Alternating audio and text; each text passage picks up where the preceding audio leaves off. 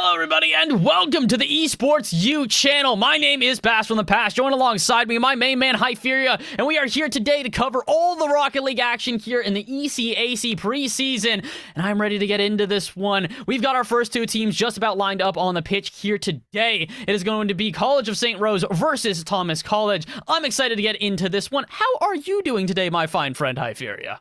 Fine friend, even. Hello, we're getting real familiar with each other, huh? I'm doing exquisite. I'm having a grand old time and looking forward to this new season. That's the main thing. It's time to start proving yourself.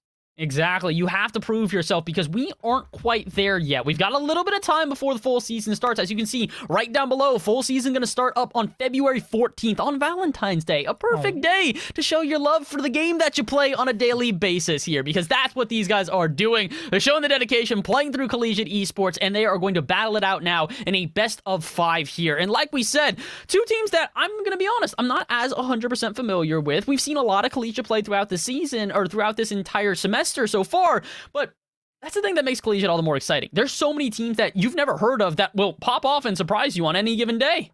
And it's collegiate, right? All of a sudden, a team can pop off out of absolutely nowhere because they signed an incredible player to really finish off their squad, whereas before that, they weren't even known to their next-door neighbors. So it is an ever-changing environment, and that is also going to be the dynamic into the game, right? They are going to continuously try and adapt, try and counter to what your opponent is bringing at you. But I think setting the tone, setting the pace, and trying to dominate from that get-go, that's going to be the key to victory. Well, we're going to have to find out which one of the two teams has those keys unlocked. We're going to have to see. Game number 1 just about underway here, waiting for the players to hit the pitch, and as soon as they do, we get game number 1, like we said, in this best of 5. And again, best of 5 does give you a little bit of time to try and feel out the opponents, but realistically, if you don't hit the ground running, you're most likely going to have to fight from behind. You're going to have to be running, sprinting, doing whatever you do so desire. Whatever you do doesn't need to work. And here we go. Game number 1, St. Rose versus Thomas College. And it is Thomas College who can at least start off in that attack inside. And the first thing I always do, right, when we don't know exactly the players, I look at tags, and I do see it established of 2015 tags. He's got the game for a while now. Yeah, I've also had the game since 2015, but I'm not very good at this game either. So I gotta hope that maybe we've got, some correct representation, because when I wear that tag, it's completely false. When this guy wears it, though, he's showing that he's got some dominance. He's showing that he's got some skills to pay the bills so far here, as the defense will step up for now. Thomas College feeling the pressure, but good relief, and now a chance to go the other way. Can even just dribble on in, besides with an unfortunate miss on the line, but it will not cost them for now. Patrick, he's going to try and make it expensive, though, and in the end, it might just cost them if they're going to keep on making mistakes. Daniel just fakes it out in the end. Xtrinity is baited in while B-side and Neko. Baka. That's a while since I've heard that. Oh, my word. Do you know about Baka? No, I do not. I'll take your word for whatever it might mean, in whatever context that you might have here. So no, it was Minecraft Hunger Games. It was like 2012 Minecraft Hunger Games, Jerome ASF, Baka. And if he's got the name from there, that's exquisite, but that's a pinch and a half. And they're going to go hungry on this side of St. Rose. Yeah, it's an exquisite touch the other way, but is it going to be enough to turn it into a solid offense here? I think not. Thomas College playing a little bit passive there. Kubi giving time and space now to Nico Baka to try and just get some more pressure here. Keep on putting this attack on, because we're about 100 seconds into this one still. Neither team has been able to find the back of the net yet. Definitely not for a lack of trying. Shots on both sides, and speaking of shots, Nico Baka trying to set up yet another one. Not really able to make much of a touch. Just kind of a 50-50 that floats around here in the corner. Royal, though, trying to get this one center where Besides is going to be waiting. They dive in instead, though. They don't want to play patiently. They want to get this one going, because now we get down to halftime, and still neither team able to get on the board yet. And Patrick tries to bang that along the side. Will loses control of his car shortly thereafter. B-sides into Kupi. Kupi takes it to the sky yet again. Here's Royal Xtrinity sitting on the backboard, waiting it patiently. I mean, you can't be patient here. B-side does jump at the opportunity. Kupi completely wrong-footed, and he just lets that one solo on in. That's a terrible error. It's a bit unfortunate, but honestly, that's usually how game number 1 goes. You have one little mistake, one overextension as Koopy just can't read the rotation, and it'll float on in and give us the first goal of this ball game. First goal of the series as well. But the good thing is, there's plenty of time left. Considering the volatility that we've seen so far here, I would not be surprised if Thomas College finds an immediate response, or maybe they actually get scored on again. Even more pressure here. Patrick sends it out to midfield, but Nico Baca already waiting. They've got the first touch. Do they have the second? They have the dunk, and they've got the follow-up from Royal. 2-0 in favor of St. Rose. And they're capitalizing upon every opportunity that they're getting. One tiny mistake by Thomas College, and they're all over it, hammering it home. St. Rose are playing this to a T, knowing exactly what they have to do to try and beat out Thomas College. Sometimes the game is not about being better than your opponent, it's about not being worse. And what I mean by that is, don't make as many mistakes, just stay consistent. And for example, in this scenario, Royal experiencing phenomenal opportunity blocked by Koopy.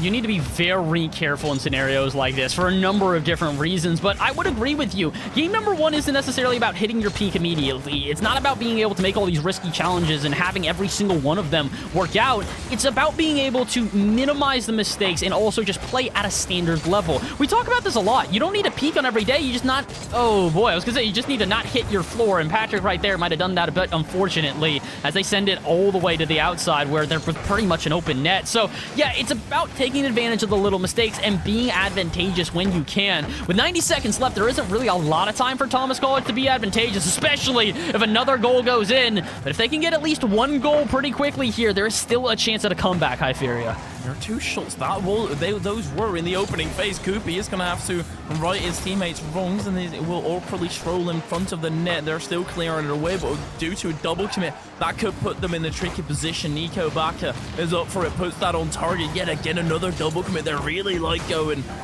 with the duo, but Royal Externity might just have that angle. Patrick, he's awkward. Genial in the in and out. Working out, he's got enough pace on him. Royal Externity up the post. Nico still there. Genial won't be pacey enough.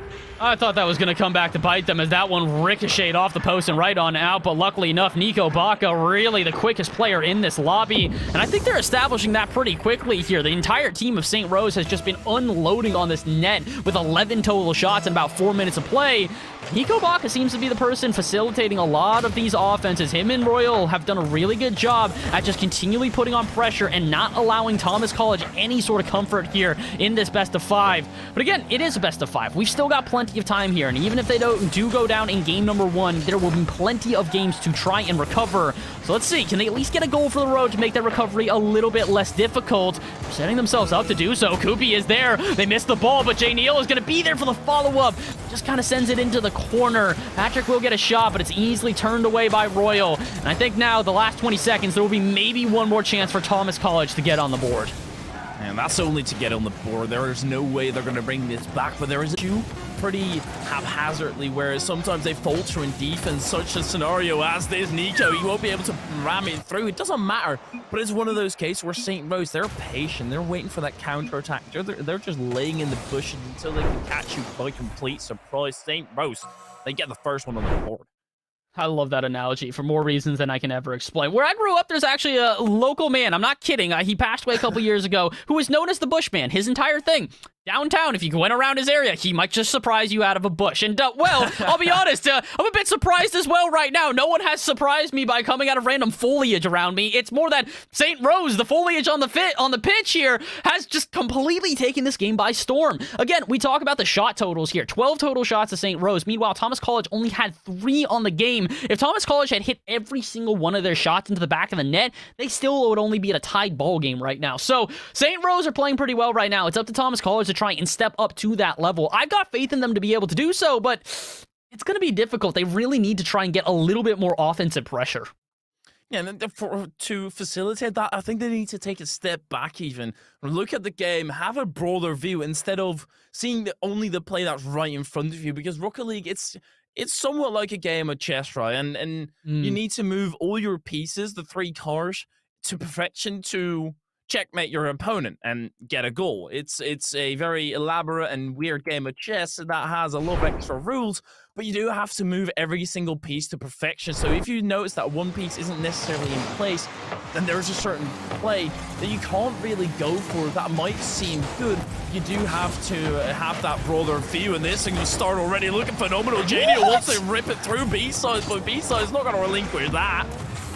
I don't know what's more surprising, the fact that these shots are ripping off immediately from such a passive team, or the saves that we saw previous, but apparently they do not matter. 16 seconds into the game, and Thomas College finally get on the board. Patrick there, the 2015 player, using his experience on the pitch. 4-4-4, it's almost poetic justice. They've got a long road to go. They've taken some first steps, but still have to run along Route 60. Is it 66? That's incredibly long. I think Route 66 is still the big one in the United States. I'm gonna be honest, I've never visited it, nor do I know if it's even technically like an active like tourist stop or anything like that. But to be honest, I mean, it exists, and you are correct. It's a long road, so you know, good metaphor. Why would a road be a tourist stop? Like, what specific part would be a tourist stop? The whole thing. I swear, I'm not kidding. Like, that's like, no, seriously. Like, that's how this goes. Is that basically they had like a whole road where, or like highway actually, if you will, which the entire point is that people just kind of set up shops along it so that you could stop while you were cross country traveling. Like, that's cool. It's crazy. It's probably a bit of a foreign concept, as I know that the roads there, you know, you drive 2 hours out of your country and basically in another 3 different countries at that point. So probably a bit of a different scenario, but this is also a very different scenario. It's a 1-0 in favor of Thomas College, who did not get a single goal on the board in game number 1. So to see them turn this one around and finally get some offense together, I'm happy to see it. If I leave right now, I'd be in a different country by the end of this series, so it shouldn't be a sweep at that point. But St. Rose are currently on the back foot. Thomas College, they're fighting back. They're getting this ball rolling and trolling on towards the target. But Patrick has been awkward. He dove underneath, but he still gets the bump on B-side there, or shortly thereafter, as this is going to trickle on into the center. Nico will be there as Janiel does take over. Royal Extrinity is a tad bit awkward. It's going to have to capitulate for a second, but Koopy is able to keep it back in. They're keeping it on the half here, but finally it does look like a shot will at least rip the other way. Easily saved by Patrick, and J-Neo behind them in case anything went awry. With 3 minutes remaining and the offense starting to build here, they've got to be careful. If Thomas College give up a goal, all that momentum they built early in this game is all but dissipated. So they find at least another one to give them some safety. No such luck. Koopy denied by the defense of Nico Baca, and now Royal will have a chance to go the other way. Halfway through game number 1, and like we said, the offense continuing to build for St. Rose, but can they find a goal to show for it? Fighting for it. They just are about to cross half-time. B-sides. Oh my word, he just faced everybody out. Royal Extrinity has a free lane towards the goal. Nobody was expecting that, nor himself. Nico Baca, he's going the wrong way with it. Temporarily colorblind. It's a disease that hits a lot of rugby players, unfortunately. Listen, man, I understand it, know it well, and well, unfortunately for the guys here today, they don't really know what it is to get past this defense here. They're trying everything they can. Thomas College throwing every single little shot here. Nothing will stick. Maybe this one can. Nico Baca sends it out to mid, but Koopy is waiting in the wings. Shot on target, and it will hit the back of the net. 158, and Koopy and the rest of the Thomas crew will go up by 2. Up, down, low, too slow. On the side of St. Rose, Thomas College are getting the better of them, and that's what I meant with taking a step back. They're slowly moving their pieces, advancing them until St. Rose is in a lock-tight position. There's 4 saves on the side of Thomas, and there might need to be another one tallied onto the count. B-side still puts that into the box with a phenomenal touch with Patrick. He's able to carry that out wide. Nico, that's not going to be saved any day of the week. That's a phenomenal shot. A ripper on target, and after the first one's going a bit awry, you needed that one to hit the back of the net. We said he was the MVP for game number 1, even if he wasn't at the top of the score line, and here is why. Nico Baca showing up in the clutch moments, but can they do it again? 104 seconds left on the clock, plenty of time to find a second goal. But considering the way that this has been a volatile series, if Thomas College can find even one more goal, they might just be able to wrap this one on up. B-sides. Puts that forward at least. They're also waiting patiently in the wings. Janiel, backflip. Patrick Money still there and able to clear it out for now, and that's the key word for now. Nico, he's going to try that back in and a big clear away, and I do realize for now is not one word. No, it is not. It is 2 words, but, you know, it is 1 phrase, and therefore it technically counts. And, well, if a goal gets scored here, it would absolutely count. 70 seconds left. Even more offense being built for St. Rose. They need a good shot at this point. They've had a lot of pressure, but a good shot on target is something they have not found for many, many moments here. They will not find it here either. Royal, unfortunately, not getting a good trajectory when going for that ball. So the aerial completely gone, but this aerial will arrive. B-side puts it high. Koopy is there to save it, but where's the follow-up touch? Kobaka wants to play this very, very carefully. And you can understand why. 40 seconds left on the clock. They're coming down to the crunch time here, Hyperia. Only a couple more shots allowed before we hit the end. And it's tantalizingly close, and St. Rose, they can almost taste the honey. B-sides, he flips underneath the play. Patrick puts it to the backward. Thomas College, they're taking a defensive approach, smartly so. Janiel goes wide to make sure that he doesn't get absolutely ruined by the bounce. Also a smart play. I love the way that Thomas College is playing this out. They have the lead. They don't need another goal. They're just holding on to this lead. Stand your ground, and B-sides, he's still got it over. That might be an opportunity. B's on arriving though.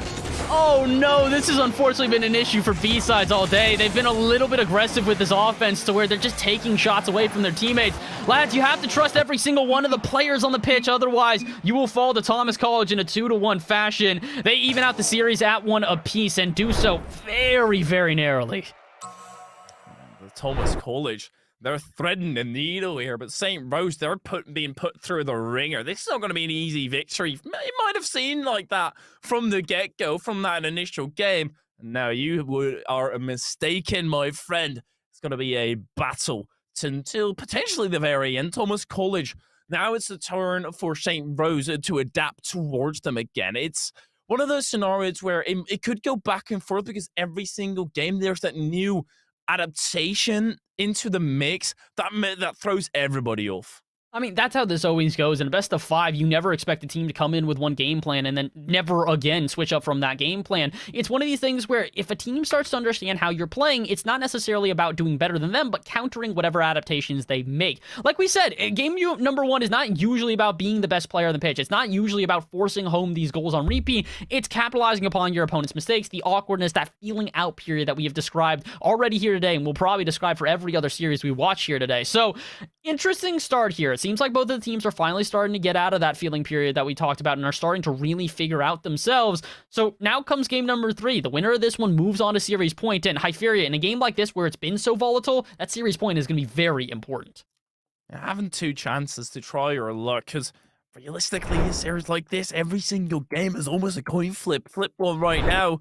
Well, you do have a 50% chance of getting it right. St. Rose versus Thomas College. Game number 3 underway. Patrick Money, that's a dominating kickoff, and it might just roll on in. B-sides will prevent that from happening. But Koopy, that's an awkward bounce. Nico dives underneath, and the bounce just too awkward. Very similar to game number 1 here. Koopy was the facilitator for the offense last time, and he's already going to get it going here in game number 3 as well. 1-0 with 4:53 left on the clock. There's plenty of time for a turnaround. But the way things have been going, it seems like Thomas College are starting to figure out their momentum. And Thomas College, they are utilizing every single advantage that they can get. Big dominate on kickoff, but they have to be careful here. That kickoff not quite in their favor. Patrick has to be quick to him, and Nico Baka, he's just soaring through the sky with way too much pace. Yeah, you knew this was coming. When this one lingered up in the air for a bit too long from Janiel's touch, Patrick tried to go up for this one, but Nico, like we said, he's been the fastest player in this lobby the entire night. And although it didn't come to the aid of his team in the last game, it's already done so here. 4:43 left on the clock. And eventually we'll get out of this first minute and no longer have goals being scored on repeat, but maybe we'll have at least one more for the road. No! Royal gets in the way and Patrick is denied.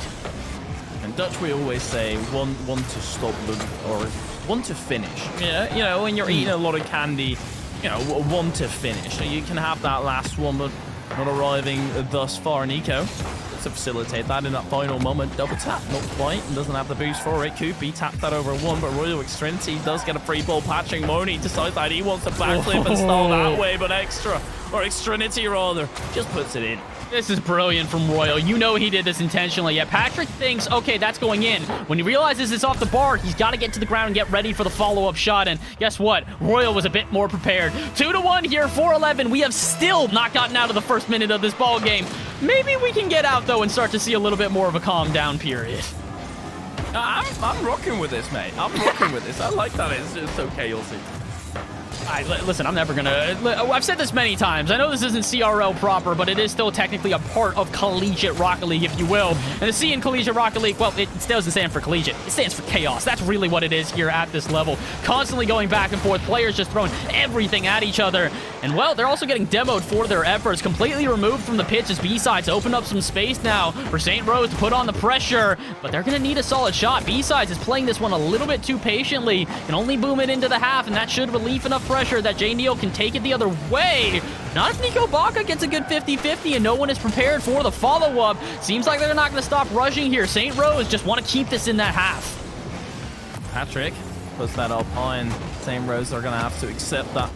They do have to go back on defense, but only for a second or so as Extrinity is on the clear away. Big clear over the top, and Nico Baca is in a shooting position, gets bumped from behind, and that's the way to stop Nico Baca at this point. There's no other way to shut that man down. He's been an absolute powerhouse, but Patrick, you don't need to be a powerhouse to put this through, but the accuracy also not quite on their side as it droops on down to the side, and that will falter into a nothingness. Unfortunately, it seems like there's a lot of lackluster attacks here where teams are getting some good pressure, but when it comes time for a solid shot, they either don't put it on target or they put it with not enough power behind it. So let's see. We're halfway through game number 3 here. We're starting to see some good shots rip as Nico Baca goes the other way. They now need to put one into the back of the net to try and regain some momentum. Again, we were complaining about it, or quote-unquote complaining about it, jokingly, about the first minute just being so volatile. Now we're halfway through the game, and we have not seen another goal outside of those first-minute goals. Well, Nico preventing another one from happening as well, not adapting to whatever you were saying, which I think is entirely fair. Never listen to what Bass has to say, because he's only putting you on the wrong side. B-side, he's putting Kopi on the wrong side of that ball. B-side scores. Hey, listen, you can criticize us all you want, but my B brethren has done what he needed to here. Represent us for those that start with the name B. However, they really need to keep this up here. 3-1 with plenty of time remaining. Thomas College can absolutely get back into this. You can't just put yourself on a goal like that. Yes, I can. No. Yes. That's not how it works. And especially because there's nobody with an H in this map.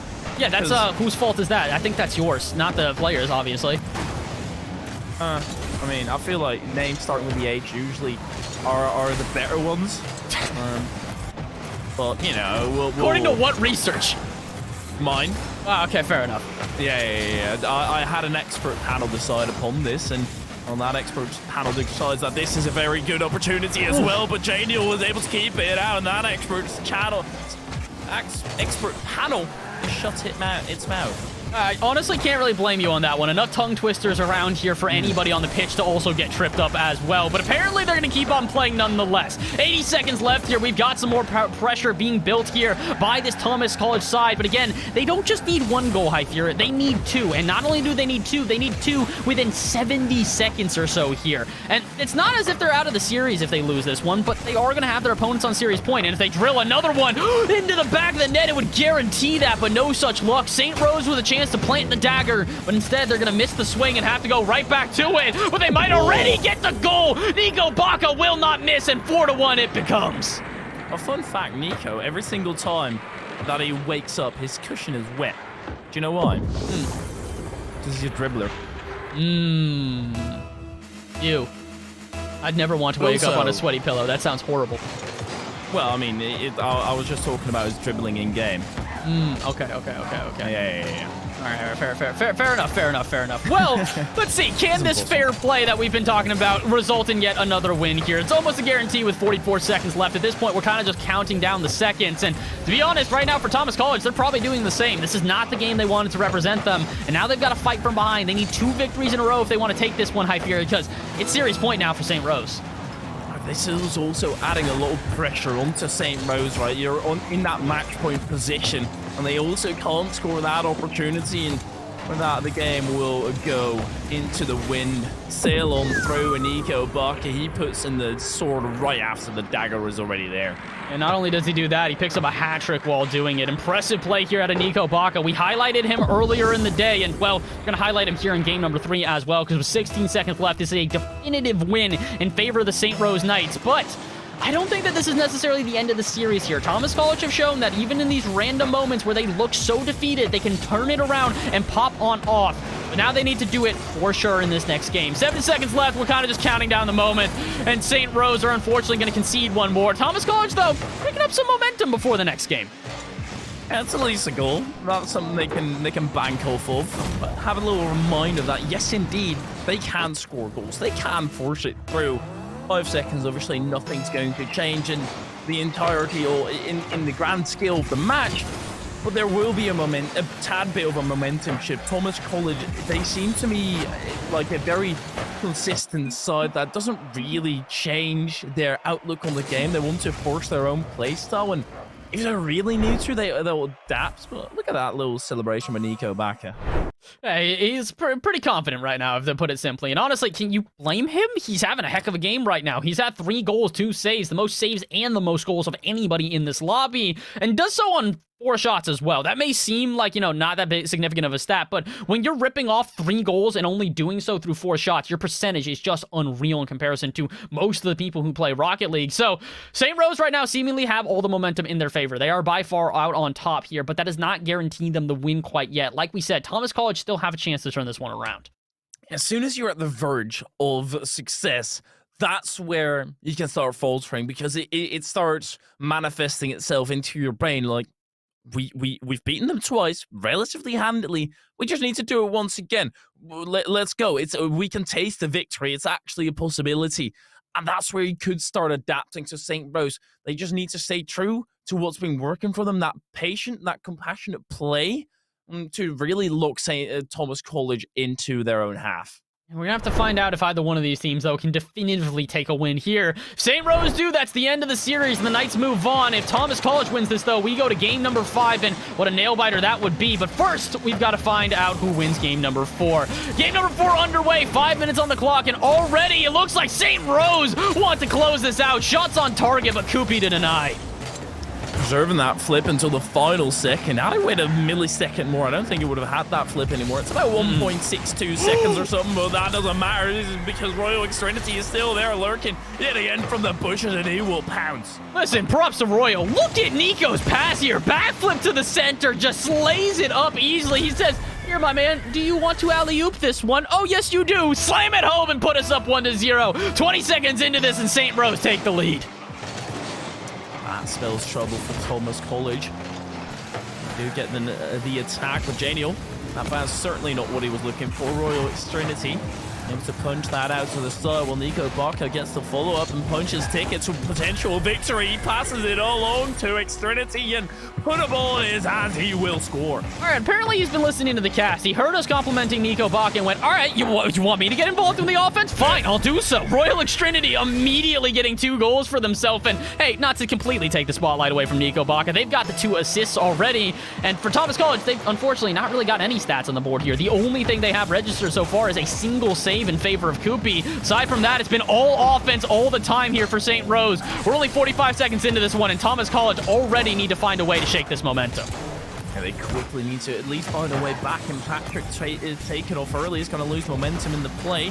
Janiel right into the box. Royal Extrinity yet again there, but yeah, you're going to have to block him if you want to stop him from scoring goals. Nico Baca facilitated another touch. That's almost on target. It counts as a shot in game, but we all know that the game can be silly at times. I think that was an intentional pass, and although the game is going to give him a shot for that, it really doesn't matter, because what it really is more offensive pressure. Finally, Thomas College do see a reprieve of it as it is sent the other way, but can they turn this into a sustained offense now? Seems like not. B-sides clears this one all the way out. Nico Baca underneath him, just kind of waiting to see where that one bounced. But who else would be there for the final touch but Royal Extrinity, and he's going to put one on target. Koopy able to save it out, but as Nico Baca comes dashing in immediately after, it's even more pressure in favor of the St. Rose Knights. They have not let Thomas College out of their half what feels like the entire game, and if Thomas College have gotten out, it's only been for single moments, and here is why. Shot after shot after shot after shot, ripping on target in favor of the Knights.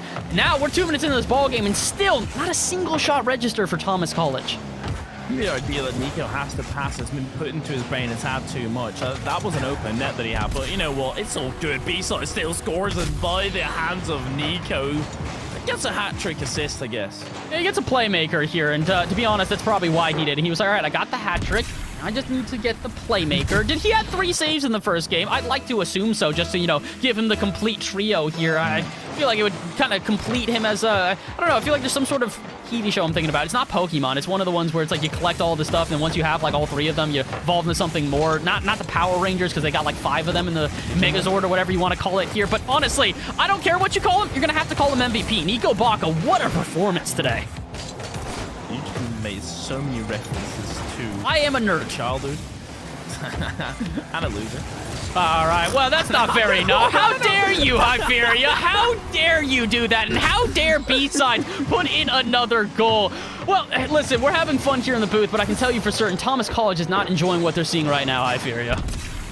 Absolutely. No, that statement I just made might as well be a blanket statement for how Thomas College could feel after this match if they don't do something about it. 4-0, and it's quickly getting out of hand. Make that 5-0. Before I could even finish that sentence entirely, they concede another goal off of kickoff.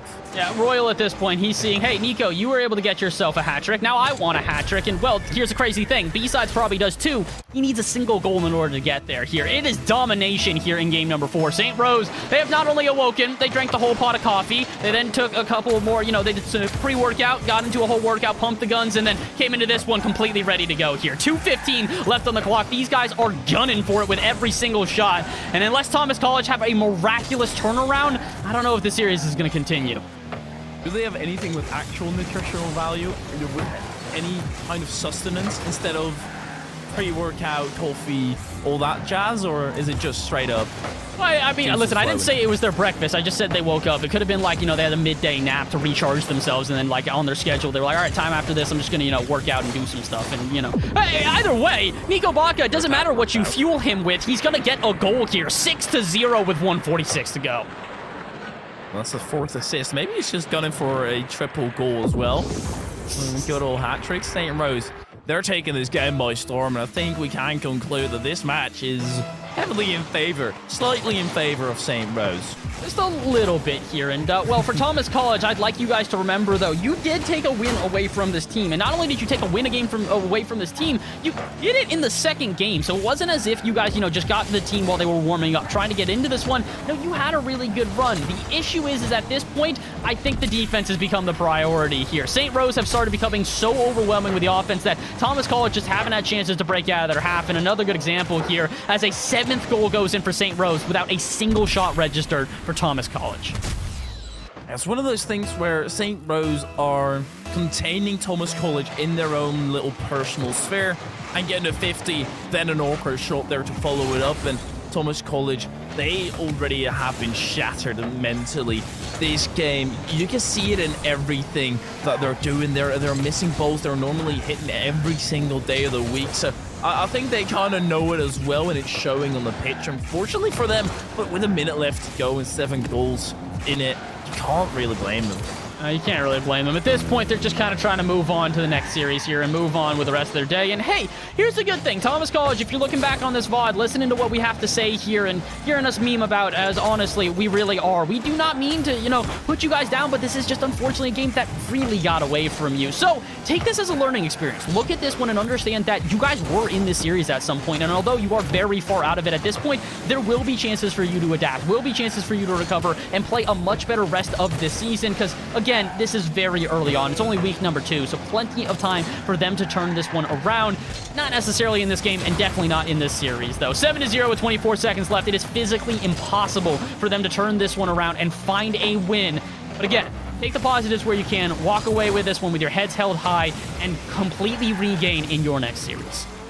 3-1 loss is completely acceptable. You still manage to make it close, but look at game number 1 and 2. There's a stark difference between the two. And Thomas College, I think they can be proud of what they performed here today. Even though St. Rose were able to take the reins and carry it all home, it was one of those cases where Thomas College in that last game was accepting too much defensive positions.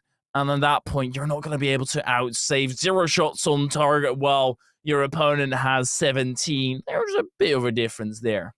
Just slight, just a little bit of a difference there. But the reality is that we could see that difference and that margin just growing larger and larger as that series went on. So, unfortunately for Thomas College here, despite putting up a fantastic effort, they are going to go down 3-1. But hey, congratulations! St. Rose Knights are going to find themselves a win as well. Congratulations, like we said. And not only do they find themselves a win, they find a chance now to talk to us a little bit more about that win. So, we're going to go to a quick little break, but when we return, we will have one of the players from the St. Rose Knights here to talk to us a little bit about that victory. You're not going to want to miss it. Stay tuned. We'll be right back.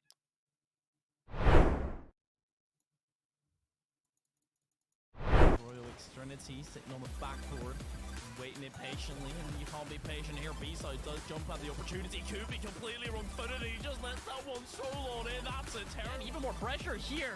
Patrick sends it out to midfield, but Nico Baca already waiting. They've got the first touch. Do they have the second? They have the dunk, and they've got the follow-up from Royal. 2-0 in favor. Royal Extrinity might just have that angle.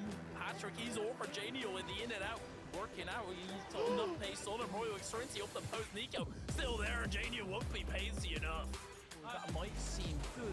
You do have to have that roller view, and this thing will start already looking phenomenal. Janio wants to rip it through B-sides, but B-sides not going to relinquish that. I don't know what's more surprising. The fact that these shots are ripping off immediately from such... They're trying everything they can. Thomas College throwing every single little shot here. Nothing will stick. Maybe this one can. Nico Baca sends it out to mid. Bakupi is waiting in the wings. Shot on target, and it will hit the back of the net. 4 saves on the side of Thomas, and there might need to be another one tallied onto the count. B-side still puts that into the box with a phenomenal touch for Patrick. He's able to carry that out wide. Nico, that's not going to be saved any day of the week. That's a phenomenal. He'd stand your ground, and B-side, he's still got it over. That might be an opportunity. B's not arriving, though. Oh no, this has unfortunately been an issue for B-sides all day. They've been a little bit aggressive with this offense to where they're just taking shots away from their teammates. Lads, you have to trust every single one of the players on the pitch, otherwise you will fall to Thomas College in a 2-1 fashion. 50% chance of getting it right. St. Rose versus Thomas College. Game number 3 underway. Patrick Modi, that's a dominating kick-up, and it might just roll on in. B-side will prevent that from happening. But Kubi, that's an awkward bounce. Nico dives underneath, and the bounce.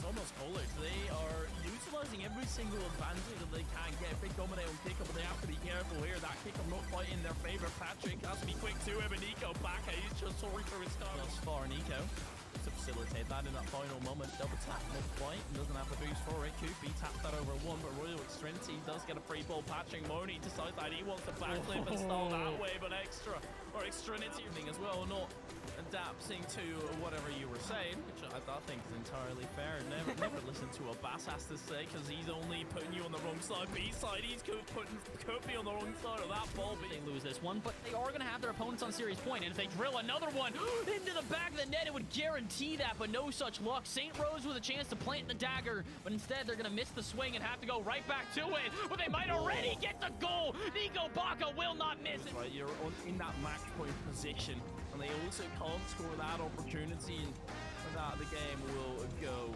into the wind. Sail on through, and Nico Baca, he puts in the series here. Thomas College have shown that even in these random moments where they look so defeated, they can turn it around and pop on off.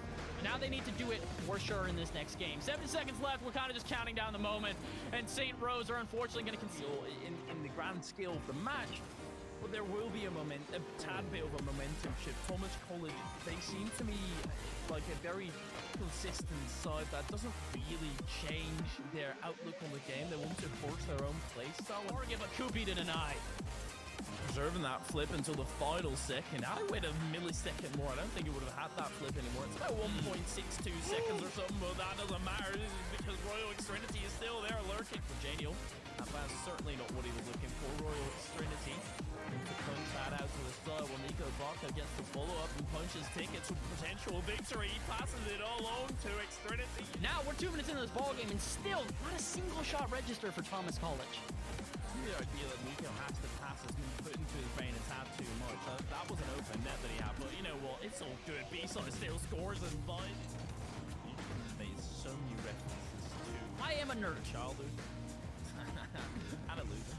All right, well, that's not fair enough. How dare you, Hyperia? How dare you do that? And how will be a blanket statement for how how Thomas College could feel after this match if they don't do something about it. 4-0, and it's quickly getting out of hand. Make that 5-0 before I could even finish that sentence. Listen, I didn't say it was their breakfast. I just said they woke up. It could have been like, you know, they had a midday nap to recharge themselves, and then like on their schedule, they were like, all right, time after this, I'm just gonna, you know, work out and do some stuff. And, you know, hey, either way, Nico Baca, it doesn't matter what you fuel him. Did it in the second game, so it wasn't as if you guys, you know, just got to the team while they were warming up, trying to get into this one. No, you had a really good run. The issue is at this point, I think the defense has become the priority here. St. Rose have started becoming serious. 3-1 loss is completely acceptable. You still manage to make it close, but look at game number 1 and 2. There's a stark difference between the two. And Thomas College, I think they can be proud of what they performed here. Trinity sitting on the backboard, waiting impatiently, and you can't be patient here. B-side does jump at the opportunity. Kubi completely wrong-footed, and he just let that one solo on in. That's a terrible. And even more pressure here. Patrick sends it out to midfield, but Nico Baca already waiting. They've got the first touch. Do they have the second? They have the dunk, and they've got the follow-up from Royal. 2-0 in favor. Royal Extrinity might just have that angle. Patrick, he's all for Janio in the in and out, working out. He's got enough pace on him. Royal Extrinity up the post. Nico still there. Janio won't be pacey enough. That might seem good. You do have to have that broader view, and this thing will start already looking phenomenal. Janio wants to rip it through B-sides, but B-sides not going to relinquish that. I don't know what's more surprising. The fact that these shots are ripping off immediately from such... They're trying everything they can. Thomas College throwing every single little shot here. Nothing will stick. Maybe this one can. Nico Baca sends it out to mid. Bakupi is waiting in the wings. Shot on target, and it will hit the back of the net. There are 4 saves on the side of Thomas, and there might need to be another one tallied onto the count. B-side still puts that into the box with a phenomenal touch with Patrick. He's able to carry that out wide. Nico, that's not going to be saved any day of the week. That's a phenomenal lead. Stand your ground, and B-side, he's still got it over. That might be an opportunity. Please not arriving, though. Oh no, this has unfortunately been an issue for B-sides all day. They've been a little bit aggressive with this offense to where they're just taking shots away from their teammates. Lads, you have to trust every single one of the players on the pitch, otherwise you will fall to Thomas College in a 2-1 fashion. 50% chance of getting it right. St. Rose versus Thomas College. Game number 3 underway. Patrick Money, that's a dominating kick-up, and it might just roll on in. B-sides will prevent that from happening, but Kubi, that's an awkward bounce. Nico dives underneath, and the bounce. Thomas College, they are utilizing every single advantage that they can get. If they dominate on kick-up, but they have to be careful here. That kick-up not quite in their favor. Patrick has to be quick to him, and Nico Baca, he's just soaring through his car. Thus far, Nico to facilitate that in that final moment. Double tap, not quite, doesn't have the boost for it. Kubi taps that over one, but Royal Extrinity does get a free ball. Patrick Money decides that he wants to backflip and stall that way, but extra, or Extrinity as well, not adapting to whatever you were saying, which I think is entirely fair. Never listen to what Bass has to say, because he's only putting you on the wrong side. B-side, he's could be on the wrong side of that ball. They lose this one, but they are going to have their opponents on serious point, and if they drill another one into the back of the net, it would guarantee that, but no such luck. St. Rose with a chance to plant the dagger, but instead they're going to miss the swing and have to go right back to it, but they might already get the goal. Nico Baca will not miss it. Right, you're in that match point position, and they also can't score that opportunity, and for that the game will go into the wind. Sail on through, and Nico Baca, he puts in the series here. Thomas College have shown that even in these random moments where they look so defeated, they can turn it around and pop on off. But now they need to do it for sure in this next game. 7 seconds left. We're kind of just counting down the moment, and St. Rose are unfortunately going to continue in the grand scale of the match. But there will be a tad bit of a momentum shift. Thomas College, they seem to me like a very consistent side that doesn't really change their outlook on the game. They want to force their own play style. Or give a Kupi to deny. Preserving that flip until the final second. Had I waited a millisecond more, I don't think it would have had that flip anymore. It's about 1.62 seconds or something, but that doesn't matter. This is because Royal Extrinity is still there lurking. For Janiel, that's certainly not what he was looking for. Royal Extrinity to punch that out to the side, while Nico Baca gets the follow-up and punches tickets for potential victory. He passes it all on to Extrinity. Now we're 2 minutes into this ball game, and still not a single shot register for Thomas College. The idea that Nico has to pass has been put into his brain has had too much. That was an open net that he had, but you know what? It's all good. B-side still scores, and Biden. You made so many references to I am a nerd. Childhood. And a loser. All right, well, that's not fair enough. How dare you, Hyperia? How dare you do that? And how dare... It'll be a blanket statement for how Thomas College could feel after this match if they don't do something about it. Paul Rowan is quickly getting out of hand. Make that 5-0 before I could even finish that sentence. Listen, I didn't say it was their breakfast. I just said they woke up. It could have been like, you know, they had a midday nap to recharge themselves, and then, like, on their schedule, they were like, all right, time after this, I'm just going to, you know, work out and do some stuff. And, you know, hey, either way, Nico Baca, it doesn't matter what you fuel him. Did it in the second game, so it wasn't as if you guys, you know, just got to the team while they were warming up, trying to get into this one. No, you had a really good run. The issue is at this point, I think the defense has become the priority here. St. Rose have started becoming serious. 3-1 losses completely acceptable. You still managed to make it close, but look at game number 1 and 2. There's a stark difference between the two. The Thomas College, I think they can be proud of what they performed here. Trinity sitting on the backboard, waiting impatiently, and you can't be patient here. B-side does jump at the opportunity. Kubi completely wrong-footed, and he just let that one solo on in. That's a terrible. And even more pressure here. Patrick sends it out to midfield, but Nico Baca already waiting. They've got the first touch. Do they have the second? They have the dunk, and they've got the follow-up from Royal. 2-0 in favor. Royal Extrinity, he might just have that angle. Patrick, he's over Janio in the in and out. Working out, he's enough pace on him. Royal Extrinity up the post. Nico still there. Janio won't be pacey enough. That might seem good. You do have to have that broader view, and this thing will start already looking phenomenal. Janio wants to rip it through B-sides, but B-sides not going to relinquish that. I don't know what's more surprising. The fact that these shots are ripping off immediately from such a... They're trying everything they can. Thomas College throwing every single little shot here. Nothing will stick. Maybe this one can. Nico Baca sends it out to mid. Bakupi is waiting in the wings. Shot on target, and it will hit the back of the net. There's 4 saves on the side of Thomas, and there might need to be another one tallied onto the count. B-side still puts that into the box with a phenomenal touch from Patrick. He's able to carry that out wide. Nico, that's not going to be saved any day of the week. That's a phenomenal lead. Stand your ground, and B-side, he's still got it over. That might be an opportunity. B's on arriving, though. Oh no, this has unfortunately been an issue for B-sides all day. They've been a little bit aggressive with this offense to where they're just taking shots away from their teammates. Lads, you have to trust every single one of the players on the pitch, otherwise you will fall to Thomas College in a 2-1 fashion. 10 chance of getting it right. St. Rose versus Thomas College. Game number 3 underway. Patrick Modi, that's a dominating kick up, and it might just roll on in. B-sides will prevent that from happening. But Kubi, that's an awkward bounce. Nico dives underneath, and the bounce.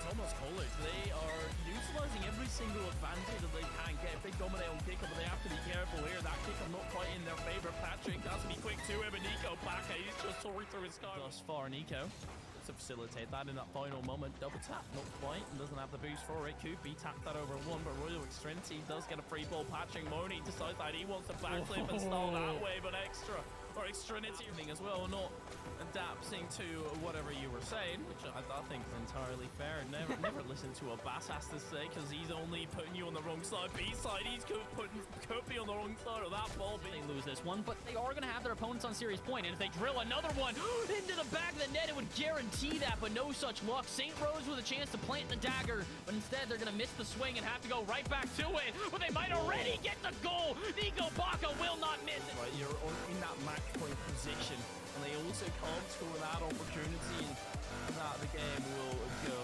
into the wind.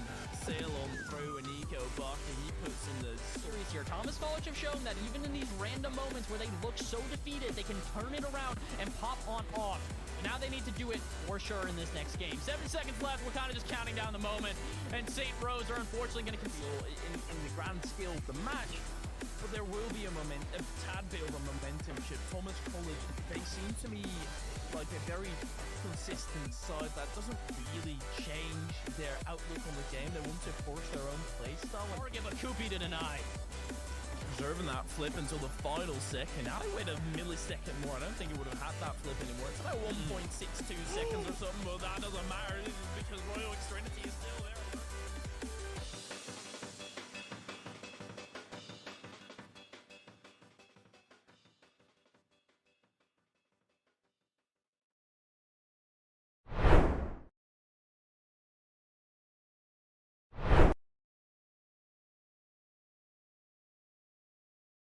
And once again, join alongside me, my main man, Hypheria. And Hype, we just got through our first series of the day for Rocket League, and now we have the pleasure of being able to talk to the team that just won that. We're starting off with Besides. Congratulations once again, Besides, on taking the win here today. How are you feeling after coming off that victory? Oh, man. Good. That was a fun game. Yeah, in terms of preparation, was there any kind of preparation playing ranked or maybe even scrims together?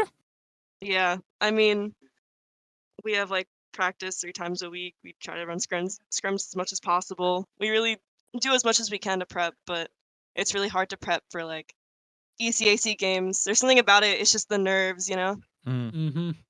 We talked to a lot of people about that. Do you want to kind of go into that a little bit more? Because I feel like that's something not as many people are actually that familiar with. We always say that, you know, it feels like a ranked game until all of a sudden you're on stream and there are people commentating on you and there's an actual sort of prize on the line. Do you mind talking a little bit about sort of like what it is like actually getting on stream and finally being that team that is being casted and having all these eyes on you? So, definitely a little nerve-wracking. I mean, the excitement's there. Like sending the link out and being like, oh yeah, like watch the stream, you know, we're gonna be casted, stuff like that's always fun. But actually playing the game, being in the match, it's overwhelming a little bit. I don't know, you don't really think about it like you're being streamed. You more think about it like, oh man, this is, you know, a win or a loss, you know, tournament game. Yeah. So it can get really stressful sometimes, especially when we're down 1 or down a game or down a round. It can get like, yeah. And is that game number 2 then also something that could send you into a downward spiral? Obviously, you bounce back, but does that up the nerves or does that kind of even release it? The game 2 where we lost one. Mm-hmm. Yeah. Bouncing back from that, it kind of depends. I mean, we kept our morale up. We were like, all right, guys, like we got this. You know, it's just one game. We got a bunch more. It's best of 5. You know, like trying to pep talk each other up and trying to bring the morales back up. But we bounced back really well. I think that 3rd game we went in with like everything we got. I would agree so. I would 100% agree so at this point. I mean, honestly, the last 2 games, I'm not going to say that it was, you know, complete dominance, but it was pretty dang close, to be honest. I mean, 5-2 and then a 7-0 ball game. What changed? What in between those games did you guys do to make those adaptations and all of a sudden just kind of take this Thomas College team by storm? Honestly, I think by 4th and 4th game, the nerves of like first starting a tournament game kind of let loose a little bit. Like we kind of, all right, you know, we got to bring this back, you know, we got to win this. So, I mean, Nico Baca over here, Nick, he's crazy. And he started popping off and Andre started popping off. And we all just kind of, you know, kept being like, yeah, nice goal, nice save. You know, started like patting each other on the back more and more. And just the more we did that, the more the morale went up. I think that's why that game 4, we were just like on top of the world in terms of confidence that we were just going for crazy stuff. So love it. Just love it. Yeah, I mean, you always love to see that. It means that you guys are feeling yourself. It means that you guys got a good win here today, to put it simply. Before we let you guys go, and I say all of you guys because we do actually have some other people in the call here, Neko and also Extrinity, if you guys did want to say hello, I'll give you guys a moment. We'll start off with you, Neko. How did that win feel for you, I guess? Well, just to kind of recap what B-Side said, it was great. Like for a minute there, like we felt like we were top of the world with our confidence levels, and we were just kind of jumping all over, both in the chairs and in the field. It was a great game out there. Both Extreme and B-Sides were just overwhelming me with just happiness and like, you know, you got this, good shit, like all that kind of stuff. And it was a good game today. And you know, I sent the link out. I got some viewers out there. We all got some viewers. So thank you all for watching this, you know.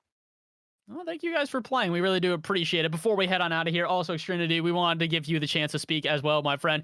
For you as well, how did that win feel? It felt good, you know, coming down from, you know, our first loss in the season, me being the new guy on the team, having that confidence and my teammates, you know, backing me up. It was a lot, you know. Our first game went well. Second game we took the loss, but you know, kept morale high, kept the gaming high, and you know, it turned out to be a huge victory for us. Shout out to the other team for their hard work and their efforts too. They put up a good fight for sure. Super fun games. Keeping morale up throughout the entirety of it is really what's important. Not taking those losses to heart and coming in, those following rounds with high spirits. Really change the tide of battle for sure. And we definitely put that to good use in those last 2 games. Oh, I'd love to see it. Really love to see it. Hive, any last questions before we let these guys go? Otherwise, I'm going to let them all have a chance here to shout on out because, I mean, it's been fantastic talking to them, but we know they've got more stuff to do here today. Yeah, absolutely. I mean, I think everything's done. We know how they win, being positive. We know who they want to shout out. They've already thanked everybody, so I'm all good to go, mate. All right, well, I'll give you guys one last chance. We'll throw it back to B-Sides here. Any specific people you want to shout out, any accounts maybe somewhere that we can even keep up with the rest of what you guys are doing here on this team for St. Rose? We have a St. Rose Instagram. I don't know what the ad is though. Oh, great. I'm sure if you look up St. Rose I don't know, you'll find it. But I mean, I sent the links out to my parents. My dad said good game. So Dad, thanks for watching. And Mom too, Shout out, the Mom. sweetest people ever. But You and then gotta everyone love else who joined, thank you for watching, thank you for supporting. I know Rocket League and like esports, for some people there's like what's going on? Like I don't know. But I still love the support anyway and the good games and congratulations. So yeah, thank you everyone. Thank you for Thomas University. That was a really good game. It was close. And you, like Andre said, you guys put up a really good fight. So, yeah, that's all I gotta say. You want to say anything, Nico Baca? Yeah, so kind of elaborate on that. Thank you to everybody, just everybody who was there. Thank you to the casters. You guys were great. I can't wait to listen back to the VOD and hear you guys cast because I wasn't listening during the game because that's a little bit distracting. But thank you for casting. You guys are great. I sent the link out to Mom and Dad. Thanks out there. My sister's watching. Hey, how's it going? J-Boss in the chat. Got some friends out there. Thank you guys all for watching. I wouldn't be here if it wasn't for your support. You guys are awesome. X-Trendy, got anything to say? Yeah, just without regurgitating a lot of the same stuff. I want to just shout out the other team for sure. Thomas University put up a good fight. I want to shout out my teammates as well. We came in strong and we finished strong, And I guess if I'm gonna shout out anybody, I'll shout out my team here, my team back at home. I have a Royal Clan, so we play a lot of Rocket League off, outside of regular hours with the team here. So just shout out to you guys as well for the great casting and the great match overall. We appreciate it. And well, we're going to let you guys go here because I know that you guys probably have some celebrations to do. So we'll let you head on out. Thank you again to the entire team here from St. Rose. You guys all hopped in the booth, and that was an absolute pleasure talking to you. So enjoy the rest of your day. We will see you guys next time. Thank you again. Thank you. Thank you.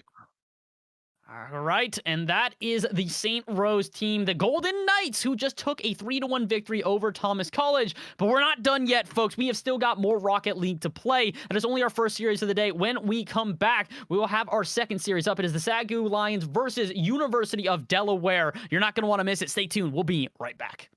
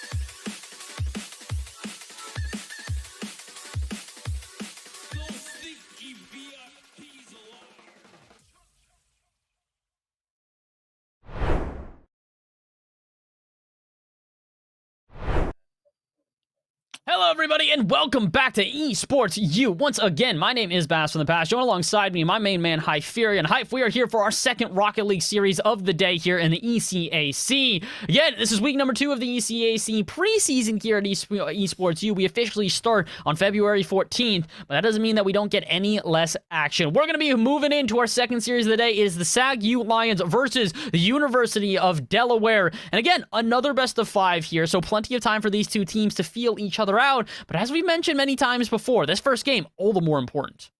Oh, absolutely. Even though the official season hasn't necessarily started, it is time to prove yourself. You do get to be on the board.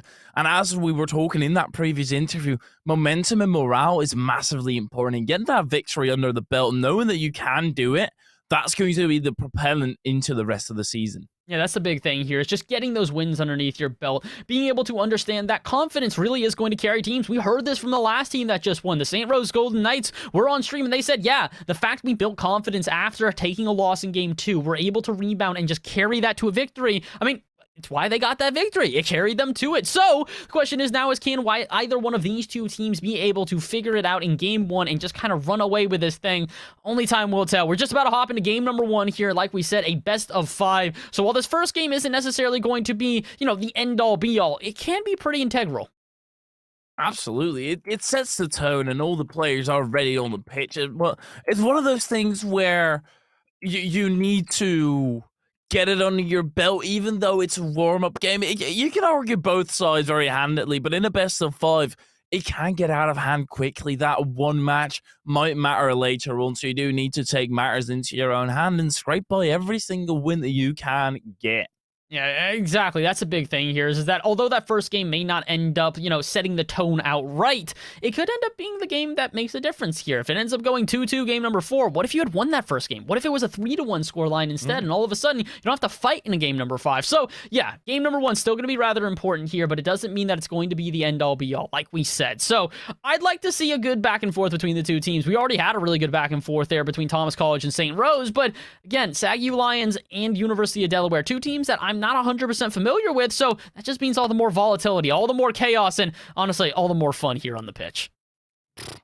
Chaos equals fun in the game of Rocket League, but you see the same thing I'm seeing. I have a feeling you have the scoreboard up as well, and there's a lot of season whatever grand champs in there. Season 1, Season 11, Season 14, and Season 4, all different seasons, but they've all been that rank at some point in their career. And here we go, Delaware versus the SAG U Lions, CENC. Don't know whether I did that correctly, but it is underway. We're going to have to find out if they can figure out a way to just get this one started efficiently here. 20 seconds in already, you can see the pressure being put on by Delaware, but they are just not able to find themselves a penetration into the back of the net. That's a good pass, though. Bruz up for this one, and they will hit it. Bruz, and they will find the first goal. Soaring through the sky, facilitated by TJ, put it in that position where Kyle just can't really reach it, has to guess where that ball is going, and at that point you're already out of this game, out of that play. Delaware, they take the initial lead, but crazy Cal storming on through, but not battering the net on just yet. Bruze and TJ having a little bit of an entanglement, tiny little dance, but they do manage to figure it out. They do figure it out, but they can't keep it off the half here. Here comes Delaware with a whole lot of pressure against them. Pass center. Is anyone there? What a demo. TJ, the demo on Hood will keep them out, but it's not going to clear it. Crazy Kyle comes in for the follow-up, and I'm not sure who that was going for the in-and-out save in the goal, but that's rather ambitious first minute of play. It'll work out for now, but Delaware do need to be careful. If they concede a goal here, there goes all that momentum. A shooter going for the in and out, Brazen, and also for the demo. He's feeling aggressive, he's feeling frisky, and we can expect a lot from him. And getting another demo there as well. Cheaton extends down the other end. That's a good touch, but shooter is able to catch it and try and bring that along is a merry path. Jumping off the ceiling, that's what I mean. We can't expect a lot, but as soon as it doesn't work out, you do have to go back a tad and get in that defensive stance. But we always say you got to go back to the drawing board whenever something goes wrong here. You know, understand that, yeah, you can attack with that same sort of plan, but maybe you should make a little bit of adaptations. We've said it many times here today. Oh, my word. Adaptations are really what separate teams, and so do open nets here. And Bruzze trying to get themselves any sort of goal here. Just trying to get even a shot, because aside from the first goal we have seen from Delaware, there has been very little offense on either side. And thus far, every attack coming up futile. It does put on the pressure, so entirely pointless it is not. It does feel like every single opportunity that goes awry is just a squandered bit of time. Honestly, Delaware are fine with it. SAGU, they're the ones who need to press onto the attack. Only in a total of 4 shots in the entirety of this match. Bruzze looks to extend now, but a quick shot down by Keaton is going to make sure that SAGU do regain control of that ball until Crazy Cal has a heavy touch and sends it into the hands of TJ. The Lions trying to break out of their half, and oh my word, almost conceding because of it. I thought that was far off target. I'm pretty sure the last defender did as well, but as it ricochets off the bar, it gets a little bit too close for comfort. And speaking of which, Bruzze lets that one float across the goal and just barely keeps it out. But Delaware, they need to be very, very quick here. They're starting to allow SAGU a lot more pressure, and if they get a solid shot like that, how many can they keep out? No. Let's try 4. Not enough, and Crazy Kyle will eventually strike.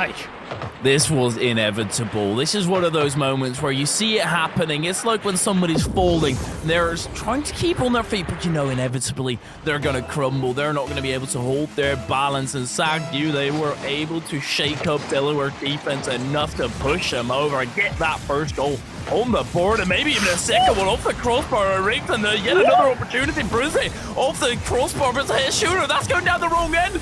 Keaton is able to capitalize, and they won't capitulate. Again, it feels like there's just a lackluster focus here on offense. TJ, where are you going, my friend? Completely abandons net while both of his teammates are in the exact same corner. And I know it's game number 1. The rotations aren't going to be perfectly clean, but unfortunately, it's also game number 1, where mistakes are what define teams and separate them at the end of the day. So despite there being just underneath 2 minutes remaining, Delaware have to be careful. If they play a bit too haphazardly here, they could go down in game 1, especially if that shot had been on target.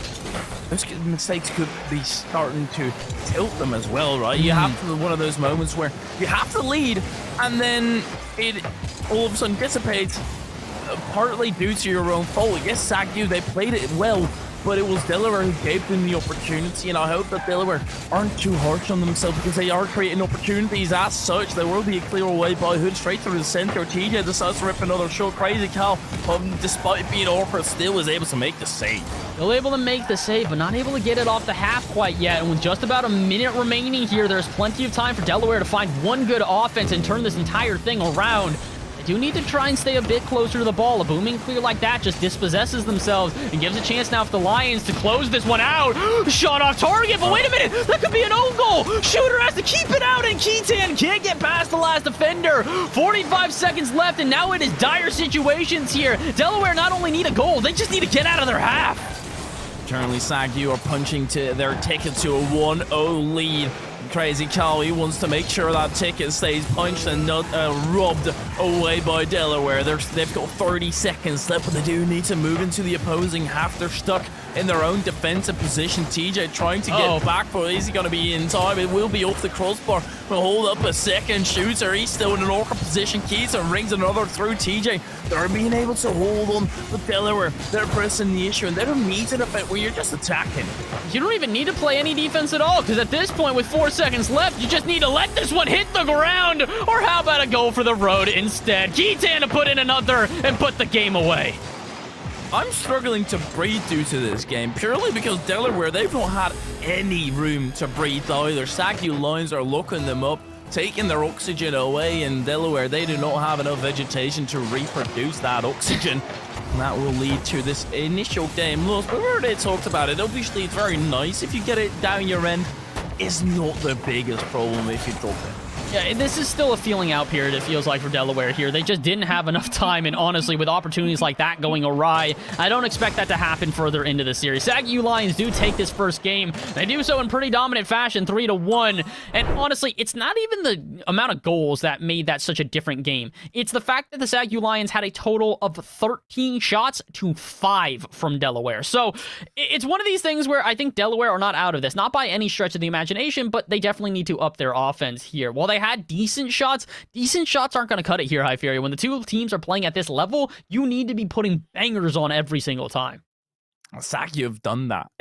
Not every single shot is a banger, but they are banging it to the backboard time and time again, making Delaware cross-eyed with the ways they are going to have to look every single time. SACU are playing this phenomenally, but that's only the first game. A change of momentum can be happening, and Delaware, they might have had some hardware issues as well. I'm hearing word on the street of a controller disconnect.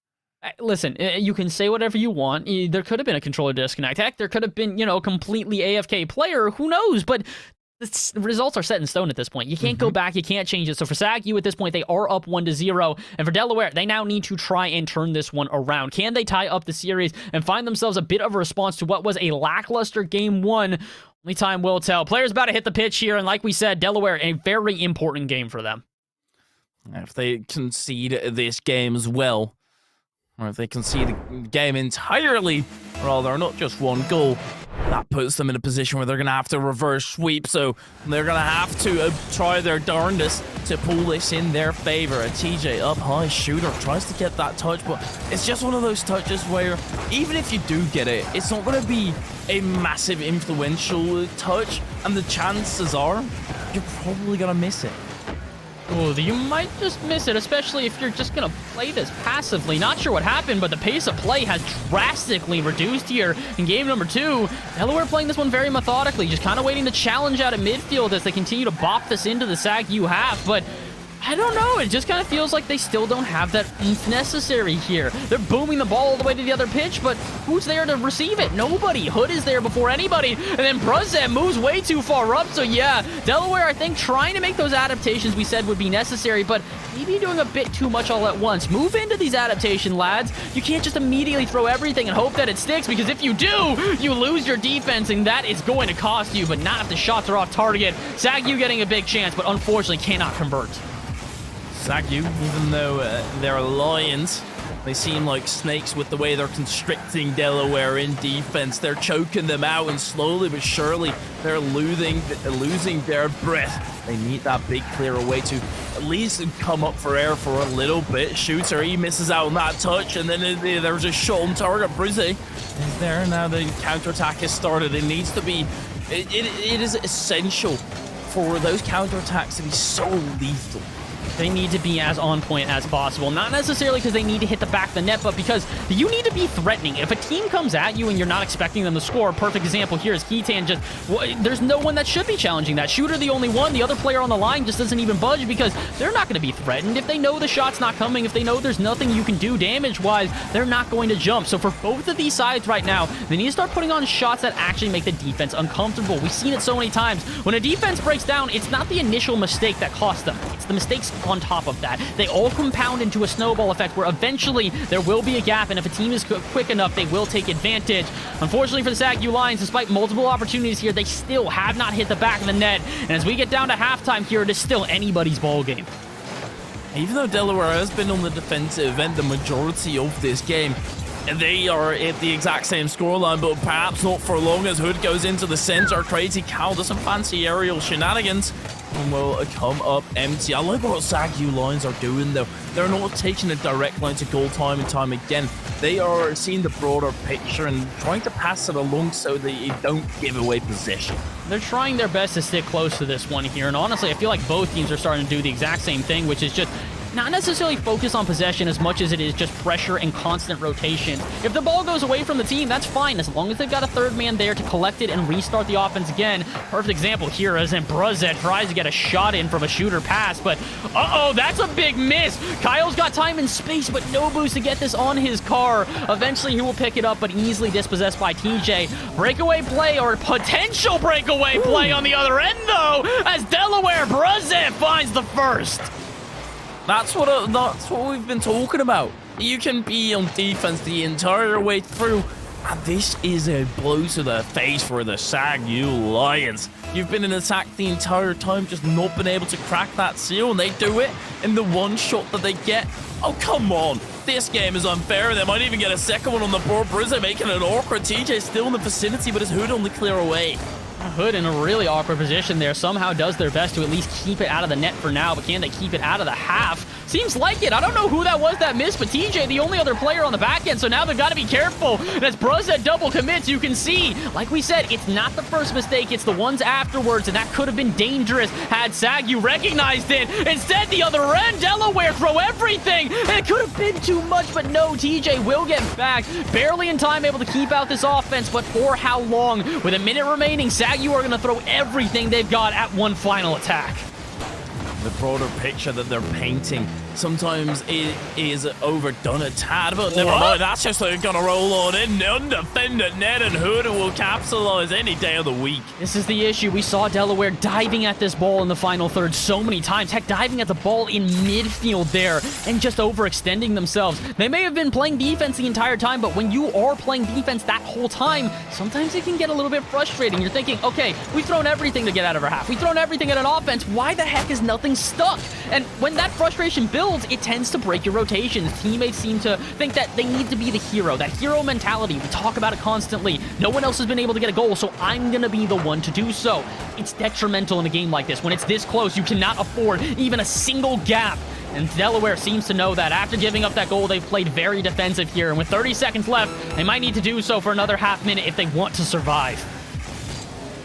Slip up once, and all of a sudden you find yourself stumbling and tumbling down a flight of stairs. Brizzy, he's going to push that ball downfield. Keaton, there on the carry away, doesn't really get challenged until he's able to flick it over. Great read on it. Crazy Carl stays in field to deny Brizzy. A ball up high. TJ with a backflip. Keaton, that'd be a ridiculous read, and he does get the read, but it won't be on target. Crazy Carl still. It's a weird angle, and also no boost in attack means Brizzy can have one last-ditch effort in regulation. Can they capitalize, though? Hood actually puts it down the other end, and at this point, just ground the ball Delaware, and they do so. They do exactly that, and we head to an overtime, 1-1 here in game number 2. If SAG-U take this one, they move on to series point and potentially able to make the sweep happen. But again, it is not going to be easy. Both of these teams have definitely stepped up here in game number 2. And while the first one looked like it was heavily in favor of the Lions, I was going to say the second could still be, but not with a save on the line. Delaware have definitely played better. The unfortunate truth is they just haven't played offense. It's been all defense for them. So if they can get one good breakaway play, I've still got faith in them to take this game.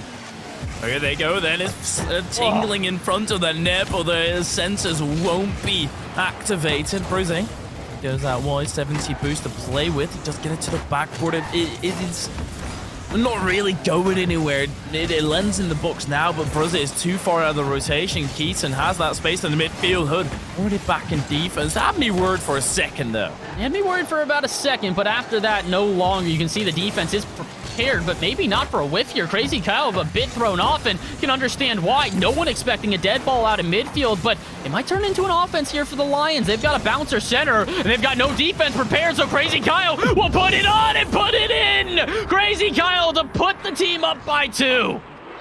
They call him Crazy Carl, but this seems clinically insane to me. Basically an own goal chaos in the defense of SAG-U Lions. They managed to sneak that one away from underneath their opponents. Let's say sneak it away.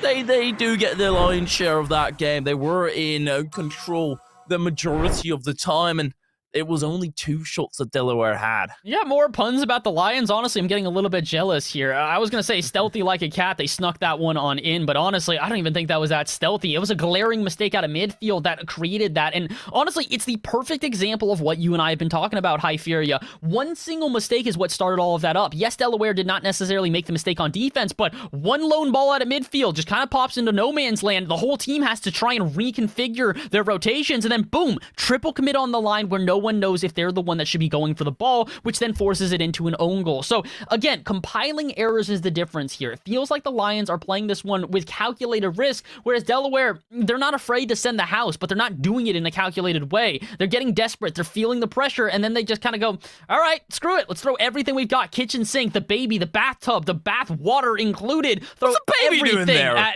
Throw everything and hope that something sticks. What's the baby doing in You that never heard that phrase, equation? the baby in the bath water? You never heard that? No, I'm European. I'm foreign. Sorry, we don't really throw babies around here.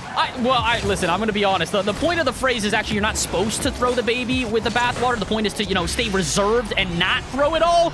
Unfortunately, though, it doesn't seem like the throwing is quite stopped here yet. You can see Bruzet thinks he's got the time, doesn't want to dive at it too early, but by the time he does, it's already a player there and Keaton to make up for the mistake. 1-0 here. 4:53 left in the clock, and the Lions at this point looking to close out the series. It's one of those things where Delaware, they've had a formidable hold time and time again, but as soon as that early goal falls, it's a strugglesome position to see their way back into this game. Obviously, they're not out of this by any stretch of the imagination, but every single goal has been so hard to come by for both teams, purely because Delaware has been that defensive. Now they actually need to search for more offense and not overdo it either. It's going to be a tough position, but Hood, he might just facilitate that. Now he relies on a good 50 to make up for it. I mean, Hood has been facilitating everything throughout this series here. Ooh, what a shot, though! Speaking of facilitation, apparently one player on this team doesn't want to go down. Bruzet with a pass from TJ, and we are all tied up. That is a feature into the top bins. Exquisite shot by Bruzet, and they're finding their offensive side as well. They're getting more oomph in there. That's all tied up. We have not seen such an aggressive game. There might even be another goal here. Is pitch wide in that 50 action. Hood able to receive the pass, but it's Crazy Carl there to stop it. Keith Haddon backs to Crazy Carl. It's not a shot nor a pass. It is a good 50, though, from TJ to keep this out of the half here, but I think we're going to need to see something a little bit more out of Delaware. Again, their biggest issues have been when they get locked into this defense and all of a sudden one error is found and they don't know how to recover. So I'm glad to see them moving into offense quickly here, but I am a bit worried. Yeah, Bruzet, I don't know if that was the best decision. Shooter on the back end by themselves just has to try and keep this out, delay the offense. The Keaton also tries to delay. A little bit of a fake out on the musty flip, stutter step, if you will, but it's not going to be enough. 90 seconds into this one, and despite another offense for the Lions, they still only have one goal to show for it. Good.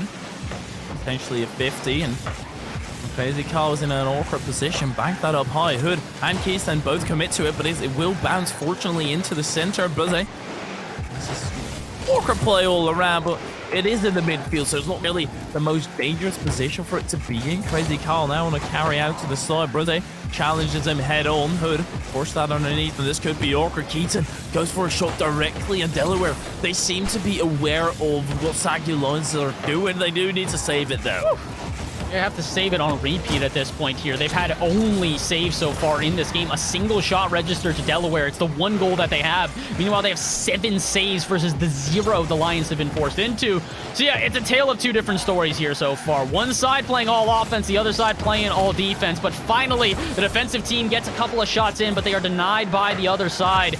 2:30 left on the clock at this point. We are halfway through game number 3. And like we mentioned before, if the Lions win this one, that's the end of the series. If Delaware does, they now need to start the reverse sweep if they want to take it. First step to making a road is to lay the first brick, and this would be that.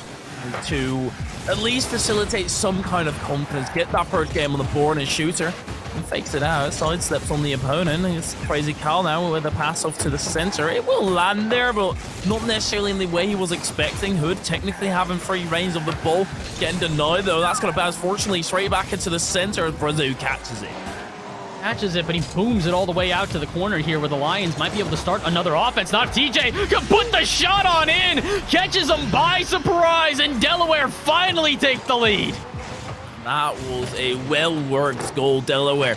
Free reins in the center, and Hood nor Crazy Carl able to reach that ball perfectly placed. And I think something that Delaware has been doing greatly is waiting for Sagu Lions to touch the ball, because Sagu Lions have a next to go early for the play. Make sure they hit it instead of going for the best play possible.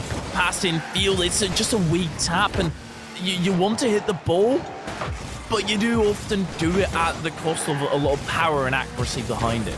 Especially if it's that choreographed as well. If you've got a player going through the center, one defender back, and you do a complete wide swing to pass it to the center, obviously they know you're going to pass the center. So you need to be a little bit more creative here. It feels like the Lions are getting pressure. When it comes time for solid shots, they had been missing until this moment. Crazy Kyle to tie us up.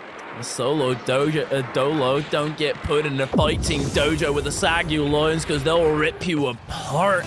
And it is only time. Delaware have been able to assemble themselves time and time again.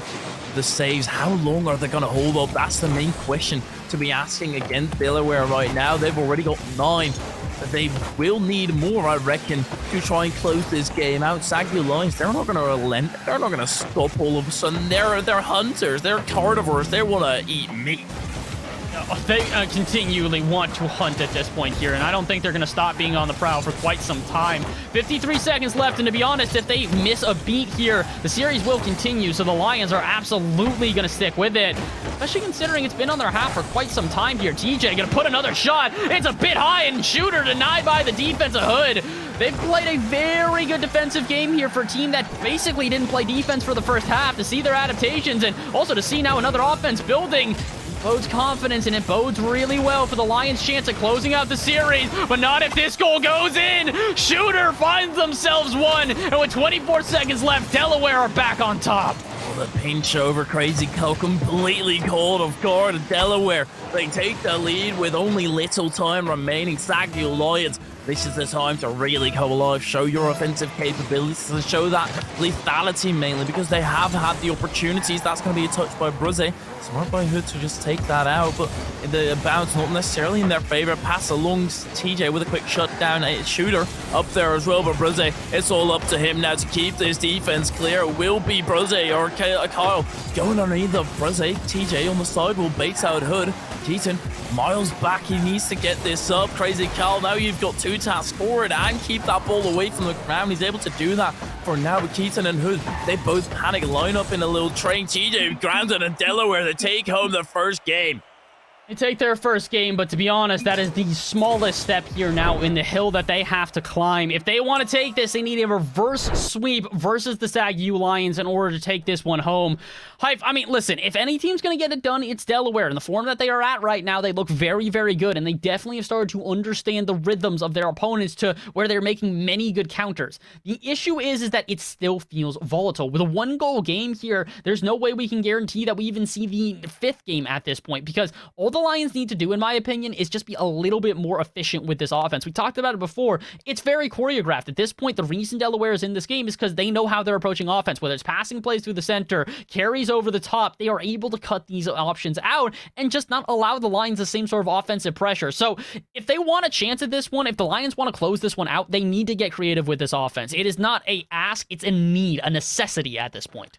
To add on even further to that, Sagu Lions, because they go up early, you give away all the intention. There's no element of surprise there. They know exactly that you're going to touch it, and, well, that it will be a lot weaker than it could be if you shoot it when it just bounced or whatever, when you rip it on a half volley. So just take a little bit more time in that attacking stance. You have the time as well, because they've been playing so defensively. Delaware, they could be called off guard by a slower pace of play. Sagu Lions, keep up every single bit of play except for when you need to shoot. Then take a step back, have a broad overview. But here's game number 4, still an important one. Delaware under the gun. Delaware are going to try their best to just survive here at this point, and that's all they need to do. Take it a step at a time, foot by foot, and hope that eventually they can find themselves a goal and find the lead and hold on to it.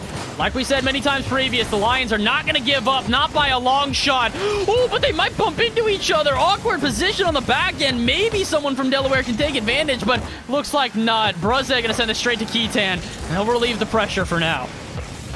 Bounce on into the center. Shooter there. Will only relieve the pressure momentarily. Crazy Cal needs to turn inward, but TJ, he's diving all over it. Bruze, let's see whether he's getting there free, and he does slow down his pace just a little bit to make sure he gets it, but still, he got it. Keaton, doesn't matter what read you get, as long as it's not a goal, he can go on that counter-attack. And they're going to put on more pressure here, though. It does feel like we're starting to see a bit more out of the Lions. And, oh, maybe a bit too much. Keaton, overly ambitious out of midfield there, will instead pop it into his own half. Luckily enough, his teammates will be there to keep the play alive. And Crazy Kyle, if he had gone up for that a little bit earlier, I think they might have had a goal. But hesitation on the line gives enough time for Delaware now to set up and possibly launch a counterattack. Jay puts it high. Is anyone there for the follow? Bruzette, he's going to put this on target. Keaton to keep it out, and I think Crazy was prepared as well. But the defense has got to be careful. On the line saves already necessary out of the Lions. Delaware, they've stepped up. They've found their drive into the momentum or into the attack. They know exactly what works for them now, and they're able to manipulate the pace of play so Jagu Lions are caught off guard as Shooter gets it onto the backboard. TJ in the midfield to catch it. Keaton gets it into Bruzette, but that still lands into the center. Kyle goes up high. Keaton, don't do him dirty. That's always ridiculous. But Hood still there to go for it. But it's such a weak shot yet again, and they have so much time. It was a triple commit. It would have been a triple commit if you put that anywhere higher. But he put it slow into the center, and they have enough time to sort themselves out. Again, we keep on talking about how the defense needs to be uncomfortable. The first shot doesn't need to be a boomer. The second shot, heck, doesn't need to be a boomer either. They just need to be enough to frazzle the defense, throw them into a tizzy, and eventually find a crack. There's a crack, but it was quickly sealed shut. Well done. The demo in net left all of the SAGU Lions vulnerable. Somehow, some way, they survive and keep on playing halfway through game number 4.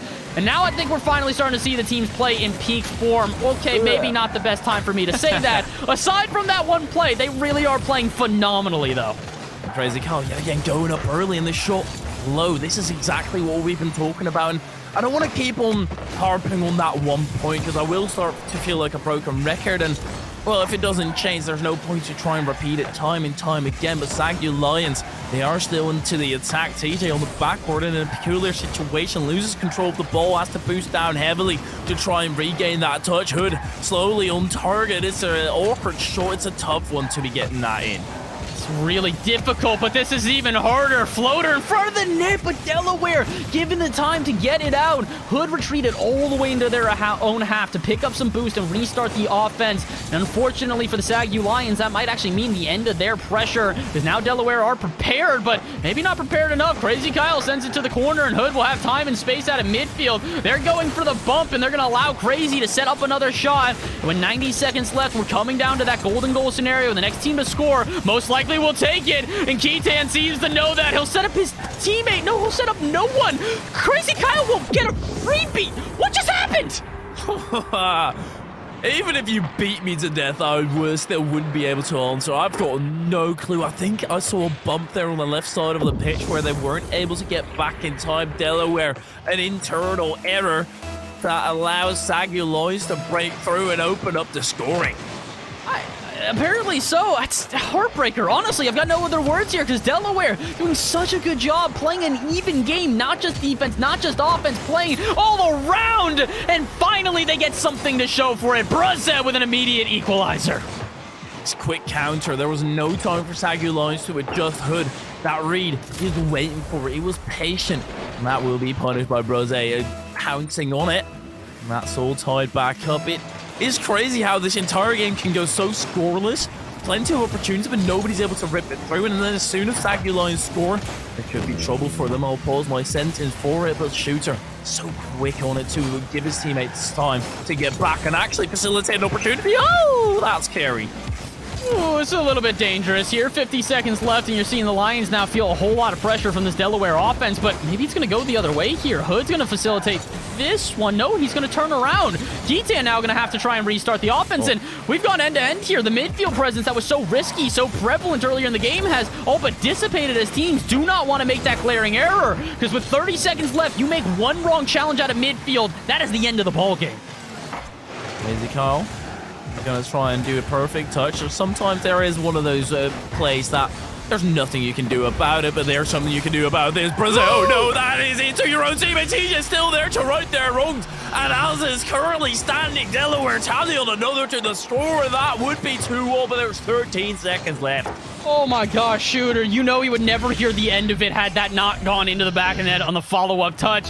Luckily enough, they can wipe the sweat off their brow and possibly move into game number 5 with 13 seconds left. There are no guarantees. One last offense built here. Crazy Kyle just needs to get it around one defender. Keatan's there. Shot not on target, and he steals it! What are you doing, Keaton? No way. Keaton wanted to be the hero, but instead pushed over an old lady. And they don't come away with a tie. Internal errors up the wazoo.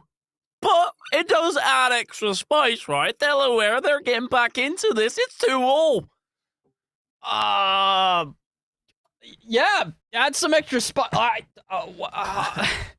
Don't question it, mate. I have to. I don't know what to say. I'm blown away. That probably should have been we should be playing right now, but unfortunately, this is what we were talking about. When the pressure starts to build, when the teams get frustrated because it's been shot after shot after shot, and nothing drains into the back of the net, someone's going to be there. Someone's going to think, I need to be the one to take this shot. Completely ignore the team comms, not pay attention to where the rest of the team is. And unfortunately, it's going to cost you a win here, Sagu. Now, all of a sudden, Delaware are a single game away from possibly reverse sweeping this series. And hi, Fury, I'm a bit nervous right now. It doesn't feel like the Lions are going to be completely in this one mentally. With a devastating loss like that, it can take an absolute toll on your mental stability. And especially with the way that game ended.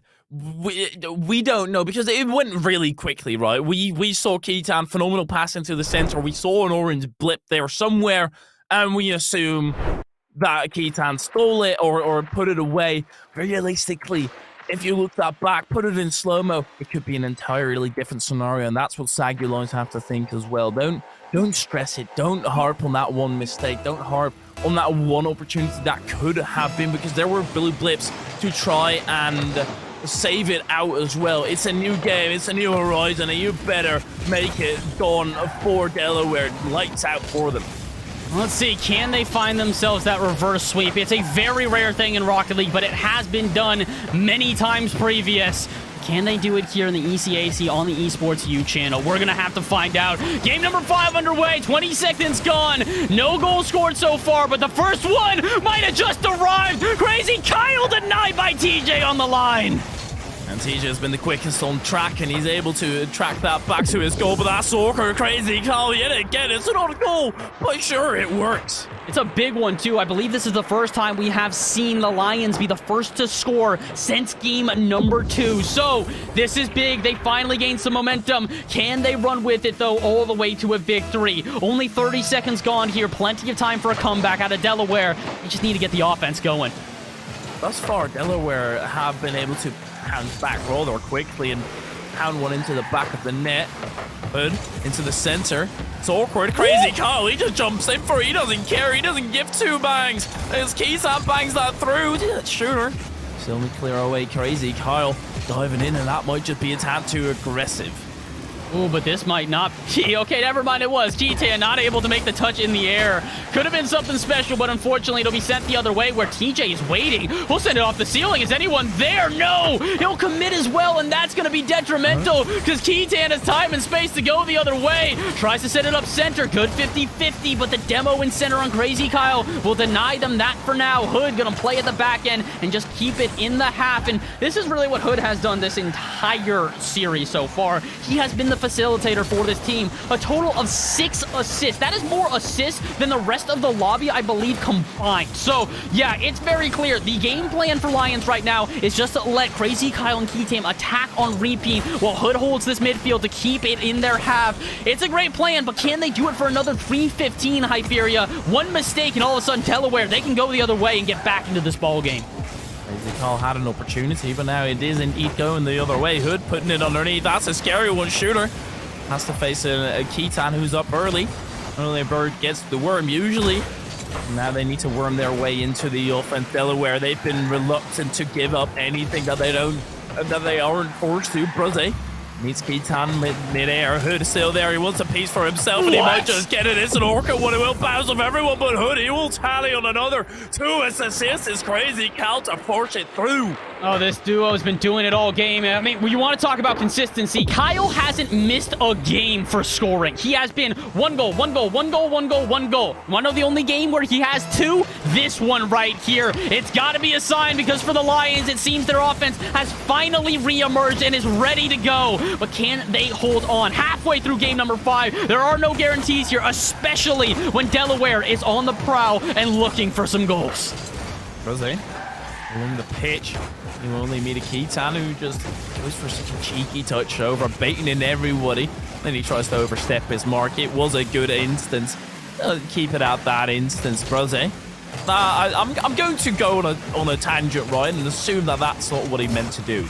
I would imagine so. It does feel like the panic is starting to set in here. I'm not sure if you noticed it. After Bruzza made the mistake on offense, he just started chasing the defense, and TJ is way overextended here. Delaware having to retreat into defense out of nowhere, and it might just work! No, the shot a bit off target. Shooter puts a beautiful ripper off the post, but it is off the post, and that's not going to help them in any way, shape, or form, especially when they concede another. Keaton beats the defender out of midfield, and 3 to the good are the Sagu Lions. My favorite apple pie, but unfortunately for Delaware, you can't be crumbling right now. You need to hold strong. Sagu Lions are tearing them apart, ripping them to shreds, and Delaware, they quickly need to glue themselves together, get that mental game back, and start upping the pressure into the attack, put them in a pad and cook them to bits. Honestly, this is just an impressive game all around, though, out of the Lions here. They're not only playing a good offensive game, but the defense has just been stellar as well. Really got to highlight Hood here. A lot of the times, the star-studded strikers are the guys you give the MVP to. I've got to give it to Hood here. Whether it be the saves, whether it be the overcommitments here as he gives up a goal for the team, it is an unfortunate time for me to highlight him as finally Delaware get on the board. No, well, this means it's possible. It is certainly possible for Delaware. It will be tough, but this is one of those moments where Sagu, they're going to have it in the back of their minds. Let's not throw. This is a surefire win. All we need to do is not throw. What happens when you think that the entire time? Indeed, you usually end up throwing and start being mad with yourself. Yeah, usually. Not always a guarantee, but at this point, yeah, the tilt does feel like it could be rather prevalent very quickly with a minute left, and more pressure being built from Delaware. All they really need is one good goal, and then they can focus on the next. But not if they concede. Crazy Kyle, who'll put in possibly the dagger on this series. Can't let Crazy Kyle run loose. He's not called... He's called Crazy Kyle for a reason. Come on, now. It's literally in his name. Usually... he needs to be put in a psych ward, and you see what happens when he escapes. He wreaks havoc on the pitch, and Delaware, they took a step closer, and Sagu put them 2 steps back and are tucking them in. I think at this point, they're going to really have to sort of just kiss this series goodbye. 43 seconds left. Maybe if this goes in, it will not. Crazy Kyle denies it on the other end. I'm going to say if that goes in, there is a chance, but unfortunately, they are not just fighting against the Lions right now. Delaware is fighting against the clock as well, and that clock will never stop ticking. 30 seconds left, and I fear at this point, I think it is all but set and done. Especially if this goal goes in. Crazy Kyle misses it. Hood having no boost, but, Hood doesn't care about scoring himself. He wants to facilitate. He likes to set up his teammates. And that should be game still. It doesn't matter, Hood, that you weren't able to score there. You've got 3 assists. You've got all that you needed to do. And that means Sagu will deny the Delaware reverse sweep. They're just beautiful showmen who like to give us one for the road. And they did it for the content, obviously. They knew that they had this one in the bag, and obviously they have it in the bag with that 5th goal going through. And honestly, good for Hood. I believe that's his 2nd goal of this entire series. My man couldn't get himself some goals in the last couple games, so he said, hey, I'll take the playmaker, and I'll grab myself a goal. Sagu Lions move on and take the series in 3-2 fashion, denying the reverse sweep out of Delaware. And oh boy, was that an exciting series, I fear ya. And that's where that first game came in. We talked about it. Yep. It can be very forgivable, but it will end up costing you in the end. Usually it's just an unfortunate one, and that first game doesn't matter loads. They dropped it. They had dropped the entire series. They could not pull off the reverse sweep, but man, did they get close. They got very close, and to be honest, folks, that is not an easy thing on either side. Getting to the Game 5 for a reverse sweep, difficult. You know what is almost arguably even more difficult? Denying a reverse sweep once the momentum is not in your favor. The Lions, they held tough, they stuck together, and found themselves a win in the deepest, darkest depths. So can they find themselves some more wins in the future? We don't know. We'll have to find out. But that is all for our second series of the day. We're going to take a quick little break. When we return, though, we're going to speak to some of the players on the Lions and see what they've got to say about that series, because I hope they've got a lot to say. I got a lot to ask. So don't go anywhere. We'll be right back.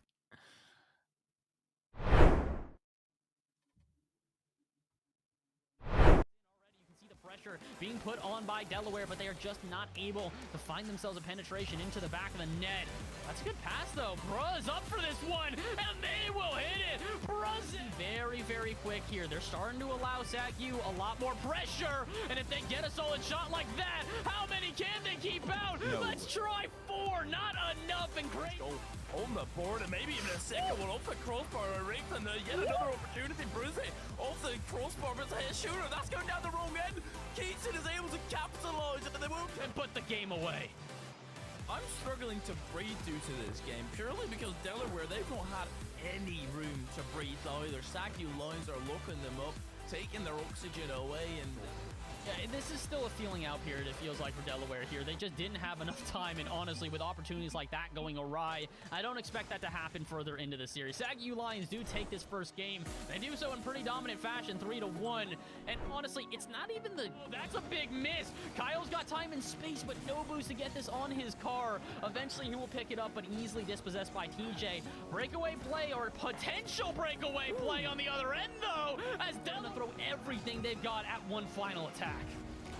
The broader picture that they're painting, sometimes it is overdone a tad, but never mind. That's just like gonna roll on in, undefended. You can understand why. No one expecting a dead ball out in midfield, but it might turn into an offense here for the Lions. They've got a bouncer center, and they've got no defense prepared, so Crazy Kyle will put it on and put it in. Crazy Kyle. we don't really throw babies around here. Listen, I'm gonna be honest. The point of the phrase is actually you're not supposed to throw the baby with the bathwater. The point is to, stay reserved and not throw it all.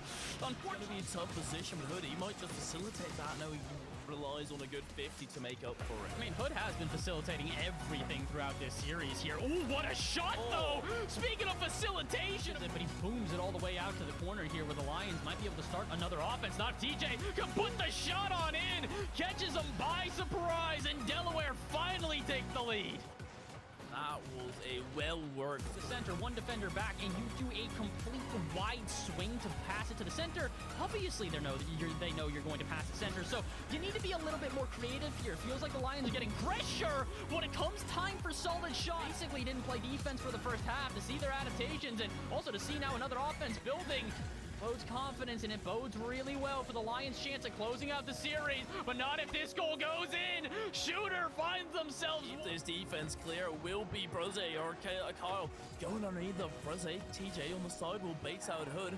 Keaton, Miles back, he needs to get this up. Crazy Kyle, now you've got 2 tasks forward and keep that ball away from the ground. He's able to do that for now with Keaton and Hood. They both panic, line up in a little train. TJ grounded, and Delaware to take home the first game. Take their first game. Coming down to that golden goal scenario, the next team to score most likely will take it, and Keaton seems to know that. He'll set up his teammate. No, he'll set up no one. Crazy Kyle will get a freebie. What just happened? Apparently so. It's a heartbreaker. Honestly, I've got no other words here, because Delaware doing such a good job playing an even game, not just defense, not just offense, playing all around, and finally they get something. Gonna try and do a perfect touch. Sometimes there is one of those plays that there's nothing you can do about it, but there's something you can do about this. Brazil, oh no, that is into your own teammate. TJ still there to right their wrongs. And out left, there are no guarantees. One last offense built here. Crazy Kyle just needs to get it around one defender. Keaton's there, shot out on target, and he steals it. What are you doing, Keaton?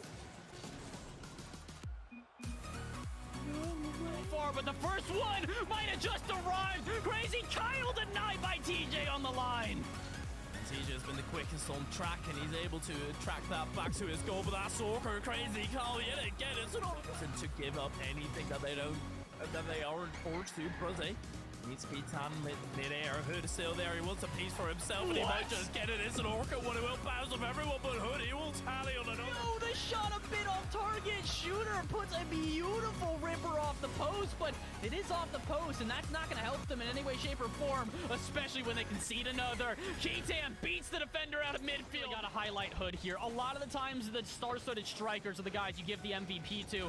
I've got to give it to Hood here. Whether it be the saves, whether it be the overcommitments here as he gives up a goal for the team. It is an unfortunate time. It does feel like it could be rather prevalent very quickly with a minute left, and more pressure being built from Delaware. All they really need is one good goal, and then they can focus on the next.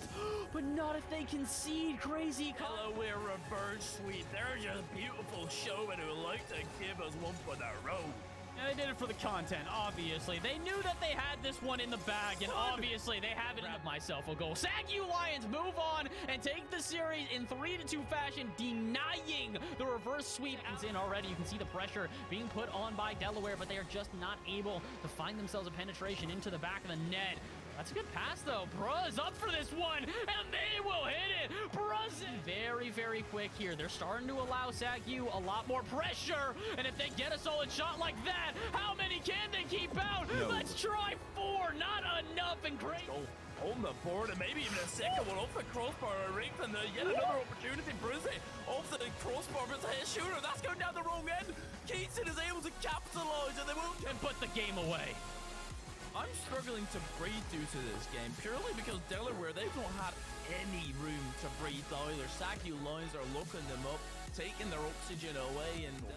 Yeah, this is still a feeling out period, it feels like, for Delaware here. They just didn't have enough time, and honestly, with opportunities like that going awry, I don't expect that to happen further into the series. SACU Lions do take this first game. They do so in pretty dominant fashion, 3-1. And honestly, it's not even the... That's a big miss. Kyle's got time and space, but no boost to get this on his car. Eventually, he will pick it up, but easily dispossessed by TJ. Breakaway play, or potential breakaway play on the other end, though, as Delaware throw everything they've got at one final attack. The broader picture that they're painting sometimes it is overdone a tad, but never mind. That's just like gonna roll on in, undefended. You can understand why. No one expecting a dead ball out in midfield, but it might turn into an offense here for the Lions. They've got a bouncer center, and they've got no defense prepared, so Crazy Kyle will put it on and put it in. Crazy Kyle. We don't really throw babies around here. Listen, I'm gonna be honest. The point of the phrase is actually you're not supposed to throw the baby with the bathwater. The point is to, stay reserved and not throw it all. It's going to be a tough position, but Hood, he might just facilitate that. No, he relies on a good 50 to make up for it. I mean, Hood has been facilitating everything throughout this series here. Oh, what a shot, though! Speaking of facilitation! But he booms it all the way out to the corner here where the Lions might be able to start another offense. Not TJ can put the shot on in! Catches them by surprise, and Delaware finally take the lead. That was a well-worked... The center, one defender back, and you do a complete wide swing to pass it to the center. Obviously, they know you're going to pass the center, so you need to be a little bit more creative here. Feels like the Lions are getting pressure, but when it comes time for solid shots, basically didn't play defense for the first half to see their adaptations, and also to see now another offense building. Bodes confidence, and it bodes really well for the Lions' chance of closing out the series, but not if this goal goes in. Shooter finds themselves. This defense clear will be Bruz or Kyle going underneath of Bruz. TJ on the side will bait out Hood. Keaton, Miles back. He needs to get this up. Crazy Kyle. Now you've got 2 tasks forward and keep that ball away from the ground. He's able to do that for now. But Keaton and Hood, they both panic, line up in a little train. TJ grounded and Delaware to take home the first game. Take their first game. Coming down to that golden goal scenario, the next team to score most likely will take it, and Keaton seems to know that. He'll set up his teammate. No, he'll set up no one. Crazy Kyle will get a freebie. What just happened? Apparently so. It's a heartbreaker, honestly. I've got no...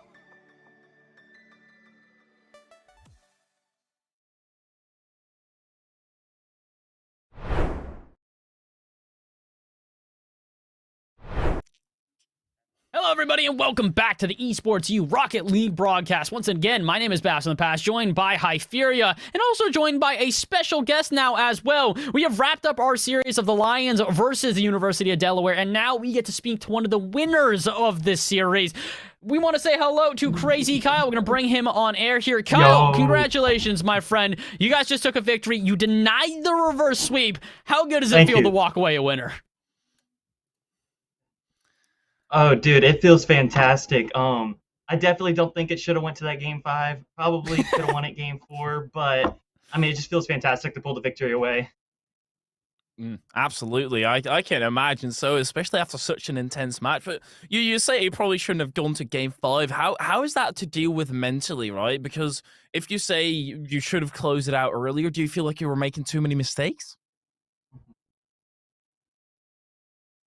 I mean, I don't think we were making too many mistakes. I mean, we just got in our heads. It was all mental at that point. I was telling the guys who are right next to me right now, I was like, guys, just snap out of it. Like, we're fine. We've done this before. We went to game 5 last week. Like, we can win it right here. And then once we just picked up our spirits and we just ran with it.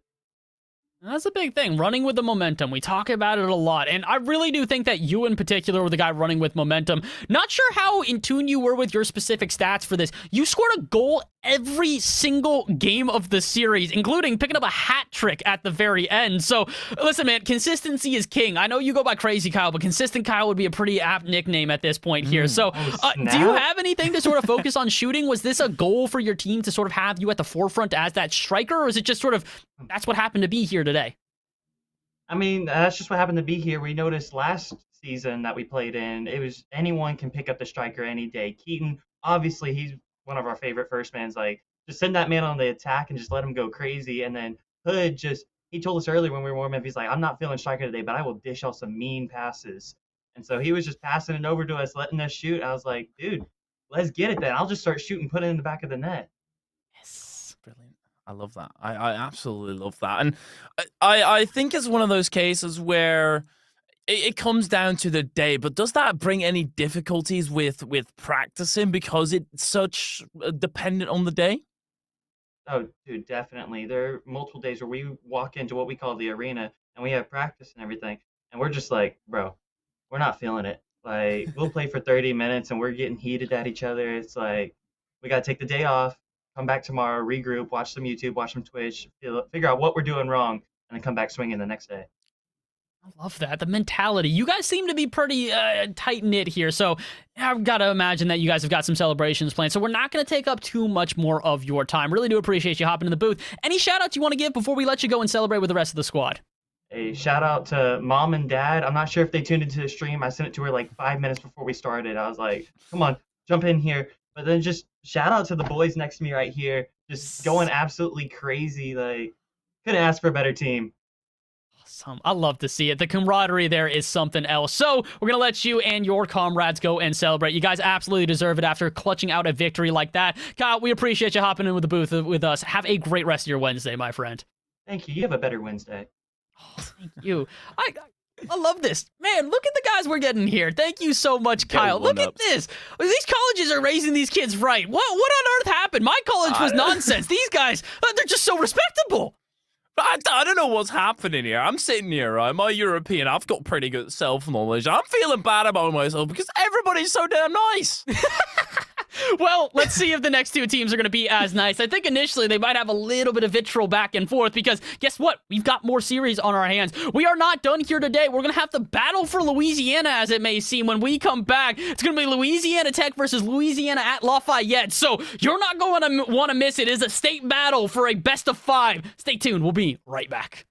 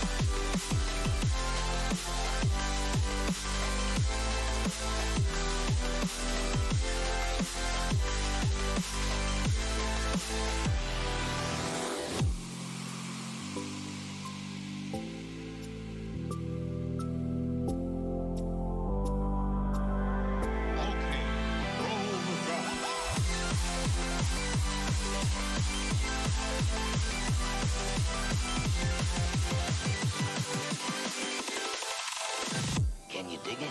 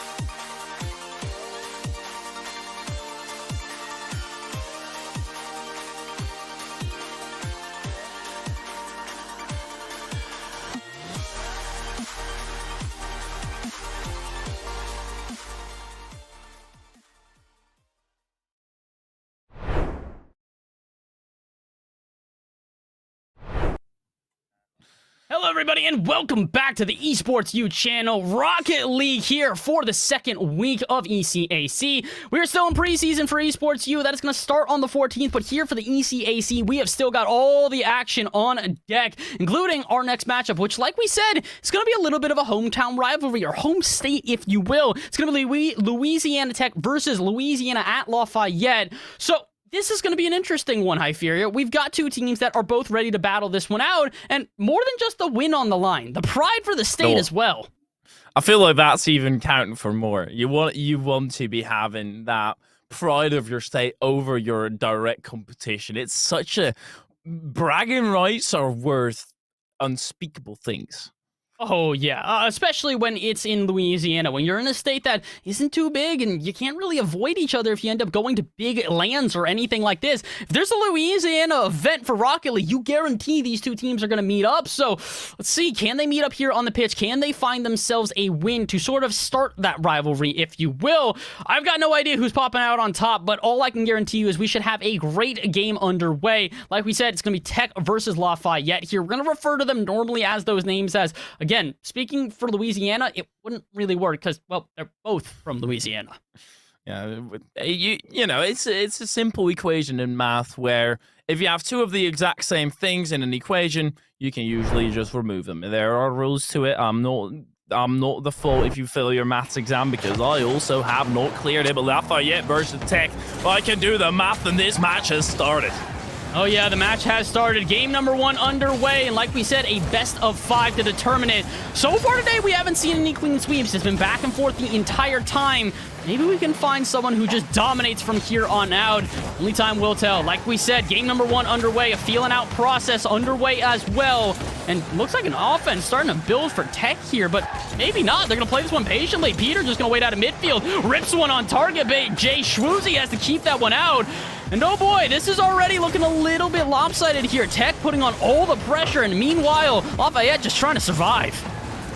Yeah, they're holding on by a thread, and Tech are banging balls at that thread time and time again. Finally, they break away and take a big gasp of air because they were getting choked out. Peek up into the center, and JJC gets it into the corner, but that's a phenomenal touch by Villas. He's just gonna roll on in. JJC should get back, but that touch by Villas still ridiculous. Ridiculous, but it's not enough to result in a goal quite yet here. A minute gone, and despite Tech having all the pressure here on offense, they still don't even have more than a solid shot on target. They can make me eat my words here. Peter trying to take this one around the corner. Jay Swoozy going to keep that one out yet again. Feels like that player has been really integral in just popping this out and finding some relief of pressure for the Lafayette side. But how far does that relief go? Back out to midfield. Peacup going to send it back into the half. And oh, that's a miss on the backboard, meaning this is going to be vulnerable. Peter is there. Shot goes high, though, barely off target. And Tech finally have to retreat. But Duncan, he is in a dominant position against Peacup, but loses control of the ball. And well, the reason, I'll give you a little bit of a history lesson. About 2,000 years ago, the Romans in Europe, they were dominant. The reason why is because they moved as a unit. And it seems like Tech are moving as a unit here as well. Lafayette, they seem a bit more as individual. And then you're going to have to start popping up. As soon as Tech do start to get that shield wall in order, you have legions coming at you that you won't be able to stop. But now as Peter tries to snipe out bottom left, misses only barely by an inch. Barely by an inch, but it's enough to still put it off and put it away for now. Tech trying their best. They've had a plethora of shots here, but now that they're finding some resistance out of Lafayette as they continually break out of their half more and more consistently, they might have missed their window of opportunity to find an early goal. So now they'll have to earn it. Halfway through game number 1, more pressure on, shots on target, with Jay Swoozy to keep it out for now. Feels like we're watching a repeat game where Tech are just continuously in the attack. Well, Lafayette, they've got an astounding defense that they're just not willing to relent, not backing down. Villas yet again to the backboard. Swoozy gets a touch on her, but JJC needs to clear that away further. JJ Swoozy was able to get that boost and will be able to utilize that to set up a counterattack. Peter, it's awkward. He gets bumped out of the way, and a quick counterattack will send Lafayette into a leading position. It seems like they just needed to get comfortable here, because Jay Schwoozy seems to know exactly what to do when the time comes. Flicks over one, bumps away another, and it goes to show you don't need offensive pressure. You just need good shots on target, and that's what Lafayette have found. 2 minutes to go here. Not that Tech can't find some of their own, but despite their best efforts so far, still nothing to show for it. That bounced heavily in their favor, though. Peter puts it behind Jay Schwoozy and peek up, and Villas, they get entangled just a tad bit.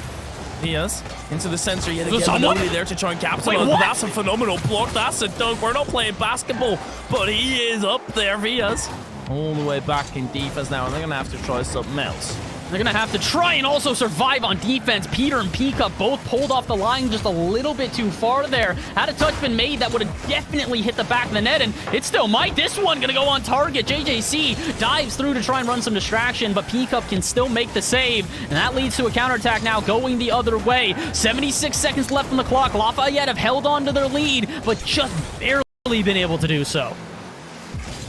Peter, it's underneath the plane.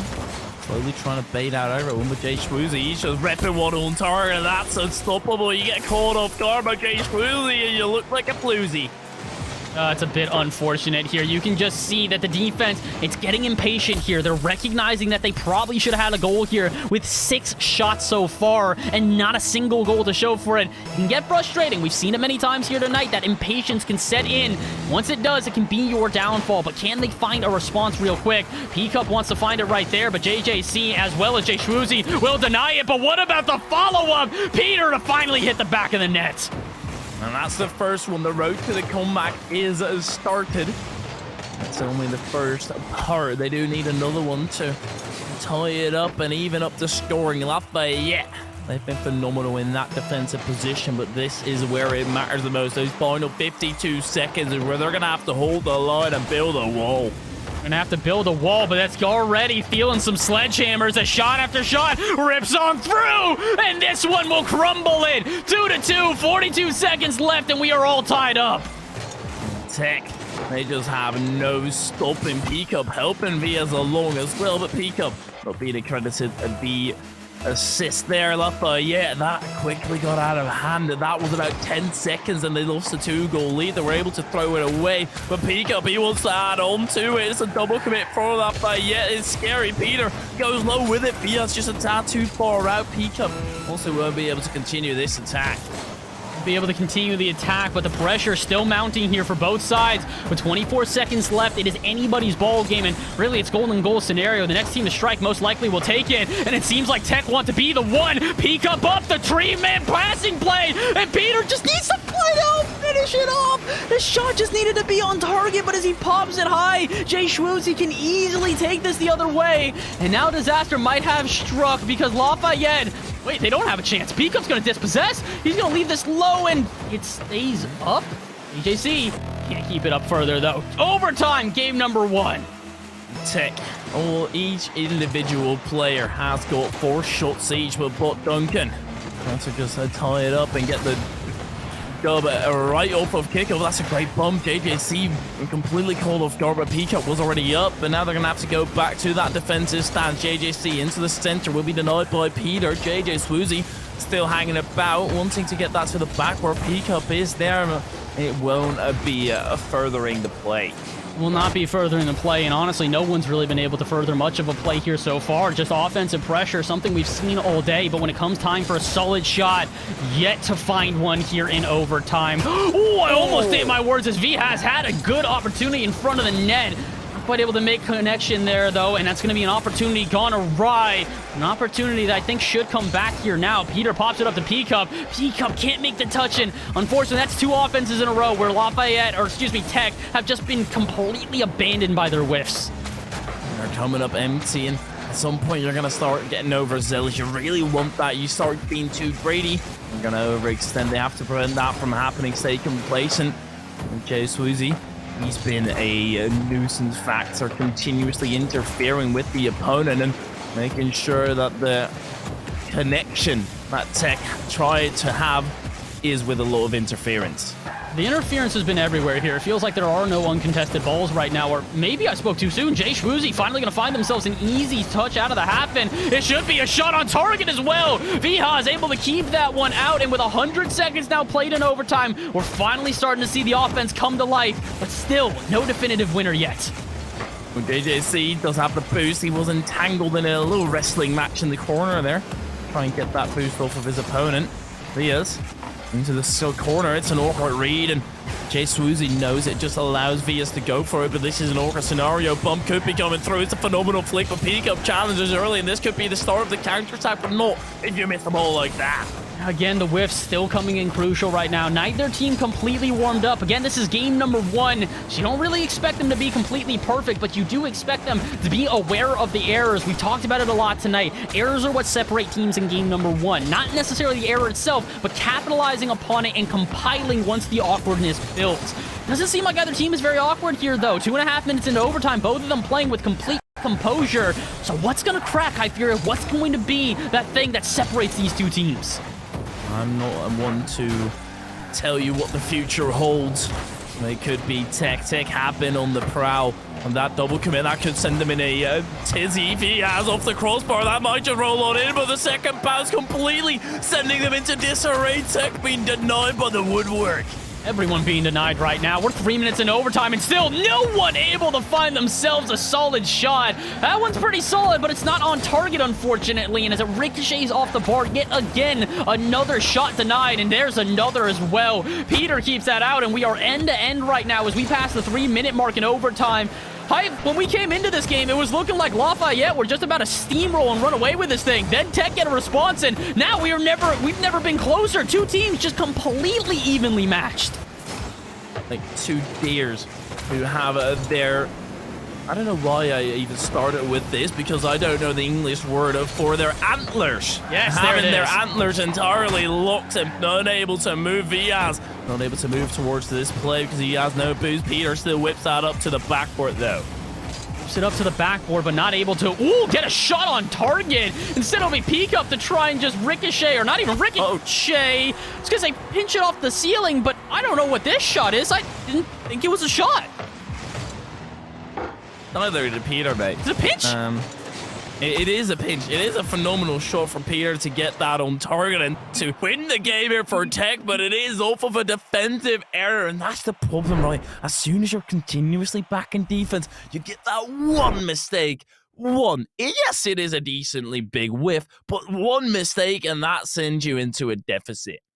Unfortunately, this is kind of one of these things where it didn't ever really feel like we were going to see a clean goal get through. The defenses were well too prepared. We had 7 saves on the side of Louisiana Tech here. Meanwhile, Lafayette, they had a total of 12 saves throughout that game. So it's kind of clear Lafayette are going to have to rely on Jay Swoozy to be that player to facilitate them. He had the overwhelming amount of shots. He had all the goals for the team. The only thing he wasn't leading in was the saves, where JJC matched him, or actually beat him by a single one. But it's one of these things now where it's starting to seem like Lafayette, they've got a couple of different players that have stepped up here in game number 1, but they're going to need the rest of the team to step up in game number 2 if they want to slow down Tech. Because, in my opinion, Tech pretty much about as even as you can get. The only difference there is Peter gets that last goal, puts him up at 200 points. Meanwhile, Peakup and Vihaz, exact same point total for that game.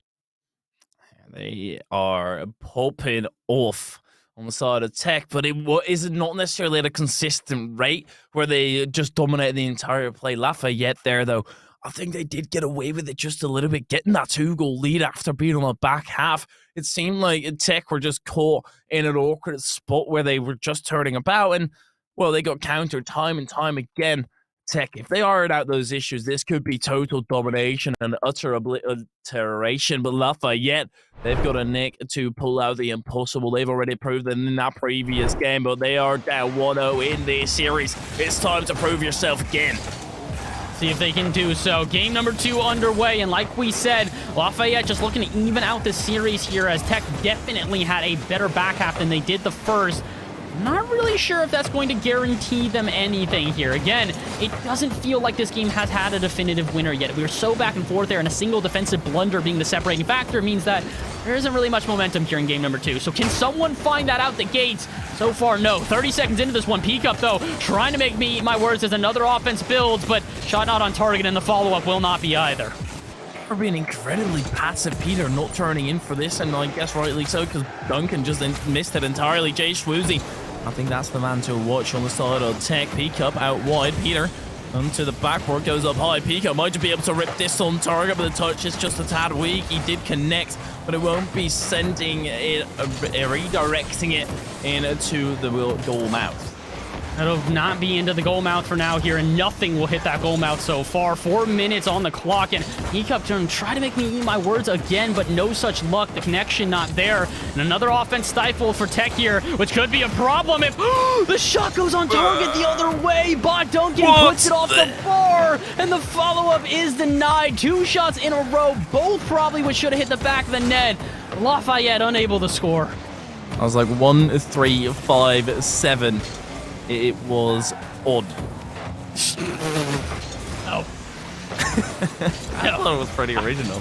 It's extremely original. So original that I don't think I've ever even considered that to be a way that anyone would state that. But hey, you know what? That's why we're casters and not players. We do good with our words, not do we do on good the words pitch. with our mouth, yes. Yeah, exactly. I mean, not really. We just kind of make up phrases. And, well, I've got a phrase for this one. Banger on target, Vihaz to put the first in. You see him get that run up. Swoozy just landing, but Duncan even more recent on that landing. And, well, Swoozy wasn't alone. Peter was sus among us, interfering. I apologize for that. I should not have. All right, referenced. I'm glad. I'm really glad that very quickly you figured out that you were about to get roasted on cast had you not said something. But you know what? I'll leave it be. I'll let the game continue. And, well, guess who else is going to not let the game continue? Yep. I was going to say, Tech should be able to get a goal here, but as Peter puts that about as wide as he can, unfortunately, it's not going to work. Misses the mark, and now Tech are going to have to fight for a little bit more of a lead. They would have loved that safety net, but now as we get to halftime, you're going to still have to fight from a 1-0 lead. Vias and Peacup, they're incredibly defensive, but are they prepared for this page? That's going to sail on target with Peacup and Vias both back for it. JJC just slightly wide, but actually it's just a pass. Jay Swoozy, indeed, perfectly out of nowhere. Oh, top left bins. Beautifully paced here, and oh my word, JJC. Honestly, that's just so brilliant. To recognize there are 3 defenders in net. You've already got Jay Swoozy flying through the air, careening through the air, and you just get it to him perfectly. Perfect placement all around, whether it's a shot or the pass, and it could lead to another goal here if they keep up the pressure. Duncan can't get the first. JJC, he'll get the second, though, and Lafayette are back on top.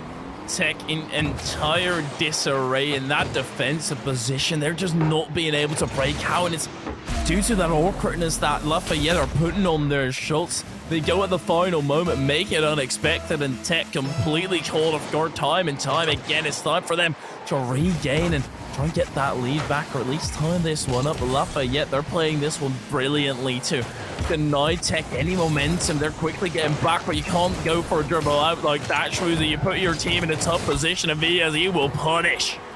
Unfortunately, we knew that this was going to come. This is how it goes when volatility is around and you have a triple commit in front of the net. Someone's going to be there, and Vihaz, he's there very early. 2-2, 2:09 left on the clock, and Hype, we've been in this scenario before. We already saw an overtime, and I can guarantee you one thing. Lafayette do not want to go there again.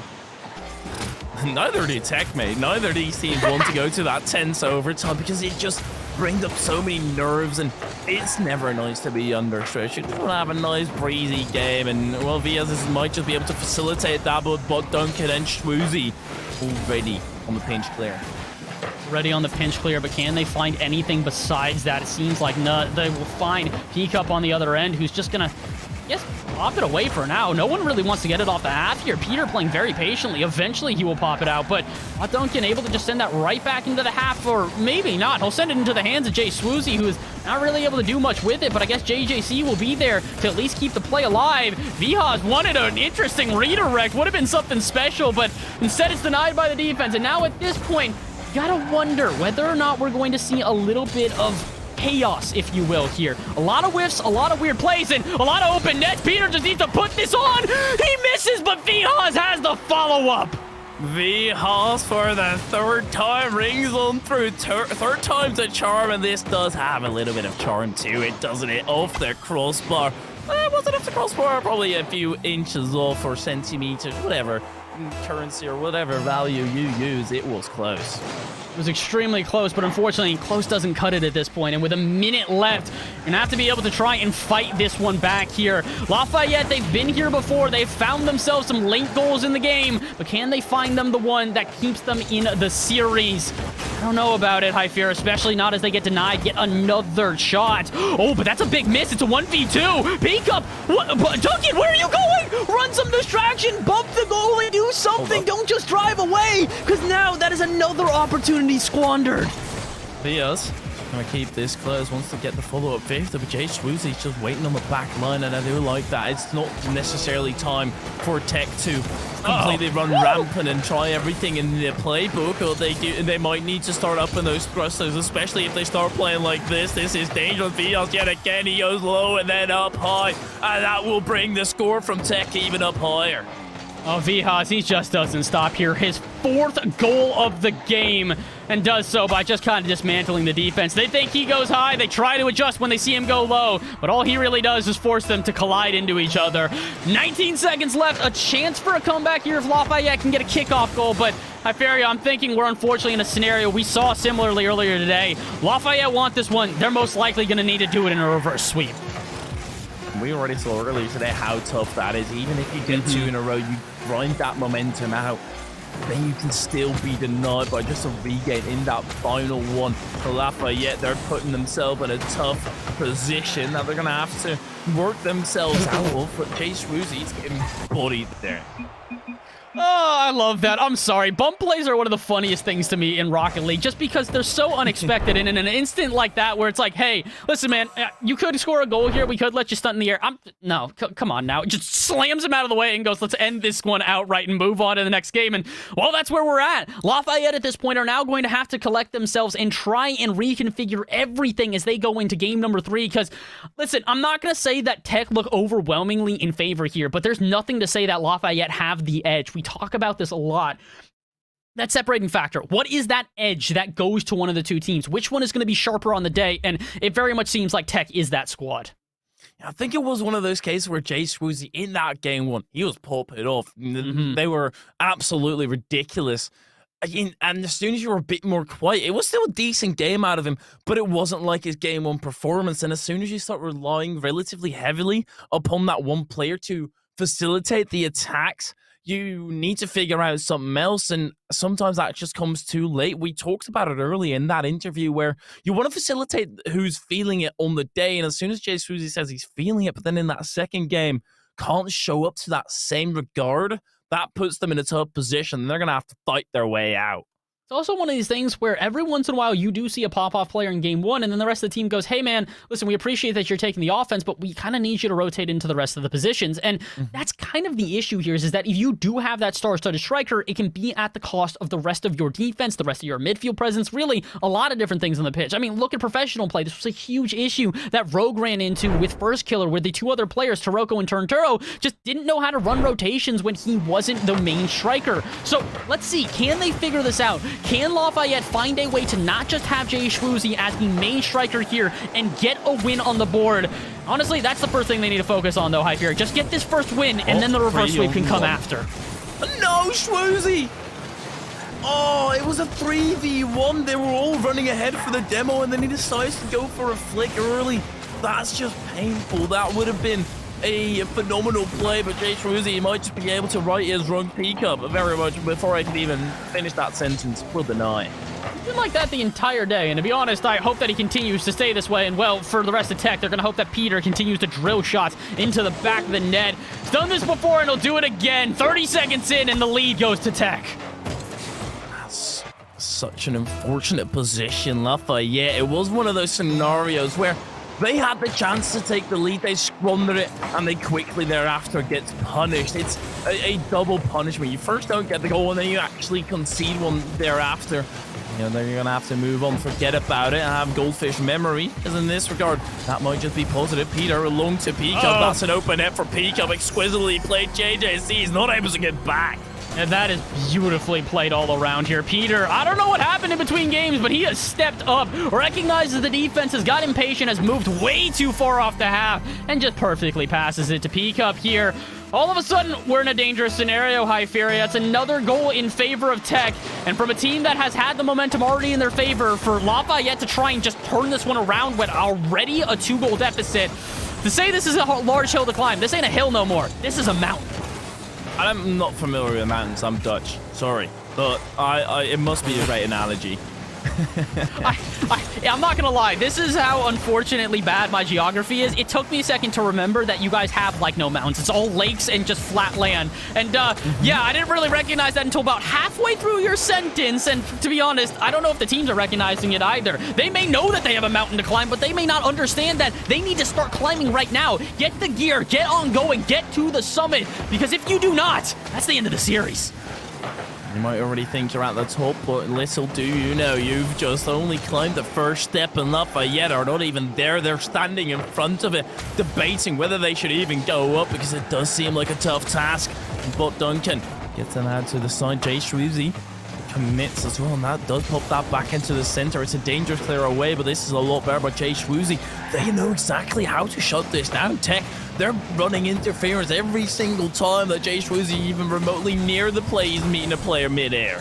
I think the big thing here is those booming clears we're seeing out of Lafayette. They are not confident in their ability to transition down the pitch because of these constant challenges out of this player in particular. Peacup has been doing this for 2 games straight, and now it is so effective that Lafayette don't ever want to keep the ball close. The one time they don't booming clear, and Peacup is there.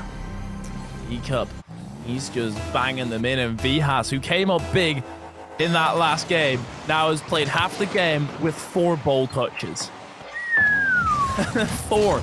He's not having the greatest time, but who cares? They're winning 3-0, and he came up massive in the previous game. It's time for him to take a risk. I mean, honestly, if you have a 3-man rotation where, you know, the front 2 are going to be your primary strikers and you never have to play defense, I'm never going to complain. That's a free check at that point. If your goalie doesn't ever play goalie, but you're still paying him £1 million a year, who's he to complain? He's going to absolutely take it. And right now, Vihas, oh, he's not going to take it. He's actually going to try and get a goal for himself, but no such luck. First offensive chance for Vihas, and he almost nails the back of the net. Oh, Pico, that's a beautiful play. Peter tries to control this air dribble, but the redirect of that ball's trajectory, it's not going to be easy, merely impossible. And Peter is about alone in defense. He knows he's got time. He knows that there's a very little chance of Bot Duncan getting that touch mid-air, phenomenal first touch, and then redirecting that on target with an air dribble. It's a great play. They have a great read on the play, but that will be forced through by Jay Schwoozy. Finally, they get a goal on the board, and they needed this one now more than ever. With 100 seconds left and staring down the barrel of a sweep, they need to just get some sort of momentum in their favor and to slow down this other side. Again, Tech had been able to cut out every single option, every single attack from Lafayette up until now, but finally they have penetrated and found a way through. The only issue is they don't have a lot of time to do it another 2 times in a row. 3-1 still the scoreline. If Tech hold on, they take the win, but Lafayette, they are not done yet. Yes, he wants to bury them 6 feet deep, though. He wants to have this game finished. He wants to have that insurance. And Peter putting that up high. It's a 2-goal insurance right now, but you could always have unexpected costs, and there could be a downturn all of a sudden. But yeah, they're not expecting to make this comeback if they can't get into the attack. Have to get into the attack at some point here, pressed into their own half for what feels like an eternity, but finally they get a reprieve, and it's right to peek up. Again, booming clears have been an issue for this Lafayette team. They're so desperate to get out of their half that they just boom it as hard as they can, and inevitably there is a player on Tech who is waiting and ready to refacilitate the ball. Speaking of which, perfectly played here. Peek up, pops it out of the half from a pass from Vihas, and at this point, they're not necessarily looking for another goal. They're looking to waste time. They are booming it away, and with 30 seconds left, they might as well close out the series here. Tech, what I said at the start was proven to be so true. Oh my goodness! Peek up! Dude, wait, come on now. The series was already over. There's 26 seconds left. You don't have to do this. Redirect from their own pass. 64 miles an hour into the back of the net like a speeding bullet. He slams that home. And not only does he slam home the goal, he slams home the series. Lafayette are going to have to lick their wounds and come back another day because Tech have closed this out and will take it in 3. Oh my word, what a way, what a cherry on top for that sweep. That is brilliancy in its purest form. Tech, they're moving as a unit, but they prove that they can also do it solo. Peek up, coming up big there to put them 6 feet deep and make sure that Tech do indeed win. And as soon as this hits the ground, there will be alarm bells ringing, and Tech, they win 3-0. That means a sweep. Sweep on through here. Bring out the brooms, lads, or maybe put them away because the series is over now. Tech take it in not necessarily dominant fashion, but dang, was that third game impressive. 2 1-goal games in a row, and then the third one, they decided, all right, peek up. You've been quiet. You hadn't had a goal in the first two games. We mostly had you as, you know, that guy to set us up, throw us some passes. Why don't you set yourself up a couple of times? And boom, does he ever. Run loose with it, lad. Come on now. Yeah. I love that. You know, they had a little bit of time. They have the space, and that kind of comes down to that moment where you smartly decide when to utilize your mechanics and when to dial it down a notch and just play the standard game. Yeah, and that, I mean, listen, man, you can call that standard. I don't know if I'm going to call that standard ever in my life. That shot was unreal. But the good thing is that these guys are not off the leash yet. We can't let them off the hook because we got to speak to them about their victory. When we return, we're going to be talking to the Tech team to find out how they're feeling because, oh boy, these boys better be hot. We'll have to see, though. Stay tuned. We'll be right back.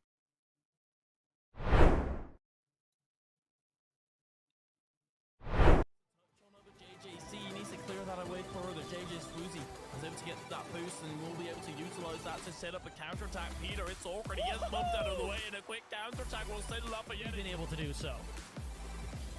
Peter, underneath the plane, slowly trying to fade out over. J Swoozy, he's just repping one on target, and that's unstoppable. You get caught. Set in. Once it does, it can be your downfall, but can they find a response real quick? P-Cup wants to find it right there, but JJC as well as Jay Schwoozy will deny it, but what about the follow-up? Peter to finally hit 52 seconds, where they're gonna have to hold the line and build a wall. Gonna have to build a wall, but that's already feeling some sledgehammers. A shot after shot rips on through, and this one will crumble. Peter still whips that up to the backcourt though. It up to the backboard, but not able to get a shot on target. Instead, it'll be peek up to try and just ricochet, or not even ricochet. I was gonna say pinch it off the ceiling, but targeting to win the game here for Tech, but it is off of a defensive error. A way that anyone would state that, but hey, you know what? That's why we're casters and not players. We do good words with, or we do good with our words, not do yeah, good we do on good the work pitch. with our mouth. Yes. Yeah, exactly. I mean, not really. We just kind of make up phrases, and well, I've got a phrase for this one. Banger off the fight from a 1-0 lead. Diaz and P-Cup, they're incredibly defensive, but are they prepared for this page? That's going to sail on target with P-Cup and Vias both back for it. JJC just slightly wide, but actually it's just a pass. Jay Schwoozy indeed. And you just get it to him perfectly. Perfect placement all around, whether it's a shot or the pass, and it could lead to another goal here if they keep up the pressure. Duncan can't get the first. JJC, he'll get the second, though, and Lafayette, they're playing this one brilliantly too. Deny Tech any momentum. They're quickly getting back, but you can't go for a dribble out like that. Schwoozy, you put your team in a tough position, and Vias, he will punish. Unfortunately, we gotta wonder whether or not we're going to see a little bit of chaos, if you will, here. A lot of whiffs, a lot of weird plays, and a lot of open nets. Peter just needs to put this on. He misses, but Vias has the follow-up. Completely run rampant and try everything in the playbook, or they might need to start up in those thrusters, especially if they start playing like this. This is dangerous. Vias yet again, he goes low and then up high, and that will, even if you get two in a row, you grind that momentum out, then you can still be denied by just a regain in that final one. For Lafayette, they're putting themselves in a tough position that they're going to have to work themselves out of, but Jay Schwoozy's getting bodied there. Oh, I love that. I'm sorry. Bump plays are one of the funniest things to me in Rocket League. Just play, but Jay Schwoozy might just be able to write his run P-Cup very much before I can even finish that sentence. Will deny. been like that the entire day, and to be honest, I hope that he continues to stay this way. And they're going to have to move on, forget about it, and have goldfish memory. As in this regard, that might just be positive. Peter along to P-Cup. That's an open net for P-Cup. Exquisitely played. JJC is not able to get back. Near the play, he's meeting a player midair. I think the big thing here is those booming clears we're seeing out of Lafayette. They are not confident in their ability to transition down the pitch because of these constant challenges out of this player in particular. Duncan getting that touch midair, phenomenal first touch, and then redirecting that on target with an air dribble. It's a great play. They have a great read on the play, but that will be forced through by J3. They are booming it away, and with 30 seconds left, they might as well close out the series here. What I said at the start was proven to be so true. Oh my goodness! You can also do with solo P-Cup coming up big there to put them 6 feet deep and make sure that Tech do indeed win. And as soon as this hits the crowd, there will be alarm bells ringing, and Tech, they win 3-0. That means a sweep. Sweep gets a touch on over JJC. Needs to clear that away further. JJ Swoozy was able to get that boost and will be able to utilize that to set up a counterattack. Peter, it's awkward. He gets bumped out of the way, and a quick counterattack will send Lafayette. Been able to do so. Peter, underneath the plane, slowly trying to fade out over with Jay Schwoozy. He's just repping one on target, and that's unstoppable. You get caught up and set in. Once it does, it can be your downfall, but can they find a response real quick? E-Cup wants to find it right there, but JJC as well as Jay Schwoozy will deny it. But what about the follow-up? Peter to finally hit 52 seconds where they're going to have to hold the line and build a wall. Gonna have to build a wall, but that's already feeling some sledgehammers. A shot after shot rips on through, and this one will crumble. Peter still whips that up to the backcourt, though. Whips it up to the backboard, but not able to, get a shot on target. Instead of a peek up to try and just ricochet, or not even ricochet. It's because they pinch it off the ceiling, but Targeting to win the game here for Tech, but it is off of a defensive error. a way that anyone would state that. But hey, you know what? That's why we're casters and not players.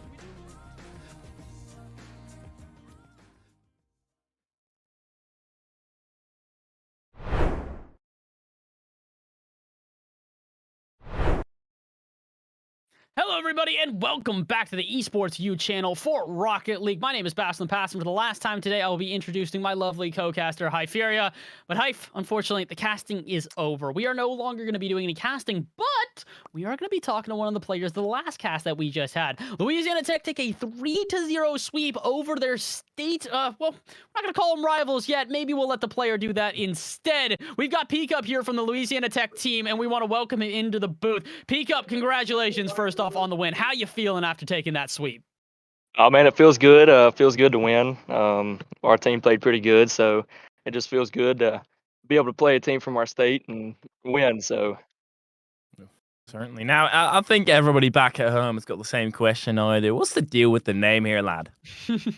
it was just my nickname in high school. It was my first name and last name. A lot of people think it's like a peek up, like when you pee in, but it's not really. It's just my first name and last name. So. Makes sense. It's a cool nickname, and honestly, as a guy who also has his name from his last name, my actual last name is Bass. I respect it 1000% through, my friend. And well, another thing we've got to respect is your final performance of that game. You pick up a hat trick in Game 3 after not scoring a single goal through the first two. What switched? Because Game 3 came around, you scored what is, in my opinion, the best goal we've seen all day. Did something change, or was it just sort of, hey, we've got this one in the bag, it's time to stunt? It's funny you say that. Usually, I'm not dogging on my team or anything, but usually I'm on the top of the leaderboard scoring the most goals. but I just try to. I've been working on kind of playing more passive, passing my team, let them do work, and they showed up and they did an outstanding job today. And I guess the last game, kind of, I was like, all right, my time to shine since I let y'all. So. Is there actually any rivalry? Do you know the players personally on the other end? I don't personally. I know some of our other teams know them, and we actually one of the teams faced them in CRL, I think. And so, I mean, there is kind of a little rival there. It's nice to beat them since they beat us in CRL. So. Well, I mean, the rivalry can only continue from here on out. I'm hoping that maybe in the future you guys get some sort of Louisiana-based events that'll give you a chance to keep on battling against these guys. Because, man, you guys had a heck of a performance here today, and I can guarantee you that Lafayette are going to want a chance at revenge. But that is not here. That is not today. That will have to be next time. And, well, we appreciate you for your time here today. Peek Up, thank you so much for hopping in the booth, my friend. Any shout-outs you want to give before we let you go and celebrate with your squad? Shout out to Louisiana Tech. Go Dogs, Nice. and the other teams here at Tech. Good luck to them in their ECAC games, and thank y'all for putting this on. Y'all did some great casting. Much appreciated, my friend. Thank you so much for hopping into the booth with us, and congratulations once again on taking the 3-0 sweep. A very impressive performance, to put it simply. But now we'll let you go and celebrate with the rest of the team. Have a great rest of your Wednesday, my guy. All right, thank you. Y'all too. Hyferia, we have arrived. It is unfortunately the end of the day for you and I for Rocket League. But it is not the end of the day here at Esports U. We've still got many more games to come here. We've got Overwatch coming up next, and I guarantee you are in great hands with the people coming up here. We're going to throw you over to Jag and Septilence, who will be taking over for Overwatch for the rest of the day. But for myself, for Hyferia, for our producer behind the scenes, Colton, we want to thank you guys for tuning into this Rocket League portion. But like I said, do not go anywhere. We're going to take a quick little break, get our new casters in, and when we return, Overwatch action here at Esports U. We'll see you soon.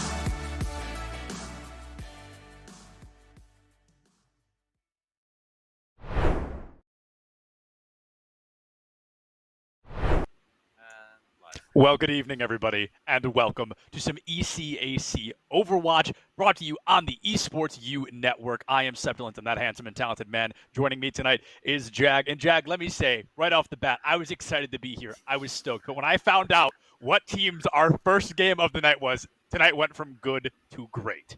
Yeah, absolutely. We got two matches. This first one, though, it looks like a heavy hitter, but this is a lot of firsts for us, Sepulents. Our first time casting ECAC Overwatch. We've done a lot of Valorant, but first time touching that title in this league. Our first time on the Esports U Network Twitch. And tonight we're going to see a banger of a match. I mean, two teams that it's only been 1 week, but they look like they could be the top teams. This could be a rematch in the playoffs down the line. Yeah, absolutely. Both these teams coming out swinging. I know there's at least a 4-something on either side, so they are coming in strong, and it is going to be an absolutely fantastic matchup. And I've got to say, right out the bat, I'm much more familiar with Bethel than I am UK, because Bethel I have cast on LAN. I've met the entire team. They are very nice, and I've seen them play a lot more. So my commentary may lean a little bit more toward them simply because I am more familiar. But no matter what I say about it, like you said, I think this is destined to be a phenomenal matchup. Let's talk about this Bethel squad. I mean, they have a lot of accomplishments coming into this matchup. They were first in the GLEC and the NECC conference in the fall. They finished third in the CNC Midwest, which I believe that's the LAN you're referring to. They've got the trophies on trophies. What more can you ask for? And they also have a great program. It seems like they really have built it up from the ground. This, esports program in general is really strong. And also they're going to be starting out on a map they really like on Lijiang Tower. But on the other side, Kentucky, they're also looking pretty good. I mean, both these teams coming off 3-0 wins in the first week. Kentucky is returning. They went 8-2 last semester. They didn't have them as much success as they'd like to in the playoff. But now they have this coach that is very well known in the Overwatch community. They've got Samito coming in, a former content creator for the Florida Mayhem, and also, just a really high elo player. Big brains on that coaching spot. And they also like Lijiang Tower. So both these teams, a lot in common, 3-0s. Both like Lijiang Tower. This is going to be, I think this could be a 5-map series, honestly, just looking at it right away. Yeah, we've got to remember, Jag, the beautiful thing about Overwatch is this could go beyond 5 maps. It is supposed to be a best of 5, but the draws are absolutely possible on a lot of maps that we have here tonight. And I've got to say, these teams, they've got some good taste, because not only is Lijiang Tower the best control map in the game, but it is the best King of the Hill. King of the Hill is the best map type in the whole game, in opinion, but that very many people agree with. We're going to be jumping in here in just a minute, and truly, I feel like I've repeated it 1,000 times, but I'm over the moon to be here today. I'm over the moon to get to see these teams perform, and I know that not only is this going to be a great series, but no matter how this one goes, we've got a second series locked and loaded coming up after this one, so we have got a lot of Overwatch today.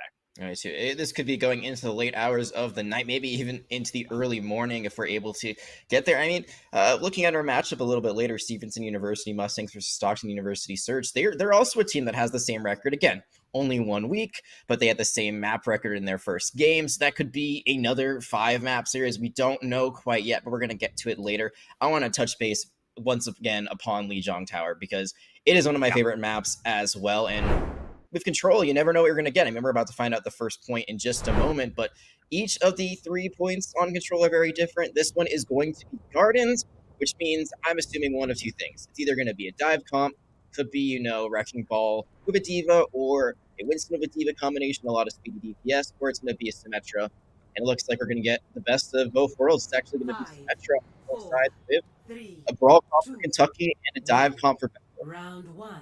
Yeah, and I got to say, right out the gate, I want to talk about this early. Momo on the side of Bethel. I know that she is a D.Va specialist. She can certainly play other tanks, but D.Va is where she shines. So I have no idea what Brandon can bring to the table from Kentucky, and I really want to keep an eye out on that D.Va v. D.Va matchup. The action's going to be beginning early, and it's going to be Kentucky with an early point presence. Bethel being forced down and out. Red Ninja going to be the first one to fall. Brandon finds that elimination early. The damage to be dealt. Momo, that mech, no longer in the field, and he falls, but is it going to be enough? 2 down on the side of Kentucky, but it's 4 down on the side of Bethel, and just like that, it's being turned around. Zach, the bloodthirsty Zenyatta you will ever see, that much I'm sure of. He is coming in hot, able to find a 3K, secure Bethel a point cap that seemed impossible. It's just a great play from Bethel. They lose one early on, but they can just run around. They've got all the speed that they need. In Kentucky, their strength is in numbers. They have to fight together, and when they get that free ceiling, they could have just backed up and taken the point. They had the Symmetra turrets. They're still running the Symmetra. They could have just played around that, but instead they lose that. They lose positioning. Now they're going to try to regain it right here. Positioning is the name of the game. Jag and Kentucky, they are looking to find it early on. And I'm shocked to see Kentucky still rocking on this Symmetra. They're trying to plug in that microwave, but even when it's plugged in, it cannot get heated up. Quibsy has that minefield, and I suspect to see it in just a moment. There it is, and it looks like it could be a big one. That's going to be one elimination already. Big J's pulse bomb kind of missed, but that is A-OK. Fastest charge ultimate in the game. Bethel looking good here in fight 2. Oh, Big J gets traded out, but we are looking at, what is that, a 1-6 trade? Any team in their right mind is going to take that one. So 1-for-6 trade, I guess, with characters, but you got to think about the ultimates that were just used there. They used the Transcendence, they used the Mines, and like you said, the Pulse Bomb, not too big of a loss. They'll get that back pretty quickly, but that's 1 for 3 ultimates at the end of the day, and now they can just teleport right back and hit a huge shatter. My goodness, MH is going to be coming in quick as day. A double elimination from the Cassidy is not going to be canceled out by Momo's bomb for the first time. Looks like Kentucky is finally going to get their feet on the ground, and possibly, no, they will flip the point here. Bethel 70% and counting, essentially one win away from capping this first stage. Yeah, and especially now that they've staggered out a little bit more, they keep Big J on the point. They get a few more seconds, and they win this next one. They get a nice flip easily, and this could be all that's written, but there's still ultimates on the side of Kentucky. They have the self-destruct, they have the sound barrier. I think that's the biggest thing now. The sound barrier has to be timed correctly. Could be used to counter, or could just be used to, I would say, either counter the visor or try to counter something else, but right now it looks like they're not using it for anything. A couple of things are being used, but maybe not how we'd expect. My goodness, Brandon making a lot of space with that Diva Bomb, getting up close and personal. And Big J on the Tracer is not something that I remember from my time with Bethel. That was quite a few months ago, to be honest. So, they could definitely be shaking up team comps. Red is going to be popping that visor. Better late than never. A couple of really huge eliminations. Mortality Field keeping the team alive, but oh my goodness, Red Ninja with the flank there. Able to find that elimination, and Bethel, they have swapped it back. Kentucky just getting almost half of what Bethel already had.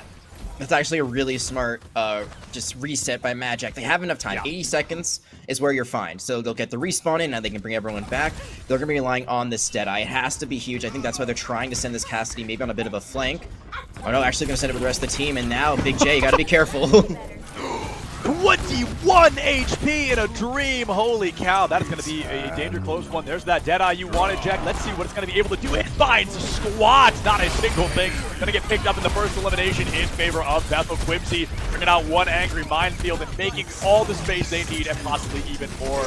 Wiggly gets burned down. The recon has to come through from Kentucky. And Quibsy, oh my goodness, just storming through Kentucky right now. They had a great hold, a great defensive push, but Quibsy rolled right through him, and that will secure that first stage win. Oh, no, it will not. I'm sorry. It's going to be one Tracer and a Dream, but unfortunately, she's not going to win the 1v5. That will secure Bethel's first stage win here on Lijiang Tower.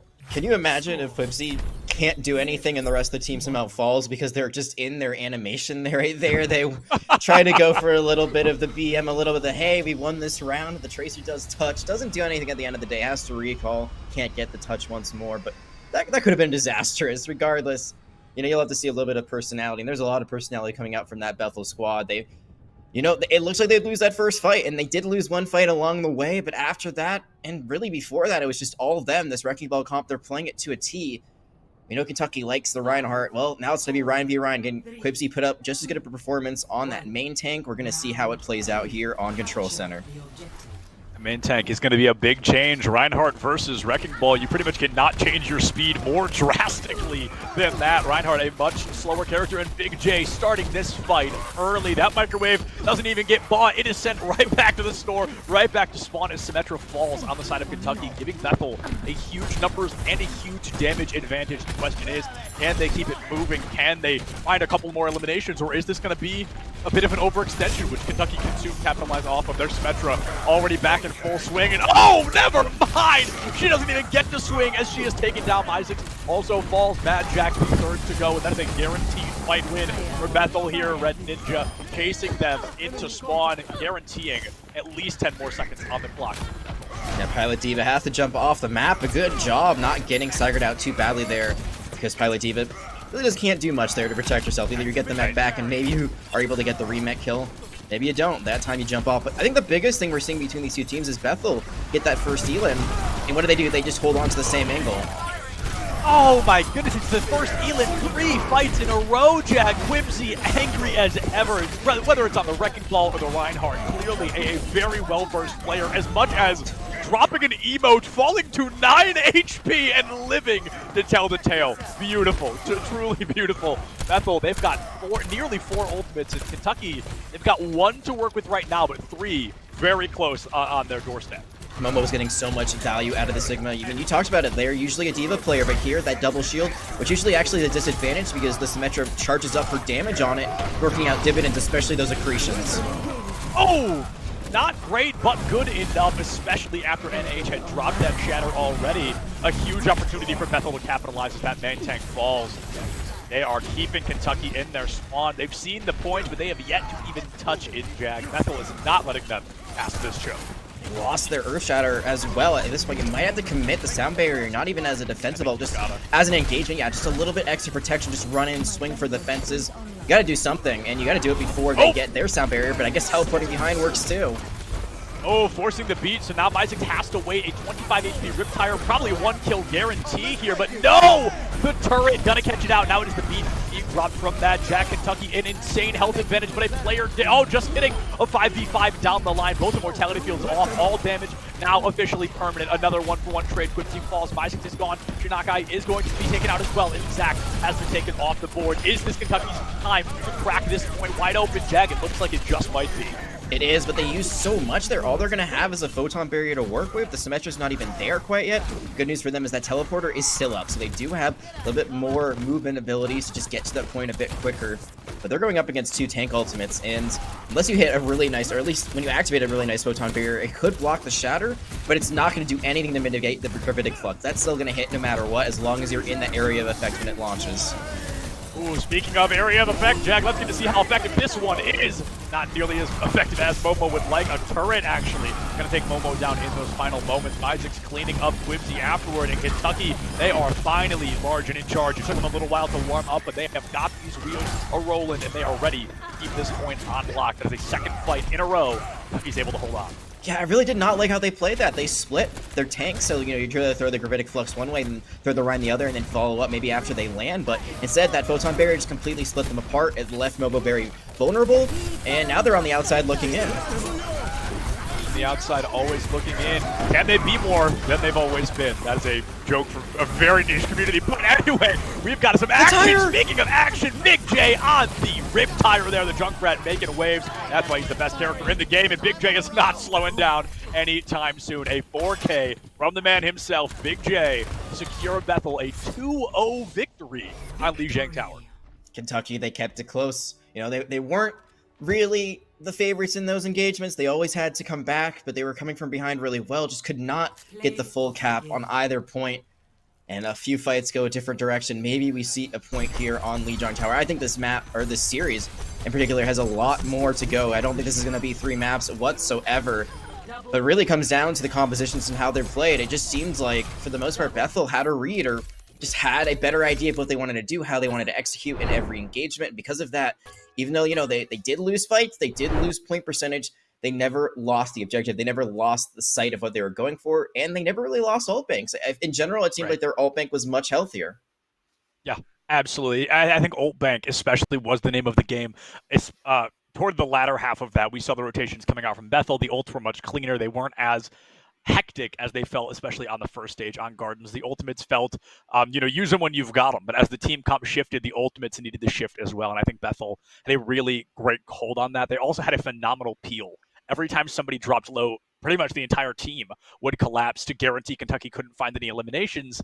And in a game like Overwatch, it's all about eliminations, right? So when your team cannot get any kills, it's going to be really hard to succeed. And Bethel is doing a great job to make sure Kentucky just cannot find eliminations right now. And you technically could win a map without ever getting an elimination. The team would have to be hard. AFK in spawn, but it could happen. I mean, that's why C9s happen when you're alive and you don't touch the point, and then the other team wins because of that. I think the biggest thing is you kind of talk about, rotations. That's a big part of why I think the maps went the way they did. On that first round, we talk about, you lose your Soldier 76, but you still win the fight. Well, what happened as a brawl comp, you don't have to take the rest of the fight. You've already won the point. You could just stay on it, play around your Sim Turrets, play around your Reinhardt shield, and just kind of wait for the point to be capped. Instead, they try to run in, finish out the fight, take out everyone else, and they get caught in a small room with a Wrecking Ball and a Tracer, which is not where you want to be with either of those heroes. Both of them do much more damage at close range. On the other side, when we saw it on Control Center, Bethel, even though they got that first elimination, they did not chase. They held natural cover. They held the high ground right near the point, and they had someone still on that point, so they could just cap it. And they still won the fight because of their positioning, but they did not chase whatsoever. They didn't overextend. And I think that's a really big difference we're seeing in kind of these teams' mentalities and knowing your win condition early on.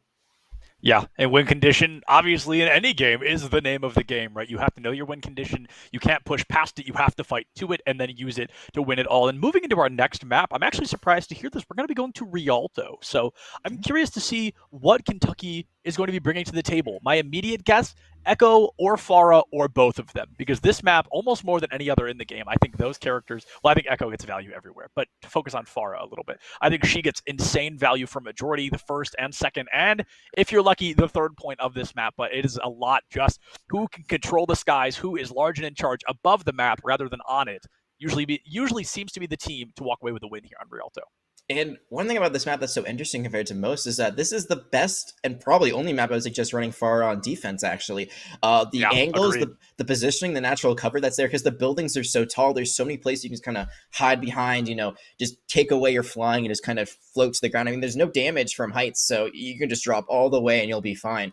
Because the other thing that we could see is a Widowmaker. I think this is also a really good Widowmaker map. I think, it's not necessarily her specialty here. I think a map like Havana might be a little bit better for her, but that's the best counter. If you're going to run a Pharah, if you're going to see a Pharah against you, just run the Widowmaker, because there's a lot of great ways to play her into that.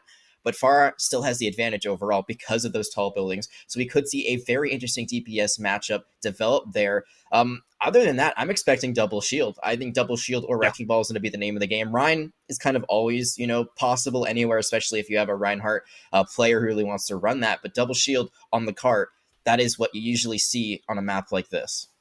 Yeah, double shield on the cart, like you said. But we saw Quibsy earlier with that Wrecking Ball.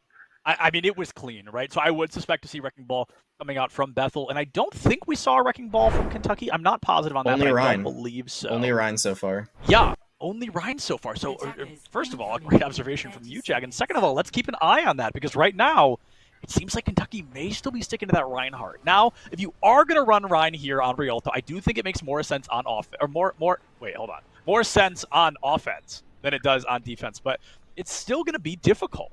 There's no Pharah or Echo, which is shocking. There's no Widowmaker. These teams are taking some individual liberties here. I will say, the one thing that I do like about Kentucky's comp is because you have the Baptiste, the Immortality Field, you can kind of just run in past their shields, and then you've got that Immortality Field that's going to keep you alive. Lets you kind of just brawl through them and ignore their protection. But you also have to deal with all the spam that Bethel's going to have. The Hanzo, the Ash Dynamite, the Zen Discord Orb that does more damage to someone, the Baptiste. There is so much that's going to be coming at you. How do you even get through those shields when you have all this damage in your face? I'm going to say I'm surprised to not see Big J on Torbjorn right now, because unironically, Big J may be the best Torbjorn player I've ever seen in my entire life. That's not even a joke. That is a real sentence. And I think Torbjorn could work very well here, but Big J seems to be rocking on the projectile. We're going for a pseudo double sniper comp, Hanzo Ash. And Kentucky, they are putting some pressure onto Bethel, but Bethel has already rotated out. Now, as much as I like the idea of what Kentucky's doing, they just had nobody on cart for about 15 seconds. And now losing their casting that early in an engagement is pretty much going to stop any attempt of a push they were going for there. They have the Lucio, so the idea is we're just going to try to, go up and around, speed through, but they can't get past the damage. Again, it's the same thing. The spam damage, just, wait, what? Oh, that's the angle. Oh, okay, it makes sense. Big J, just uncontested there. Okay, now he's contested and things. Oh! Oh my God! Oh, wow. Oh, man, that was phenomenal. Truly a great shot from Big J. It was close quarters, sure, but, I mean, he missed quite a few to make up for that one. And I'm worried about this Reinhardt more and more, Jag, because if you look up any Reinhardt how-to, right, the number one thing is making sure your shield doesn't take too much damage. And Orisa's number one job is to grind down that shield. So how is NH ever going to get close enough in this scenario to use their shield? They think that the Diva Matrix might be enough. Sure, you can absorb damage, but it's not going to be absorbing enough here of how much is being put out. I think a Sigma would be a better choice here, honestly, and I agree. It works. Yeah, and also Isaac's on the Reaper now. The number one issue Kentucky has is they're not able to get close enough to fight. I personally wouldn't bring out a close quarters character like Reaper. I think that's going to hurt them a lot more than it's going to help them. But who knows? You know, I'm sure they're all much higher ranked than I am, so I'm only speculating. But I'm really worried about Kentucky's kind of attempts moving forward. Already half their time bank is gone, and Bethel has 6 ultimates on the board. Yeah, I agree with you wholeheartedly. I mean, I think the idea is now with this Symmetra, they're going to try to teleport in, but they're taking way too much chunk damage like before they can set up the teleporter once more. If they can teleport right into them, Lucio speed into their tank line, like this works out perfectly. But they have not been able to break through. Now, this rotation I really like. Yeah. But there's still plenty of time for the rotation on the side of Bethel. I mean, they can just basically take the attacker stance on the card and keep moving back. Oh no! Oh my goodness, those dragons, they may have not gotten any kills, but the amount of damage they just did sealed Kentucky's coffins before they even had the chance to lie down. That was a guaranteed fight win for Bethel the moment those dragons came out. Oh my goodness, Big J, just a phenomenal use of the ultimate there. A great Sager as well, only 60 seconds left. No ultimates. There are no ultimates. The only one we've seen so far from Kentucky. Used one. Yeah, they used 2, but there's no ultimates for Kentucky just yet. They are very close to some. But if they lose this fight outright, if they lose it really quickly, it's just going to be basically desperation to get back to the point. This could be very dangerous for them as they continue to run out of time. Momo with somehow an accretion stun there onto NH. And speaking of, this Reinhardt just fell to beneath half HP. Oh no. Momo baiting out the beat, and now that Gravitic Flux is essentially free with them grouped up the way they are right now. She's going to be trying to rotate the flank. The Rhine is gone. You've got to try to regroup for one more fight. The Overwatch factor needs to kick in right here, right now. But Big J, already another Dragon's online. I've got a hunch that Kentucky might not be able to get this much further. I think it's going to be the Gravitic Flux into the Dragon Strike because it's going to land them perfectly. But no, the Dragon Strike's eaten. Huge from Brandon there. He said, fool me once, fool me twice. Oh, Transcendence making an appearance now from Jake, trying to get some action. Gravitic Flux picks up 3 and brings one down 6 feet into the ground. Already the Reinhardt falls 2 eliminations in favor of Kentucky. Whipsy has to swap as a team. One by one, they are calling Kentucky, waiting for the last possible moment, but finally finding their footing. They just barely may be able to take us further into Rialto. Zach still has the Amp Matrix. There it is. Can they still break through all this damage? Oh, they're going to use their own Amp Matrix too. Oh, no, I was afraid we were going to get a pseudo C9 there from Bethel, but Quipsy is going to be able to stabilize just a bit. The Death Blossom now going to be a huge one. Mysix picking up 2. Going to get accretion and fall, but that is not going to be enough. Kentucky are finally breaking that barrier down and capping that first point. 2:20 on the clock.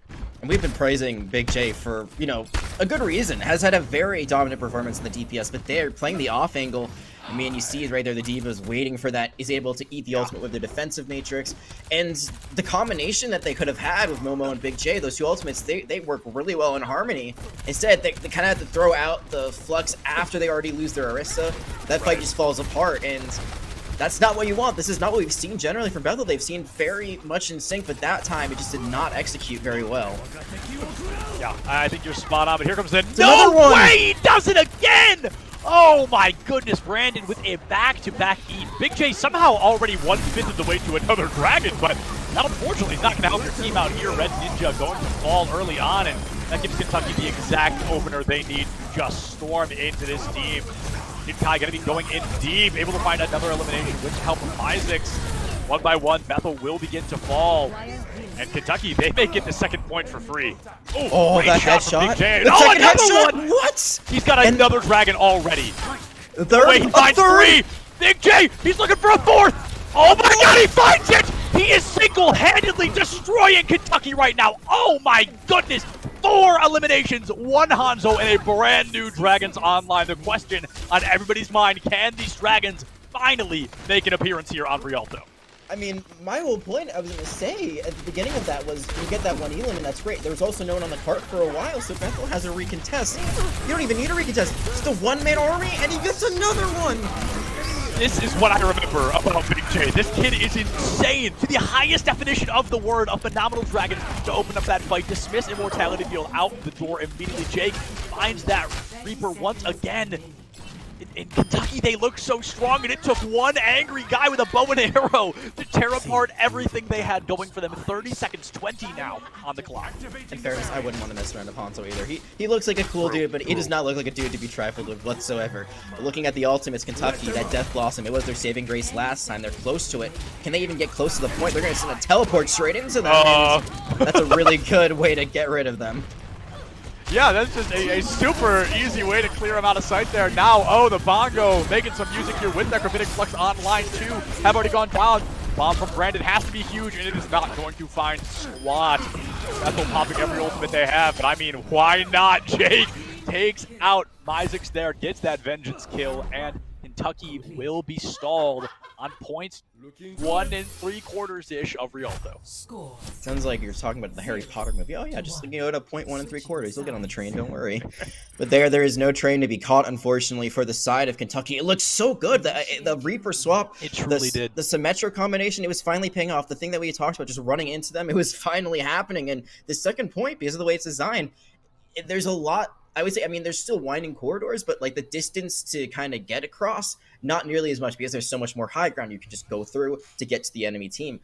But they left Big J alive. And after that 5 elimination performance, that's all it really took. Kentucky, it seems like the wind was out of their sails. The ultimates, they weren't built up quick enough, which was kind of the problem they had in the first place. It was down to that last fight on first point because they weren't able to build up that much in that first 4 minutes. And by the time they finally got things online, they'd already lost about 3 people in that fight. And I would love to see the stats at the end of this because I'm wondering if we are in flooded deadlift territory. And the definition of flooded deadlift, 50% or more of the final team blows in a map. I'm really curious to see where Big J is at right now. I'm wondering what Big J's headshot accuracy is right now. We have seen an incredible amount of headshots coming out from Big J so far, and it has been a delight, truly. Now, Kentucky going with what I often refer to as the Havana hold. It's when you hold right up close and personal in those spawn doors. They've got the perf comp to do it, but can they make the waves they want to? Momo gets that intel early, and Orisa there to grind that Rhine Shield down there, going through, trading locations. An amazing pull from Quimsy there to keep that action moving. Immortality Field down on both sides, but Momo and Jake will be taking out. That microwave is plugged in and on full charge. Another one going to fall. Red Ninja takes out one, but gets taken out in return. Myzix going up and around. I thought they get a little bit of movement there, but not nearly as much as they'd want on a first attempt. And I love this. This isn't done enough on this map. You call it the Havana hold, but honestly, I feel like Rialto kind of gives you a better way to do this, especially the Symmetra. You can teleport in and out pretty easily. There's a lot of environmental eliminations you can get because the water's right there on that first bridge. I don't like that they backed out of this, but I guess it makes sense because they do have the Matrix in the corner. They're playing for natural cover. Yeah, and natural cover, 3/4 cover could be huge here. Unfortunately, Andy just not able to land those shots onto that opposing Baptiste. Zach gonna get healed right back up. I think okay, well, maybe it's just Big J. I was gonna say win condition might be farming Bob here and just letting him kind of make waves, but as long as Big J is alive, it seems like the fight will always be far from over. It's gonna be NH, the next to fall. All of a sudden a 6v4 in favor of Bethel with a lot more time on the clock than Kentucky had when they made it to the spot. And I don't disagree with the plan to back up because, yeah, natural cover makes sense. You want to be protected from Big J and Red Ninja, but the point of a forward hold isn't to win a fight, it's just to stall. It's just to kill time off the clock, make it harder for the attackers. And there, you're just giving them free progress, and they get an angle they want, and now they've got another Dragon Strike. Yeah, and it's going to be, no, not through the image. He goes a little too far to the side, but it looks like that's not going to matter. A great Space Maker and a great Kill Finder. 2 going to fall there from Big J's Dragons, already a quarter of the way to the next, finding that D-Neck as well, looking for the baby Diva, but does not need it because the rest of Bethel is there. Up close and personal shot onto Myzix, dismissing that Reaper, and Bethel tapping that first point with 2 minutes on the clock. All right, I love this. The match chat, keeping it light with Quibsy saying, I thought you were my Lucio. You scared me, Reaper. Big J, get out. I guess not. But there's still space being built, so that's not the the worst int I've ever seen in my life. There's still plenty of time for that card to keep moving, and Kentucky they're not moving in on this despite getting 1 elim. Maybe they've learned their lesson. Hey, we got that 1 elim on the previous map. We still couldn't win it. Let's just play safe. Ooh, they find a second one there in the form of Jake, but it's going to be a 2-for-2 trade. All 4 supports off the clock. Kentucky is going to lose everybody else in the process. Momo taking a bit of damage, but going to be saved out by Quimsy, who may give the price of their own life keep that teammate alive. No, Quibsy makes it back to the team somehow. No supports in sight, but they do stay alive at the end of the day. That card is a rolling jag, and with 3 minutes and 30 seconds left on the clock, Bethel, they are mere inches away from turning this series into a 2-0. It has to be the Death Blossom because it has to find a huge one here. They also have to deal with this Bob. They got to build the Dragon Strike, and they've already found out where the Reaper is. Oh, guess who it is? You open up the door, and it is the #1 person you do not want to see, Big J on the Hanzo, finding 3 of the 6 eliminations in the final fight and guaranteeing almost single-handedly not only that the cart stops there for the enemy team, that the cart gets there for his own. Big J, without a doubt, MVP of Rialto. An incredible performance. It's so interesting because, you know, the performance we saw from Bethel on Lijiang Tower, sure, Big J did really well, but that was a very, I would say, team effort. You know, there are a lot of moving parts. There was a lot of moving factors. There's 2. This was shutting down the Death Blossom. Okay, you know, how many more can you get? Another one. That was 4 elims, actually, at the end of that, not just 3. That's 2 big fights at the end of this map. On either side, they were able to get 30% of the team's damage. I really want to see what the final blow ends up being like. It was, yeah, I don't want to, you know, discredit the rest of the team because, again, Bethel just playing really well overall, but especially that the last fight on Kentucky's attack, or second to last fight, that was actually a 5v1. That was absolutely ridiculous. Yeah, I mean, there were 2 moments in particular, like you said, Bethel as a whole, as an entire team, you know, they worked together to get to that point, but there were those 2 fights in the exact same spot on the map, just with swapped sides, where Big J finds, what was it, 5 in that first fight to stop the cart, and then 4 in that second fight to guarantee the cart moves to that spot for his team, confirming that second stage of victory, that second map victory on Rialto. It has been breathtaking so far. I believe we're throwing it to a super short break. I'm not positive. I think we're going to throw it to a short break. You know, use this time, get some water, use the restroom, do whatever you got to do. But come right back here in just a bit, because if those 2 maps told us anything, they told us this is going to be a phenomenal series. See you right back here in just a minute.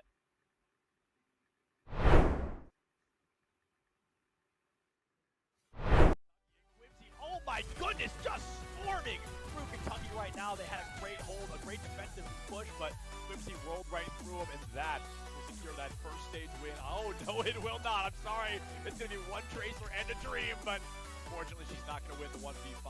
That will secure Bethel's first stage win.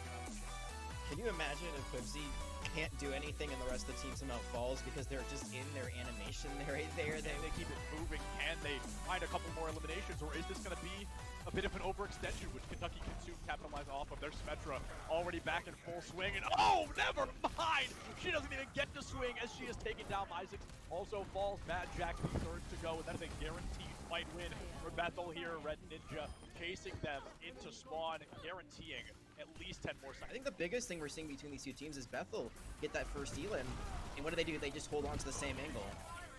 Oh my goodness, it's the first Elin 3 fights in a row, Jack. Quibsy angry as ever, whether it's on the Wrecking Ball or the Reinhardt. Clearly a very well-versed player, as much as dropping an emote, falling to 9 HP, and living to tell the tale. Beautiful, truly beautiful. Bethel gonna catch it out. Now it is the beat. He dropped from that. Jack Kentucky, an insane health advantage, but a player, just hitting a 5v5 down the line. Both immortality fields off, all damage now officially permanent. Another 1-for-1 trade. Quibsy falls. Isaac is gone. Shinakai is going to be taken out as well. And Zach has been taken off the board. Is this Kentucky's time to crack this point wide open? You're in the area of effect when it launches. Ooh, speaking of area of effect, Jack, let's get to see how effective this one is. Not nearly as effective as Momo would like. A turret, actually. The outside always looking in. Can they be more than they've always been? That is a joke from a very niche community. But anyway, we've got some action. Speaking of action, Big J on the rim tire there. The Junkrat making a wave. That's why he's the best character in the game. And Big J is not slowing down anytime soon. A 4K from the man himself, Big J, secure Bethel a 2-0 victory on Lijiang Tower. Kentucky, they kept it close here on Lijiang Tower. I think this map, or this series in particular, has a lot more to go. I don't think this is going to be 3 maps whatsoever. But it really comes down to the compositions and how they're played. It just seems like, for the most part, Bethel had a read, or just had a better idea of what they wanted to do, how they wanted to execute in every engagement because of that. Oh, that's the angle. Oh, okay, it makes sense. Big J, just uncontested there. Okay, now he's contested and things. Oh! Oh my God! Oh, time for the rotation on the side of Bethel. I mean, they can just basically take the attacker stance from the cart and keep moving back. oh no. Oh my goodness, those Dragons, they may have not gotten any kills, but the amount of damage they just did sealed Kentucky's coffins before they even had No, the Dragon Strike's Eden. huge from Brandon there. He said, fool me once, fool me twice. Oh, Transcendence making an appearance now from Jake, trying to get some action. Grenadier Clutch picks up 3 and breaks 1 down 6 feet into the ground. Already the Reinhardt calls 2 eliminations in favor of Kentucky. Quipsy has to swap. As we were going to get a pseudo C9 there from Bethel, but Quipsy is going to be able to stabilize just a bit. The Death Blossom now going to be a huge one. Isaac picking up 2. Going to get accretion and fall, but Bethel will begin to fall. And Kentucky, they may get the second point for free. Oh, that headshot. The second headshot. What? He's got another Dragon already. The third. Wait, he finds 3. Big J, he's looking for a 4th. Oh my God, he finds it. He is single-handedly. Get rid of them. Yeah, that's just a super easy way to clear him out of sight there. Now, oh, the Bongo making some music here with Necrophitic Flux online too. Have already gone down. Bomb from Brandon has to be huge. It is not going to find squad. That's all popping every ultimate they have, but I mean, why not? Jake takes out Isaac there, gets that vengeance kill, and Kentucky will be. It's just a solve. It's just to kill time off the clock, make it harder for the attackers. And there, you're just giving them free progress, and they get an angle they want, and now they've got another Dragon Strike. Yeah, it's going to be, no, not to the image. He goes a little too far to the side, but it looks like that's not going to matter. A great space maker and a great kill finder. 2 going to fall there from Big J's Dragons. Already a quarter of the way to the next, finding that D-Neck as well. Looking for the baby Diva, but does not need it because the rest of Bethel is there. Up close and personal shot onto Isaac. Just has to find a huge one here. They also have to deal with this bomb. They got to pull the Dragon Strike, and they've already found out where the Reaper is. Oh, guess who it is? You open up the door, and it is the #1 person you do not want to see, Big J on the Hanzo, finding 3 of the 6 eliminations in the final fight and guaranteeing almost single-handedly.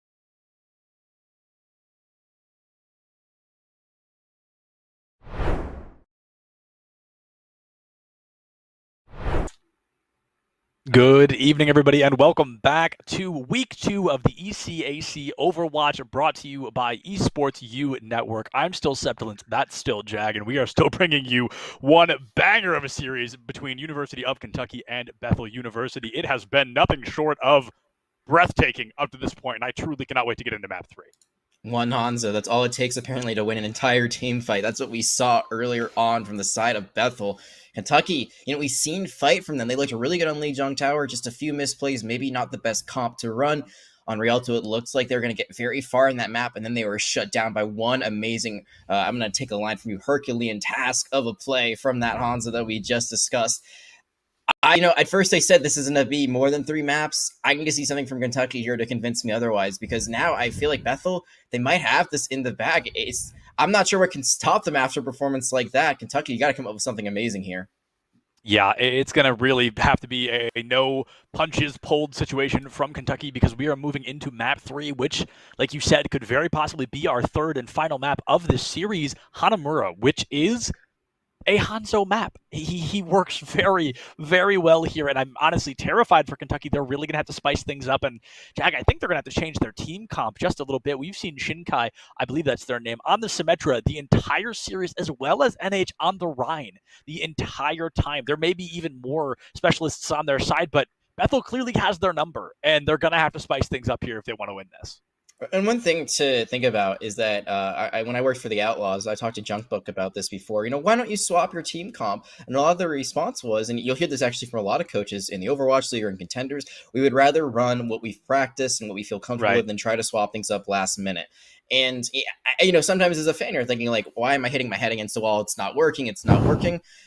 This is what they do. This is, what they are brought in for. This is, they think this is the best thing to run. Maybe it's just better suits their playing style. Maybe just is better for their hero pools with the players. There's a lot of reasons why they could be doing this. I agree that, it might be time to swap things up, but this is their map pick, as they've lost the last who have been their map picks. So here, I'm sure they've got something under their seat that they might be pulling out here to try to bring this back a little bit closer. I love that shot, by the way. Hands out to our observer. That's a great shot. One thing to note, though, a little confused when we swapped screens there. It's a different that was game. jarring. Yeah. It's Siege Mode 3. I mean, you don't know Siege Mode 3? Come on, man. I can't say I've ever cast Siege Mode 3 before, no. Oh, you got to get into it. But I will say also, this is a really good Symmetra map. I mean, everyone knows the way you play this. Yeah, just do it straight for the choke and attack. And on defense, you can set up the turret and have a much easier recontest if you lose 1 or 2 before the main fight breaks out. 2, 1. Attackers incoming. So the pressure coming out now. Myzix was on the Bastion, and Jag, I didn't hate that. I don't hate the Mei either. I think she can work out really well, but I think Bastion truly could have made some waves. I mean, it could have been a great opportunity to TP in and immediately taken back out. Half the team separated. Shinkai gonna fall more down the line. It sets the stage straight away. They're not even gonna get a fraction of a fight here as Bethel is ripping Kentucky to shreds. A complete and total team kill. And it seems like there was a bit of miscommunication there. The teleporter was destroyed before NH could go through it, so although most of the team was there, not all of the team was there, and that's your main shield, your main protection. So even though that Bethel played that split, they had their Baptiste on their Orisa, they had a Mortality Field, that's all you need to keep them alive. And also, you know, they can fortify, they got a little bit more protection, but now they're going to try to TP over the top. And it looks like all 6 of them did make it through, but not without taking quite a bit of damage from Big J, who is still rocking and rolling on that Hanzo. Pressure coming out now, a phenomenal dynamite from Red Ninja. 70% and counting for this Bob, and Bob could be the change they need to win this fight. Both Mortality Fields going to be taken down, but Jake is going to fall, traded out by Andy Rigg and traded for Baptiste. Quincy is going to fall on the side of Bethel, giving Kentucky that numbers advantage. As I say that though, Brandon, gonna lose that mech, and NH falling into critical condition. The Dragons making space for Bethel to win this fight once again. Kentucky, they've got 3 left on the board. Bethel, they are still rocking with 4. Myzix, no escape abilities here. 26 HP in a dream, but he's gonna go for the tactical reset instead. Yeah, they get 1 tick out of it, so that's something, but it does cost them a little bit in terms of the time bank. Still have 2 minutes and 20 seconds. They still got plenty of time. They take out Big J, but because of that reset from Myzix, they're actually kind of back to square one. They're back to 6v6. Yeah. It gave them enough time for everyone to kind of reset and get back to where they needed to be. They go for the TP, but choose not to take it. That may have been a fake, may have been a misclick, but either way, they're going up and around through the high ground. Something I truly do wish we saw teams do more often, but let's see if it even works out for Kentucky here. They're going to be waiting it out, maybe waiting for a teleport. Yep, waiting for a teleporter to come off. Cooldown so they can shuffle themselves right in. NH going for that Earth Shatter and finding just a little bit. Only going to be able to pick up Zach there. Looks like that may not be the progress maker they needed. Here comes a lot of damage now from Red Ninja. Bob must have been used already, but it looks like Bob wasn't even necessary as this dynamite will begin to burn down Kentucky, leaving Bethel large and in charge. Yeah, it's a really good rotation. It gets the Ant Matrix out early.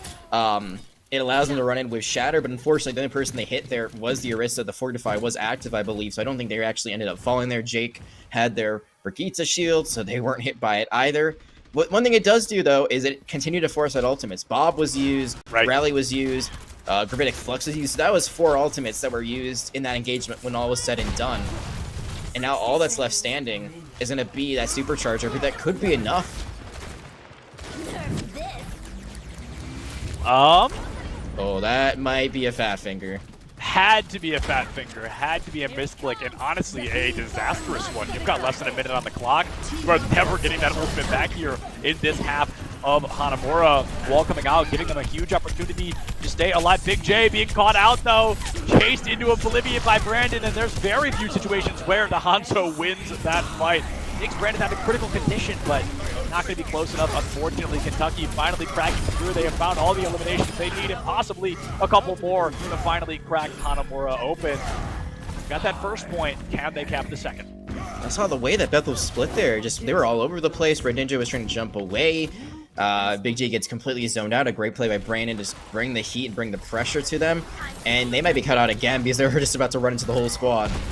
Yeah, they're about to run right into a 6v6 and a massive dynamite from Red Ninja. 6v6 may turn into 6v7. NH not going to find. Oh, no, excuse me, did find Momo. A huge opportunity. I miscalculated that entirely. Momo will fall. Big J taken offline as well. And Jack, we asked Kentucky to show us something. It looks like they finally remembered how. They've got some great value. A 6v4, but a colossal, as big as can be, spawn advantage for Bethel right now.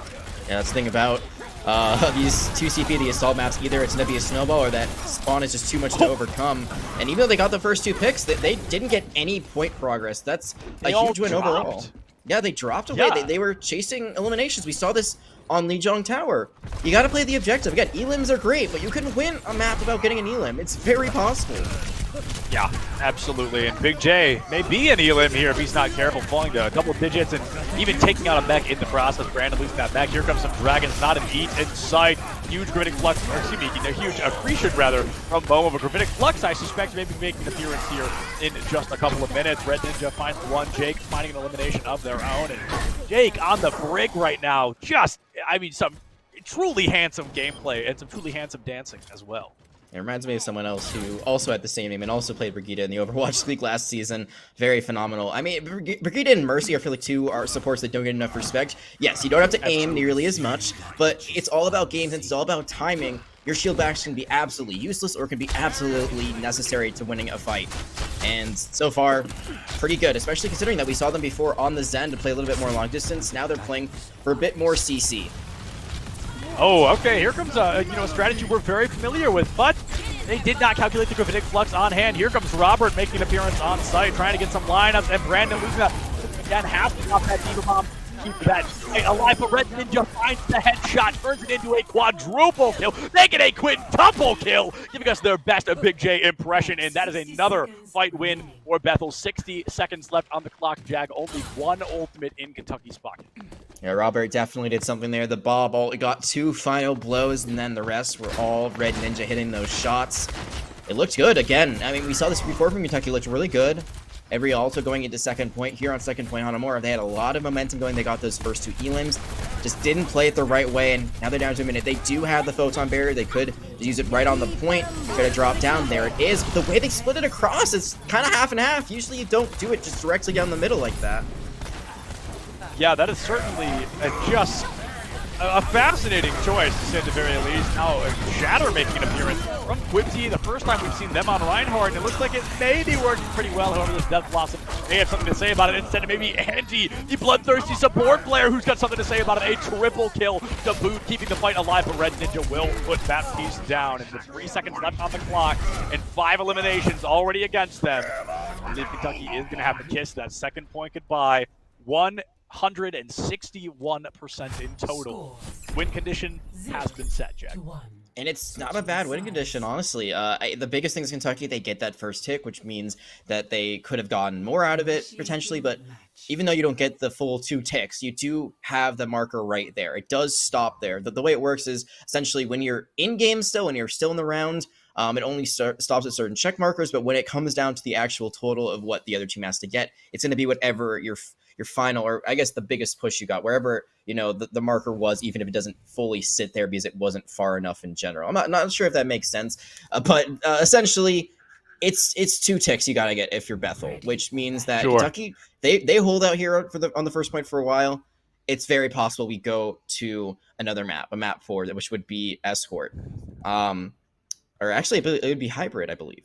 But the biggest thing is that there's no draw condition now. It's either you win or you go home for Kentucky, which I think adds a lot more pressure, honestly. Yeah, you win for the first time in 3 maps, or you go home 3-0. They 3-0'd last week. They might get 3-0'd this week. I did have a little bit of, a chat with Bethel before. When I found out I was casting, I was like, oh, Big J plays some Torbjorn. I was told no, so that's a little sad. But Myzik's now a player after my own heart, bringing out one of my favorite characters in the game to watch, the Torb here on the defense. And Jack, I got to talk about Mad Jack as well. You talked about supports maybe not getting enough respect, and Mad Jack bringing out that Mercy. It's in a pocket the Ashe, which is perfect. I mean, Ashe with the Mercy damage boost. Yeah, it's a 1 headshot, 1 kill, essentially, on any squishy target. Also, more dynamite damage, lets you build your Bob faster, and we have the Resurrection. So there's a lot of pluses that can really help you here. It's just all about positioning. If you fly out with your Valkyrie to try to, catch someone, maybe try to heal them up, and you're caught in the middle of that transition, you're basically just dead meat. You are just not going to be in a place you want to be. Yeah, you are not going to be in a place you want to be at all. It's going to be a lot of pressure now on Kentucky as Bethel is moving in large and in charge. And I can't remember the last close quarters fight that Kentucky won. Every time they get close enough, Bethel seems to win it. Zach, a player who I remember on the Ana, finally bringing her out already only 10% away from a nano. Eons ahead of anybody else in lobby. And there it is on the Reinhardt. But you cannot save Red Ninja in time. Pressure is on Whipsy trying to make up for that loss. Damage is dealer in the back, just off the map. Oh no, unfortunately it is going to fall onto the low ground below. Whipsy making waves, but he's got to be careful to not overcommit. Whipsy going to go down 1 HP in a dream, and there is nothing left to be done. He was stalling. They are 3% away from a point cap. Yeah, stalling, but it's not going to be enough. Oh man, I think if Momo was up there with them the entire time, that actually could have been a stall. That could have been essentially a 4C9. They could have just body blocked.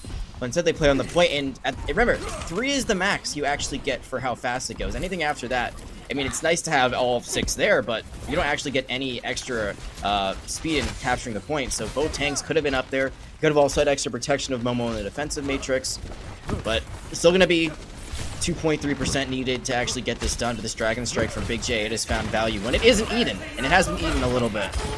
Yeah, that's been eaten a couple of times, and Zach going down early. Bethel, they have been so close, 97.7%, but close only counts in hand horse and shoot grenades, you know what I'm saying? So it's going to be NH with a phenomenal gravitic flux. There we hear the charge come through from Quimsy, but the damage has been done, my friend. I don't think taking that approach is going to be safe any longer. They're going to have a Molten Core, they're going to have a gravitic flux, they're going to have a Dynamite. So many AoE damage dealing abilities that Bethel, they want to change their strategy. I mean, Kentucky essentially needs a full hold to guarantee us a map 4. They need to win 2 more full fights and then maybe a panic push at the very end.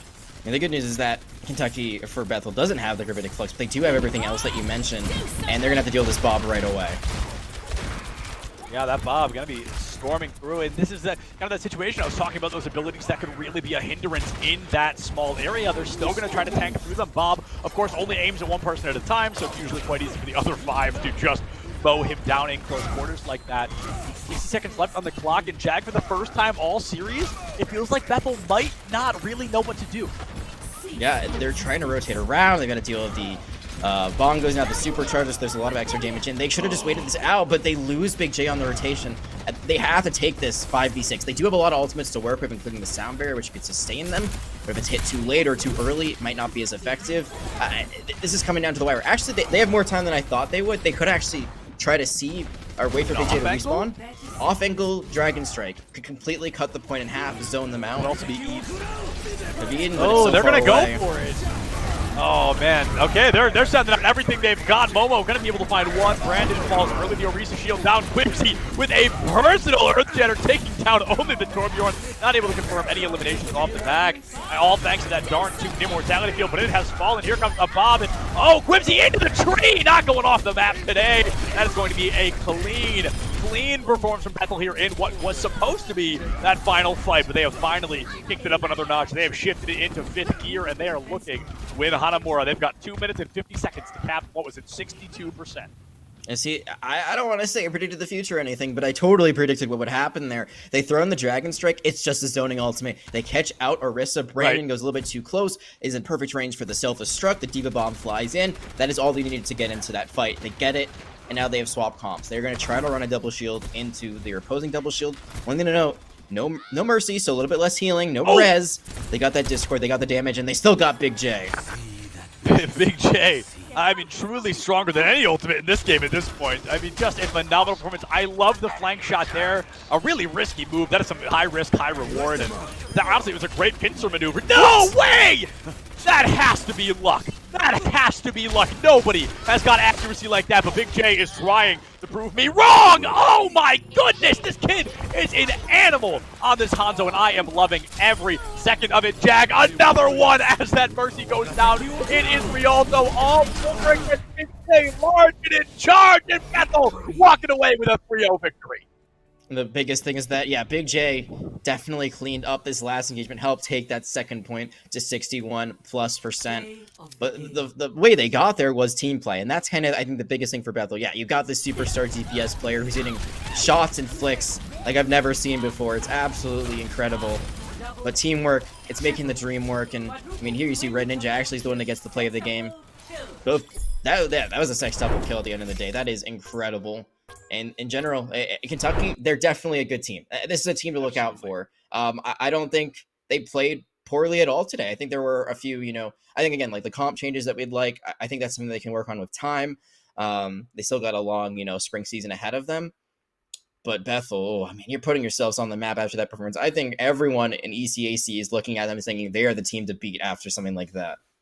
Yeah, Bethel has won, like you said, trophies on trophies beforehand, and they have proven that here tonight. 3-0ing a team that 3-0'd somebody else last week. By no means an easy feat. And like you said, I was talking a big game up on Big J, but truly, he could not perform like that without such an incredible team behind him. Like I said, that pincer maneuver, truly high risk, high reward, never would have worked on his lonesome. So that goes to show how important each and every member of that team is. And I believe we'll get to talk with a member from that team in just a couple of minutes. I think we're going to throw it to a super small break. We're going to try to get somebody in for an interview, and we'll see you folks right back here with some more Overwatch in just a bit. Don't go far.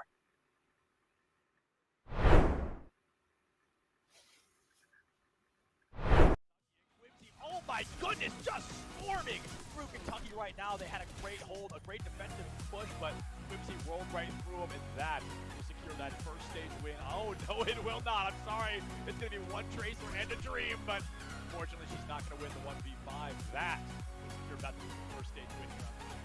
Can you imagine if Whimsy can't do anything and the rest of the team somehow falls because they're just in their animation right there? They keep it moving. Can they find a couple more eliminations, or is this going to be a bit of an overextension, which Kentucky can soon capitalize off of? Their Symmetra already back in full swing, and oh, never mind! She doesn't even get to swing as she is taken down. Isaac also falls. Mad Jack with third to go, and that's a guaranteed fight win for Bethel here. Red Ninja chasing them into spawn and guaranteeing at least 10 more seconds. I think the biggest thing we're seeing between these two teams is Bethel get that first Elan, and what do? They just hold on to the same angle. Oh my goodness, it's the first Elan 3 fights in a row, Jack. Whimsy angry as ever, whether it's on the Wrecking Ball or the Reinhardt. Clearly a very well-versed player, as much as dropping an emote, falling to 9 HP and living to tell the tale. Beautiful, truly beautiful. Murray gonna catch it out. Now it is the beat dropped from that. Jack Kentucky, an insane health advantage, but a player, just hitting a 5v5 down the line. Both immortality fields off, all damage now officially permanent. Another 1-for-1 trade. Quincy falls, Isaac is gone. Shinakai is going to be taken out as well. ECAC has been taken off the board. Is this Kentucky's time to crack this point wide open? In the area of effect when it launches. Ooh, speaking of area of effect, Jack, let's get to see how effective this one is. Not nearly as effective as Momo would like. A turret, actually. The outside always looking in. Can they be more than they've always been? That is a joke, a very niche community. But anyway, we've got some action. Speaking of action, Big J on the rip tire there. The Junkrat making waves. That's why he's the best character in the game, and Big J is not slowing down anytime soon. A 4K from the man himself, Big J. Secure Bethel a 2-0 victory on Lijiang Tower. Kentucky, they kept it close here on Lijiang Tower. I think this map, or this series in particular, has a lot more to go. I don't think this is going to be 3 maps whatsoever. But it really comes down to the compositions and how they're played. It just seems like, for the most part, Bethel had a read or just had a better idea of what they wanted to do, how they wanted to execute in every engagement because of that. Oh, that's the angle. Oh, okay, it makes sense. Big J. Just uncontested there. Okay, now he's contested and things. Oh! Oh my god! Oh! For the rotation on the side of Bethel, they can just basically take the attacker stance on the card and keep moving back. Oh no! Oh my goodness, those dragons, they may have not gotten any kills, but the amount of damage they just did sealed Kentucky's coffins before they even had. But no, the Dragon Strike's eaten. Huge from Brendan there. He said, fool me once, fool me twice. Oh, Transcendence making an appearance now from Jake, trying to get some action. Grenadier Clutch picks up 3 and brings one down 6 feet into the ground. Already the Reinhardt falls to elimination in favor of Kentucky. Whimsy has to swap. That's right, we're going to get a pseudo C9 there from Bethel, but Whimsy is going to be able to stabilize just a bit. The Death Blossom now going to be a huge one. Isaac's picking up 2. Going to get accretion and fall, but one Bethel will begin to fall. And Kentucky, they may get the second point for free. Oh, that headshot. The second headshot. What? He's got another dragon already. The third? Wait, he finds 3. Big J, he's looking for a 4th. Oh my god, he finds it! He is single-handedly get rid of them. Yeah, that's just a super easy way to clear him out of sight there. Now, oh, the Bongo making some music here with Necrophitic Flux online too. Have already gone down. Bomb from Brandon has to be huge, and it is not going to find squat. Bethel popping every ultimate they have, but I mean, why not? Jake takes out Isaacs there, gets that vengeance kill, and Kentucky will be... It's just assault. It's just to kill time off the clock, make it harder for the attackers. And there, you're just giving them free progress, and they get an angle they want, and now they've got another Dragon Strike. Yeah, and it's going to be, no, not to the image. It goes a little too far to the side, but it looks like that's not going to matter. A great space maker and a great kill finder. Two going to fall there from Big J's Dragons, already a quarter of the way to the next, finding that D-Neck as well, looking for the baby Diva, but does not need it because the rest of Bethel is there. Up close and personal shot onto Isaac. Just has to find a huge one here. They also have to deal with this bomb. They got to build the Dragon Strike, and they've already found out where the Reaper is. Oh, guess who it is? You open up the door, and it is the #1 person you do not want to see. Big J on the Hanzo, finding 3 of the 6 eliminations in the final fight, and guaranteeing almost single-handedly not only that the card stopped the TP in, and immediately taking back out half the team, separating Shinkai, gonna fall more down the line, and then straight away. They're not even going to get a fraction of a fight here as Bethel is ripping Kentucky to shreds. A complete, and they're going to be waiting out, maybe waiting for a teleport. Yep, waiting for a teleporter to come off. Cooldown so they can shuffle themselves right in. NH going for that Earth Shatter and finding just a little bit. Only going to be able to pick up Zach there. Looks like that may not be the progress maker they needed. Here comes a lot of damage now from Red Ninja. Bob must have been used already, but it looks like Bob more than even necessary as this Dynamite will begin to burn down Kentucky, leaving Bethel large and in charge. Yeah, it's a really good rotation. It gets the Ant Matrix out early. It allows them to run in. Oh, okay. Here comes a strategy we're very familiar with, but they did not calculate the Gravitic Flux on hand. Here comes Robert making an appearance on site, trying to get some lineups, and Brandon losing that. Again, half to off that Diva Bomb.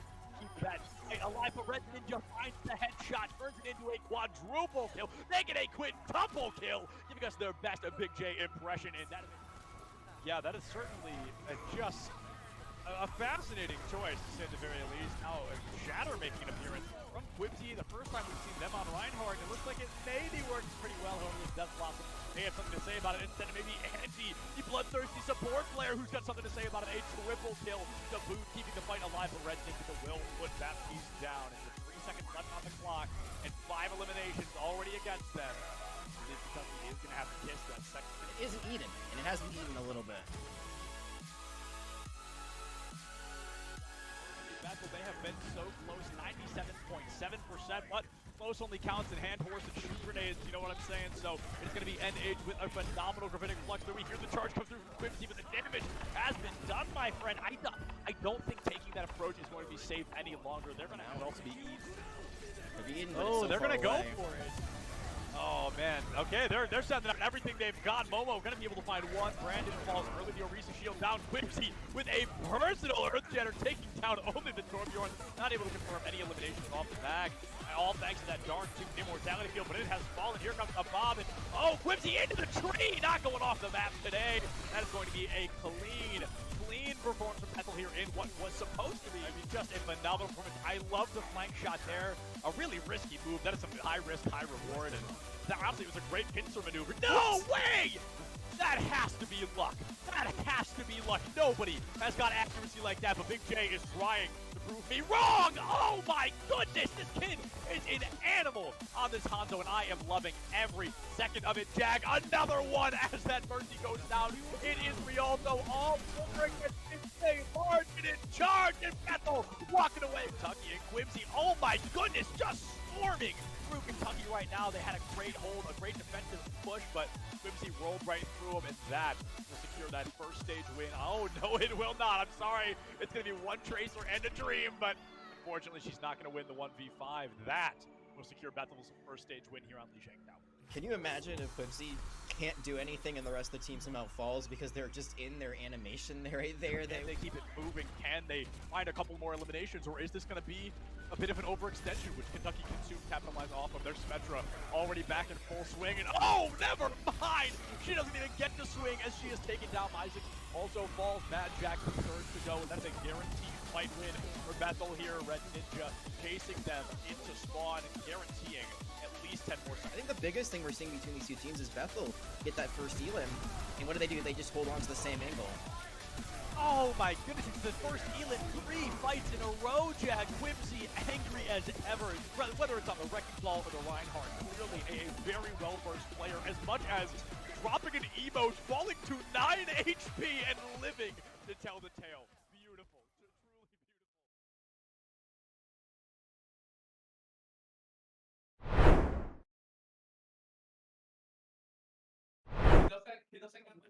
Good evening, everybody, and welcome back. I'm still Septilant, that's still Jag, but this time we are joined by the handsome head-hitting Hanzo himself, Big J.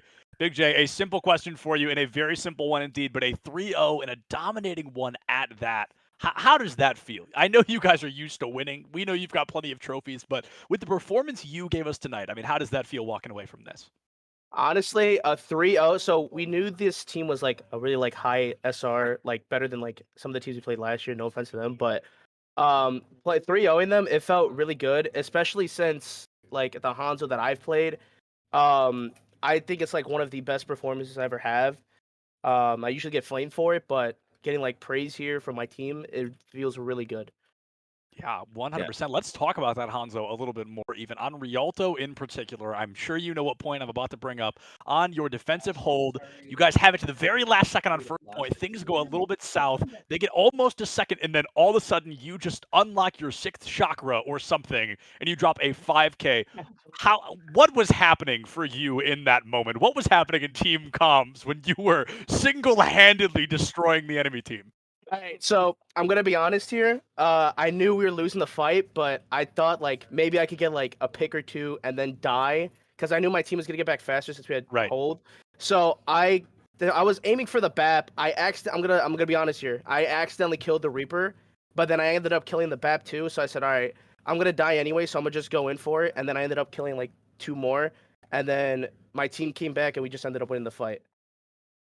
Yeah, you got the Symmetra and the Lucio right after that. You could see the confidence was budding, and honestly, after hitting shots like that, it doesn't matter if the first one's an accident. You're still getting the elimination, and you are rolling on through. I want to talk about a different play, actually, one that I think encompasses Bethel's Overwatch team as a whole. You guys on Hanamura, it was looking a bit dicey on your attack that first round, or your first point attack. You got down to the last fight, you fall early before you can actually commit. Yeah, the team has to wait for you, and then you go in with the Dragon Strike. So I know we talked about this a little bit before we came on air. I thought you guys were doing it as a zoning ultimate, just trying to catch someone out and then focus them down. Can you kind of break down for me how that play ended up actually happening and how you took that first point?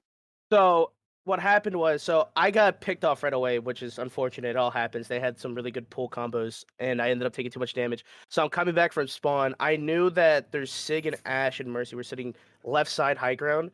So I'm like, okay, we called that we have Dragon or whatever. So when I Dragon, I was going to Dragon like center of point, trying to like make it to where I could get the left high ground while getting point 2. And then we ended up dragging it, and then we able to push in on that. And I don't remember who got the first pick, but we ended up getting picks from that after, and I was able to take like a good off angle to get some picks too. It was Momo with the self-destruct. The way that it looked, I mean, she threw it in the perfect place, got the Orisa, gets their main tank out of the way. So to me, it looked like a set play, just zone them out with the dragons, catch someone off guard, and then throw the self-destruct in. But sometimes, luck, again, luck, it could be great. Yeah. So Sometimes it seems like it all worked out. Exactly. Sometimes you got to improvise. My last question is, you guys showed a lot of looks today. I mean, we saw a lot of different compositions come out. I got to ask, is this something that's pre-planned, ahead of time you kind of have each comp planned per map, or is it more just kind of adapting on the fly, seeing what your opponent does and playing against that? So first map, it's like we go into like what map we usually play. So like for Lee Shang, we usually play like the ball tracer on Gardens or whatever, and then we see what their team runs. So we knew that they run like rush or whatever. So our coach gives us some like a comp to run for like second, third map based on what they play. And for that double shield, we were just able to like poke out their Rhine before they like do anything with TPs, and we were able to set up counter plays to TP, which was really good. Yeah, 100%. And I want to jump back a little bit just for a bit of giggles. I want to talk about your tank teammate, Momo, as I learned something very special, but I want a confirmation from one of the players so chat does not think I'm crazy. Is it true that she wears a sock on her head underneath her headset? All right, I'm going to be honest here. She doesn't. She does not. No, Jay, you are slandering me. I'm kidding. She does wear a sock on her on her head. I think if I remember correctly, it's because of like like the headset. She doesn't want to have I can't speak English. I'm sorry. She has heads. She doesn't want to deal with the headset hair where it like stands up and all that. So she just wears a sock, so it's a little more comfortable. Yeah, it blows my mind, and I want everyone to know it's real. Supplements is not making things up. But Big J, before we let you go celebrate with the team, one more question for you. Is there anybody you want to give a general thank you or just a shout out to while you're here with us? I want to give a shout out to my dad. Thank you, Dad, for everything. I want to give a shout out to my teammates and my coach Dan. All right, awesome. Yeah, actually no, that's good. Oh, that's it? Are you sure? Yeah, that's it. Yeah, I'm good. All right, perfect. Well, Big J, thank you so much for joining us, and tell your whole team, an incredible performance from you guys. All right. Thank you so much, guys. All right, thank you. We'll see you later. See ya. And with that, folks, we are done with game 1 of the night. We've got a second game coming up for you in just a bit. It is 9:15, so that game is projected to start in about 15 minutes. So you've got a couple of minutes to get some water, maybe grab a quick meal, but come right back here for some more Overwatch action in just a bit. We'll see you then.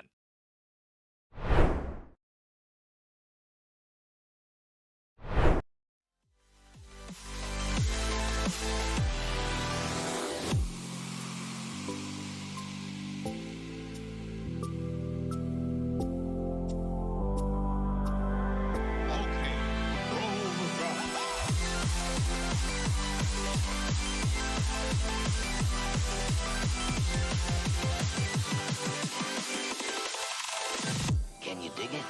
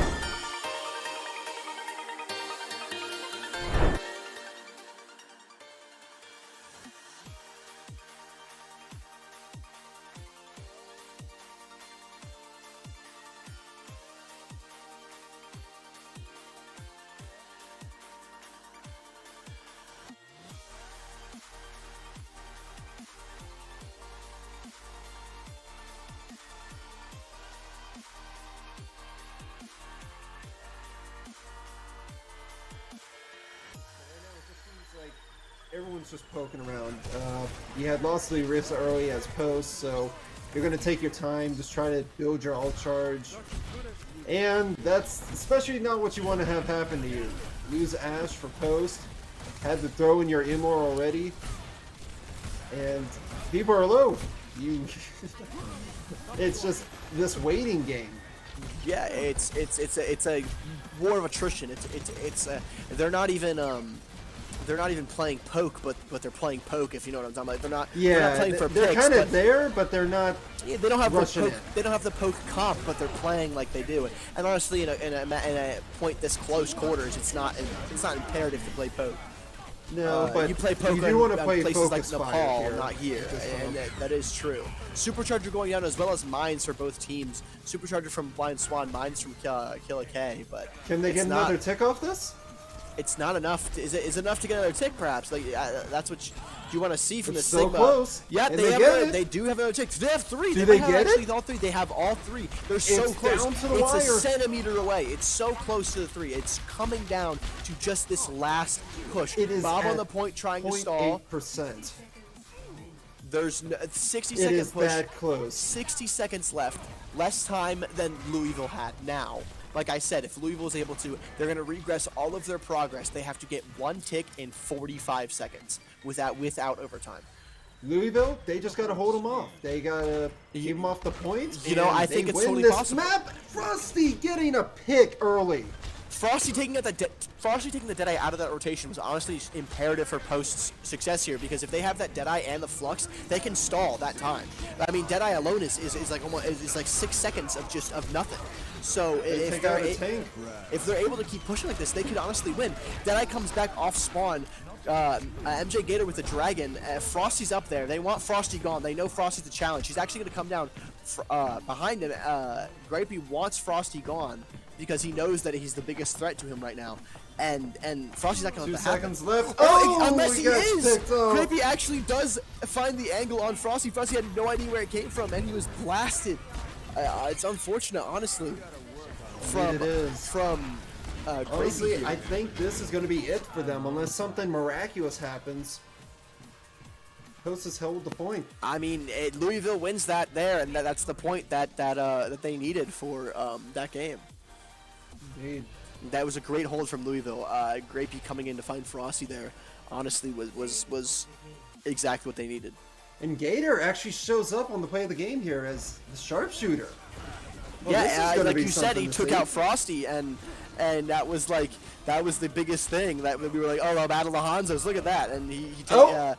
But Frosty apparently came out on top on that one. I thought I must have misseen it because I thought Frosty actually was taken out there in that, but I think it was the Baptiste. It must have been an earlier pick. Well, in any case, what a match right now. I mean, honestly, this. It is a heated competition, 1-2, and it's honestly amazing to watch. Louisville has great talent. Post has great talent. I think that where Post shines is a Blind Swan on tank and Frosty on the Hanzo. It's a comp that's worked for them so far, and if it continues to work for them, we could see 2-2. Indeed, we could. We're going to be going to hybrid next. Honestly, I'm hoping for a King's Row. I really am.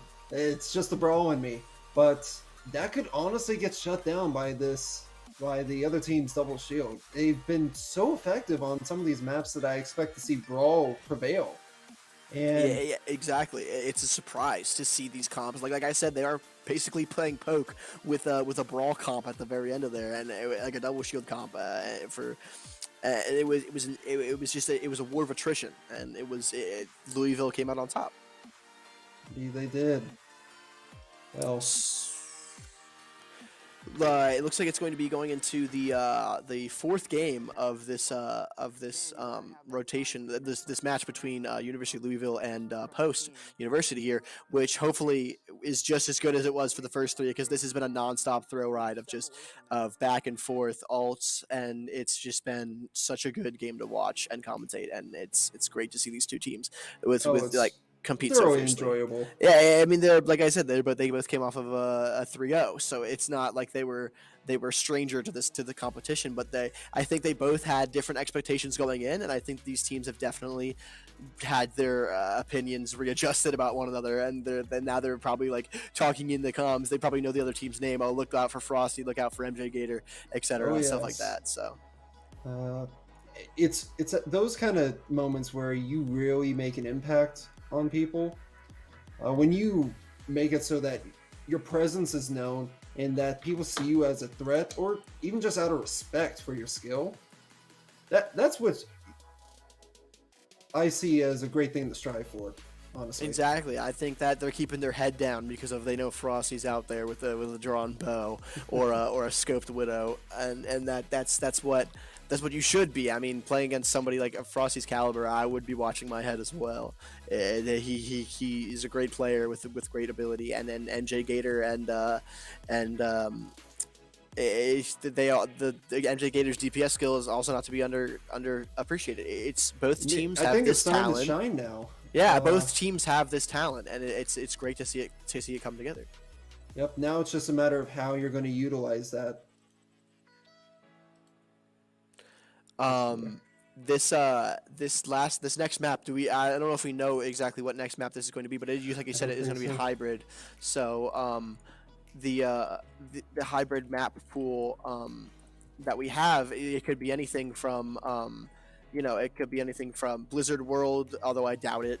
I doubt it. Not many people use Blizzard World. I think it's going to be honestly. Honestly, I think it's going to be either Kings or Hollywood. I think those are the top two maps. I think Bonnie might get thrown in there. We've seen that dive-ish kind of hybridness to, I believe it was Post with Swan on the ball. And Sigma, I see Ball just on the top right of Nimbani. And they are going Sig on the top left. We did just hear they are going Kings Row, so Nimbani was a good idea because the deck. You're right. With Swan on tank, that would be a really good area for him to operate. But Kings Row honestly is one of the better hybrid maps, I'll say, because Blizzard World and Eichenwald exist, and we don't see those in rotation for a reason. So it's not really a competition there when we have Hollywood, Nimbani, and Kings Row. Those are the three. They've been here since pretty much day one. They're gonna stay. So they're loved by all, and they're just a pure classic. You think Overwatch, you think Kings Row. It's a standard practically to play on these kind of maps. It's the hybrid experience. It's the Overwatch experience. I mean, it's hopefully going to be a great game here that we have with University of Louisiana and Post, like the great games we've had in the past. 30 minutes, and actually it's been I think an hour 30 almost. I think so too. It's been quite a long for these games. Match. It's a very long match, and none of it has been boring. I mean, it's been back and forth. It's a giant game of tug of war, and yeah, that's what's happening right now.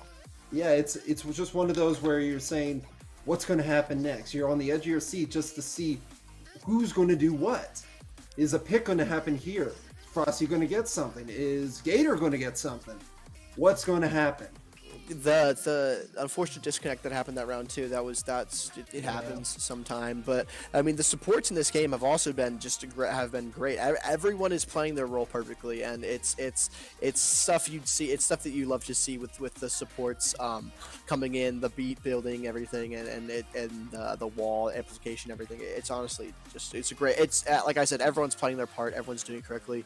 I'm not sure when we're going into this next Kings Row game. I don't know how much time or how much time the teams are taking. So, in any case, we're going to see what happens here right now. Here we are, Kings Row, good old London. I wonder if we're going to see Big Ben here as we take the cinematic tour. I assume so. The person in control of these cinematics has always done some great angles here, and yeah, it's a great map. It's a classic. I remember surprisingly futuristic when you think about it. Yeah, near future Overwatch. It's just like I didn't think Nolan would have like a skyline. It's cool. It's a great Overwatch. Is great. Some great maps. Some great design and art style. It's just it's so unique, and yeah, I love seeing these maps like this. A good few feuds were settled on this map here with some of my friends back in Prime Overwatch. This is where arguments were settled here before deathmatch was even a mode. Statements were made. Yeah, so we're gonna see Louisville with Louisville on the blue side. That might throw me off a little bit, but Louisville with MJ Gator on on May here, going to be looking for a wall to try and separate them across. Isn't able to find it with yeah, you can't trick Blind Swan like that. He was too aware of the situation. He knew that might happen. But Louisville tries to match Post's kind of like sneak tactic that they had in Havana. So yeah, we're hoping to see that this point is seriously already fiercely contested. So I don't know what's going to happen in the next couple seconds. You know, I'm surprised that oh, there we go, first pick already, and again, surprisingly close. I was expecting Frosty to go Hanzo again. It's been consistent, but the Echo, well, I don't think it's gained as much value as you would have hoped it would. JBeb at half HP, a Blind Swan just respawned. The 2 tanks are down for Post University. We have engaged Object at full HP as well as Killak. They have the ability to defend this point as hard as possible with the HP that they have, and my dude Sam meets his demise at the hands of Dane's boop there. So it's so much back and forth, but it seems it's Louisville's just holding. Sadly, they're down their BAP, so they're really gonna have to build up this beat here in case something goes really wrong. Yeah, it's honestly, you love to see this kind of stuff, this back and forth kind of, close playing. It's honestly the best kind of like back and forth you can see. We have Reaper clone, we have Grapey down, we have Dane down, and Killak actually meets it down. And my dude saw ults just to keep off the point so they can secure it with the wall coming from MJ Gator. And yeah, it looks like the point is all but had for Post University. Sorry, the colors are they're on red. They now. keep they're swapping back and forth. They're a little confusing. It's hard for me to realize. So you know, you and me both. That's why it messes with me too when I see the names and the colors going back and forth as they are. And right away, Louisville is coming back strong. They are trying to hold this choke, not allowing any sort of advancement at all. yeah, it's a huge choke. There's only a couple ways you can go around it. You can go above it, and even then most heroes can't even get up there, or you can go below it. And if Louisville plays this correctly, then they have every opportunity to keep them there for the entire game, all 3 minutes and 50 seconds. So if they're able to keep, like, you know, look at Louisville's ults. All 6 ults are there. I mean, they are. They use Beat, they use Blizzard. We have Blizzard out. We're about to have Hammer out. I guarantee it's going to come in the next couple seconds. Probably not right away. They're going to wait for that transit drop down, and then once the 6 shield's down, I believe that's when it is key. There it is. Just like I said. Slams them against the wall, has them all in the corner. Even if he died there, his team is set up to be able to take most of them down. But it doesn't look like they followed through, as Dane went down and Engage obviously went down, but Killak was down too. That's just a hard MJ thing. Gator taking shots at Echo. Hard to pick those up. It's hard because you see the play there, you see it, like the gears turn in the mind. You try to communicate it, but one false step, one mistake can cost you. That's one of the biggest, I would say, cripples as a Reinhardt, is that you have so much value, but if you make one small mistake or you're out of position just a little, it will cost you a whole choke, if not even a point. It's hard for you to capitalize off that, especially when like the split-second moments in your mind that you can't communicate out loud. It's hard. It's hard to communicate those things. Oh my goodness, dude just goes in with a double Deadeye, and they got this momentum going. Ever since that choke, they have been pushing them back further and further into their spawn here of the factory. It's truly a frightening thing to be on the receiving end. Yeah, I mean, we have Frosty on Echo. He's going to be looking for a clone here soon, I think, if Post can't get this out right away, which they're going to try and do. Obviously, they're going to try and go right for the point. But if they can't get right to the point, that clone is going to be imperative to be able to just get that last extra push. I'm thinking a Rhine or Diva clone, because that's normally, you know, Echoes normally try and get a tank to be able to finish. But if Grapey can get this Deadeye off here, which he has at full up, he's at low HP, but if he's able to get it full up, he can actually stop Frosty's clone up here, and Sir Meech is actually going to Sir Meech, Frosty, and Deadly Drew was alive there, and they're actually going to have to retreat to their other team for support. MJ Gator coming here for the switch here, but it's going to be Reaper. We've seen it before, and they've been very successful with Reaper before, especially with that last minute stop on Volsky they had before. So we're hoping that that's going to continue here. Now, given they only have Frosty's ult right now, that's all they have against Louisville. So they have to either get ults out of them or get picks here. Maybe a bit of both. They go in with a copy on the Rhine, gets the kill on the enemy Rhine on object, I should say. Being objective here, of course. Copy goes down thanks to the Reaper, MJ Gator. Headshot in. This Cassidy's just on the flank. Yeah, this absolutely. It's you're right. That the Cassidy, My Dude Saw, and Grapey are two of the best that we've seen so far.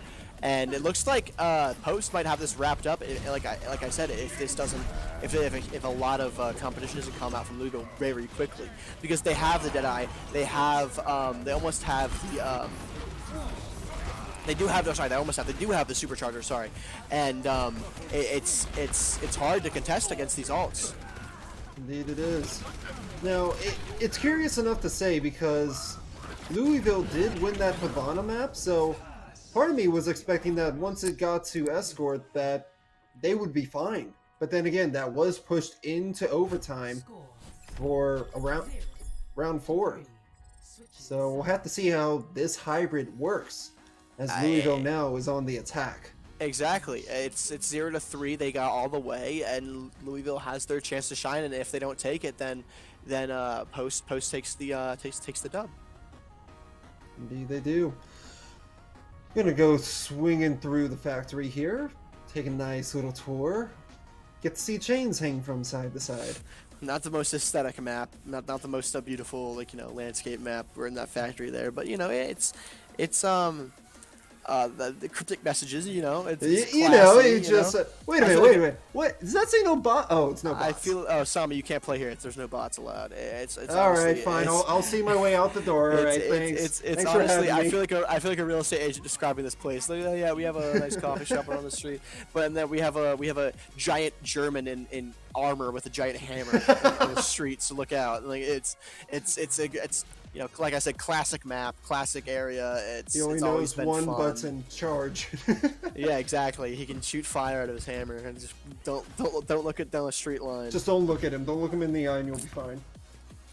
It's such a classic map, and I've so much attachment to it because it was there at day one. It's the hybrid map, and it's the map they showed in everything. As a support main, I'm very attached to that cart, if you know what I mean. Like I sit on it. I get it going. I make sure that it reaches its destination. So yeah, it's got a near and dear to my heart. Yeah, with any MMO or MOBAs, I should say, that I play, it seems like one of the biggest jobs I always face is staying on the cart. Oh, interesting. Reinhardt's on the high ground here. Are they just trying to get it for a tactical advantage, or are they going to actually do something with it? I'm not sure, but Frosty and My Dude Saw have all the time in the world to just melt his shield. It's not going to be. He's going to have to recharge his barrier. It's going to be low. So he's a menace right now to them. It's engage object only with he has full barrier now, but he didn't. I guarantee you he did before. And the double bubble coming from Post is like we've seen before in these games. It's hard to stop because they're so confident and they're so competent in this composition that there's no way that Louisville can. I mean, they have competed against before, but only in rare circumstances. As Frosty and My Dude Saw can just play the correct angles behind the shields and just get picks.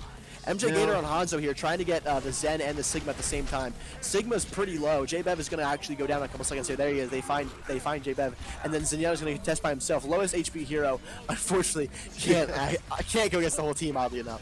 So I'm trying to figure out what happened there. It seemed like Louisville wrapped around the entire map there and just flanked them all at once, allowing them to cap the point. Is that what happened, you'd say? It looked like yeah, it looked like you're correct that Post University was definitely caught off guard. I'm not sure by what. We were spectating a lot of Post people, so maybe we were caught unaware as they were. But it seems like we weren't able to see the exact thing. But I think what happened was, from my perspective, from what I thought happened was that University of Louisville was able to get enough utility, utility like flashbang and storm arrow, and it was able to get behind Post and was able to capitalize there. Indeed. Frosty coming in as the clone, 81 HP. You know, you love to see those shatter kills now. In a way, I'm glad they buffed that. It's a little weird to see now that whenever you shatter someone point blank, that they die. Because it used to only do 50 damage. Now it does, I think, 300 or 250? I can't remember exactly. The Earth Shatter damage is, I think, it's It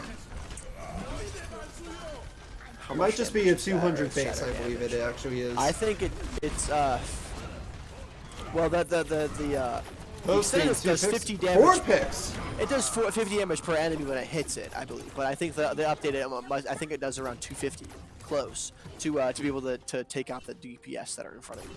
And you have to be, like I said, practically point blank in order for it to do that sort of damage.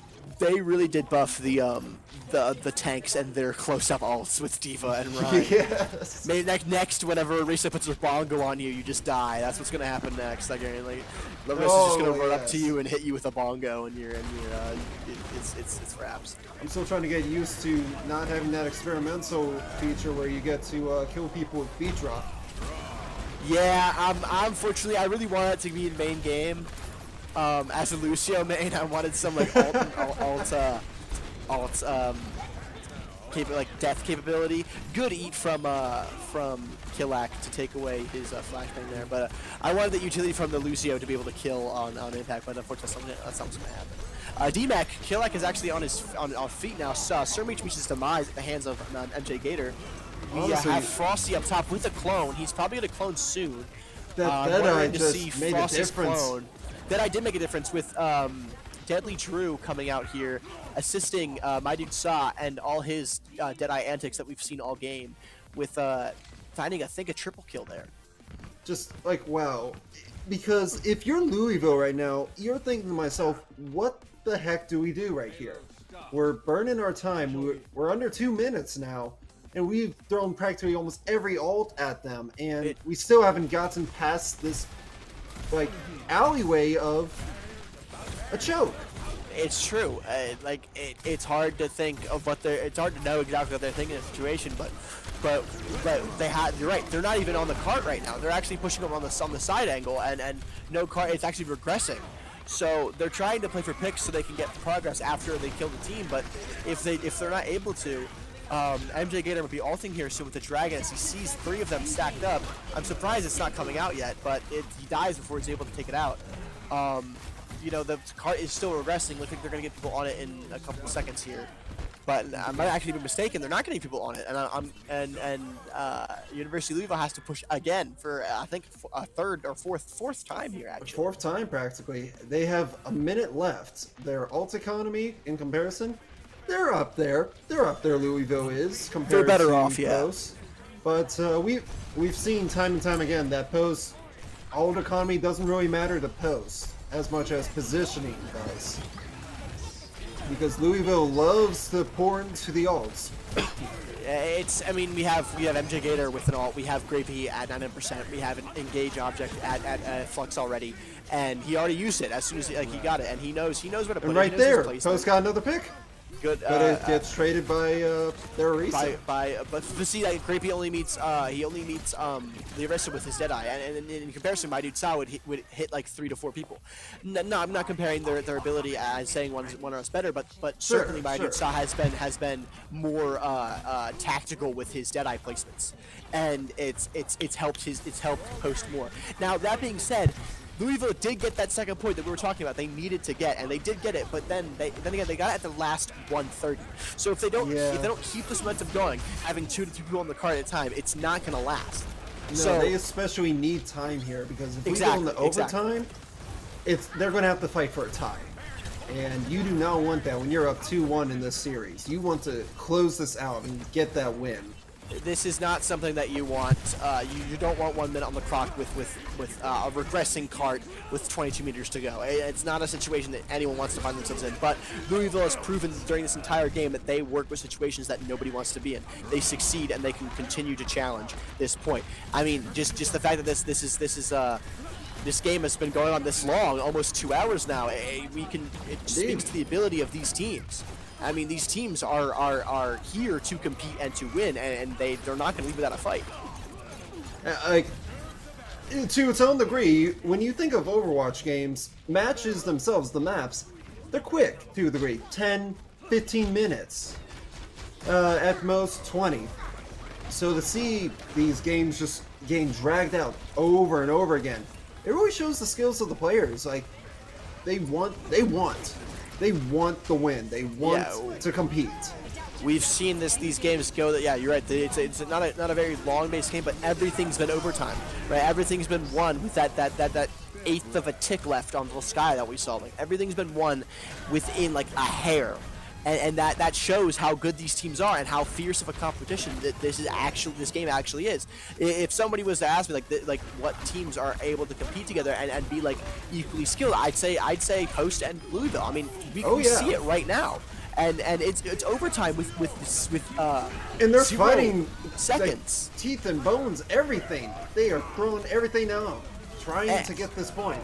It's a tug of war. I mean, we have Ball going on a point. He's gonna last there for a couple more seconds, and then see what's before spawn again. breaks. But J Bev is right there. I mean, it's not. They also have to make something happen here if they're even going to get a tie. Otherwise, they lose this map. Here comes the Rhine charge. Post needs this. Post needs this defense here. They have almost everyone on Louisville still on that point, and they're not looking like they're going to be going anywhere anytime soon. Engage is the only one low, and even then he's already healed up. Oh, poor Ball. I mean, Right honestly, Dane, that's what you want to see with those boops from that point. That's just the dream right there. So indeed. Well, it's a minute 25 practically a minute 25 that they have to defend for in order to just get the tie. It doesn't count as a point on the board. It just says they don't get a point.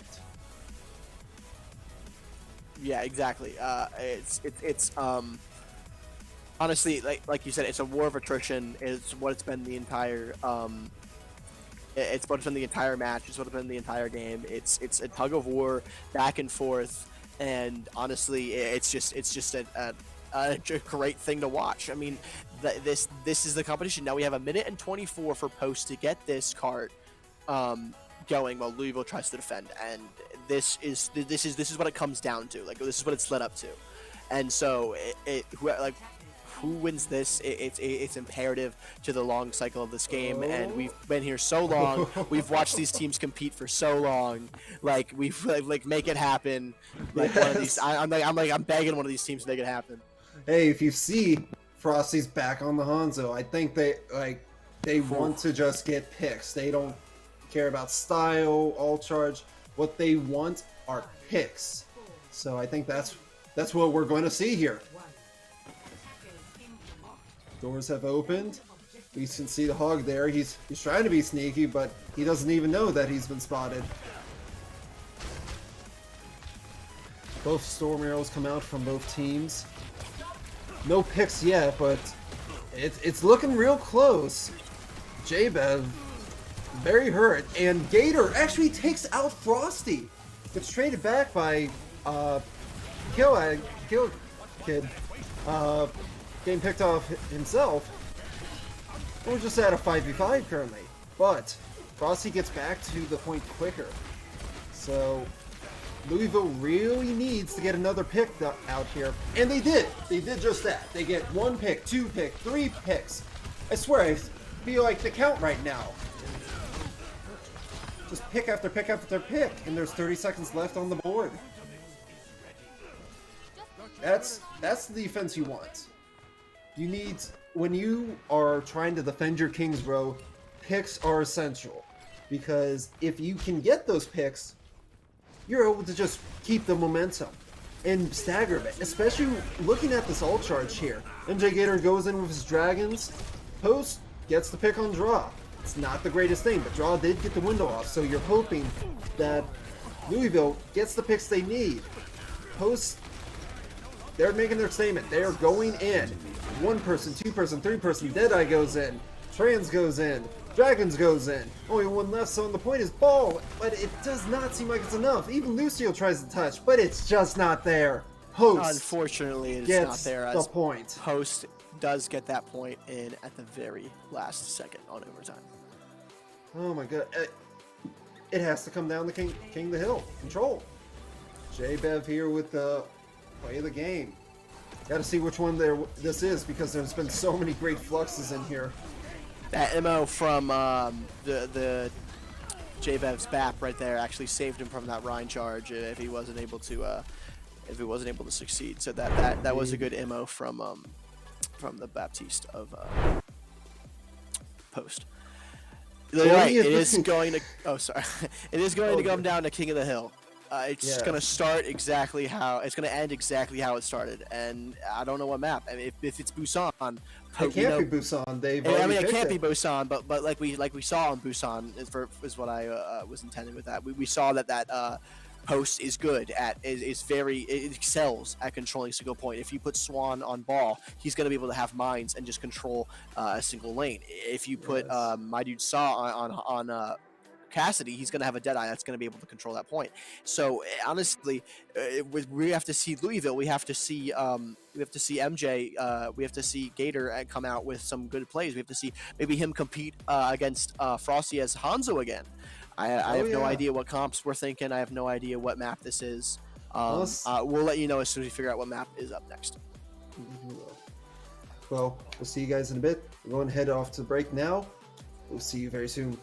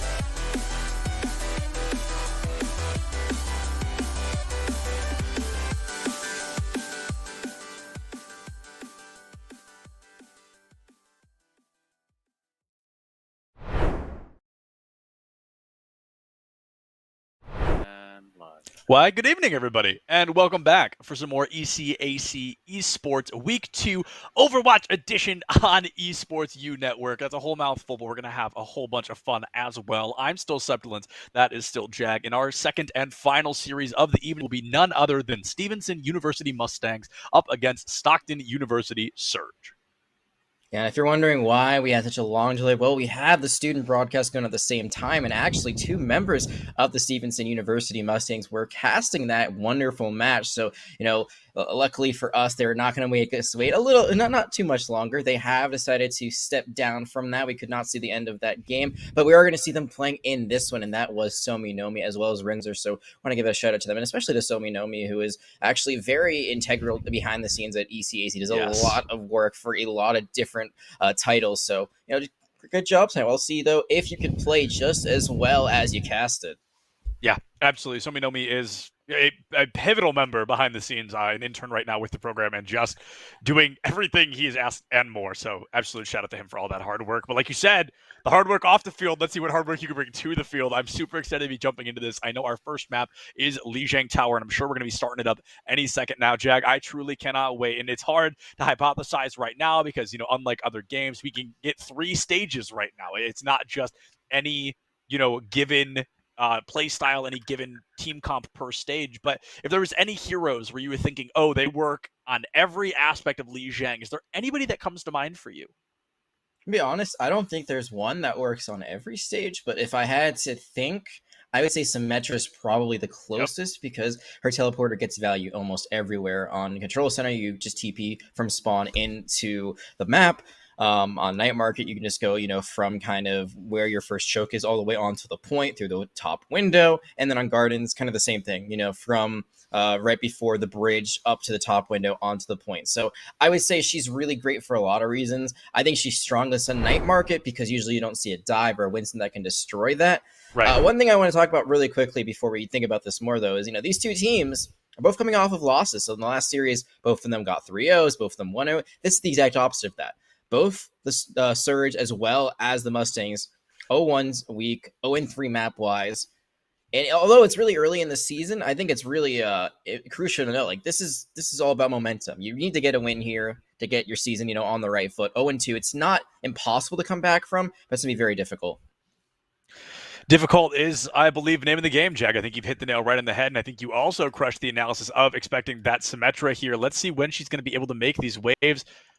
And already the microwave is plugged in, locked, and loaded. And I truly cannot wait to see if Wisner, is going to be able to pick up any value. And there it is, Kilua, the first to go down. Going to be mega unfortunate there. That's losing your main tank. It is truly going to help, Stevenson secure this first point cap. Somi Nomi, critical condition as well, but that no longer matters as Melon and Gainbird are going to bite the bullet pretty far behind. Johnny gets taken out, but it's okay because immediately you treat back the Reaper, so no harm, no foul. Your teleporter is also still up, so everyone that did fall can get back, and it's only 1, so should be able to get back in the swing of things. One thing to mention is that Wisner can charge their beam not only off the sim on the Ryan Shields, what I'm trying to say, but also off the projected bubble. So yes. You saw there, they actually got a lot of charge off of Melon's projected barrier and personal barrier. And that's why they were so, just high damage in that engagement. So, yeah, it's not double shield. It's not going to last nearly as long, but you are giving them a lot of charge with those barriers.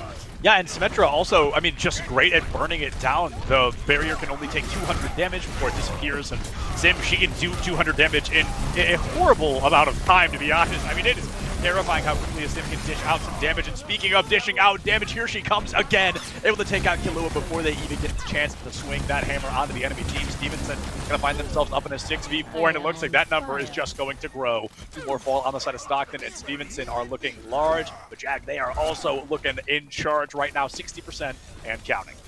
And they have everything going for them except support ultimates. I'm expecting probably either an early Blizzard, early Photon Barrier, early Earthshatter to try to keep this momentum up. The self-destruct is the only thing I don't expect to be thrown out right there. I think that's probably going to be more of a re-engagement tool or maybe just a remech. I think a lot of people kind of overvalue throwing it in and hoping for the best. A lot of the time, that just goes up and does nothing. It can zone out really well, but you have this teleporter available just to get back to a point anyway, so you don't really need to zone them. You're just waiting for them to walk in and get Maywalled. Yeah, sorry, I'm trying to figure out what Stockton's Baptiste's name is. I got distracted, but there's going to be a blizzard early. Johnny is going to get some hyper aggression, and Somi Nomi is going to find some value, and it is a lot more than just Somi Nomi. That is a complete and total team kill coming out from Stevenson. They have won Li Jiang in what feels like a matter of seconds. Yeah, 100-0. Stockton really never touched the point besides that first fight. I feel like every other fight happened outside of the point for the most part. There was that last second contest that didn't really prove much of anything. And that's kind of the problem if you run the Reaper here. I mean, you can do a lot of damage, but it kind of reminds me of our last series. Like, you got to get in there first. And if you're being held at distance, if the Symmetra is charged up and melting you down, Reaper doesn't do much. Even if you have the kind of heal steals, the way I describe it, he absorbs a percentage of the damage that he does back into his own health pool. You're not out healing a Sim barrier at full charge. Now it looks like it's basically the same exact thing that we just saw. Actually, Stockton, though, they're running an Ana and a Baptiste. I'm not sure if they were doing that last map. It's very interesting. They were not. And did you see this, what Somi Nomi just did? Just charged completely straight through. That didn't even bother with the Sim TP that was set up after. Yeah, and I think you've hit the nail right on the head here. Stockton is bringing a slightly modified, slightly weird team comp out in the form of two main supports, the Ana and the Baptiste. On the bright side, they've got that Sleep Dart, which can go a really long way, but can Stockton get in to utilize that Sleep Dart? That is the question at hand. Anaconda trying to put this Reaper, trying to farm some damage, but what a wall from Johnny. Oh no, excuse me, I thought the Ryan got caught out, but somehow Kahlua made it to the far side of the wall and got to stay with the rest of their team. The real issue at hand, Stevenson's Wisner is just got this microwave completely prepared, has these turrets all over sight, and now Kahlua does not fall for the wall once, but will fall for it the second time. Anaconda not far behind, and that Baptiste with a riddle of a name will also be going down. Stevenson looked great on stage 1, looking, I think, even better here on stage 2.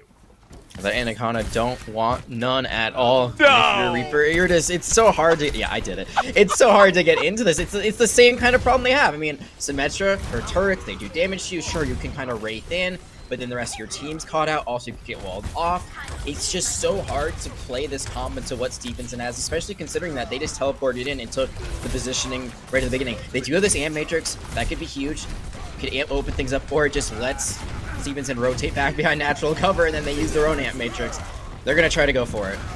Oh, fascinating May wall there from Johnny, simply trying to buy the team some time. That garage door had opened way up, and the aggression was going to be coming out. Now the Photon Barrier makes an appearance. The garage door coming out from Stevenson as well. They are using every ultimate in their bank, except for even Somi Nomi's Earth Shatter. That is going to be a clean-up crew if I have ever seen one. But Jack, that was not enough time on the clock to end the round. There is at least one more attempt for Stockton. That was so costly. That's 4 ultimates right there. And I mean, I think once you hit the Photon Barrier, that might be enough. You might just win that because you have that extra protection. Amp Matrix definitely never hurts, but the Blizzard, the Earth Shatter, those are going to be things they want back, especially considering that Stockton is actually approaching quite a bit of ultimates themselves. Actually, they used the Nano there. I didn't see that go off. That might have gone off trying to save someone and it didn't land. Oh, I also did not catch that, so I don't think it made an appearance. I think you're spot on with that analysis that perhaps it was used in an attempt to save somebody, and that attempt fell just a little bit short. By golly, here comes Stockton with every ultimate they've got, but Cynic gonna pop that bomb, not able to find anything, and it looks like ultimates aren't even needed for Stevenson to have the success they are looking for. They are going to win Li Jiang Tower 200% to 0, Jag. An absolutely one-sided battle. Yeah, and the on a BEP, I personally am not a huge fan of that because I would describe them as main healers with flex supports. I think BAP's a little bit more kind of hybrid because he can be played as either. The difference, a main healer, they just do a lot of healing. Flex support versus main support is more just what you're intended it to, and flex support, their abilities are kind of the key to their kit. Sure, she does a lot of single target healing, the Ana, but it's all about her anti-nade, it's all about her sleep dart, and it's all about the Nano. There, we didn't see the Nano come out, or maybe it came out and just, became nullified because the person they tried to use it on, and unfortunately got eliminated before it happened. The anti-nade didn't really see them either. I did see one sleep dart, but it was in a lost fight already. If you're going to run that, kind of funky backline, you got to make it work right away. And they didn't really give themselves much of a chance because, again, they're entirely on the outside looking and they could never actually get to the point. And it's, that hero I talked about at the very beginning, maybe not the best on all points, but still looking very good on those two that we saw. That Symmetra just was keeping them completely out of, it's kind of like the Eric Andre, let me in. They were not being let in whatsoever. They were not being let in the slightest. Now I want to talk about a Way of Will, the Baptiste on the side of Stevenson. We really hardly got the chance to talk about them because they weren't doing anything flashy, right? They were just playing Baptiste, doing everything right. But I'm going to tip my hat to them. 72% healing. They healed 72% of team damage taken, which is bonkers. That is absurd. So I just want to take a moment to recognize Way of Will's performance there. Truly incredible. And we're going to jump into our second map here in just a moment. Hold on. They just sent something, but I don't have my glasses on. So, okay, some crazy cards here. Cynic getting 25 eliminations, which is 76% KP. Johnny, 9 Blizzard kills out of 24 eliminations. That's insane. Somi Nomi with 6 Earthshatter kills and only 6 Earthshatter stuns, so a 100% kill rate. And like I said, Way of Will, 72% healing of team damage taken. That, from all 4 of them, is absolutely absurd. And you were making fun of our producer about wearing glasses before, but I think they might have helped you right there if you were wearing them. I didn't make fun of him. I just said I didn't want to wear mine. Okay, fair. But, apparently we're not good at doing math or seeing stats. Anything with numbers we just don't happen to be very good at. But that is, I think the biggest thing is, like, across the board, that was a very big team performance. And we talked about this in the last series, Bethel, they looked great. They had that one standout, Hanzo and DPS player. But here, this was like, there's no one I'm like, oh, that was the person that looked best. Because they all looked so good. There's no Big J this time. There's no Big J. And if you're Stockton, you're thinking, all right, well, if there's, because I feel like Big J got isolated a lot in that last series, that they were getting dove by Brandon on the Diva all the time. But if you're Stockton, you're looking at this and you're thinking, all right, well, if, there isn't one particular person to shut down, how do we just win this out? And it really comes down to map selection. I think it is going to be an escort map. This is going to be their pick as they were the losers of the last map. I think this will be very detrimental for the rest of the series. If they're able to make a stand here, not even necessarily win the map, but if they pull up a really good showing, bring something new, maybe not the Ana Baptiste backline, it could definitely be very competitive, and maybe they'll be able to fight back and make it longer than just 3 maps. Yeah, and the fight back would have to be very strong. And it's interesting because I think the Mustangs have like a domino to fall, so to speak, but it's just Somi Nomi who is the main tank. So every team comp is usually around the efforts of destroying the main tank, right? I think even the Mustangs are aware of that. So it's almost like, the Surge know nothing at all. It's just a bit of a toss-up here. It's going to be really difficult, go to take out the main tank, but if the Mustangs are working exclusively to keep that main tank alive, you're stuck in this infinite battle. I would agree with you. I think especially in Ryan comps, your kind of main objective is to take out the main tank. I think maybe Wrecking Ball is a little bit different. I think that's like the one exception because Wrecking Ball is just a nuisance. He's going to roll around. At that point, just go for the backline. I mean, they're squishy. They're usually going to be pretty immobile. But especially in the Ryan v. Ryan matchup, I mean, that's definitely the one you want to go for. But again, like, how do you even get the Ryan down? You can't really engage. You got the Reaper, and he plays at close range. You can't get there because there's the Sim turrets. Your Ryan can't push him because of the Sim turrets. It all comes down to the Sim turrets. So at that point, maybe you just try to swap things up, go for a Winston. I think a Winston actually be really good there. Mobility, he could jump out. He's got the Tesla cannon. It's AoE. It destroys all the turrets in one swoop. And even if Somi Nomi has the Ryan shield up, you can still do damage through it. Tesla cannon goes through every shield. So I would have loved to see that adaptability. We didn't see it that time. We saw them try something new, didn't work out. I want to see them try something new, but something that works and makes sense, especially for the map that we're going to. And I think we do have an idea of what map it's going to be. It feels like we're living in the Twilight Zone. It's going to be the first 2 maps of the last series. Well, it's going to be Rialto is what we have been told. Standard comp here, but I've seen Wrecking Ball work here. I think especially if you can distract the tanks, that's kind of your main thing. Because Orisa with her Halt and Sigma with Accretion, that's a 1-2 combo. You pull them into the Halt, you hit the rock, and they're stunned, and then you melt that Wrecking Ball down. But if you can avoid that and just roll around and just be annoying and just take everyone's eyes off of the people on the cart, they can just spam you down. Maybe you got a Tracer in there and they team up with the Wrecking Ball and they kind of run someone down.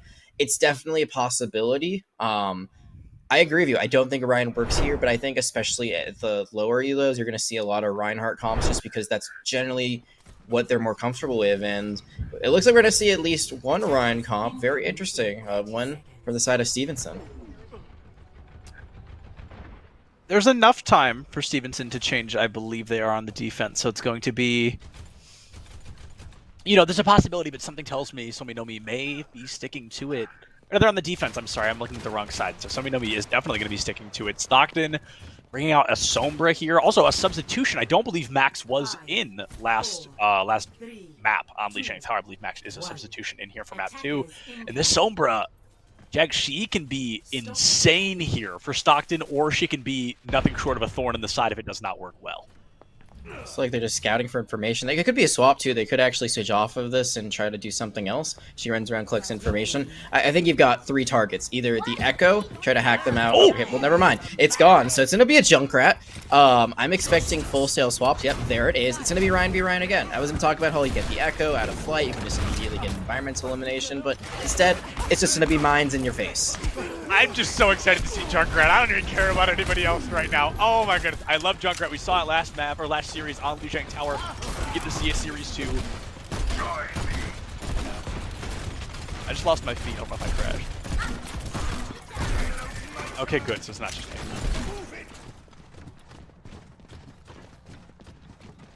Live it. Oh,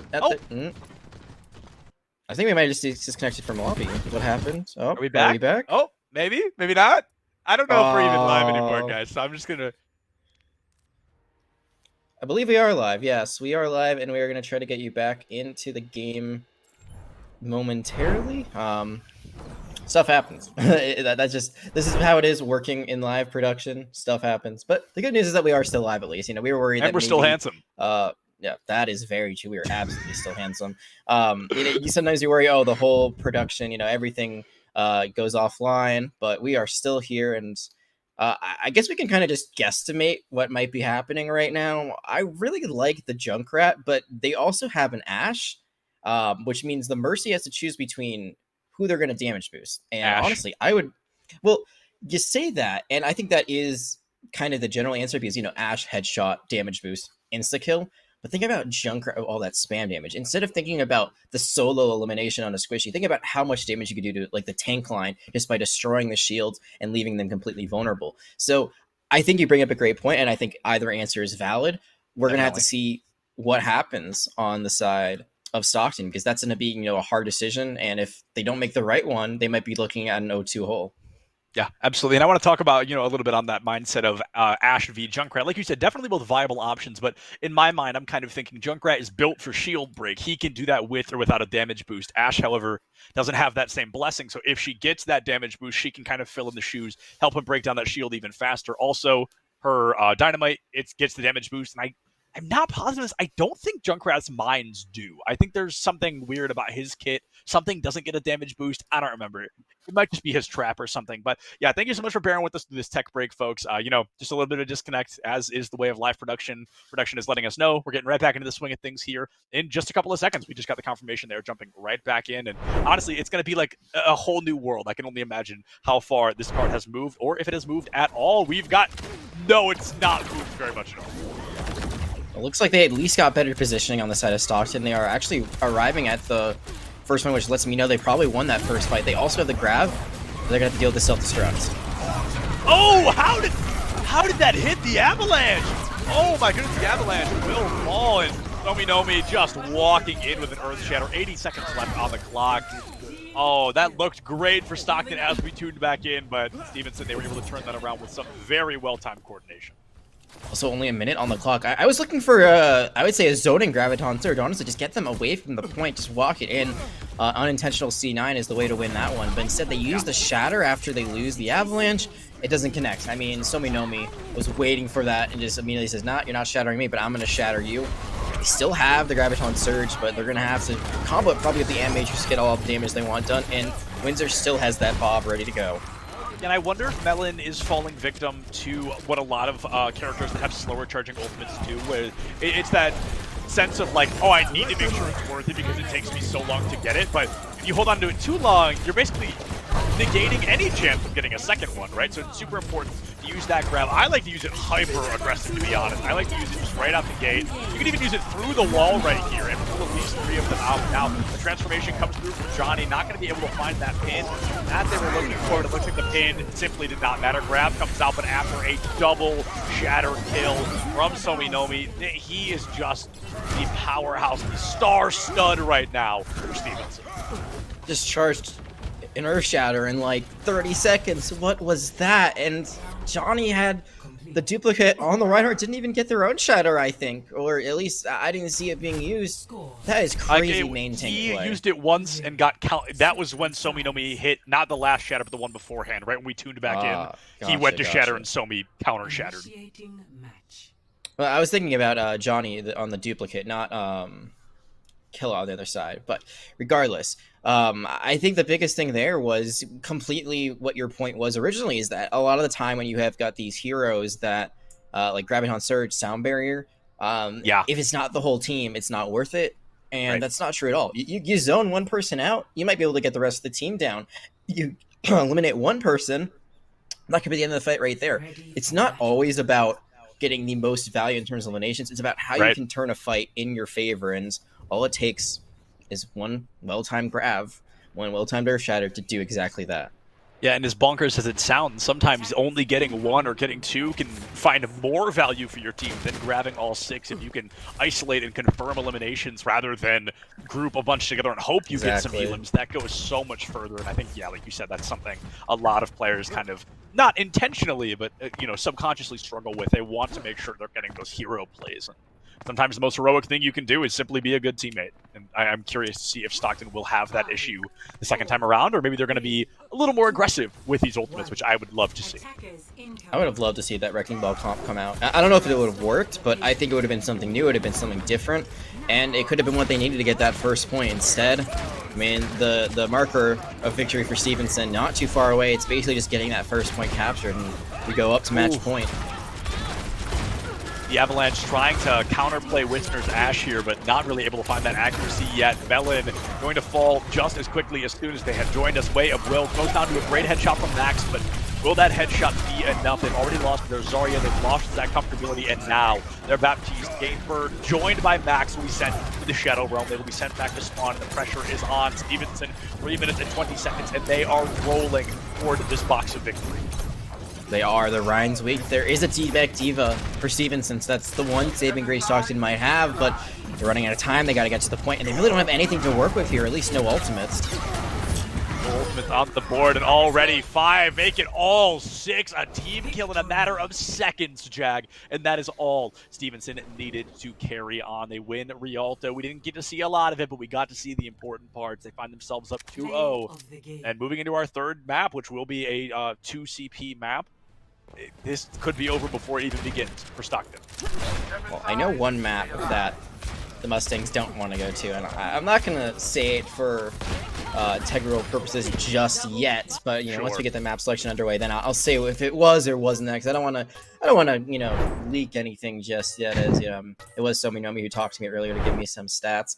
This is a team that's been around in ECAC for quite a while, actually, since 2020.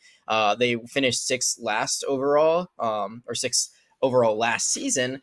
And starting off 0-1, not like the best way to begin your season, but knowing that you finished in that top echelon probably makes you think hey, it's one game. We played a really, really difficult team. They actually played I believe it was JWU Blue, which is Johnson and Wales, one of the best teams that I know of in the New England area. I played against them actually myself, and I got steamrolled by them, and we were like a 4K team, and they were just better than us.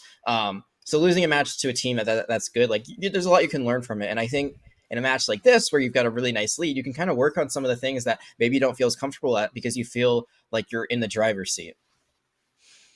Being in the driver's seat is what a lot of this game is about, a very momentum-based game, a very aggression-based game. And I feel, on the side of the Surge, they unfortunately have not been able to find that momentum. Every time they find an elimination, it's almost always traded out with 2 more, and that is never going to be a way to win a fight. I believe we're waiting on a map choice for third pick, and we've got a couple. Oh, all right. So my boy Junkrat may be making a reappearance here in just a minute, but I want to talk about Rinzer is being subbed in for Stunty. The support sub is going to be quite interesting to see what that brings to the table here down the line. Swapping out a support in map 3 could be great and could also be very poor. I think a lot of team comps are built around the successes of your supports. Yeah, this is on the side of Stevenson, so that tells me maybe they want to play a Mercy or something along those lines, a sort we haven't seen, because I think we've seen almost the full rotation, that or Zen. I think those are the two that we haven't really seen from the Mustangs yet, because it's been almost the entire time, I believe, BAP and Lucio. So just tells me they want to, try something else here.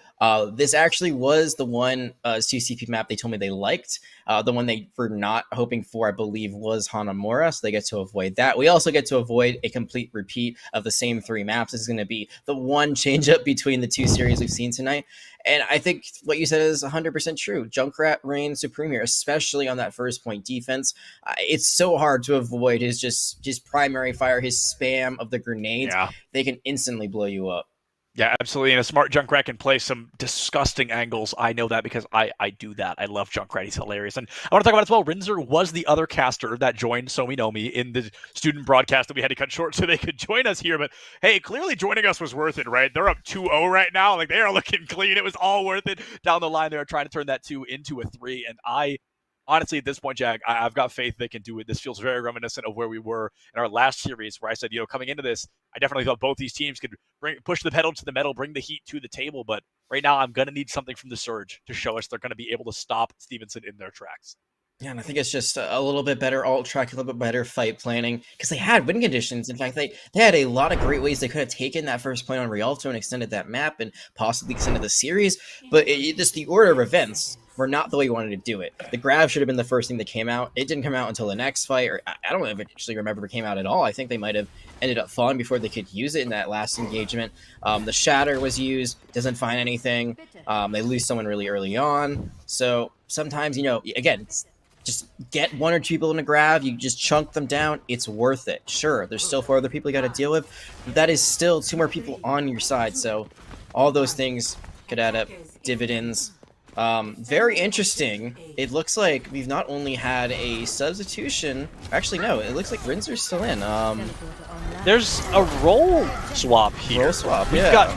got Cynic on the Hanzo and Johnny on the Stigma, so a huge change of pace for the both of them, I'm sure, but I wonder, is this a little bit of overconfidence? Is this a comp they've run before? Maybe they're more comfortable in these roles here on Anubis. But it looks like it's working out for the time being. Max taking off that Sim, swapping into Widowmaker. That'll be interesting moving into the next fight, but with Melon already down, all Stockton can do is look for a couple of exit frags. But right now, this fight, it is certainly not in their favor at 6v4. They are trapped in a very small area. The garage door opening up for a riddle of a name here in this map piece, but Cynic Hipster there put them down right away, and Stockton's ultimate down the drain. Stevenson rolling through a technical team kill, all 6 players falling in that one fight.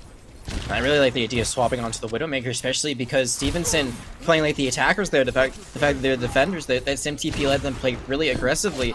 They gotta hit your shots, and Widowmaker, you don't hit one, you get punished the most out of any character in the game because your whole kit is based around 1 shot, 1 kill. So you gotta find some of those headshots sooner than later to try to support your team. And going up against a damage boosted Ashe, because of that damage boost, Ashe can win that duel pretty easily. Right. Yeah, I was just about to say that she is just as, if not more dangerous than a Widowmaker on her lonesome. I'm really curious if Max can ever break through there. Here comes some very aggressive dragons from Cynic Hipster, but it looks like it's a great zoner. No, the Avalanche, what happened? Oh, there was so much time to get out of the way, but unfortunately, time was just not on their side. A triple kill already in favor of Stevenson, and Stockton, half their time bank already gone. Wow. All right, well, back to the drawing board, Max. Mike gets, ooh, that's unfortunate. That's a late staggered elimination. They also get the res, so that's actually the best 1-for-1 you could ever expect because you get them back. Does mean your res will be on cooldown, but I mean, you're building up 5 ultimates. You already have 3 online for sure. Stockton, all they're working with is the Shatter themselves. Actually, support ultimates not too far behind, but their DPS have been completely reset, and you lost your Rhine. Yeah, losing the Rhine right out the gate. Oh man, this is going to be very unfortunate here for Stockton. Really, Jack, the best thing they might be able to do is walk back into spawn. Just stop letting them get ultimates, wait for your Rhine to return to the fight, but instead they're going to commit the beat before Rhine is even able to return to the fight. The beat disappears just as quickly with only 85 seconds left on the clock. Stockton has got to make the magic happen. The Overwatch Vector has got to kick in, Jag, but Way of Will has this garage door online. This amplification matrix is at the ready, but Sominomi with an ult of his own, waiting for the opportunity to strike. And I thought, the idea from the sound barrier was they could walk in on the fact that Stevenson was really pushed up. They give up their high ground advantage, but you see they're still getting picks. They've still kept Stockton at bay, and that sound barrier just ends up being used for nothing. Yeah. Oh, no. That's a desk slam if I've ever seen one. I know I would be furious at that. That's ripping off your headset and just slamming it on the ground. Yeah, that was so. He jumped backward into. Oh yeah, very wildly unfortunate, but that is simply one of those. You gotta deal with the hand you're dealt situations. Stockton now 35 seconds remain. They've got nearly 4 ultimates in their name, and Melon bringing one out quick. Max going as far as swapping back to the Widowmaker, scaring Whistler off the high ground, but what a shot from Max! Able to take that Ash offline. Now the 1-1 Kratos Kalua goes down. The pressure on for Stockton. The main tank disappearing. We talked about how crucial, how pivotal a main tank can be in a scenario just like this one, and Stockton just cannot keep theirs alive right now. The supports are diving them. Mercy's put the pistol out. What is going on? Oh no, Rinzer gets that first kill. The bomb coming out from the Avalanche, trying to make sure it was that Wisners. I truly have no idea. It looks like it was Wisners clearing up that point. Stockton, they touched the point a single time at the beginning, right here once at the end. The numbers are so unbelievably against them, Jag. That is going to be a full hold here for Stevenson on Temple of Anubis. I'm not sure what I'm watching anymore. That was just so chaotic. And the way they engaged that last fight absolutely could have been disastrous for Stevenson. Somehow, some way, they're able to pull it off. They're able to hold. And they don't even give up a tick. It looks like maybe, just maybe, Stockton could have a win condition. Maybe they could at least get that first tick on the board. Unfortunately, just a few ticks shy. It's not meant to be. And now Stockton, to continue this series at best, they got to get a full hold here. Got to burn 4 minutes off the clock like it was just done to them. That's it. It's either they get a draw, they move on, no win, no loss, or the series ends here and they move on to 0-6 throughout the season map-wise. That is unfortunate. We've all been there before, I'm sure, and it never feels good. But on the bright side, to put a little bit of a positive spin on this, we of course get to watch every opportunity, every game, every map as a learning experience. They are great VODs for review, and that's the best way to learn. You know, this is, like I said, a place we have unfortunately all been before, but the only place you can go is up. And I've got to say, I'm really excited about Stockton's team comp. I hope it goes well. They've got the Pharah Mercy. Somehow, with the maps we've seen, somehow the first Pharah we've seen today, but hey, better late than never. And honestly, it's going to be great because there's no real answer to a Pharah on the side of Stevenson right now. Yeah, there's no hit scan. There is Windsor on the Reaper, but that's like so close range. At this point, it might be Johnny who does the work, or even Way of Will on the Zenyatta. So there's no direct counter, like you said. If they can make it work, it could be great. This is a comp I wanted to see from Stockton before. I really like the Wrecking Ball, honestly. It is very meta right now, and actually both teams will be bringing out the Wrecking Ball here. Committing the Dynamite for just a Wrecking Ball, I'm not particularly fond of, but it looks like they're going to have more than enough time to charge another one before the fight truly begins. I fear Stevenson may fall for turning their back to attack the Wrecking Ball, but instead it's going to be the Wrecking Ball who chooses to attack. Already 2 down on the side of Stockton, and Stevenson are getting ready to roll through. Cynic Hipster with a phenomenal lob grenade there on the Ash. Max falls early, and the pressure is on once again. Stockton, they don't have the numbers, they don't have the spawn advantage, and they just don't have the answer. Stevenson going to walk away with a 3-0 victory here, closing it out strong on Temple of Anubis. That's one way to put it. Strong, absolute. I'm trying to think of other adjectives that like aren't too brash, but also kind of get to the point. Dominant. I think that's the one I would go with. Just absolutely dominant. We saw 2 3-0s today, but they did not look the same. 1 3-0, you know, it was very close. This 3-0, fortunately, cannot say the same. It was a very one-sided affair. It seemed like Stevenson never really dropped the ball at all. The plays they went for, the role swaps they went for, very, very risky, and yet somehow, some way, every time it worked out in their favor. And it's not luck at that point. It's just raw mechanical skill and teamwork. Yeah, raw mechanical skill and teamwork indeed. And speaking of the team, I think we're going to try to get an interview with one of the players here in just a couple of minutes. So folks, we're going to throw it to our last break of the evening. Use this time, get some water, but do whatever you need. But come right back here in just a couple of minutes for our final interview of the night. We'll see you then. Don't go far.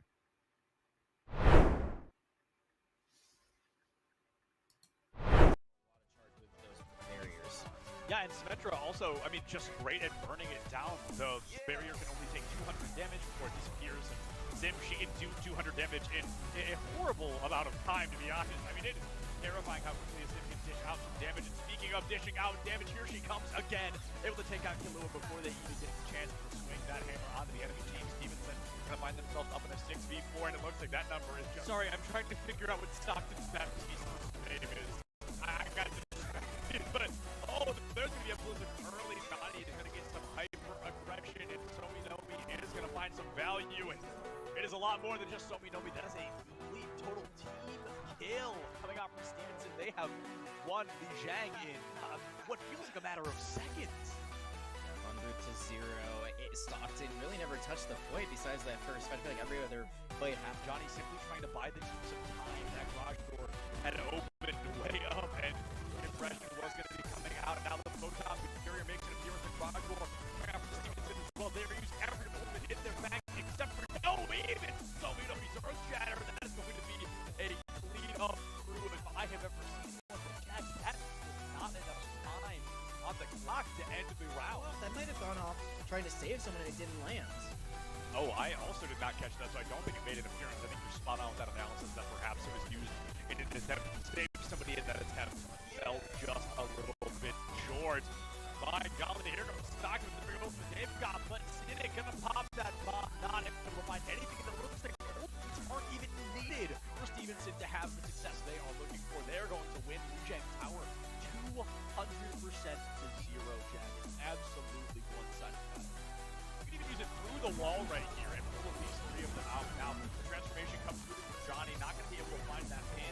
That they were looking for, it looks like the pin simply did not matter. Grab comes out, but after a double shatter kill from Somi Nomi, he is just the powerhouse, star stud right now for Stevenson. Discharged an Earth Shatter in like 30 seconds. What was that? And Johnny had the duplicate on the right. This box of victory. They are the Ryan's weak. There is a T-Back Diva for Stevenson, so that's the one saving grace Stockton might have, but running out of time, they gotta get to the point, and they really don't have anything to work with here, at least no ultimates. Off the board already, 5, making all 6 a team kill in a matter of seconds, Chad. I'm really curious if the back can ever break through there. Here comes some very aggressive dragons from the city. But it looks like it's great. No, the avalanche, what happened? Oh, there was so much time to get out of the way, but unfortunately, time was just not on their side. A triple kill already in favor of Stevenson. Oh no, Ritzer gets that first kill. The bomb coming out from the avalanche, trying to make sure that Wisner's. I truly have no idea. It looks like it was Wisner's. Up to that point, Stockton, they touched the point a single time at the beginning, right here once at the end, and the numbers are so unbelievably against them, Jag. That is going to be a full hold here for Stevenson. Ball I'm not particularly fond of, but it looks like they're going to have more than enough time to charge another one before the fight truly begins. I fear Stevenson may fall for turning their back to attack the Wrecking Ball, but instead it's going to be the Wrecking Ball who chooses to attack. Already 2 down on the side of Stockton, and Stevenson are getting ready to roll through. Cynic Hipster with a phenomenal lob grenade there on the Ash. Max falls early, and the pressure is on once again. Stockton, they don't have the numbers, they don't have the spawn advantage, and they just don't have the answer. Stevenson gonna walk away with a 3-0 victory here, closing it out. Giving them a lot of charge with those barriers. Yeah, and Symmetra also, I mean, just great at burning it down. The barrier can only take 200 damage before it disappears, and Sim, she can do 200 damage in a horrible amount of time, to be honest. I mean, it is terrifying how quickly a Sim can dish out some damage. And speaking of dishing out damage, here she comes again, able to take out Killua before they even get the chance to swing that hammer onto the enemy team. Stevenson gonna find themselves up in a 6v4, and it looks like that number is just... Sorry, I'm trying to figure out what Stockton's Baptiste's name is. I got distracted, but... Oh, there's gonna be a blizzard early. Johnny is gonna get some hyper-aggression, and Somi Nomi is gonna find some value, and it is a lot more than just Somi Nomi. That is a complete total team kill. Coming out from Stevenson, they have won the Zhang in what feels like a matter of seconds. Yeah, 100-0. Stockton really never touched the point besides that first fight. I feel like every other fight happened. Johnny simply trying to buy the team some time. That garage door had opened way up, and the aggression was going to be coming out. Now the Photon barrier makes an appearance in the garage door. Coming out from Stevenson as well. They're using three ultimate in their back, except for even Somi Nomi's Earth Shatter. That is going to be a clean up through. If I have ever seen one, that was not enough time on the clock to end the round. That might have gone off trying to save someone and it didn't land. Oh, I also did not catch that, so I don't think it made an appearance. I think you're spot on with that analysis that perhaps it was used in an attempt, saved somebody in that attempt, fell just a little bit short. By golly, here comes Stockton with the big ultimate they've got, but Cynic gonna pop that bomb, not able to find anything. It looks like ultimates aren't even needed for Stevenson to have the success they are looking for. They're going to win the Jag Tower 200% to 0, Jag. Absolutely one-sided battle. Need to use it through the wall right here and release 3 of them out and out. The transformation comes through from Johnny, not gonna be able to find that pin. That they were looking for, it looks like the pin simply did not matter. Grab comes out, but after a double shatter kill from Soinomi. He is just the powerhouse, star stud right now for Stevenson. Just charged an Earth Shatter in like 30 seconds. What was that? And Johnny had the duplicate on the board to just box of victory. They are the Ryan's weak. There is a T-Vec Diva for Stevenson. So that's the one saving grace Stockton might have, but they're running out of time. They got to get to the point, and they really don't have anything to work with here, at least no ultimates.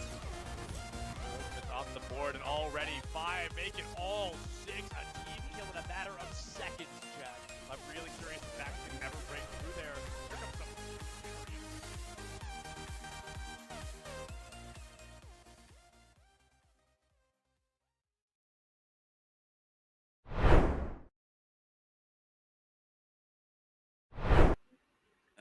What is going on, everybody, and welcome back. I'm still Septilence, that is still Jag, but this time we are joined by caster, intern, player, and now interviewee, and main tank, Nomi. My friend, tell me, first of all, an incredibly quick 3-0, but a dominant... The dude is still in a suit. I'm sorry. Run it back. He was in a suit, student casting, before his game, played his game in a suit, and is now joining us in an interview, still rocking the same suit. All right, anyway, back to my question. A very dominant game from you guys. So I wanted to ask a very general, do you feel there's anything specific you felt your team did differently to really give you guys that dominant showing we saw today?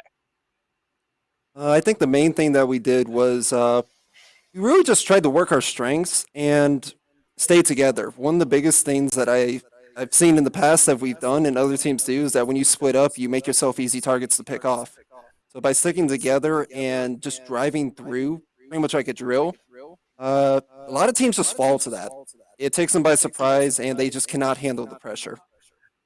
Yeah, absolutely. And I think your team coordination, especially your rotations as a team, on Temple of Anubis in particular, we saw a lot of that. I think that really took you guys a long way. So another question I had for you is, in the main tank role, do you feel that you are kind of the glue for your team in team fights? Do you feel like if you fall, your odds of winning are drastically changed, or do you think your team can support themselves enough to where if only one person falls, it's still winnable? Well, it's hard. That's a very good question, actually. Most of the time, I would say yes, because just having that presence as a main tank, a lot of people get intimidated by that. They're very scared just by the being existing. But I do have to say, Wisner, our Ashe player, gets the job done every single time if I'm not around. Yeah, absolutely. We saw some wild gameplay from that Ashe today. Yeah, I'm sure, like, it's not just the aim. I'm sure it's like kind of like, you're the shot caller, but if you fell, someone else needs to take the reins. It seems like Wisner would be that person, right? It actually would be Johnny. There you go. You got all the secrets right here on interview. I got one question for you. It's a little bit more personal. Are you sweating to death right now? Because I know when I play competitive games, especially like in this setting where it's collegiate, I would be absolutely just like flustered. Like everything is going to be like, on me. And you're wearing a suit on top of that. I just got to how is that? So, one little fact, they actually decided to turn up the temperature in the room today. No! Just today specifically. I guess they were having people over, so it's a little warm, but it's nice. I'm used to warm climates as well as very cold climates. I just adjust real easily. Yeah, I'm sure your body temperature is probably about just as hot as your main tank gameplay was. I must say it was some solid work. So I mean, it's not like these people are getting rid of you anytime soon. I'm sure we're going to see you on broadcast again. But because I always ask all of the interviewees, I will love to ask: is there anybody you want to give a general thank you or a general shout out to before we let you go? You know what? I do want to say thank you to my team because when I first started this, I was a gold silver player, and through them, they gave me the will and desire to try to be the very best out there. Yeah, Absolutely beautifully said, wonderfully said. So thank you so much for joining us, my friend. I'd love to wish you a good night, but these people have no idea they're about to see you when we're done anyway. So I hope you have a great night, and tell your whole team a huge congratulations. Will do. Thank you very much. Thank you. And with that, folks, that brings tonight to a close. Week 2, the preseason, nonetheless, does come to a close. It has been an absolute pleasure. This was Jag and I's debut here on the Esports U Network. It has been a pleasure. We hope we could bring you guys as much entertainment as humanly possible. A huge shout out to Cool Scoots and Colton in our back line for all the observing and production, respectively, that you guys have seen. Thank you so much, everybody, for watching. Thank you to all the players and teams that came out today. Coming up next, we've got some Rocket League and more Overwatch casted by none other than Somi Nomi himself. So like I said, you guys are not getting rid of him anytime soon. But for the time being, this is all Jag and I have for you. So check your posture, drink some water, and don't forget to love each other. See you guys next time.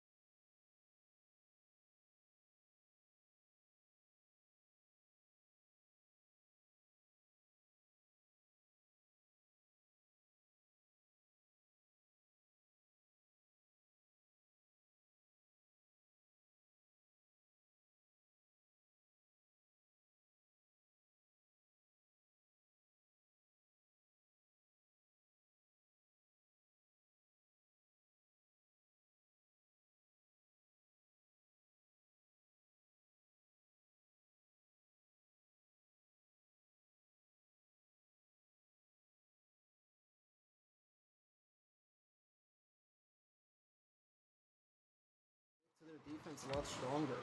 I feel that like that's one of their biggest lacking parts. Ooh, And demo from another Cool Kid demo. Pete goes down. Yeah, I'm surprised I haven't seen more of those yet. First demo of the game. There's been a lot of aerial play in this game. It's very hard to get those demos into aerials. I actually don't know if he's seen. I actually don't know if I've seen one of those. But again, Long Island, the defense, Gubbins coming with a shot here. St. Lawrence has been able to put the pressure on them before, but as soon as Long Island has the ball, just like McMay here, they're actually able to get a shot on. McMay goes for it, but was unable to finish as he had no support from his team. Long Island was only one actually guy in the goal. another demo. Gubbins going down from here. It's 2-3. Long Island trying to get this ball back onto the offense side. Gubbins going back for the defense. Elmo Fingers takes it to the midline, but Gubbins comes again with an aerial shot possibly coming in. Elmo Fingers was actually unable to assist there.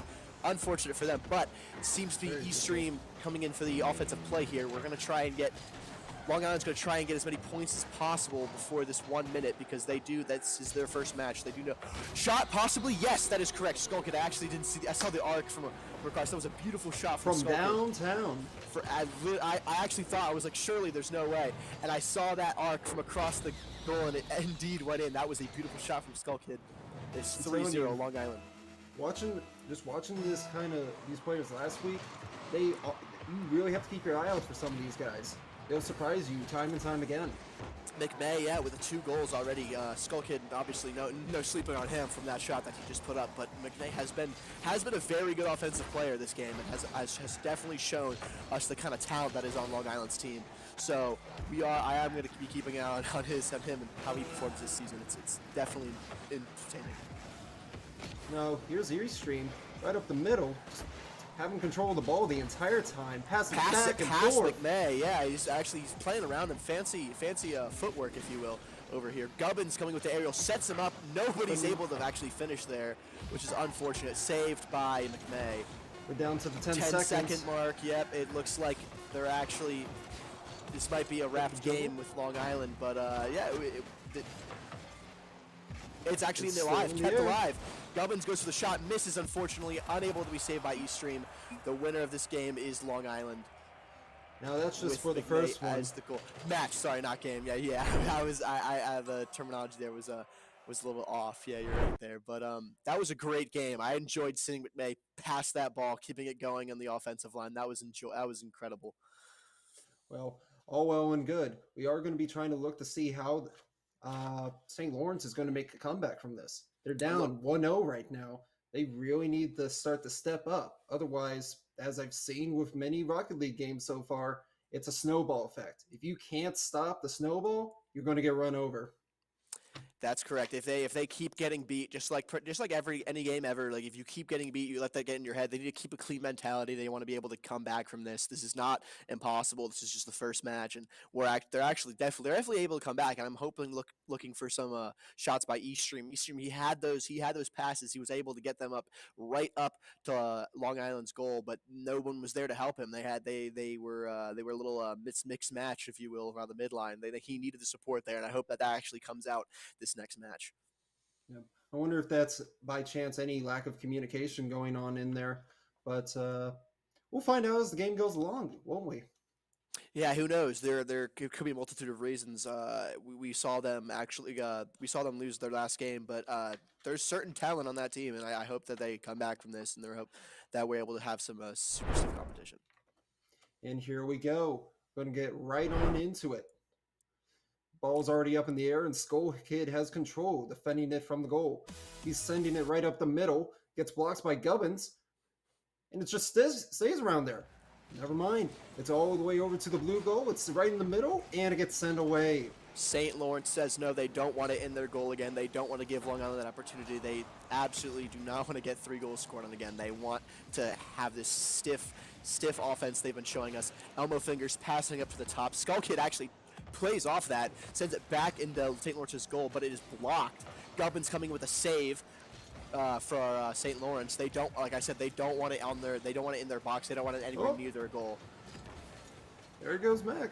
Oh, possible shot from Elmo Fingers. Unfortunately, the angle was not correct. It looked like there for a second it was going to go in, but it was not able to connect with the goal.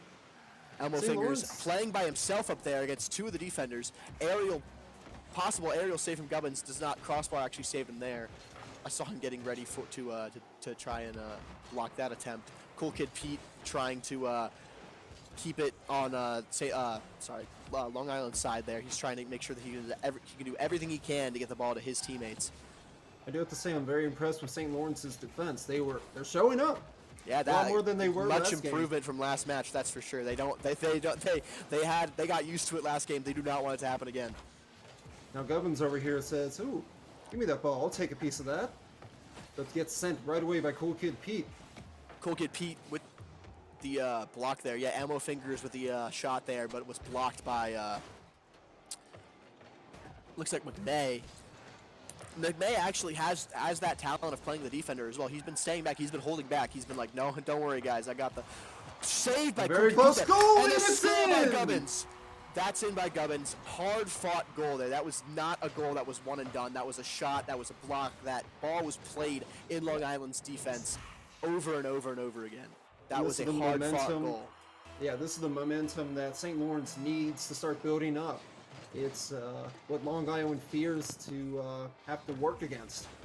Yeah, Long Island had it easy the first game.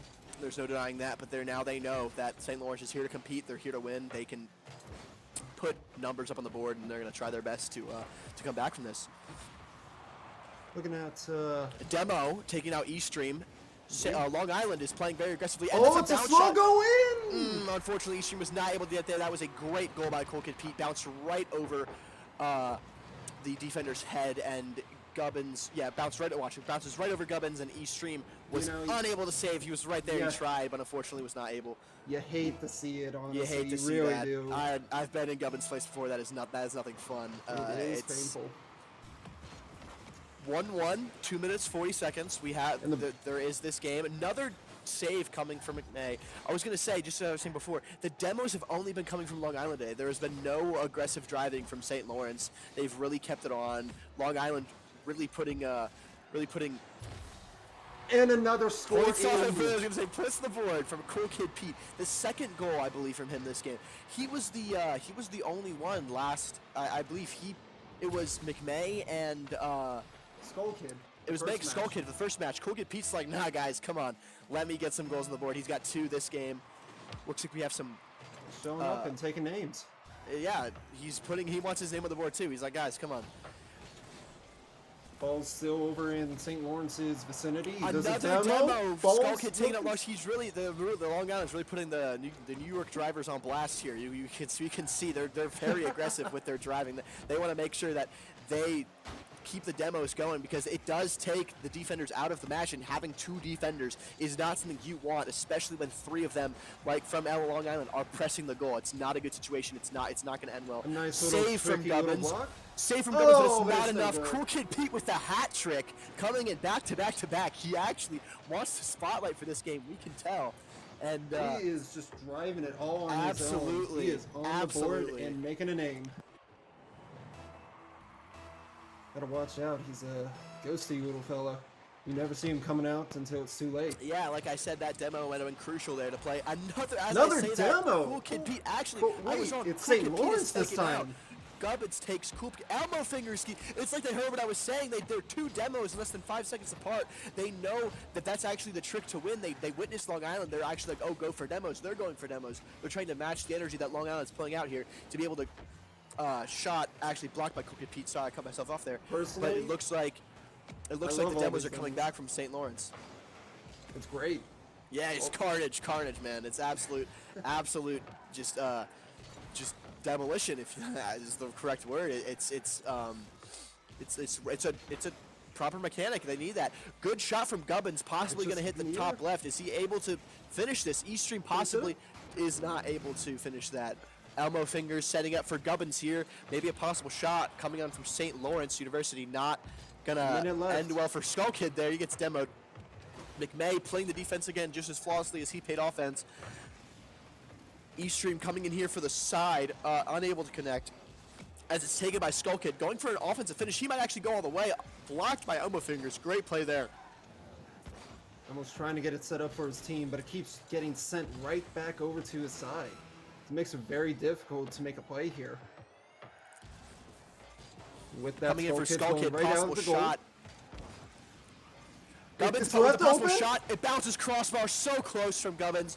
Great shot on there. Unfortunately, it was not on target. The ball bounces back into St. Lawrence's box with McMay in the left corner trying to be able to finish this, but is not going to. Demo 10 seconds left. looking like Skull Kid's taken out by Eastream. Cool Kid Pete coming for the finish and is unable to get that last goal, but another match won from Long Island with McMay, Cool Kid Pete, and Skull Kid on that team.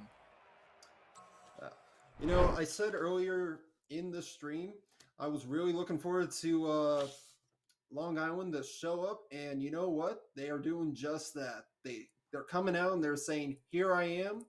This is what we're here to do," and they're taking names.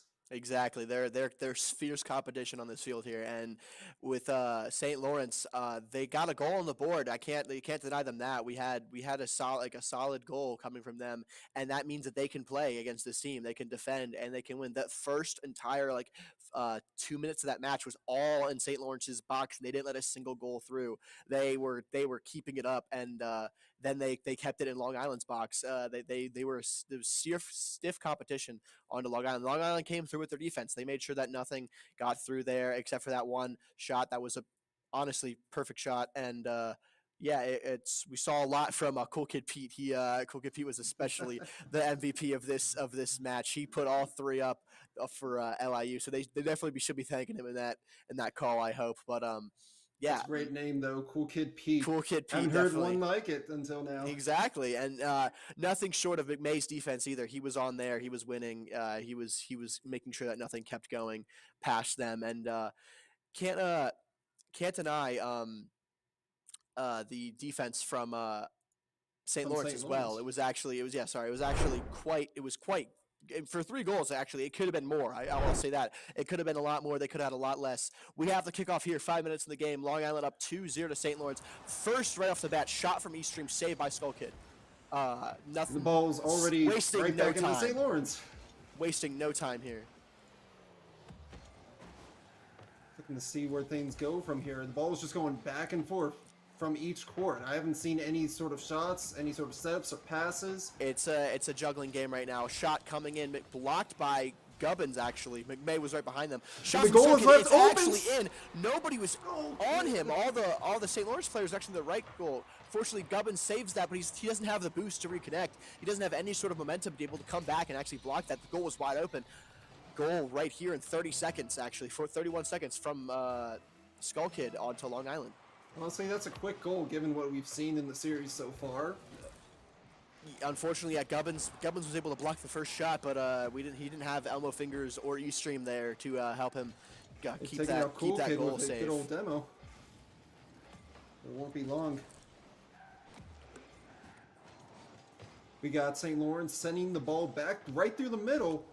It's in the air. They're looking for something. McMay's upside down. He's flipped.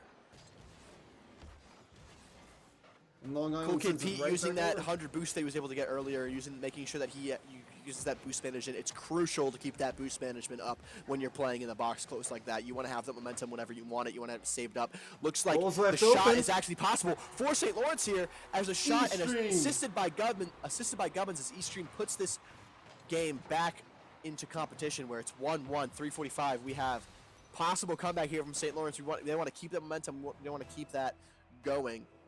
It's a best of 5 series, so whoever gets 3 in the end is the ultimate winners.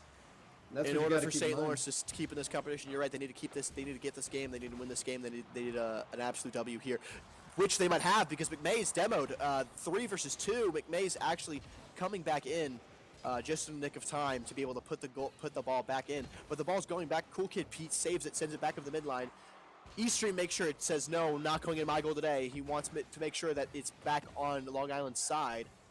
I do like how they're disrupting St. Lawrence or Long Island's kind of setup and going, where they realize that they can't just let them have the ball control.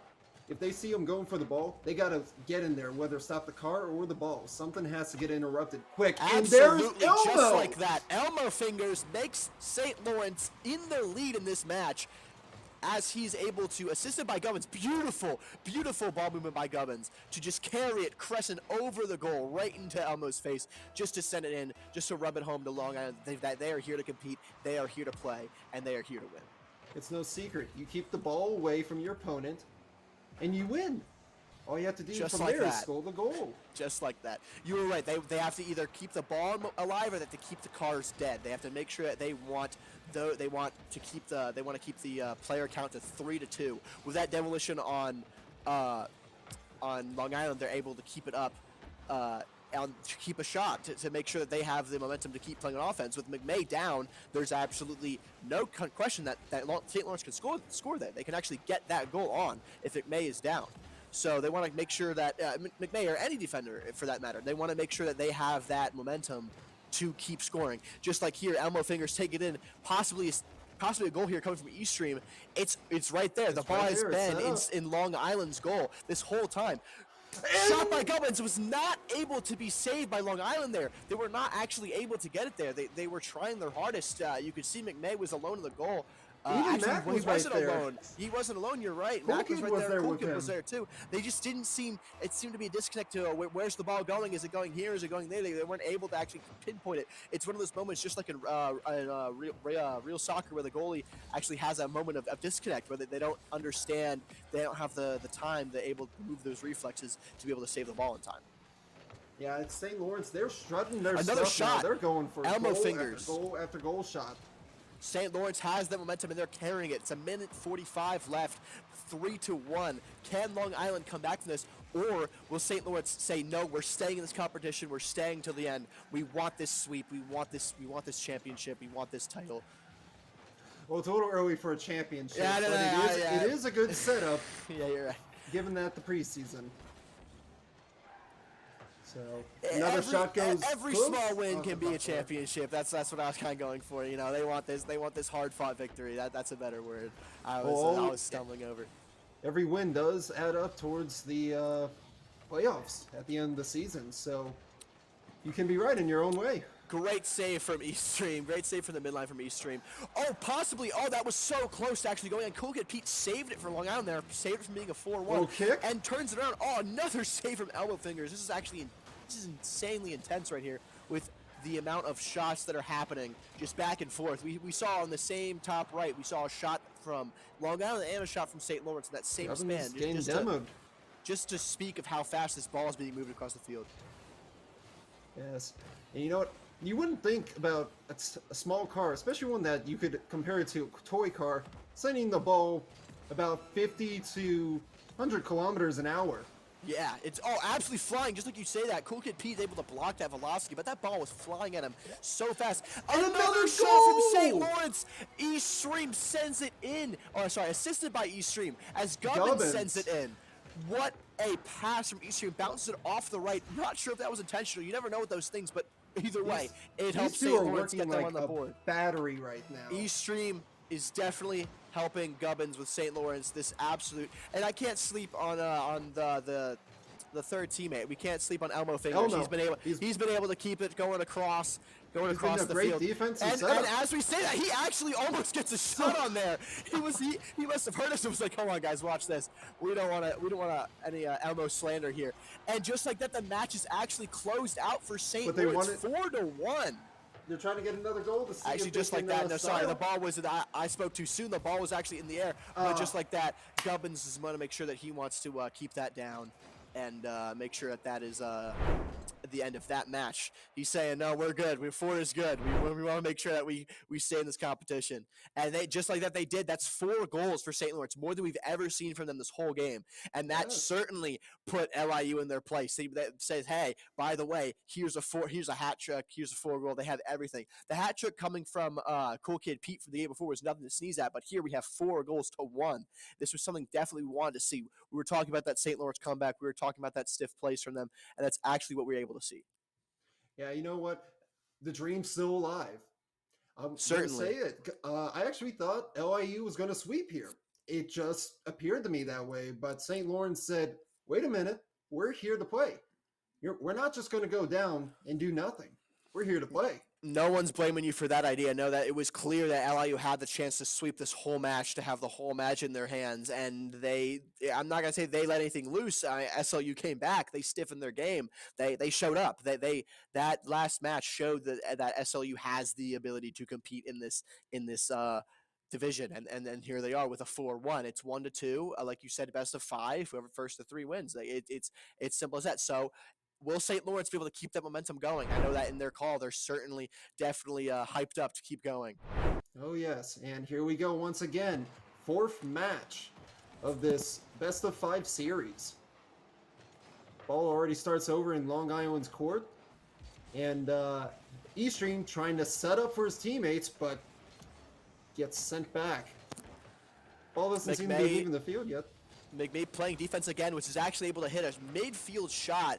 Eastream says, no, that's not going to happen. I'm here to save that, and like we are, Eastream again coming in with the side play here in the box. I'd say Eastream's ability as a defensive player is not to be understated. He's definitely got his skill to move the ball is unmatched. He's been able to assist Gubbins many times in that last match, and he's also been able to send it across the field.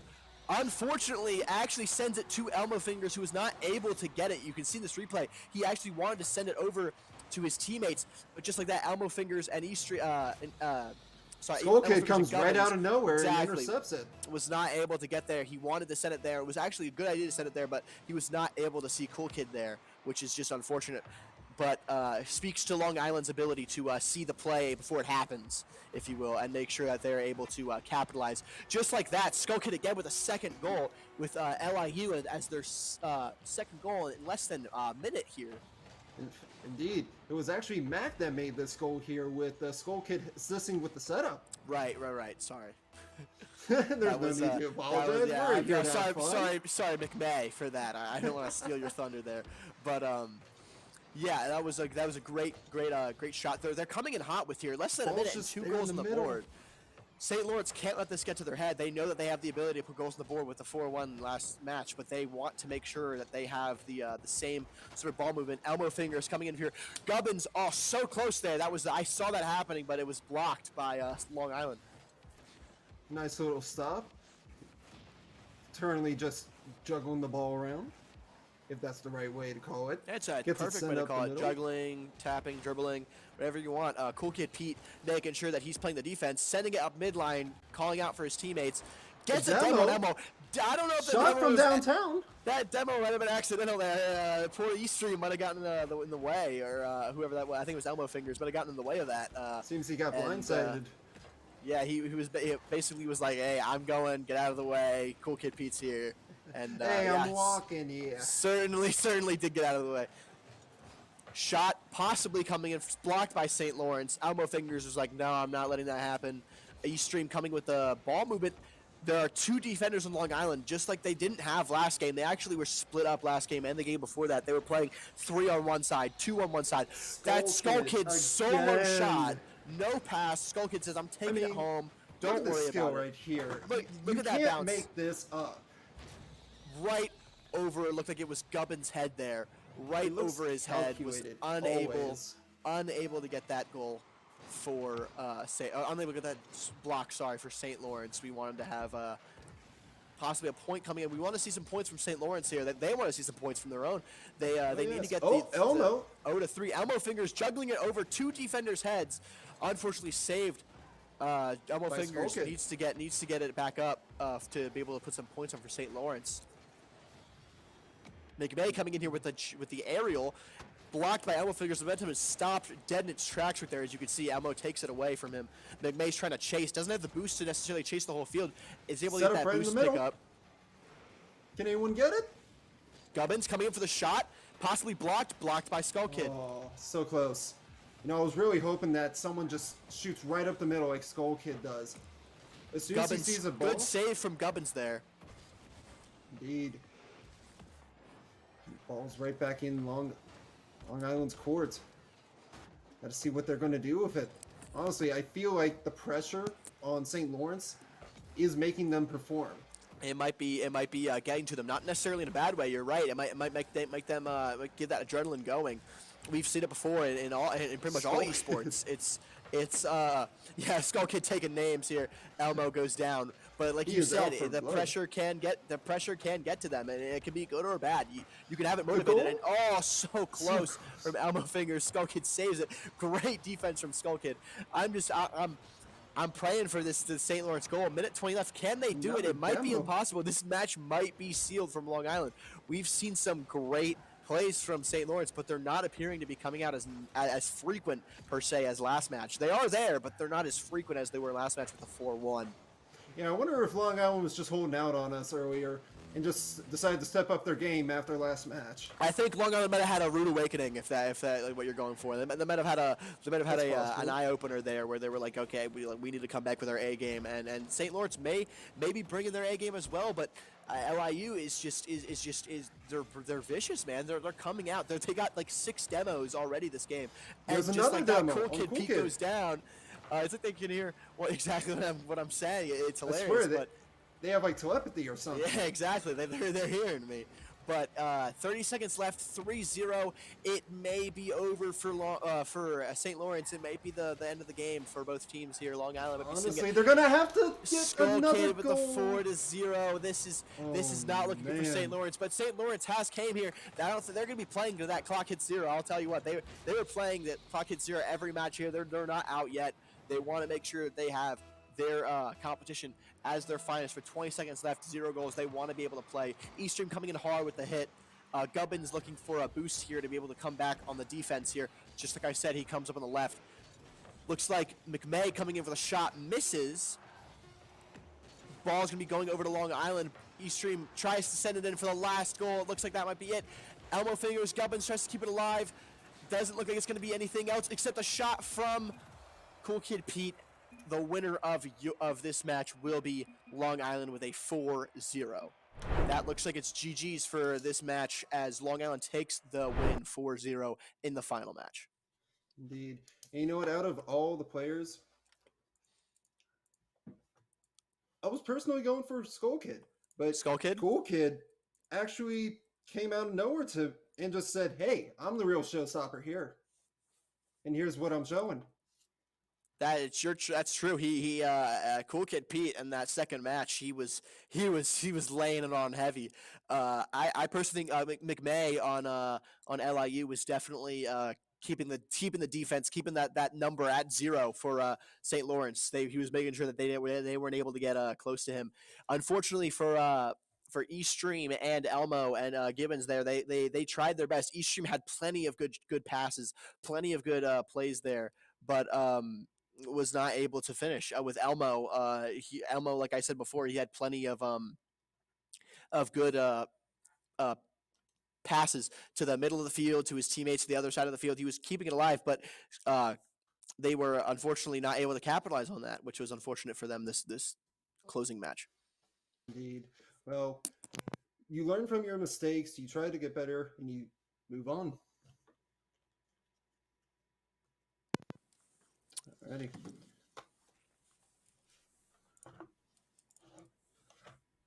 Sounds like we'll be having a break for now, and we'll see you guys back in just a moment. Don't go anywhere. There you go. Able to get into the box, but they do have a shot right here. Blocked right by it. Looked like I can't see who that was, but it looked like Skull Kid blocked that real quick. We are actually able to see Eastream here. Eastream's point of view as he sees the ball being played around. And that's a score for McMay, actually. I was talking over it. I was trying to see who was up there playing and I actually saw it just then. McMay comes in with the goal to set Long Island in 1-0 on St. Lawrence. Question, where's their defense then?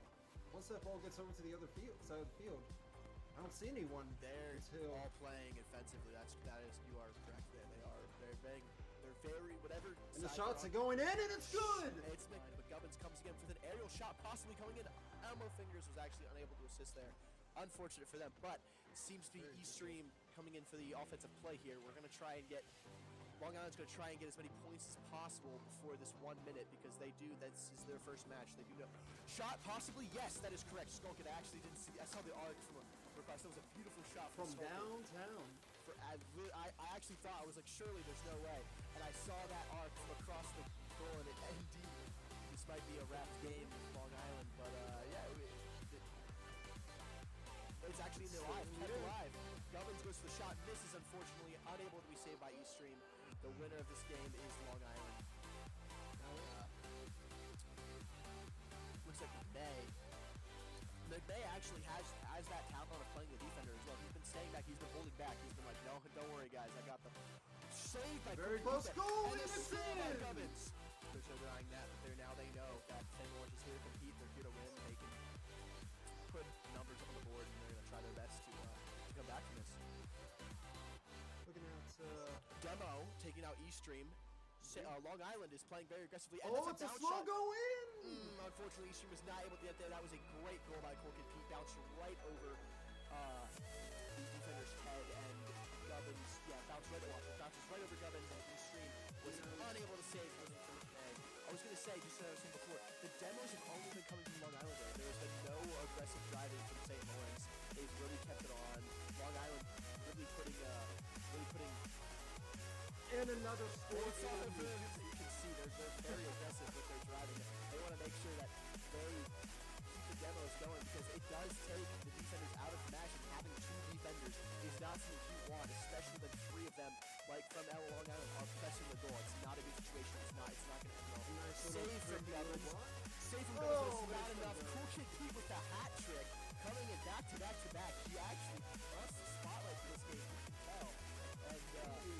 And absolutely, with McMay in the left corner trying to be able to finish this, but is not going to. Demo 10 seconds left. Looking like Skull Kid's taken out by Eastream. Cool Kid Pete coming for the finish and is unable to get that last goal. No time here. You can see where things go from here. The ball is just going back and forth from each court. I haven't seen any sort of shots, any sort of sets or passes. It's a juggling game right now. Shot coming in, blocked by Gubbins actually. McMay was right behind him. Shot the goal is left open. In. Nobody was on him. All the St. Lawrence players are to the right goal. Fortunately, Gubbins saves that, but he doesn't have the boost to reconnect. He doesn't have any sort of momentum to come back and actually block that goal as well. Using that 100 boost that he was able to get earlier, making sure that he uses that boost damage, and it's crucial to keep that boost damage up when you're playing in the box courts like that. You want to have the momentum and you want to save it up. Looks like the shot is actually possible for St. Lawrence here, and the shot and assisted by Gubbins as Eastream puts this game back into competition where it's 1-1, 2:45. We have possible comeback here from St. Lawrence. Kind of set up and go, where they realize that they can't just let them have the ball control. If they see them going for the ball, they gotta get in there, whether it's not the car or the ball. Something has to get in there real quick. And there's Elmo! Just like that. Elmo Fingers makes St. Lawrence in the lead in this match as he's able to, assisted by Gubbins, beautiful ball movement by Gubbins. They can actually get that goal on if McMay is down.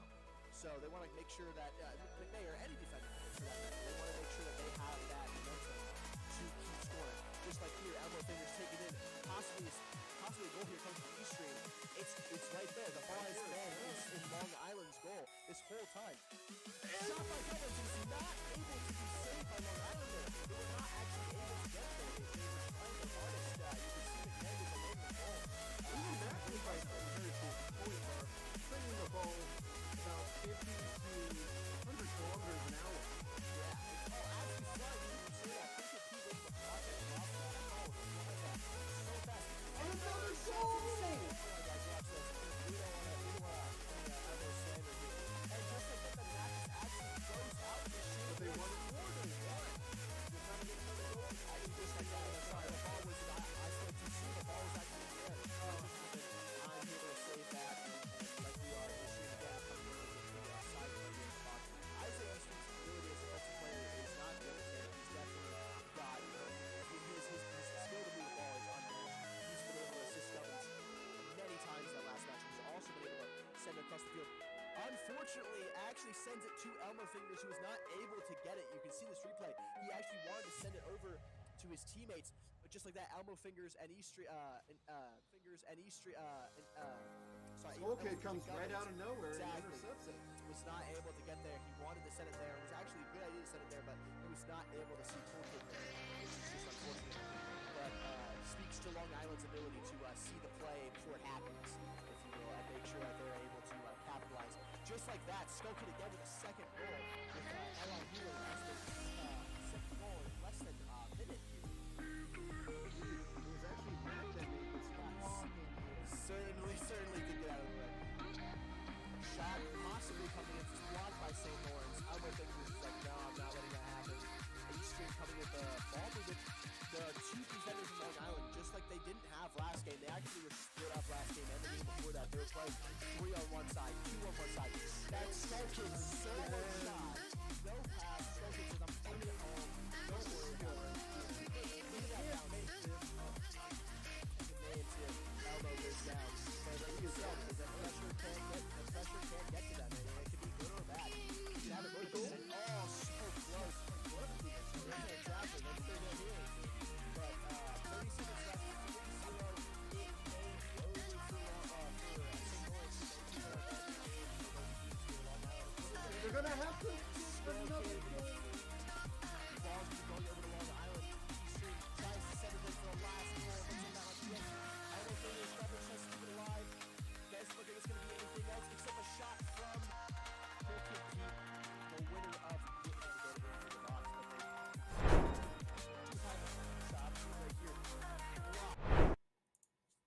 And we are back after that game with a Long Island win, 3-1 against St. Lawrence University. That was a great game. We're actually here with one of the players from Long Island University. Skullkid is here with us. We're actually going to be interviewing him, asking him some post-game questions. Hello, Skullkid. Hope that match was good. It was a fun match, competitive match, as we saw some great plays coming from both teams. We're going to be asking you some simple questions, just to keep it entertaining. Sami, what do you have for Skullkid here? Well, straight out the gate, I actually do want to know, because I know this was a redemption game from last week. What did you try to do differently since that game last week? What was your main goal? Well, going into this match, last week was our first match together as a team. I only got to know my teammates maybe 2 or 3 days prior to that match, and we knew we were going up against grand champions. I'm the only grand champion on the team, so we knew it was going to be a difficult match. And the fact that we kept last week's all 3 games within 1 goal was very impressive. This week, I just want to focus on our rotations and make sure we didn't double commit. And the first 3 games, we were sloppy. 4th game, we picked it back up, and it led to the most impressive win out of the 3. Well, honestly, it did show. When I say all you guys scored, it's like one person went after the ball every single time rather than people doubling up, which was real great. I'm going to pass it over to you, Renzer. I was agreeing the whole time. It's some great plays coming from LIU there. It was you were correct. They came up. Skullkid, you're right. It was within 1 goal was your last game against University of Central Missouri. That was a good game. Hard fought from you guys, and it was great to see you guys come out on top of this game to make sure that you guys had the great momentum that you needed. And you said the first 3 rounds were sloppy. I honestly, the first 3 rounds, I was impressed with some of the plays that you guys played, some good plays you guys did. Obviously, the 3rd round went to the opposing team, but it was not anything that you guys couldn't come back from. SLU did, like I said, put four goals up. You guys scored 1, but then the next game, the last game, like you said, was the most impressive, was the most flamboyant, extravagant. You guys had all that good team play. You guys had the shots, great shots on goal, great communication. I'm assuming, because I'm not on the call, but how was that last match in comparison to the first 3, like you said, as you called them, sloppy? What was was there like a night and day difference? Did something happen after that 3rd game where it was like, wow, we need to start working as a team, or something like that? It wasn't so much working as a team as it was just me turning it on, because going into the game, I scouted our opponent. I knew their rank, and I expected the team. So first 2 games, I played okay, but I still played sloppy. Game 3, I just played horribly. I felt like I played down to my opponent's level. Game 4, I had to make sure that didn't happen, and I just went all out. As you saw, I had over 1,000 points. Yeah, we did. We saw that we saw you turn on the gas. We saw you let off the brakes. We made sure to make sure we captured those moments from you. Just the solo. Sami commentated on it when it happened. It was a beautiful goal. It was, I believe, it was the third or second one. It was a bounce off the left. Yes, Out the of bounce out off of the box. wall and bounce just off the wall. It was just taking it self into the goal, goal. unassisted, and it was honestly, I was blown away from it. But yeah, like you said, you brought the competition. You did say playing down to the other team's level. That I would agree that sort of happened with the LIU. You guys for the third game, you admitted it was a bit sloppy. It wasn't anything awful. You weren't playing like you were unranked or anything, but it was not what you, like you said, it was not playing to your maximum. It was not playing to what you knew you could play. So it was great to see you especially turn on the booster to the very end and take it home for your team. Well, Do you have anything else, Tommy? I do not, honestly. Actually, I feel like we covered a lot of things here, and it was very insightful to me personally. I've always been curious what goes on inside you Rocket Leaguers.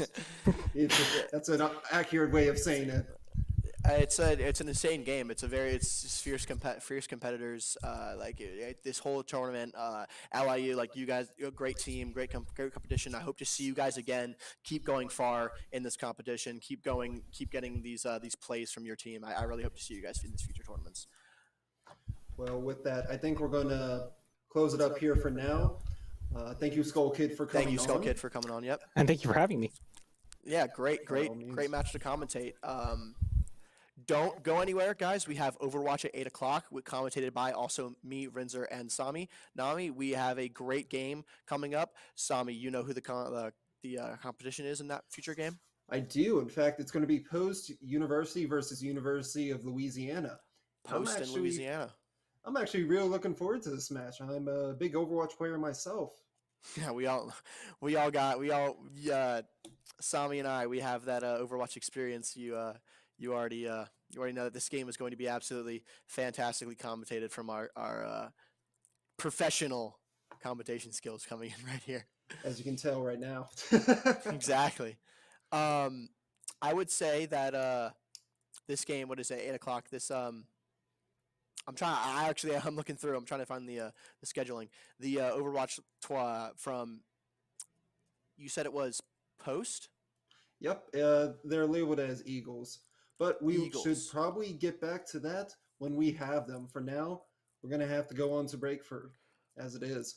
So thank you so much for coming by, everyone. Don't go anywhere. We have Overwatch coming up right after this. Overwatch at 8.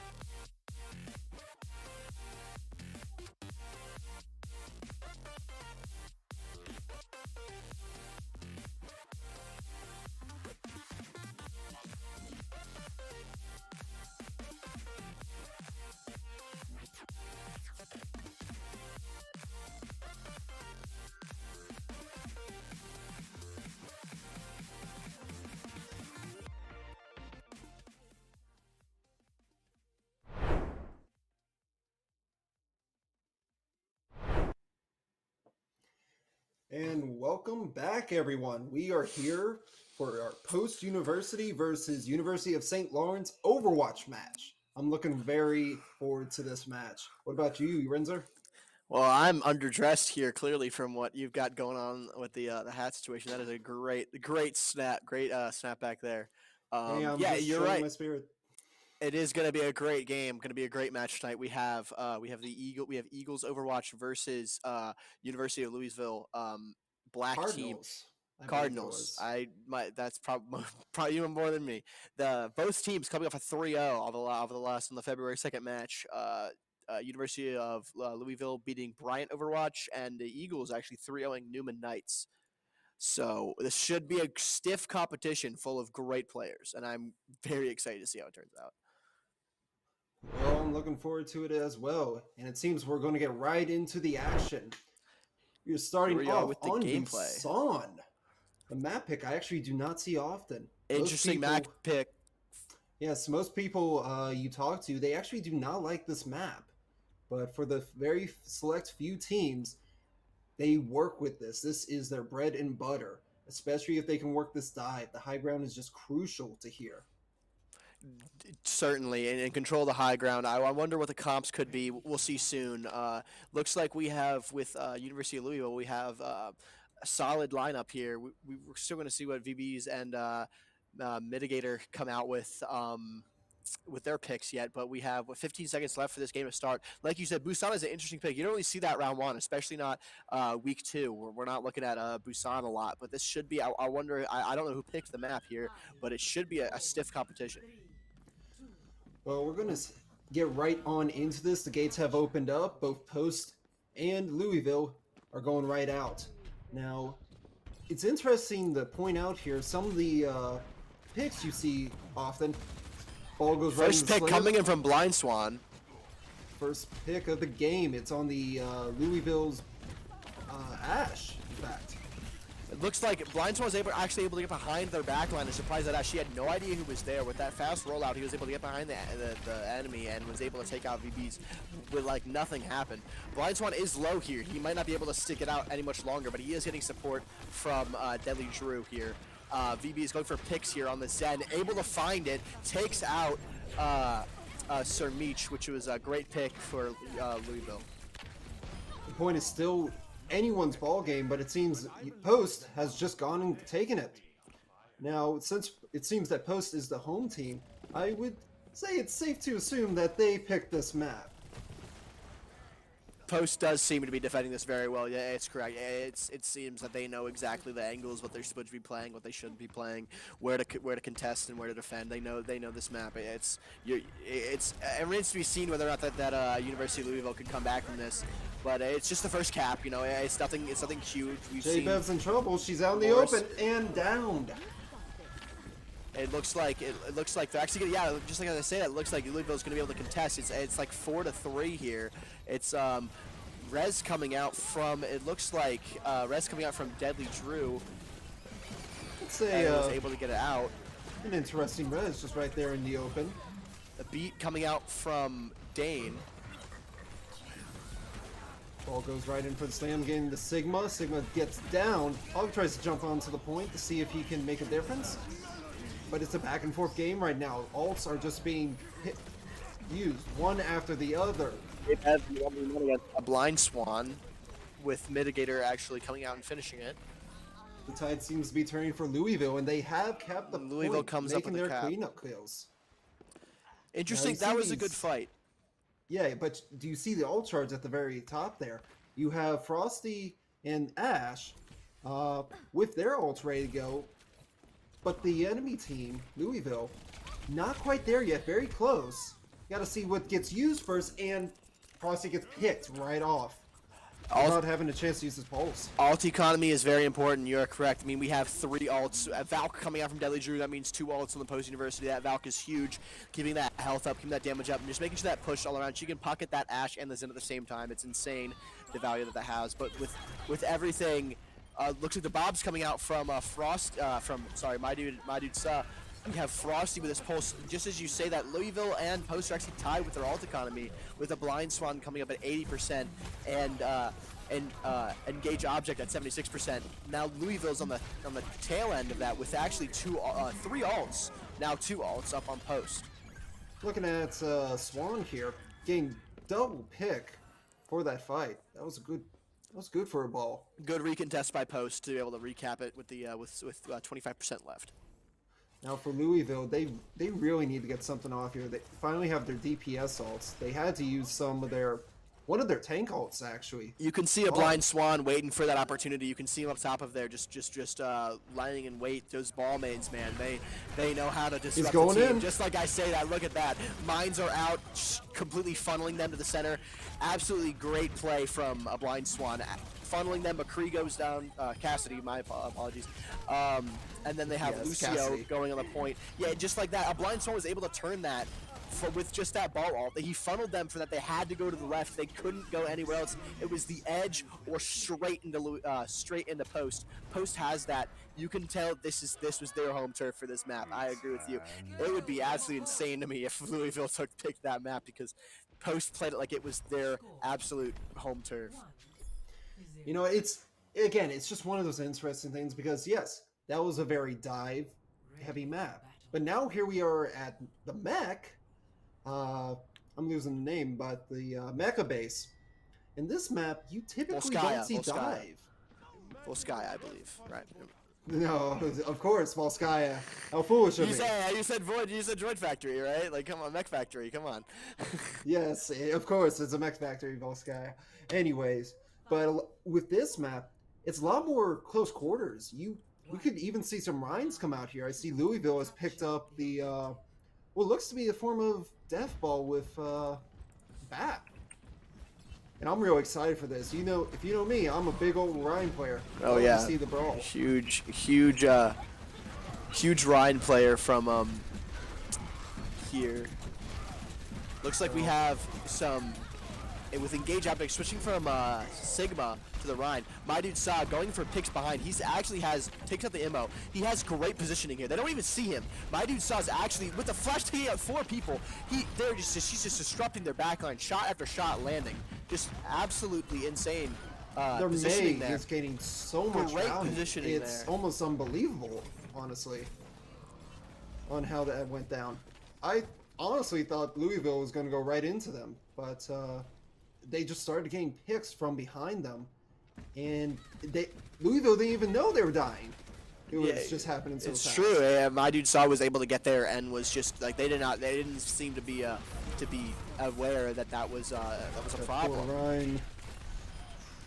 You feel that. You feel the Rhine. I do, because it's whenever there's an enemy Mei, you really got to respect the boundaries, because if you don't play with your team or care for the wall, the Mei is just going to farm you. And once you're down that big tank, we got a comment here. All right, but once you're down that big tank, things get super difficult. Well, thankfully they break through the wall this time. Ryan has a shatter ready up. It goes down. Knocks down 3 of them. Can he get any value off of that? That was great team play from a Brian Swan. He was able to fortify and get in the way of that charging Ryan to make sure that none of his teammates were able to get in the way of maybe possibly getting a pick here. But that was a great play from Engage Object, able to disrupt them. And unfortunately, it was not enough to allow University of Louisville to retake the point, but it was enough to get some picks.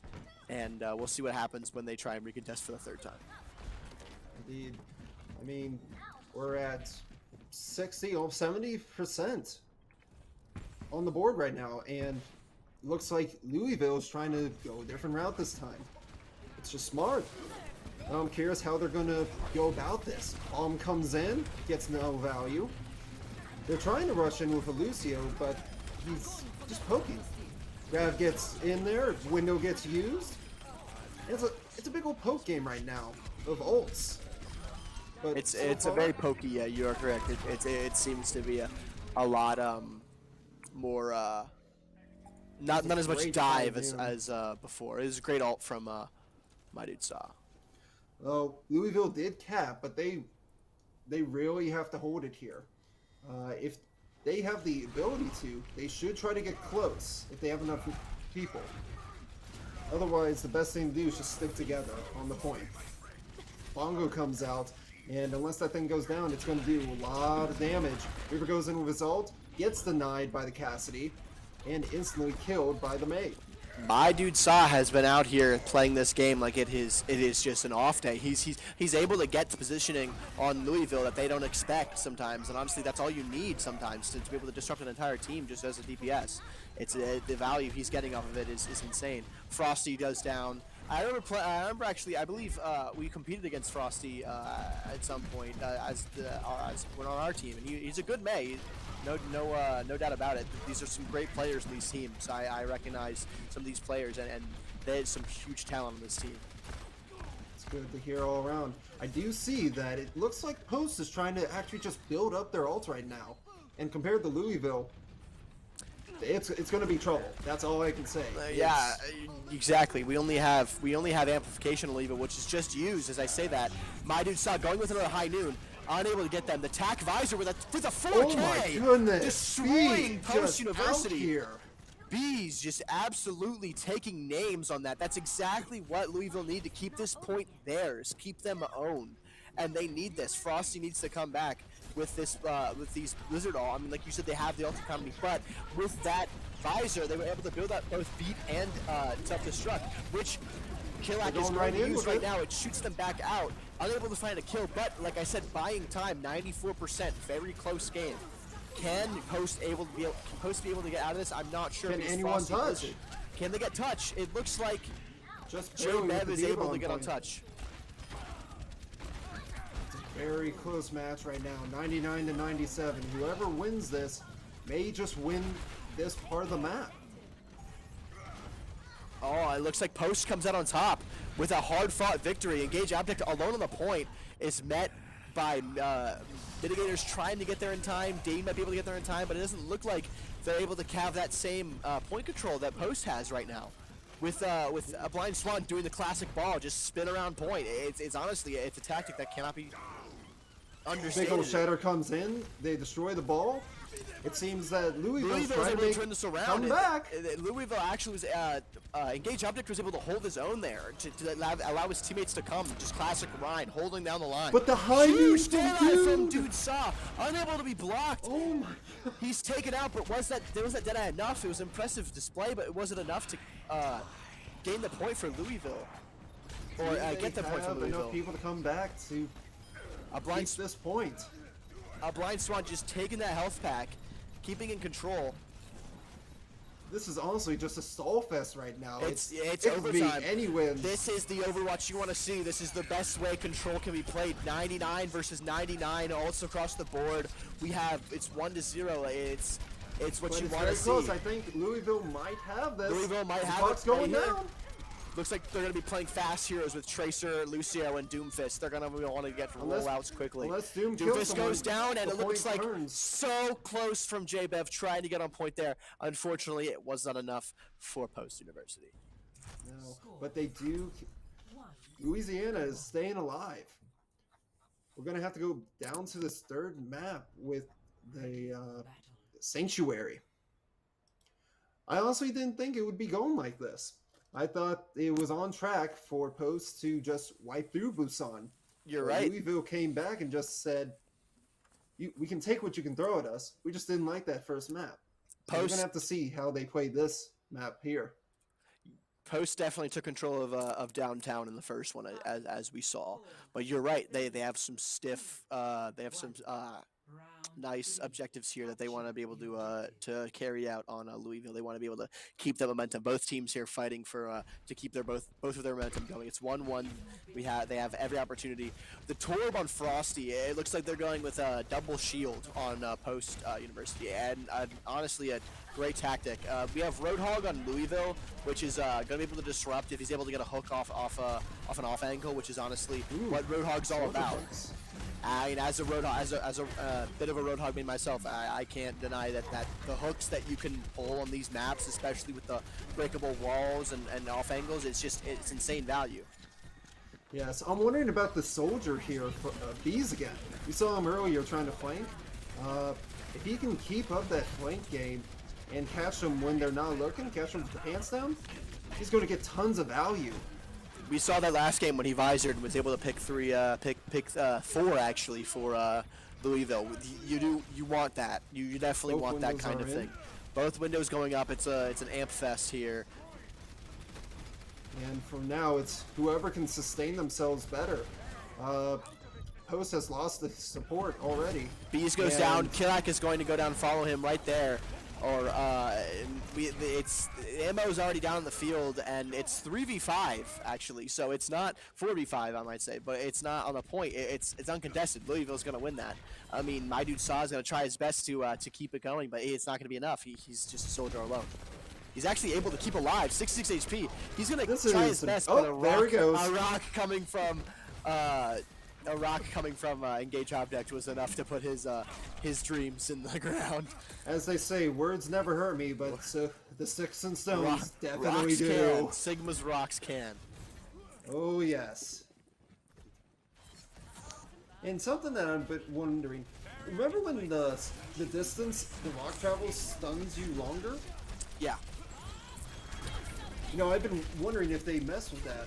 Is that the experimental did come out recently, and yeah, that might be changed now. An alt coming out from Frosty, that's going to be huge. But an alt followed from Engage Object to get away from that ground, the hot ground. He wants to stay alive. Bees with a visor, as we saw before, he's absolutely insane plays from the visor, but was not able to actually beat anyone there before last game. J-Beeb's just out here taking names right now. She is going to town against the enemy, trying to clean up shop. Great plays from J-Bev. So they finally turned the point for Post, and it's currently 67% for Louisville. They have time to just build alts and go in again. But Yeah, right now, both alt economy, they're actually quite similar. Dane is most likely going to be coming up with another beat this next fight, or that should be the objective for that Lucio main right there. He's gaining percent really high. He's making sure that he has everything he needs, because that beat can be that can mean like one thing or the other. That can mean life or death for them. Both walls are up, just like we saw before. They're right in close proximity. Deadly Drew going to be trying to keep his team alive as much as possible, doing a great job there. Looking for a hook from Kilak here. Great hook. Great on hook. Sigma. Able to take Oh out my. JB. Absolutely insane hook there. That's what you want to see as Roadhog. I do wonder his hook accuracy there, but great play there. Almost gets looked on Frosty. Yeah, get a little bit eager. Bob is on the field, played by Mitigator. That poor Bob just got deleted so Bob does get down. fast. That beat is down on that point. That is just the push Louisville needs to be able to just play aggressive, play without thinking. That goes down. Wow. I just saw that close range hook. Deadly Drew, unfortunately, is not able to. You can't do anything in that situation. Even as BAP, you can't jump out of the way in time. It's hard to avoid Roadhog's hook that close. Oh. I mean, in short, he has his own fisherman's skin, so when he casts it, he's going to catch something somewhere. You just don't know what. Exactly. If he misses once, he'll grab two next time. It's such a useful mechanic, and as a hero that came out based in the game, he's had such a long time in this game, and he's one of the most fun heroes to watch in comp Overwatch, at least in my opinion, just because of the hook. We got a Flux going in with two grabbed. The window comes out for Post. Blocks the hook with a rock, killing the hog, in fact. Got to see if they can sustain themselves. They are double shield. They're supposedly, by the books, more sustainable, and it's showing so far. Now they just got to get the kills and show the products. That's sustainability from Post with that double shield. That is in theory, yes, that's like what's supposed to happen. But that's when everyone's playing their role and doing everything creatively. And they didn't account for Louisville being this disruptive, especially with Kilak on ball. He's comparative to Blind Swan last game. He's just there to annoy the team. He's just there. He's like, hey, I'm here. You can't contest. You can't touch. I'm going to build my mines. I'm going to keep going, and I'm going to be able to keep you off this point. Taking out JB just like that. He's on a roll right now. Wow. Actually sealing the game for the University of Louisville. You know, that's quite amazing because, again, initially, Post University as the home team chose this map. So you would think this is their comfort pick. This is what they're going to be fine here. But Louisville just came back with the reverse, not reverse sweep, that would be incorrect to say, but they just showed They up came and back. said, Yeah, you're correct. Yeah. yeah, they just made a statement saying that here we are, we're going to do it. Play of the game there, understatement of the century. That JV, that amped wall from us, Baptiste with the visor is just absolutely just deadly combo. Oh He was my able to goodness. funnel down. You can't even shield that anymore. Like, it was just a deadly combo down the hallway there, and Down the they guzzle. they couldn't do anything about it. It's great positioning, but unblockable really. I mean, honestly, when you ever have to face off against Visor alone, that's scary. Against a window, that's devastating. Exactly. I never want to be on the other end of that. That is just. We did see that Busan was definitely Post University's strong suit there with My Dude Saw, the two really good dead eyes on the second on the Mecha Factory there, and even on the on downtown they were very competitive and keeping that point contested.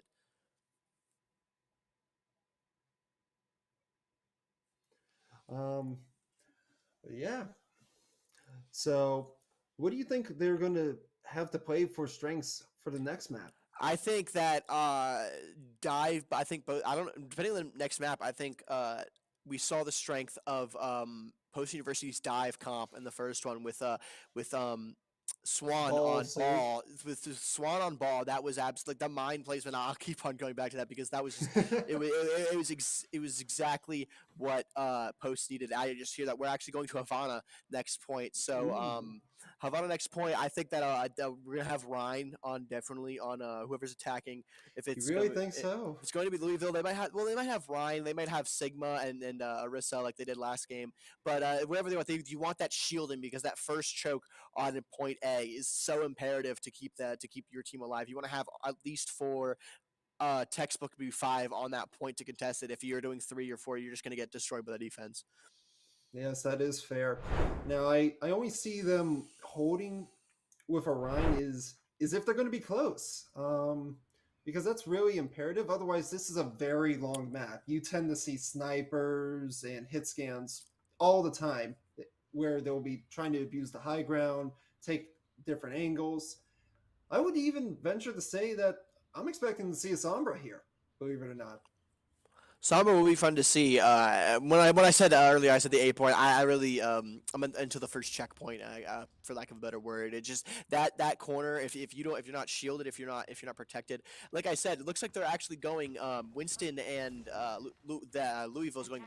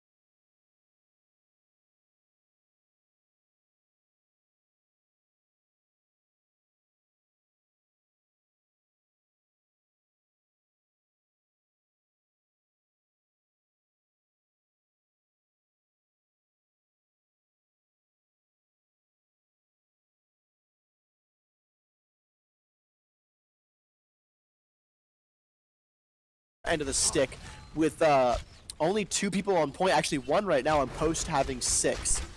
Shield break with a storm arrow there from my dude Saw on Hanzo. Great DPS talent from my dude Saw. We've seen it today. His ult coming out here, trying to get that close point damage, forces them out to the left, where Frosty will probably be able to.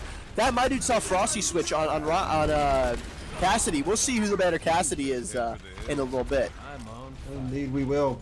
Now, they did use his high noon there, but it seems that despite what's happening right now, whatever it be, Louisville's still trying to push this cart little by little. But, with only Lucio healing. With only Lucio healing and a diva, it might be hard to pull off, but they're doing it surprisingly well. Indeed, they are. A lot of just intermediate fights right now. There's no real big fight going on. It picked on B's over here by my dude C. Ryan has his Shatter ready to go. In fact, there's 4 ultimates ready to go, if not the 5th one coming up from their from AK as the diva. Taking their time, looking for a good Shatter, gets it off, and the picks just start coming in one after the other. They try to transit, but I don't see, unless this Cassidy can get something. Frosty tried to stall there, was unable as the ult comes in from Killak. It's honestly so unfortunate. JBev couldn't remake. The push from Engage was so strong there. He had only 150 health, the same he had the same health as a Tracer, and was actually able to stay alive. That big hitbox, he was able to stay alive with his shield and his team, just to keep dishing out that damage to keep his team contesting that point. Well, here we go again with the stall, but it's not as long as I was hoping. I've been in that Lucio's position. Poor Deadly Drew. He wanted to keep his team, but honestly, with an offense like Louisville's, there's nothing you can do really from that push. But hey, they got it to overtime, so that is big. So usually people have to deal with having some time on the board, but Post was able to keep Louisville from having that. They have the full time to work with. That is correct. They have the full time they can, and I do wonder if the comps are going to be a mirror of last match, or they're going to try and switch things up with maybe Louisville going Symmetra to try and mirror what Post did. But I have no idea what DPS talent they're going to pull out for this game. Personally, I don't think that the Sim would be a good pick here. Rather, it might be better to pull out that Torbjorn I think I saw they had run on Busan. Just to have that little extra spam, maybe from the turret or something, or even the Hanzo. Those would be good picks because they provide pressure. And yes, we're getting a nice look at the movie posters here. Have you been to the movies lately? I have not. We're just looking at the bulletins right there. Boletos right there. That was good. I wonder what language that is. It's Spanish. It's Spanish. Sorry, I'm not as rotary as I should be. They are in Cuba. They are in Havana, Cuba, which is the capital there. But interesting from Dana Draw being Brig and Bap. We haven't seen Brig played once this game, and like you said, they might go Torm. You're right. Their Torbjorn is on University of Louisville's team. Killak again on Hog. My man is just. I want to see these hooks, dude. I hope he brings the heat like he did last time, where he hooked. So Frosty finding his demise at the end of a Swedish man's lava gun, right in the head there, with Sir Meech going low as well. The turret's down. The turret is down. Vibe's low. They're able to contest even with all this pressure. Post is not letting up. They are not stopping. Hook coming out here, trying to find Orisa, unfortified, but was unable to.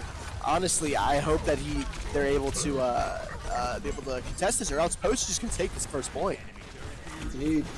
Well, right now it's just back and forth. JBev, she's taking out the utilities of Louisville, and Frosty gets the first pick on the BAP.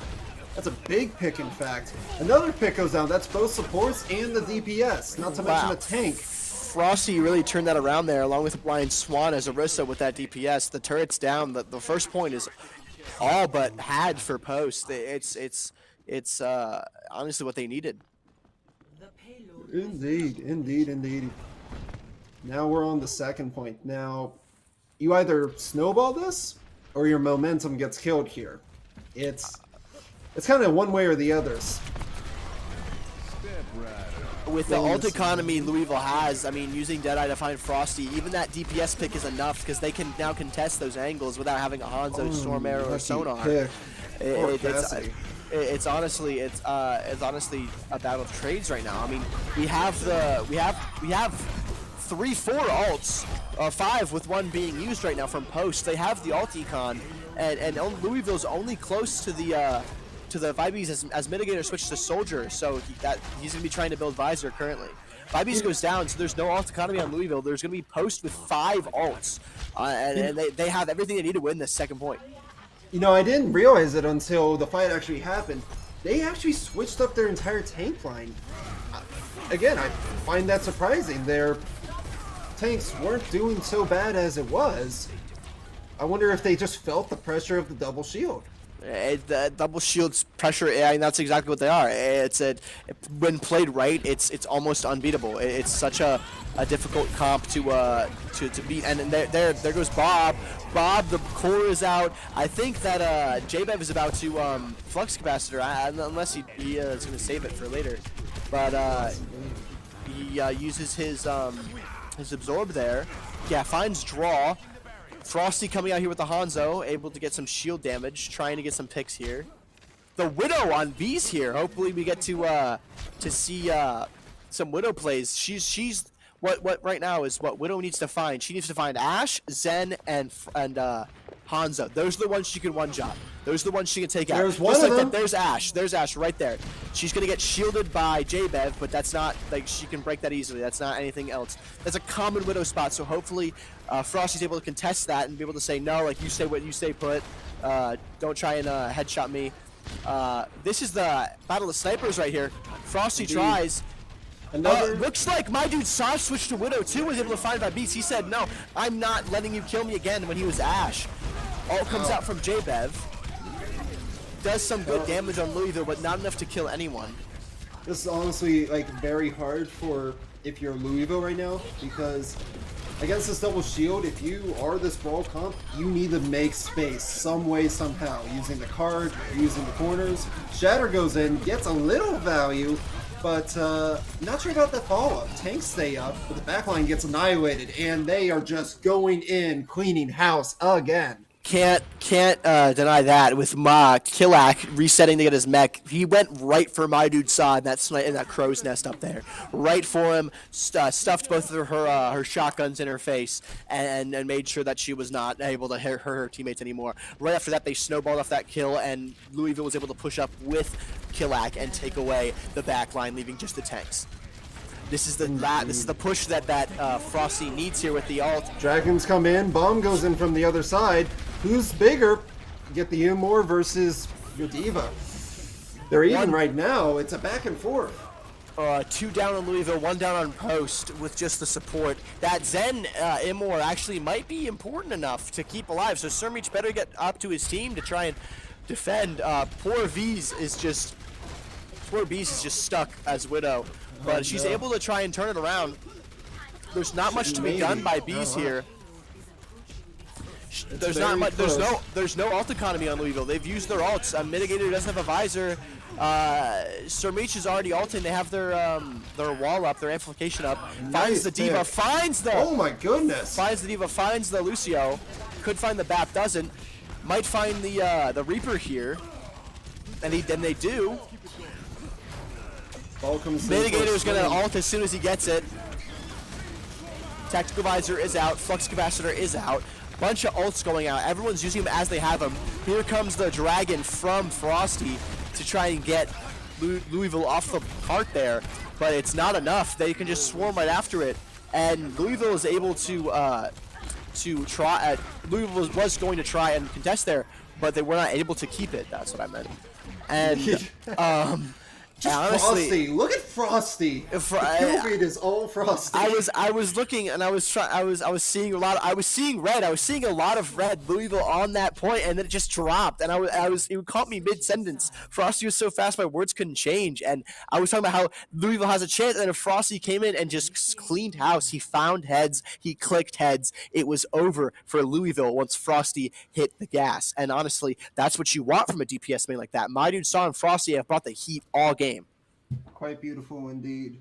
Mitigator and Bees cannot be also underlooked, but Mitigator did not have that Alticon to keep that visor going in that last one. He did not have the team support there.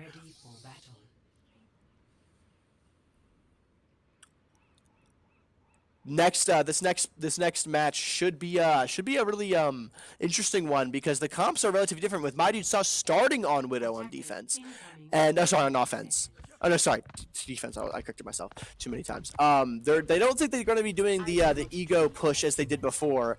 I don't think they're going to be like up top. Like I don't think they're going to be up top and in their face as before. They were the first game, as you saw, that they were right in front of the gate, and Louisville was actually able to come out and win because the surprise wasn't enough for them. I think they might have seen it, they'd have heard it. Good shield coming out from a blind swan. Actually, that's an inverse shield, is it not? I'm actually not sure if it doesn't matter. The team can't, but it looked like it was backwards. Just a funny looking shield. Regardless, the team can still shoot through it. This first point is that they're gonna let Louisville get a ton of room without contesting early by spawn. Maybe they learned their lesson from last time, but it's honestly surprising how far Louisville's getting without any sort of contest at all. Yes, indeed. Well, actually, I'm trying to figure out why are they running the dive here? They're getting picks here and there. They're actually getting the pressure. All right, they're making me eat my words. Wow. Dane on Mercy able to revive Winston, but couldn't stay alive herself, and unfortunately met her demise there. Frosty versus Echo. It's the ultimate. Can your projectile DPS hit a flyer? That when you don't have hit scan, I think we'll see after Dragon. I think we'll see a quick switch from Frosty to take care of Winston, Mercy, and Echo there. Well, I wouldn't be surprised you may actually keep it because now we have my dude. He's on the Ash and he's at 70 the Bob just already. So and Frosty has his dragons. So I expect to see some ults coming out here at this point. Frosty's ult is definitely going to be playing on the cart. He's played his ult on the cart all the past rounds, but honestly, that's what you do in a cart map. You want to make sure that nobody's touching that. That's the last thing you want. We're already in overtime, as you guys know. It's just absolutely insane that this entire game has to be overtime. There's no way that Louisville can let go of this point at any point. It's not a game of relax and get the point back if you lose a push. You cannot lose a push. Speaking of losing a push, Bees goes down, Mitigator's there, and it's just engaged. They can't find it, and this is the end of the round 3 here. You know, for a minute push, that's really good. They got pretty far, yeah. Yeah, for a minute push, that's what you look for, at least a point. Because in a lot of these situations, I've seen it countless times. Pavana seems to be a map I almost come up with every other time I queue in the comp, is that if you at least have that first point, second point is one of the most brutal points ever. If you can't make it through first. Yeah, as we see the control panel here, we can see what's going on. Processo, day. Let's hope it does not get into that blue section. Laboratory processes, just what we're looking at. What's silly is that I actually can understand some of this, and I don't know why. I have no expertise in this, but I can understand that control panel. when you look at it, just figure out what some of the you get a base knowledge understanding. You could figure it out. It's pretty on the nose there. It's pretty easy. But the thing is that this, like I said, the entire point is going to be on overtime, or it was for Louisville. It doesn't look like it's going to be as much of a problem for post here because we all know. Look at this. Sorry to interrupt. Go ahead. Well, just look at this. Their comps were so similar, almost a mirror, except for the Zen. And then dude swapped over to Widow. So they are practically running the exact same comp. Now the question is, who's going to play it better? Yeah, it's a question of skill. My dude Saz on Widow already looking for picks with Mitigator and Hanzo kind of taking Frosty's spot there. Hanzo versus Hanzo. And first Mitigator versus Frosty. Frosty takes out Bees there. Frosty's been Bees' kind of like bane of Bees' existence here. He's been his always kryptonite to the Superman. Yeah, exactly.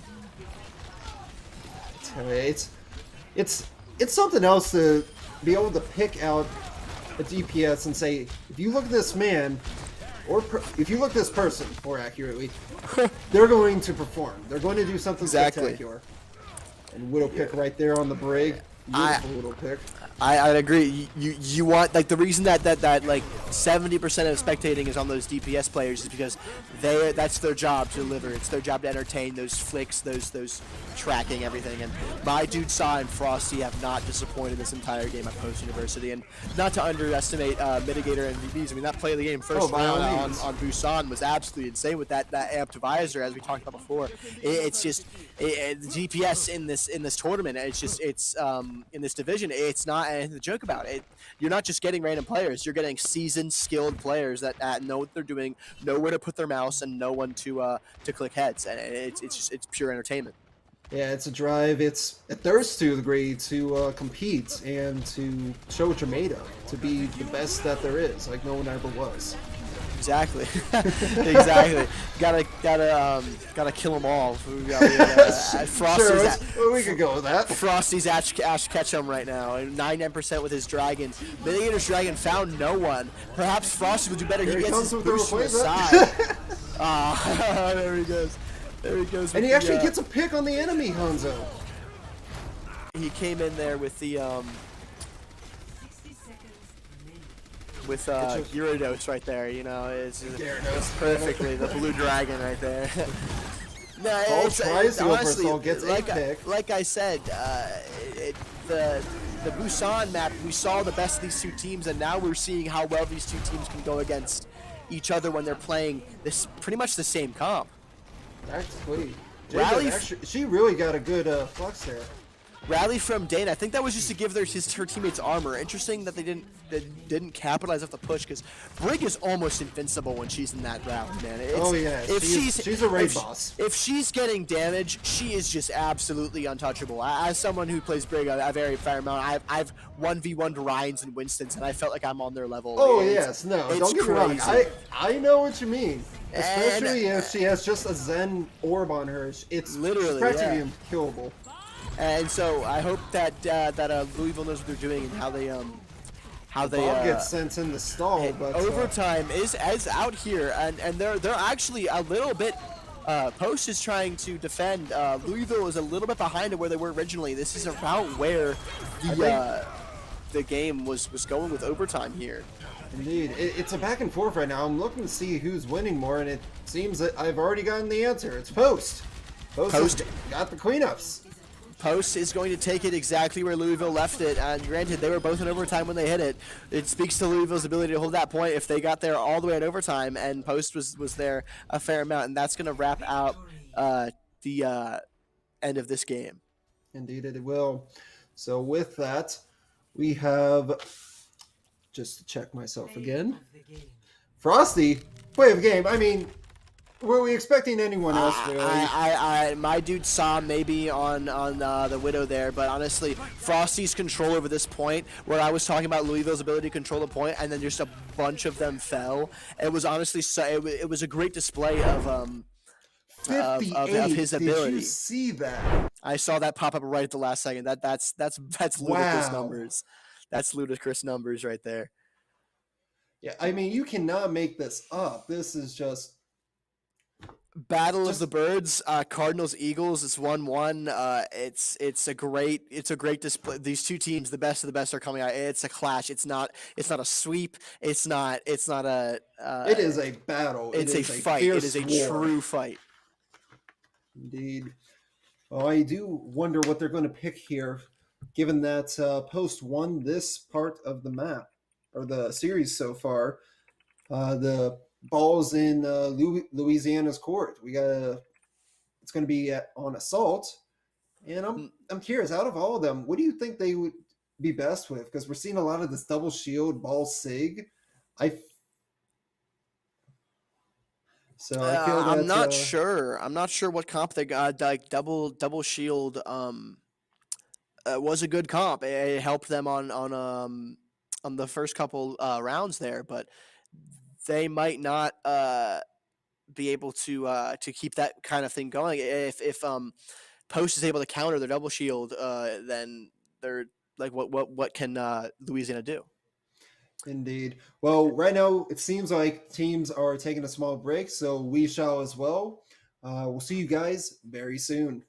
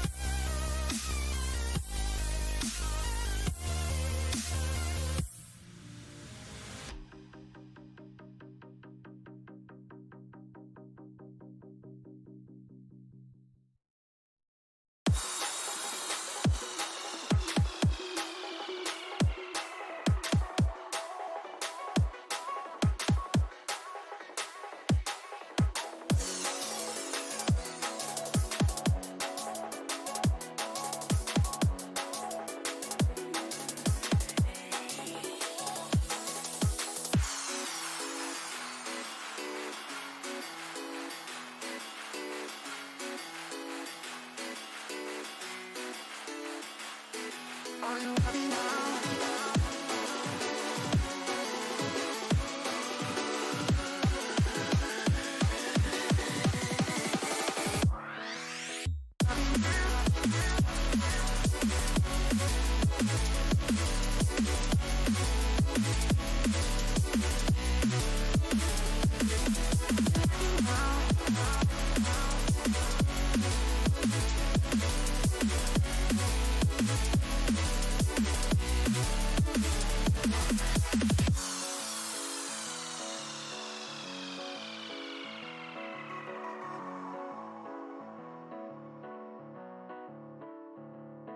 Are you happy now?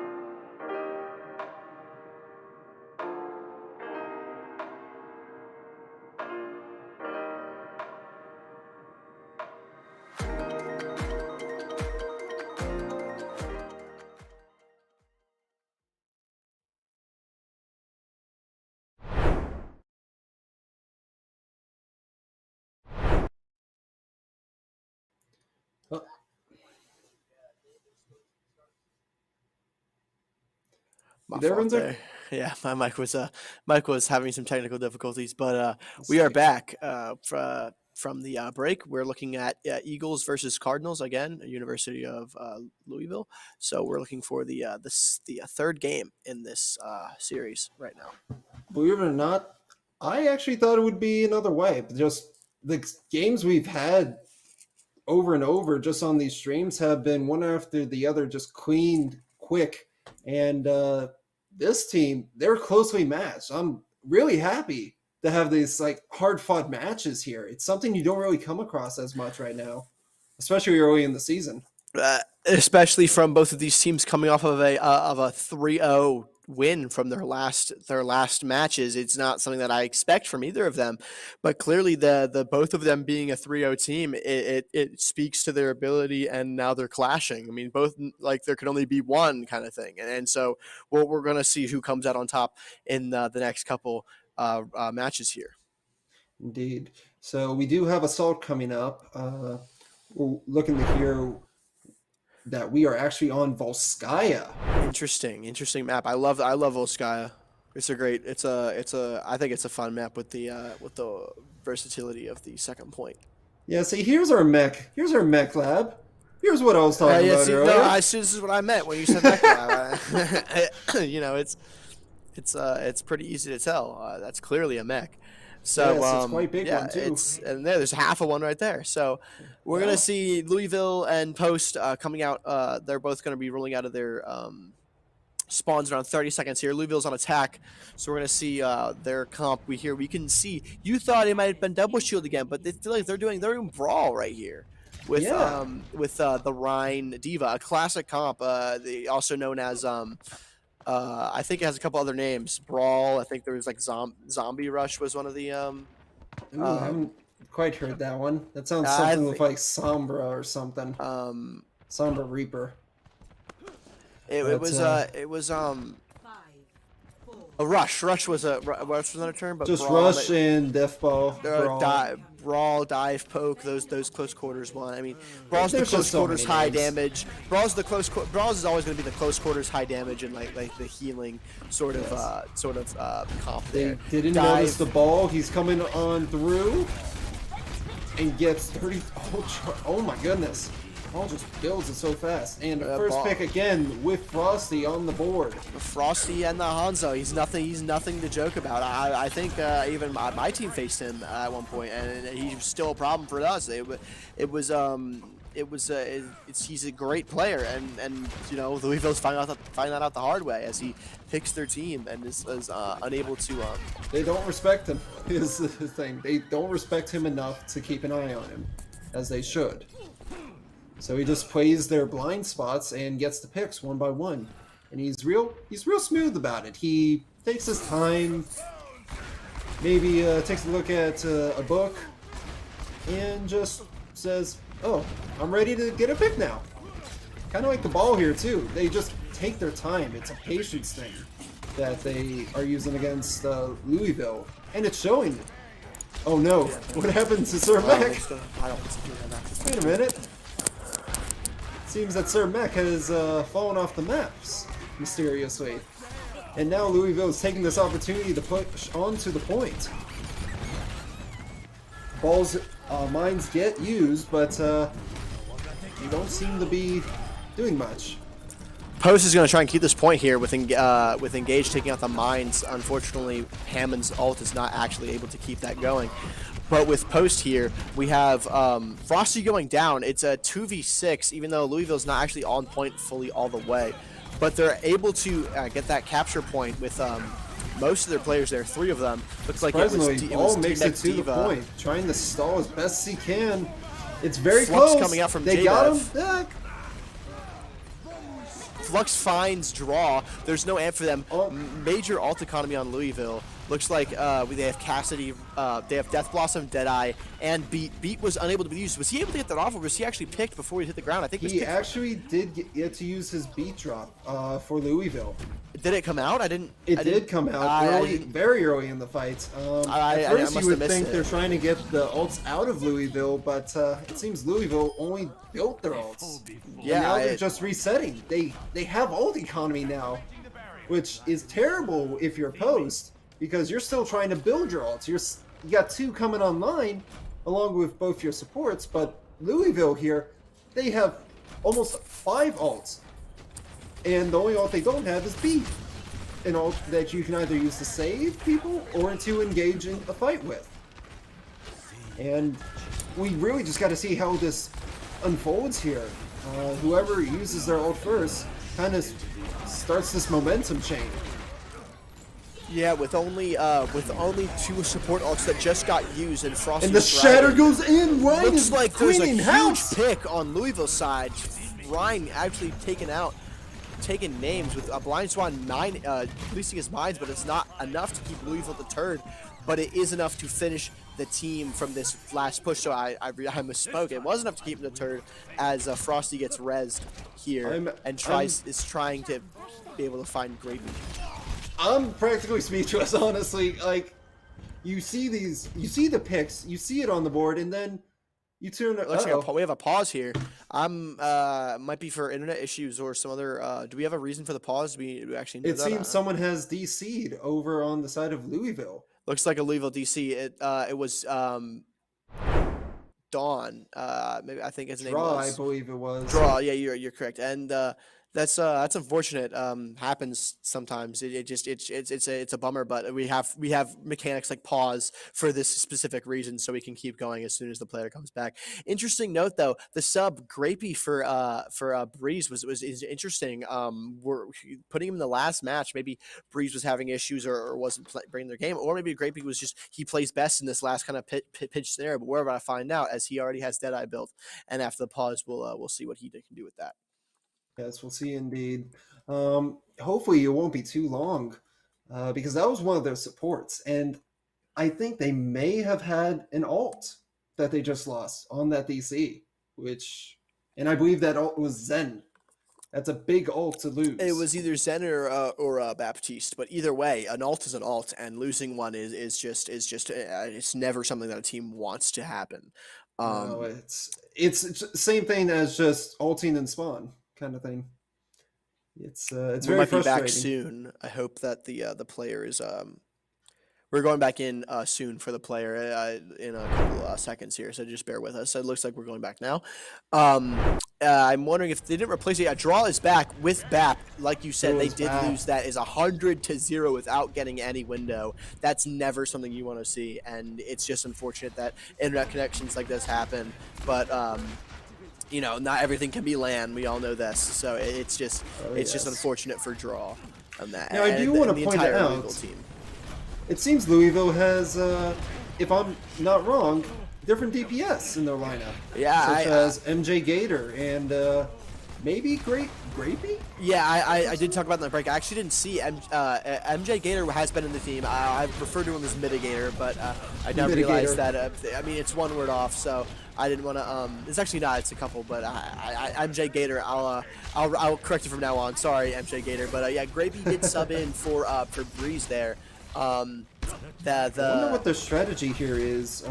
It's interesting, but he does have Deadeye built, so we'll hope to see a play coming out from him soon. Bob might be coming out from My Dude Saw. We've already seen him do absolutely massive plays. Yeah, and there it goes. Bob goes right with through the there, Dragons too, taking out Immo. Bob finds his demise at the hands of Reaper there. I mean, honestly, what can you do if the Reaper's up close to you? But Blind Swan taking out Draw, and it seems like another good defense from Post. A minute 50 on the board. It seems like that there can only be like 2 pushes coming up from here from Post. Other than that, they're honestly like seeming like if Post can't defend these 2 more pushes, it's gonna be Louisville's. But if Louisville can have something come out, I mean, here we are again, a Blind Swan behind with Hammond. We've seen him excel in this scenario. He's actually going to ride the elevator up, like right behind him. I bet he's going to just come up. He doesn't even see him. Grapey doesn't even see him. The mines are going to come out from a Blind Swan soon. Got 3 picks right now. He's gonna have to see what happens. For a massive ball, you think he'd be seen, but he was able to go back the entire back line to the courtesy of those moving platforms on Volskaya, and was able to surprise the entire team with his ult. That is just a great Hammond play. You can tell he loves playing as the little hamster. So Louisville coming in with a 4-on-1. Frosty meets it at Death Blossom. This is the last second push that Louisville needed, and I think they have it. They have it just like that. That was a great push. Unfortunately, a Blind Swan's tactics could not save them, but Louisville comes in with that last second push with the 50 seconds on the clock, just what they needed to win that round. Well, honestly, I was looking at this as dry, wash, rinse, repeat. But Louisville came out and started just using their ults, setting people up for the plays, and picking people off one by one. Target focus. Reaper, then Doom, then Ball. It just, again, that snowball effect of once you start to get it rolling, it's almost impossible to stop. Exactly. That last point, the only person that could contest was Doom, and MJ Gator actually Death Blossom just to get that Doom, and that was what they needed. I mean, sometimes using your ult doesn't. I mean, as Reaper, you don't have to get everybody; you just have to get most people, or the imperative ones, and that's what they did. We have a And here great statue we go. here. I was calling it earlier. They just apparently wanted to use it on their statue cam. On their attack, actually, surprisingly. Their double shield. Doesn't seem like much else has changed, though, with the rest of the lineup. The only difference is Swan is on Orisa instead of Ball. It looks And like Draw is on Ana as well, which is interesting. It's an interesting pick. Yeah, we have Ana and we have Brig, which is a great comp as long as like Brig stays on that Ana. Brig is that Ana's like personal shield. She gives him packs when she needs. That is just the range healing is unmatched there. The supports might not even be seen when they're healing their people, which is just absolutely great. Killak on the Roadhog, you know how I love to see it. I love to see this in the last plays. If he gets that Ana who's alone, it's over. He's been a great I'm not gonna say hooker, but I will. He's been a great he's been a great fisherman. Hook user, fisherman, whatever you want to say. But and honestly, he has. I can't deny it. He's had the accuracy. Sure, he's missed a few, but that's usually when he was able to funnel them with out of fear of being hooked, into another area, and that's what you want as a hog player. Indeed. Well, personally, I like to call his kind of style a reference to another game. I see him as the roamer, someone that takes the flank angles and goes after people one by one. It seems that Post is trying to push up to the high ground. Brig's not having a great time there. It's a lot versus one, so she has to surrender it. I've been there, and I'm gonna say there, any support other than Brig dies in that situation, no matter what. But with Brig's shield, bash, flail, everything, you can stay alive for a pretty long time. It's actually crazy. And with you saying, like, roamer, you're right. I mean, Overwatch is, MOBA based, and we have those elements. And you're right, Roadhog is somebody who can capitalize on enemies' misplacements. He's a roamer. So that environmental flail. If he's able to get an angle, he can disrupt an entire team with just one hook. Get their tank, get their main tank, get something. Now, is it just me, or did it just look there that MJ Gator came out on top against Frosty there? In fact, even getting dragons before Frosty. Yeah, I did. I was in the middle of a sentence where I would have commented that, but I didn't want to regress. Yeah, it looks like MJ Gator just put Frosty back and said, I'm the Hanzo here. And if Frosty doesn't take that personally, I don't know what he will. I don't know, but someone's going to have to make a statement here. Flux comes out, but Team's Post is going right in to get the picks. They are thirsty. They want this point. So they are going to do whatever it takes to get it. Post is coming in hot indeed. They're going to get this captured. There's no doubt about it. University of Louisville, if they're smart, won't even contest it, which they are, which we know them to be. So they're going to likely stack second point, make sure they're prepared for any sort of push that Post will give them in the next couple seconds. Sonar coming out from Frosty, good placement. He's able to see where the backline is. We have 3 ults on Louisville and only 1 on Post. Close to 2, actually close to Bob and Transcendence and Amplification Matrix. So we'll likely see those coming out soon. Amp Matrix coming out right now. Get a first pick on an Ana. That is big. Without that Ana, that Nano is not really good in spawn. Killick tried to whole hog there, but was met with stiff opposition from Blind Swan and Frosty. Honestly, you can't do anything like that, especially when Larissa fortified. She's not going anywhere. So would you look at this? They're holding this point right now. It's a 2v5. I mean, it's honestly like not 2v5. Well, 2v5 in numbers wise, but on point wise, it's not huge. It's red and blue. They're fighting out, and it looks like Louisville. They got a tick out of it, honestly. Louisville held, but they got a tick out of it. Louisville has more now than they did before. Louisville has more now than they had when they were on offense. Post has more time. Post has more Alticon, or maybe I shouldn't say that because Louisville does have better. They're about the same for Alticon with just that rally, Yeah. but they have more time, and time is the most important thing. Time is of the essence. And they must take this point with precision, or else the time can whittle down if Louisville holds correctly. Indeed.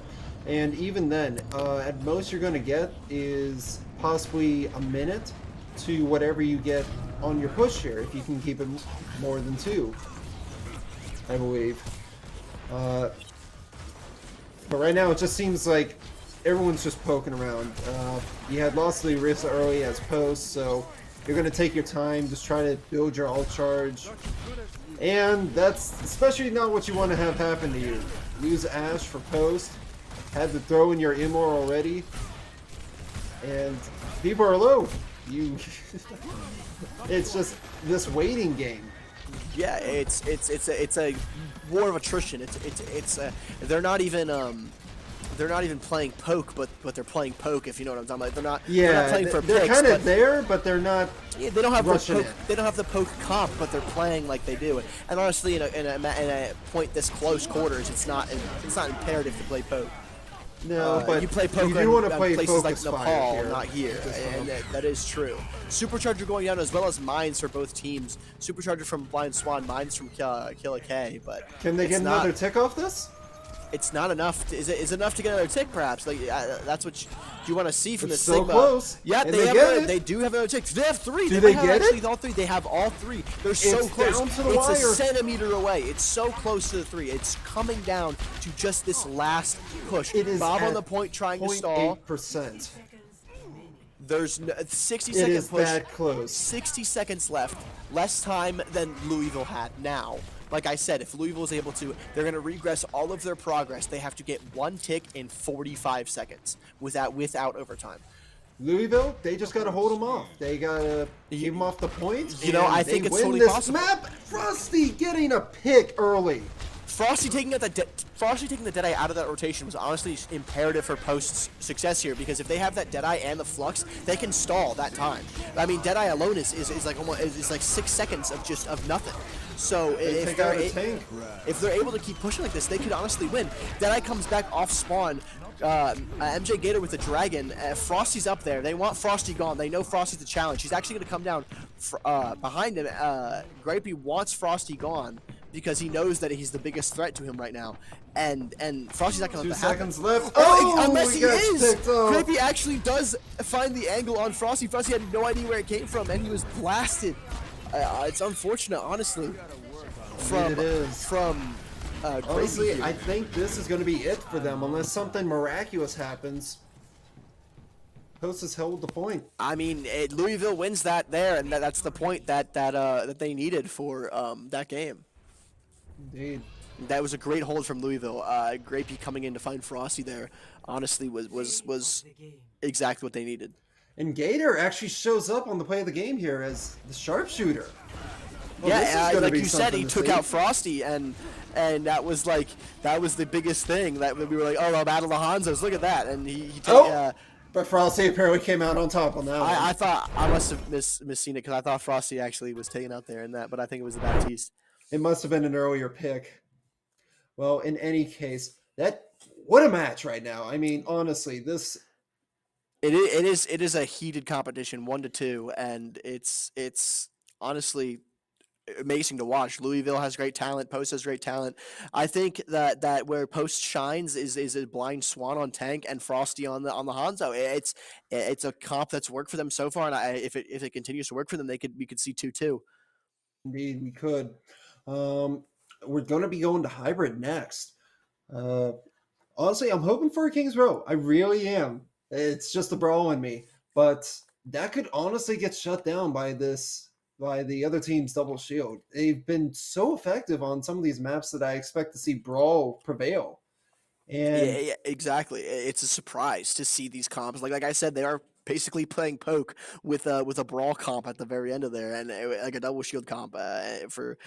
It was a war of attrition, and Louisville came out on top. Indeed, they did. Well, It looks like it's going to be going into the fourth game of this rotation, this match between University of Louisville and Post University here, which hopefully is just as good as it was for the first three, because this has been a nonstop throw ride of back and forth alts, and it's just been such a good game to watch and commentate, and it's great to see these two teams with like compete so thoroughly fiercely. enjoyable. Yeah, I mean, they're like I said, they both came off of a 3-0, so it's not like they were stranger to the competition. But I think they both had different expectations going in, and I think these teams have definitely had their opinions readjusted about one another, and now they're probably like talking in the comms. They probably know the other team's name. Oh, look out for Frosty, look out for MJ Gator, etc. Oh, Stuff like yes. that. So. It's those kind of moments where you really make an impact on people. When you make it so that your presence is known and that people see you as a threat, or even just out of respect for your skill, that's what I see as a great thing to strive for, honestly. Exactly. I think that they're keeping their head down because they know Frosty's out there with a drawn bow or a scoped widow, and that's what you should be. I mean, playing against somebody like Frosty's caliber, I would be watching my head as well. He is a great player with great ability, and then MJ Gator the MJ Gator's DPS skill is also not to be underappreciated. It's both teams I have think this it's starting talent. to shine now. Yeah, both teams have this talent, and it's great to see it come together. Yep. Now it's just a matter of how you're going to utilize that. This next map, I don't know if we know exactly what next map this is going to be, but like you said, it is going to be hybrid. So the hybrid map pool that we have, it could be anything from it could be anything from Blizzard World, although I doubt it. I doubt it. Not many people use Blizzard I think it's World, going let's to be be honest. honestly, I think it's going to be either Kings or Hollywood. I think those are the top two Really? maps. I think Bonnie might get thrown in there. We've seen that dive-ish kind of hybridness to I believe it was Post with Swan on the ball, and Sigma. I see Ball just on the top right of Nimbani, and they are going Sig on the top left.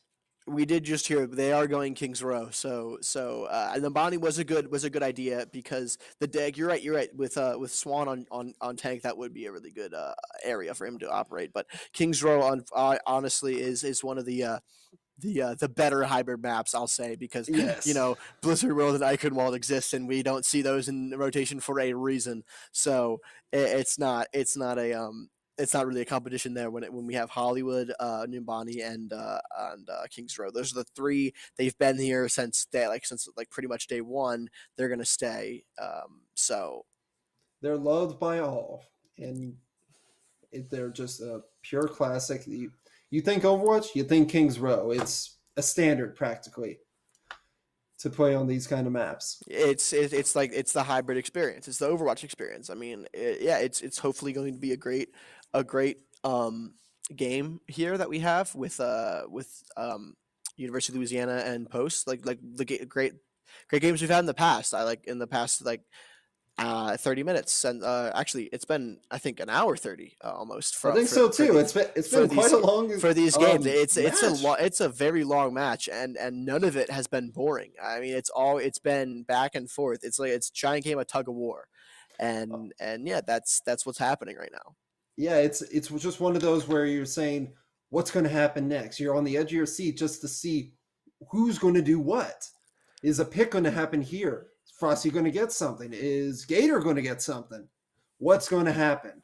The unfortunate disconnect that happened that round too. It happens sometime. But I mean, the supports in this game have also been have been great. Everyone is playing their role perfectly, and it's stuff you'd see. It's stuff that you love to see with the supports coming in, the beat building, everything, and the wall amplification, everything. It's honestly it's like I said, everyone's playing their part. Everyone's doing it correctly. I'm not sure when we're going into this next Kings Row game. I don't know how much time or how much time the teams are taking. So, in any case, we're going to see what happens here right now. Here we are, Kings Row, good old London. I hope that. I wonder if we're going to see Big Ben here as we take the cinematic tour. I assume so. The person in control of these cinematics has always done some great angles here, and yeah, it's a great map. It's a classic. I remember Surprisingly futuristic when you think about it. Yeah, near future Overwatch. It's just like I didn't think Nolan would have like a skyline. It's cool. It's a great Overwatch is some great maps, some great design and art style. It's just it's so unique, and yeah, I love seeing these maps like this. A good few feuds were settled on this map here with some of my friends back in prime Overwatch. This is where arguments were settled here, before deathmatch was even a mode. Statements were made. Yeah, so we're gonna see Louisville with Louisville on the blue side. That might throw me off a little bit, but Louisville with MJ Gator on May here, going to be looking for a wall to try and separate them across. Isn't able to find it with you can't trick Blind Swan like that. He was too aware of the situation. He knew that might happen. But Louisville tries to match Post's kind of like sneak tactic that they had in Havana. So yeah, we're hoping to see that this point is seriously already fiercely contested. So I don't know what's going to happen in the next couple seconds. You know, I'm surprised that oh, there we go, first pick already, and again, surprisingly close. I was expecting Frosty to go Hanzo again. It's been consistent, but the Echo, well, I don't think it's gained as much value as you would have hoped it would. JBeba half HP, a Blind Swan just respawned. The two tanks are down for Post University. We have engaged Object at full HP as well as Killak. They have the ability to defend this point as hard as possible with the HP that they have, and my dude Sam meets his demise at the hands of Dane's boop there. So it's so much back and forth, but it seems it's Louisville's just holding. Sadly, they're down their BAP, so they're really gonna have to build up this beat here in case something goes really wrong.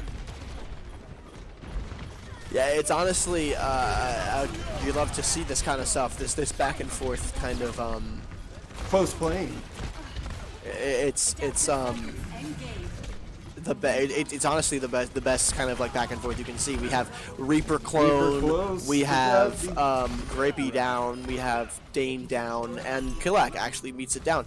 And my dude saw ults just to keep him off the point so they can secure it with the wall coming from MJ Gator. And yeah, it looks like the point is all but had for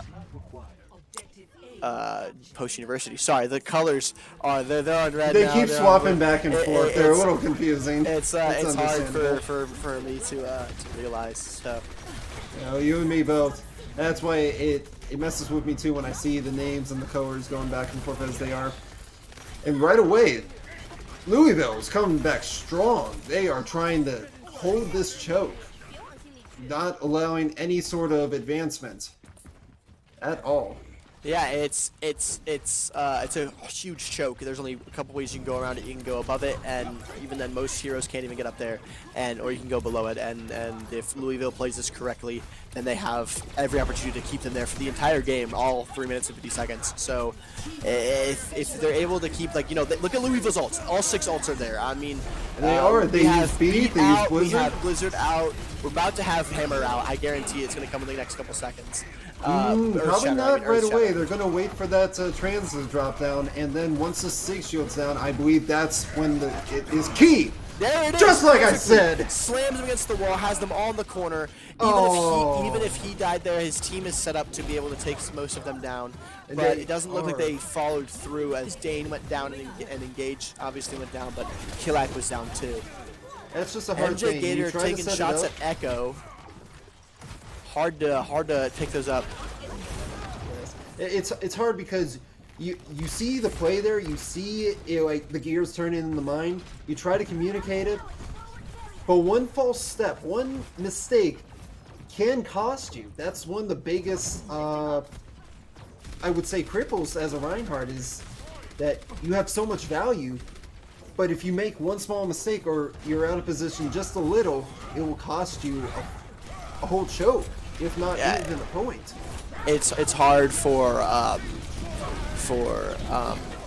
you to capitalize off that, especially when like the split-second moments in your mind that you can't communicate out loud. It's hard.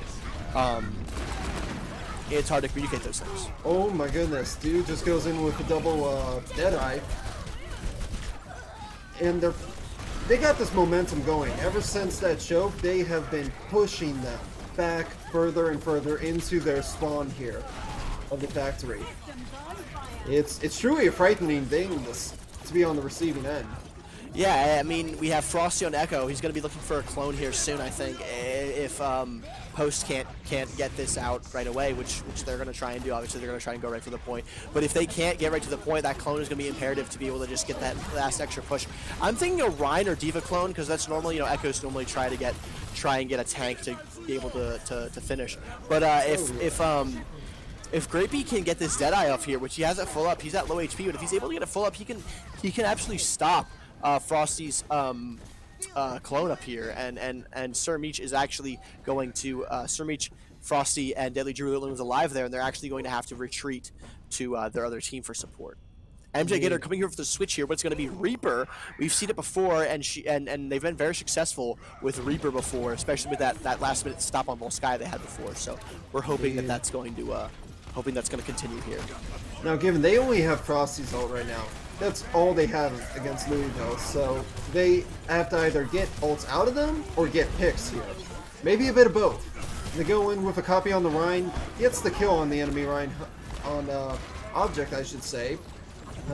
Being objective here, of course. Copy goes down, thanks to the Reaper, MJ Gator. Headshot in. This Cassidy's just on the flank. Yeah, this absolutely. It's you're right. That the Cassidy, my dude, Saw and Grapey are two of the best that we've seen so far. And it looks like Post might have this wrapped up. Like I said, if a lot of competition doesn't come out from Louisville very quickly, because they have the Deadeye, they almost have the. They do have the supercharger, sorry, and it's hard to contest against these ults. Indeed it is. Now, it's curious enough to say, because Louisville did win that Havana map, so part of me was expecting that once it got to Escort that they would be fine. But then again, that was pushed into overtime for round 4. So we'll have to see how this hybrid works, as Louisville now is on the attack. Exactly. It's 0-3. They got all the way, and Louisville has their chance to shine. And if they don't take it, then Post takes the dub. Indeed, they do. Gonna go swinging through the factory here, take a nice little tour, get to see chains hang from side to side. Not the most aesthetic map, not the most beautiful landscape map. We're in that factory there, but it's the cryptic messages, it's classy, wait a minute. What does that say? No bot? Oh, it's no bots. I feel Sami, you can't play here. There's no bots allowed. It's all right, fine. I'll see my way out the door. All right, thanks. It's thanks honestly, for I having feel like a real estate agent describing this place. Like, oh, yeah, we have a nice coffee shop on the street, and then we have a giant German in armor with a giant hammer on the street. So look out! Like it's like I said, classic map, classic area. He only knows one button, charge. Yeah, exactly. He can shoot fire out of his hammer, and just don't look it down the street line. Just don't look at him. Don't look him in the eye, and you'll be fine. It's such a classic map, and I've so much attachment to it because it was there at day one. It's the hybrid map, and it's the map they showed in everything. As a support main, I'm very attached to that cart, if you know what I mean. Like I sit on it. I do. I get it going. I make sure that it reaches its destination. So yeah, it's got a near and dear to my heart. Yeah, with any MMO or MOBAs, I should say, that I play, it seems like one of the biggest jobs I always face is staying on the cart. Oh, interesting. Reinhardt's on the high ground here. Are they just trying to get it for a tactical advantage, or are they going to actually do something with it? I'm not sure, but Frosty and my dude Saw have all the time in the world to just melt his shield. It's not going to be. He's going to have to recharge his barrier. It's going to be low. So he's a menace right now to them. Yeah, it's engage object only with like. He has full barrier now, but he didn't. I guarantee you, he did it before. And the double bubble coming from post is like we've seen before in these games. It's hard to stop because they're so confident and they're so competent in this composition that there's no way that Louisville can.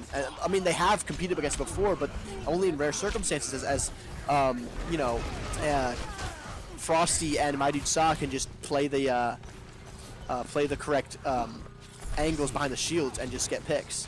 MJ Gator on Hanzo here, trying to get the Zen and the Sigma at the same time. Sigma's pretty low. J-Bev is going to actually go down a couple seconds here. There he is. They find J-Bev, and then Zenyatta's going to test by himself. Lowest HP hero, unfortunately, I can't go against the whole team, oddly enough. So I'm trying to figure out what happened there. It seemed like Louisville wrapped around the entire map there and just flanked them all at once, allowing them to cap the point. Is that what happened, you'd say? It looked like, yeah, it looked like you're correct that Post University was definitely caught off guard. I'm not sure by what. We were spectating met a lot of Post people, so maybe we were caught unaware as they were. But it seems like we weren't able to see the exact thing. But I think what happened was, from my perspective, from what I thought happened was that University of Louisville was able to get enough utility, utility like flashbang and storm arrow, and it was able to get behind post and was able to capitalize there. Indeed. Frosty coming in as the clone, 81 HP. You know, you love to see those shatter kills now. In a way, I'm glad they buffed that. It's a little weird to see now that whenever you shatter someone point blank, that they die, because it used to only do 50 damage. Now it does, I think, 300 or 250. I can't remember exactly. The Earth Shatter damage is, I think it's It might just be a 200 base, I believe it actually is. I think it's well the Post does 50 damage. 4 picks. It does 50 damage per enemy when it hits it, I believe. But I think the updated, I think it does around 250, close to be able to take out the DPS that are in front of you. And you have to be, like I said, practically point blank in order for it to do that sort of damage. They really did buff the tanks and their close-up ults with D.Va and Ryan. Yes. Maybe next, whenever Risa puts her bongo on you, you just die. That's what's gonna happen next. Like Larissa's just gonna run up to you and hit you with a bongo, and it's wraps. I'm still trying to get used to not having that experimental feature where you get to kill people with beat drop. Yeah, unfortunately, I really wanted it to be in main game. As a Lucio main, I wanted some like death capability. Good eat from Killak to take away his flashbang there, but I wanted the utility from the Lucio to be able to kill on impact, but unfortunately that's not what's going to happen. D-Mac, Killak is actually on feet now. Sirmeech meets his demise at the hands of MJ Gator. We have Frosty up top with a clone. He's probably going to clone soon. That just made a difference. That did make a difference with Deadly Drew coming out here, assisting my dude Saw and all his Deadeye antics that we've seen all game, with finding, I think, a triple kill there. Just like, wow. Because if you're Louisville right now, you're thinking to myself, what the heck do we do right here? We're burning our time. We're under 2 minutes now, and we've thrown practically almost every ult at them, and we still haven't gotten past this like alleyway of a choke. It's true. It's hard to think of what they're. It's hard to know exactly what they're thinking in the situation, but they have. You're right. They're not even on the cart right now. They're actually pushing them on the side angle, and no cart. It's actually regressing. So they're trying to play for picks so they can get progress after they kill the team. But if they're not able to, MJ Gator will be ulting here soon with the dragon as he sees 3 of them stacked up. I'm surprised it's not coming out yet, but he dies before he's able to take it out. You know, the cart is still regressing. Looks like they're going to get people on it in a couple of seconds here.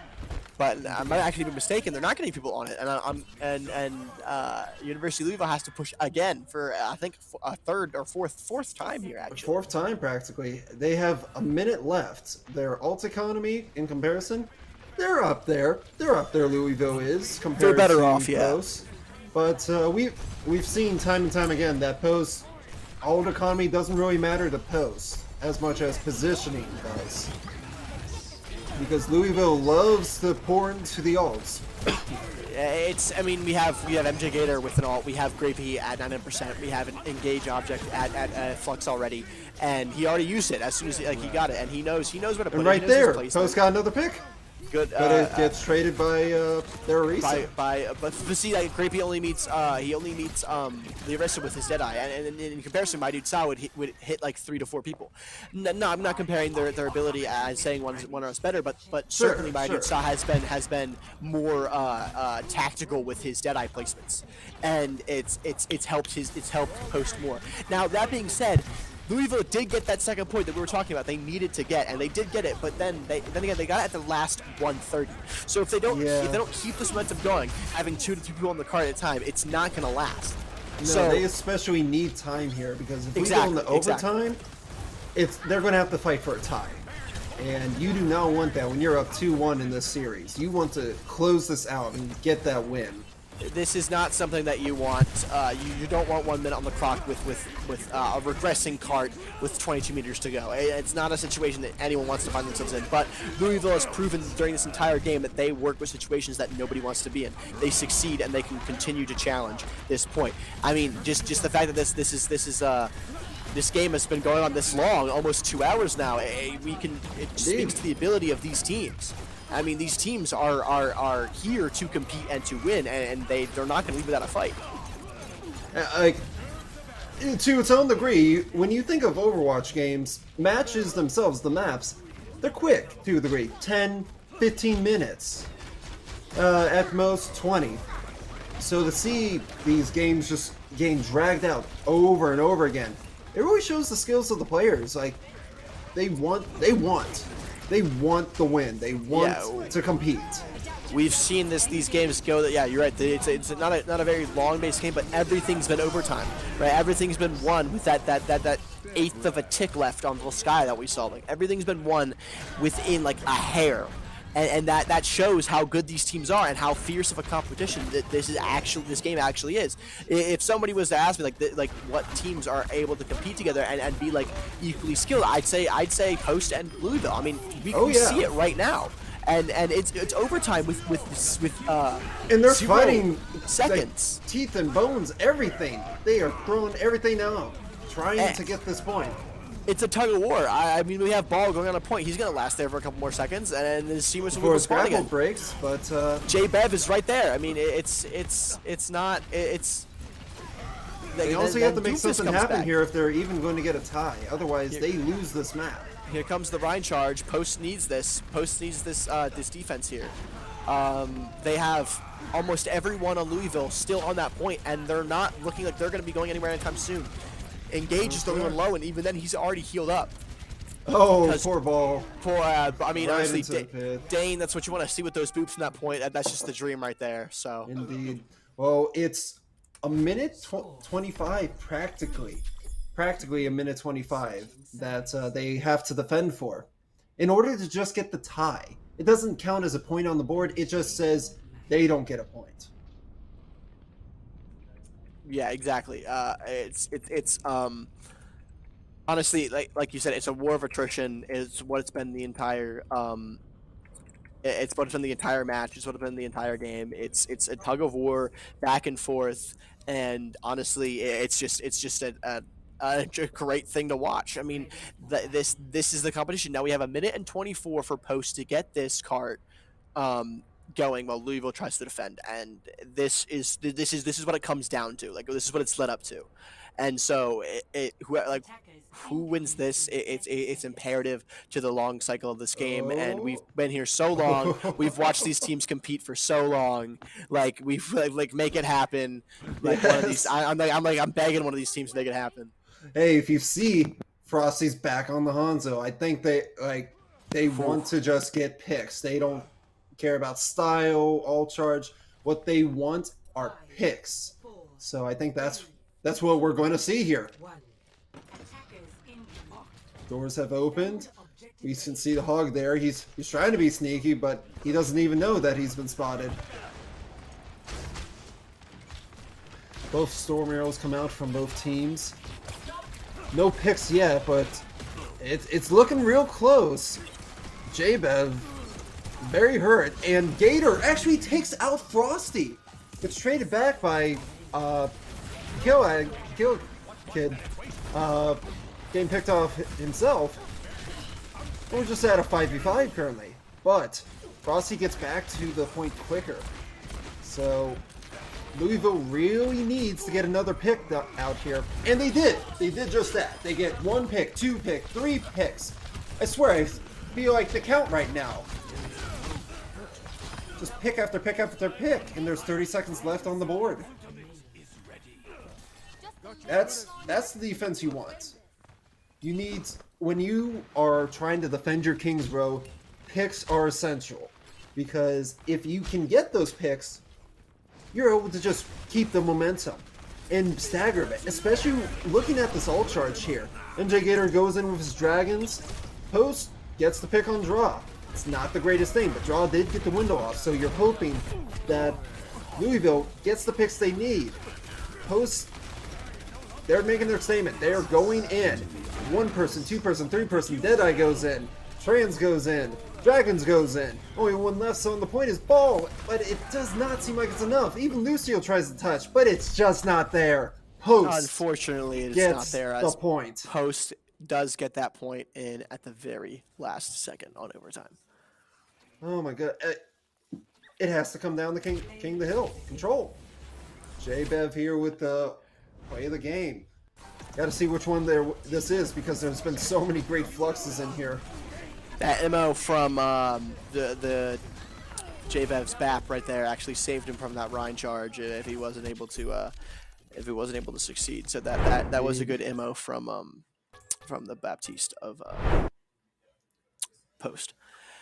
You're right. It is going to. Oh, sorry. It is going to come down to King of the Hill. It's going to start exactly how it's going to end exactly how it started, and I don't know what map. I mean, if it's Busan, it can't be Busan. It can't be Busan, but like we saw in Busan is what I was intending with that. We saw that Post is good at it excels at controlling a single point. If you put Swan on ball, he's going to be able to have mines and just control a single lane. If you put my dude Saw on Cassidy, he's going to have a Deadeye that's going to be able to control that point. So honestly, we have to see Louisville. We have to see MJ. We have to see Gator come out with some good plays. We have to see maybe him compete against Frosty as Hanzo again. I have no idea what comps we're thinking. I have no idea what map this is. We'll let you know as soon as we figure out what map is up next. Indeed we will. Well, we'll see you guys in a bit. We're going to head off to break now. We'll see you very soon.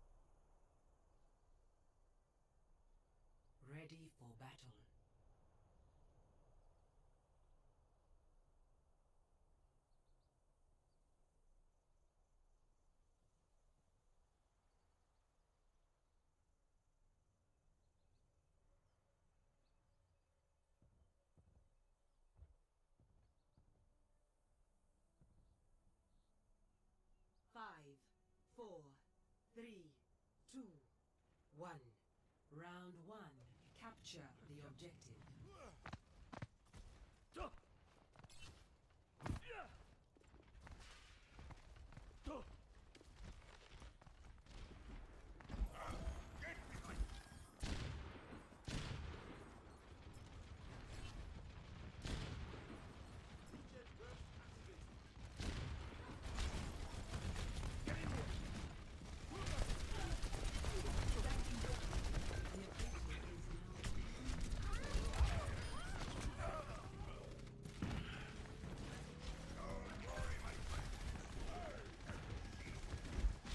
Routing power to forward barrier.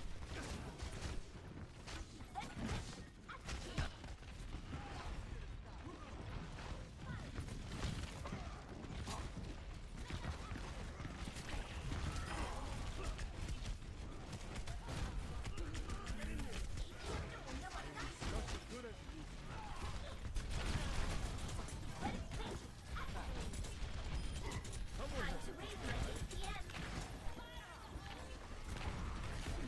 Let them up!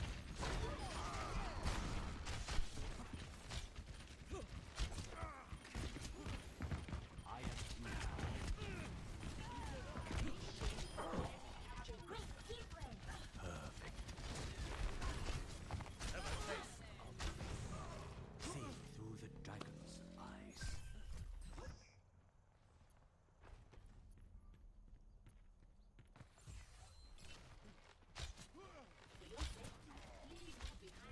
Marked by the dragon.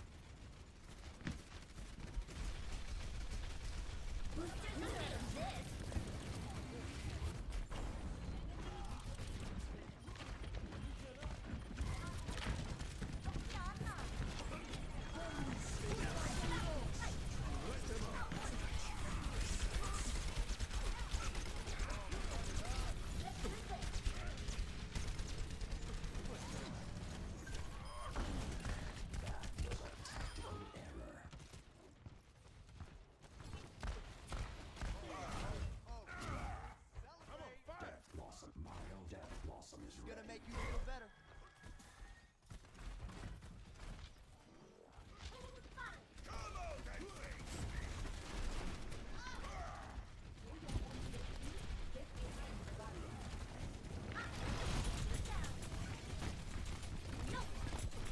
Time to raise my APM.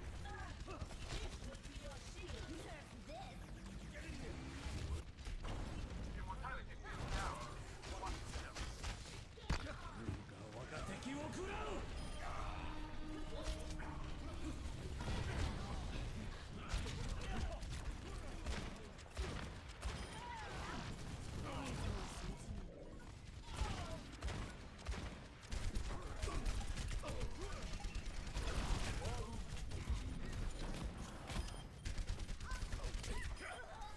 Let them up. Be angry. Haunted Crusader! Fire. You. Immortality bubbles down. I can use some help. Score 1-0.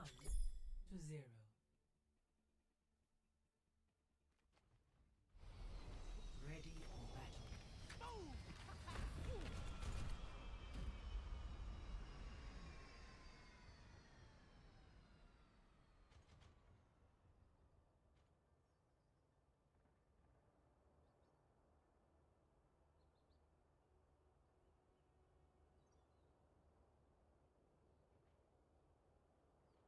Five,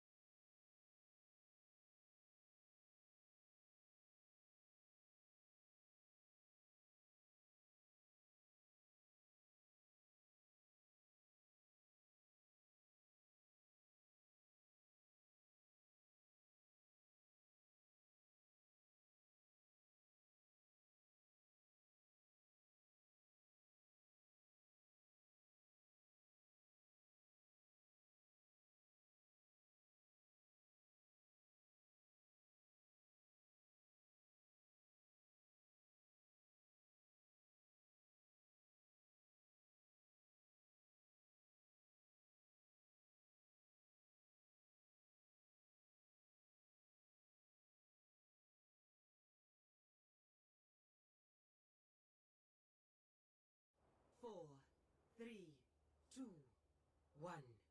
Round 2. Capture the objective.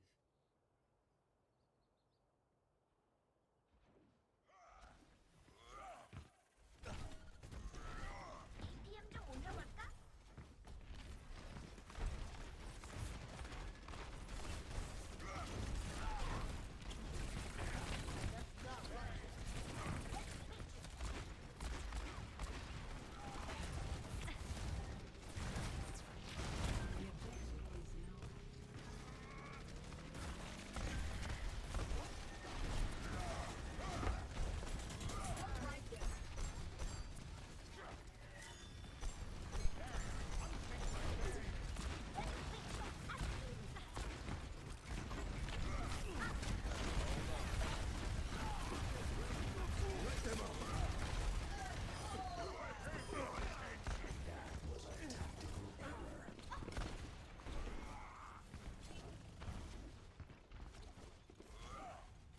I have located the enemy.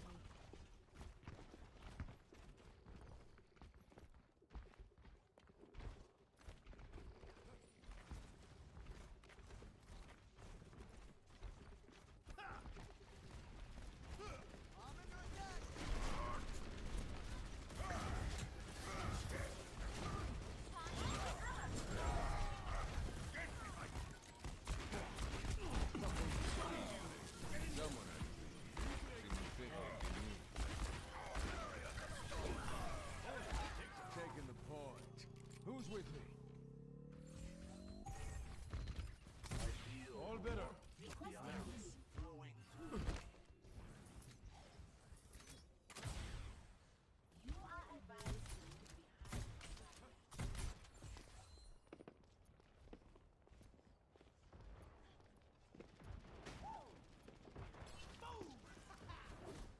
Fully healed. Teleporter online. Reality fades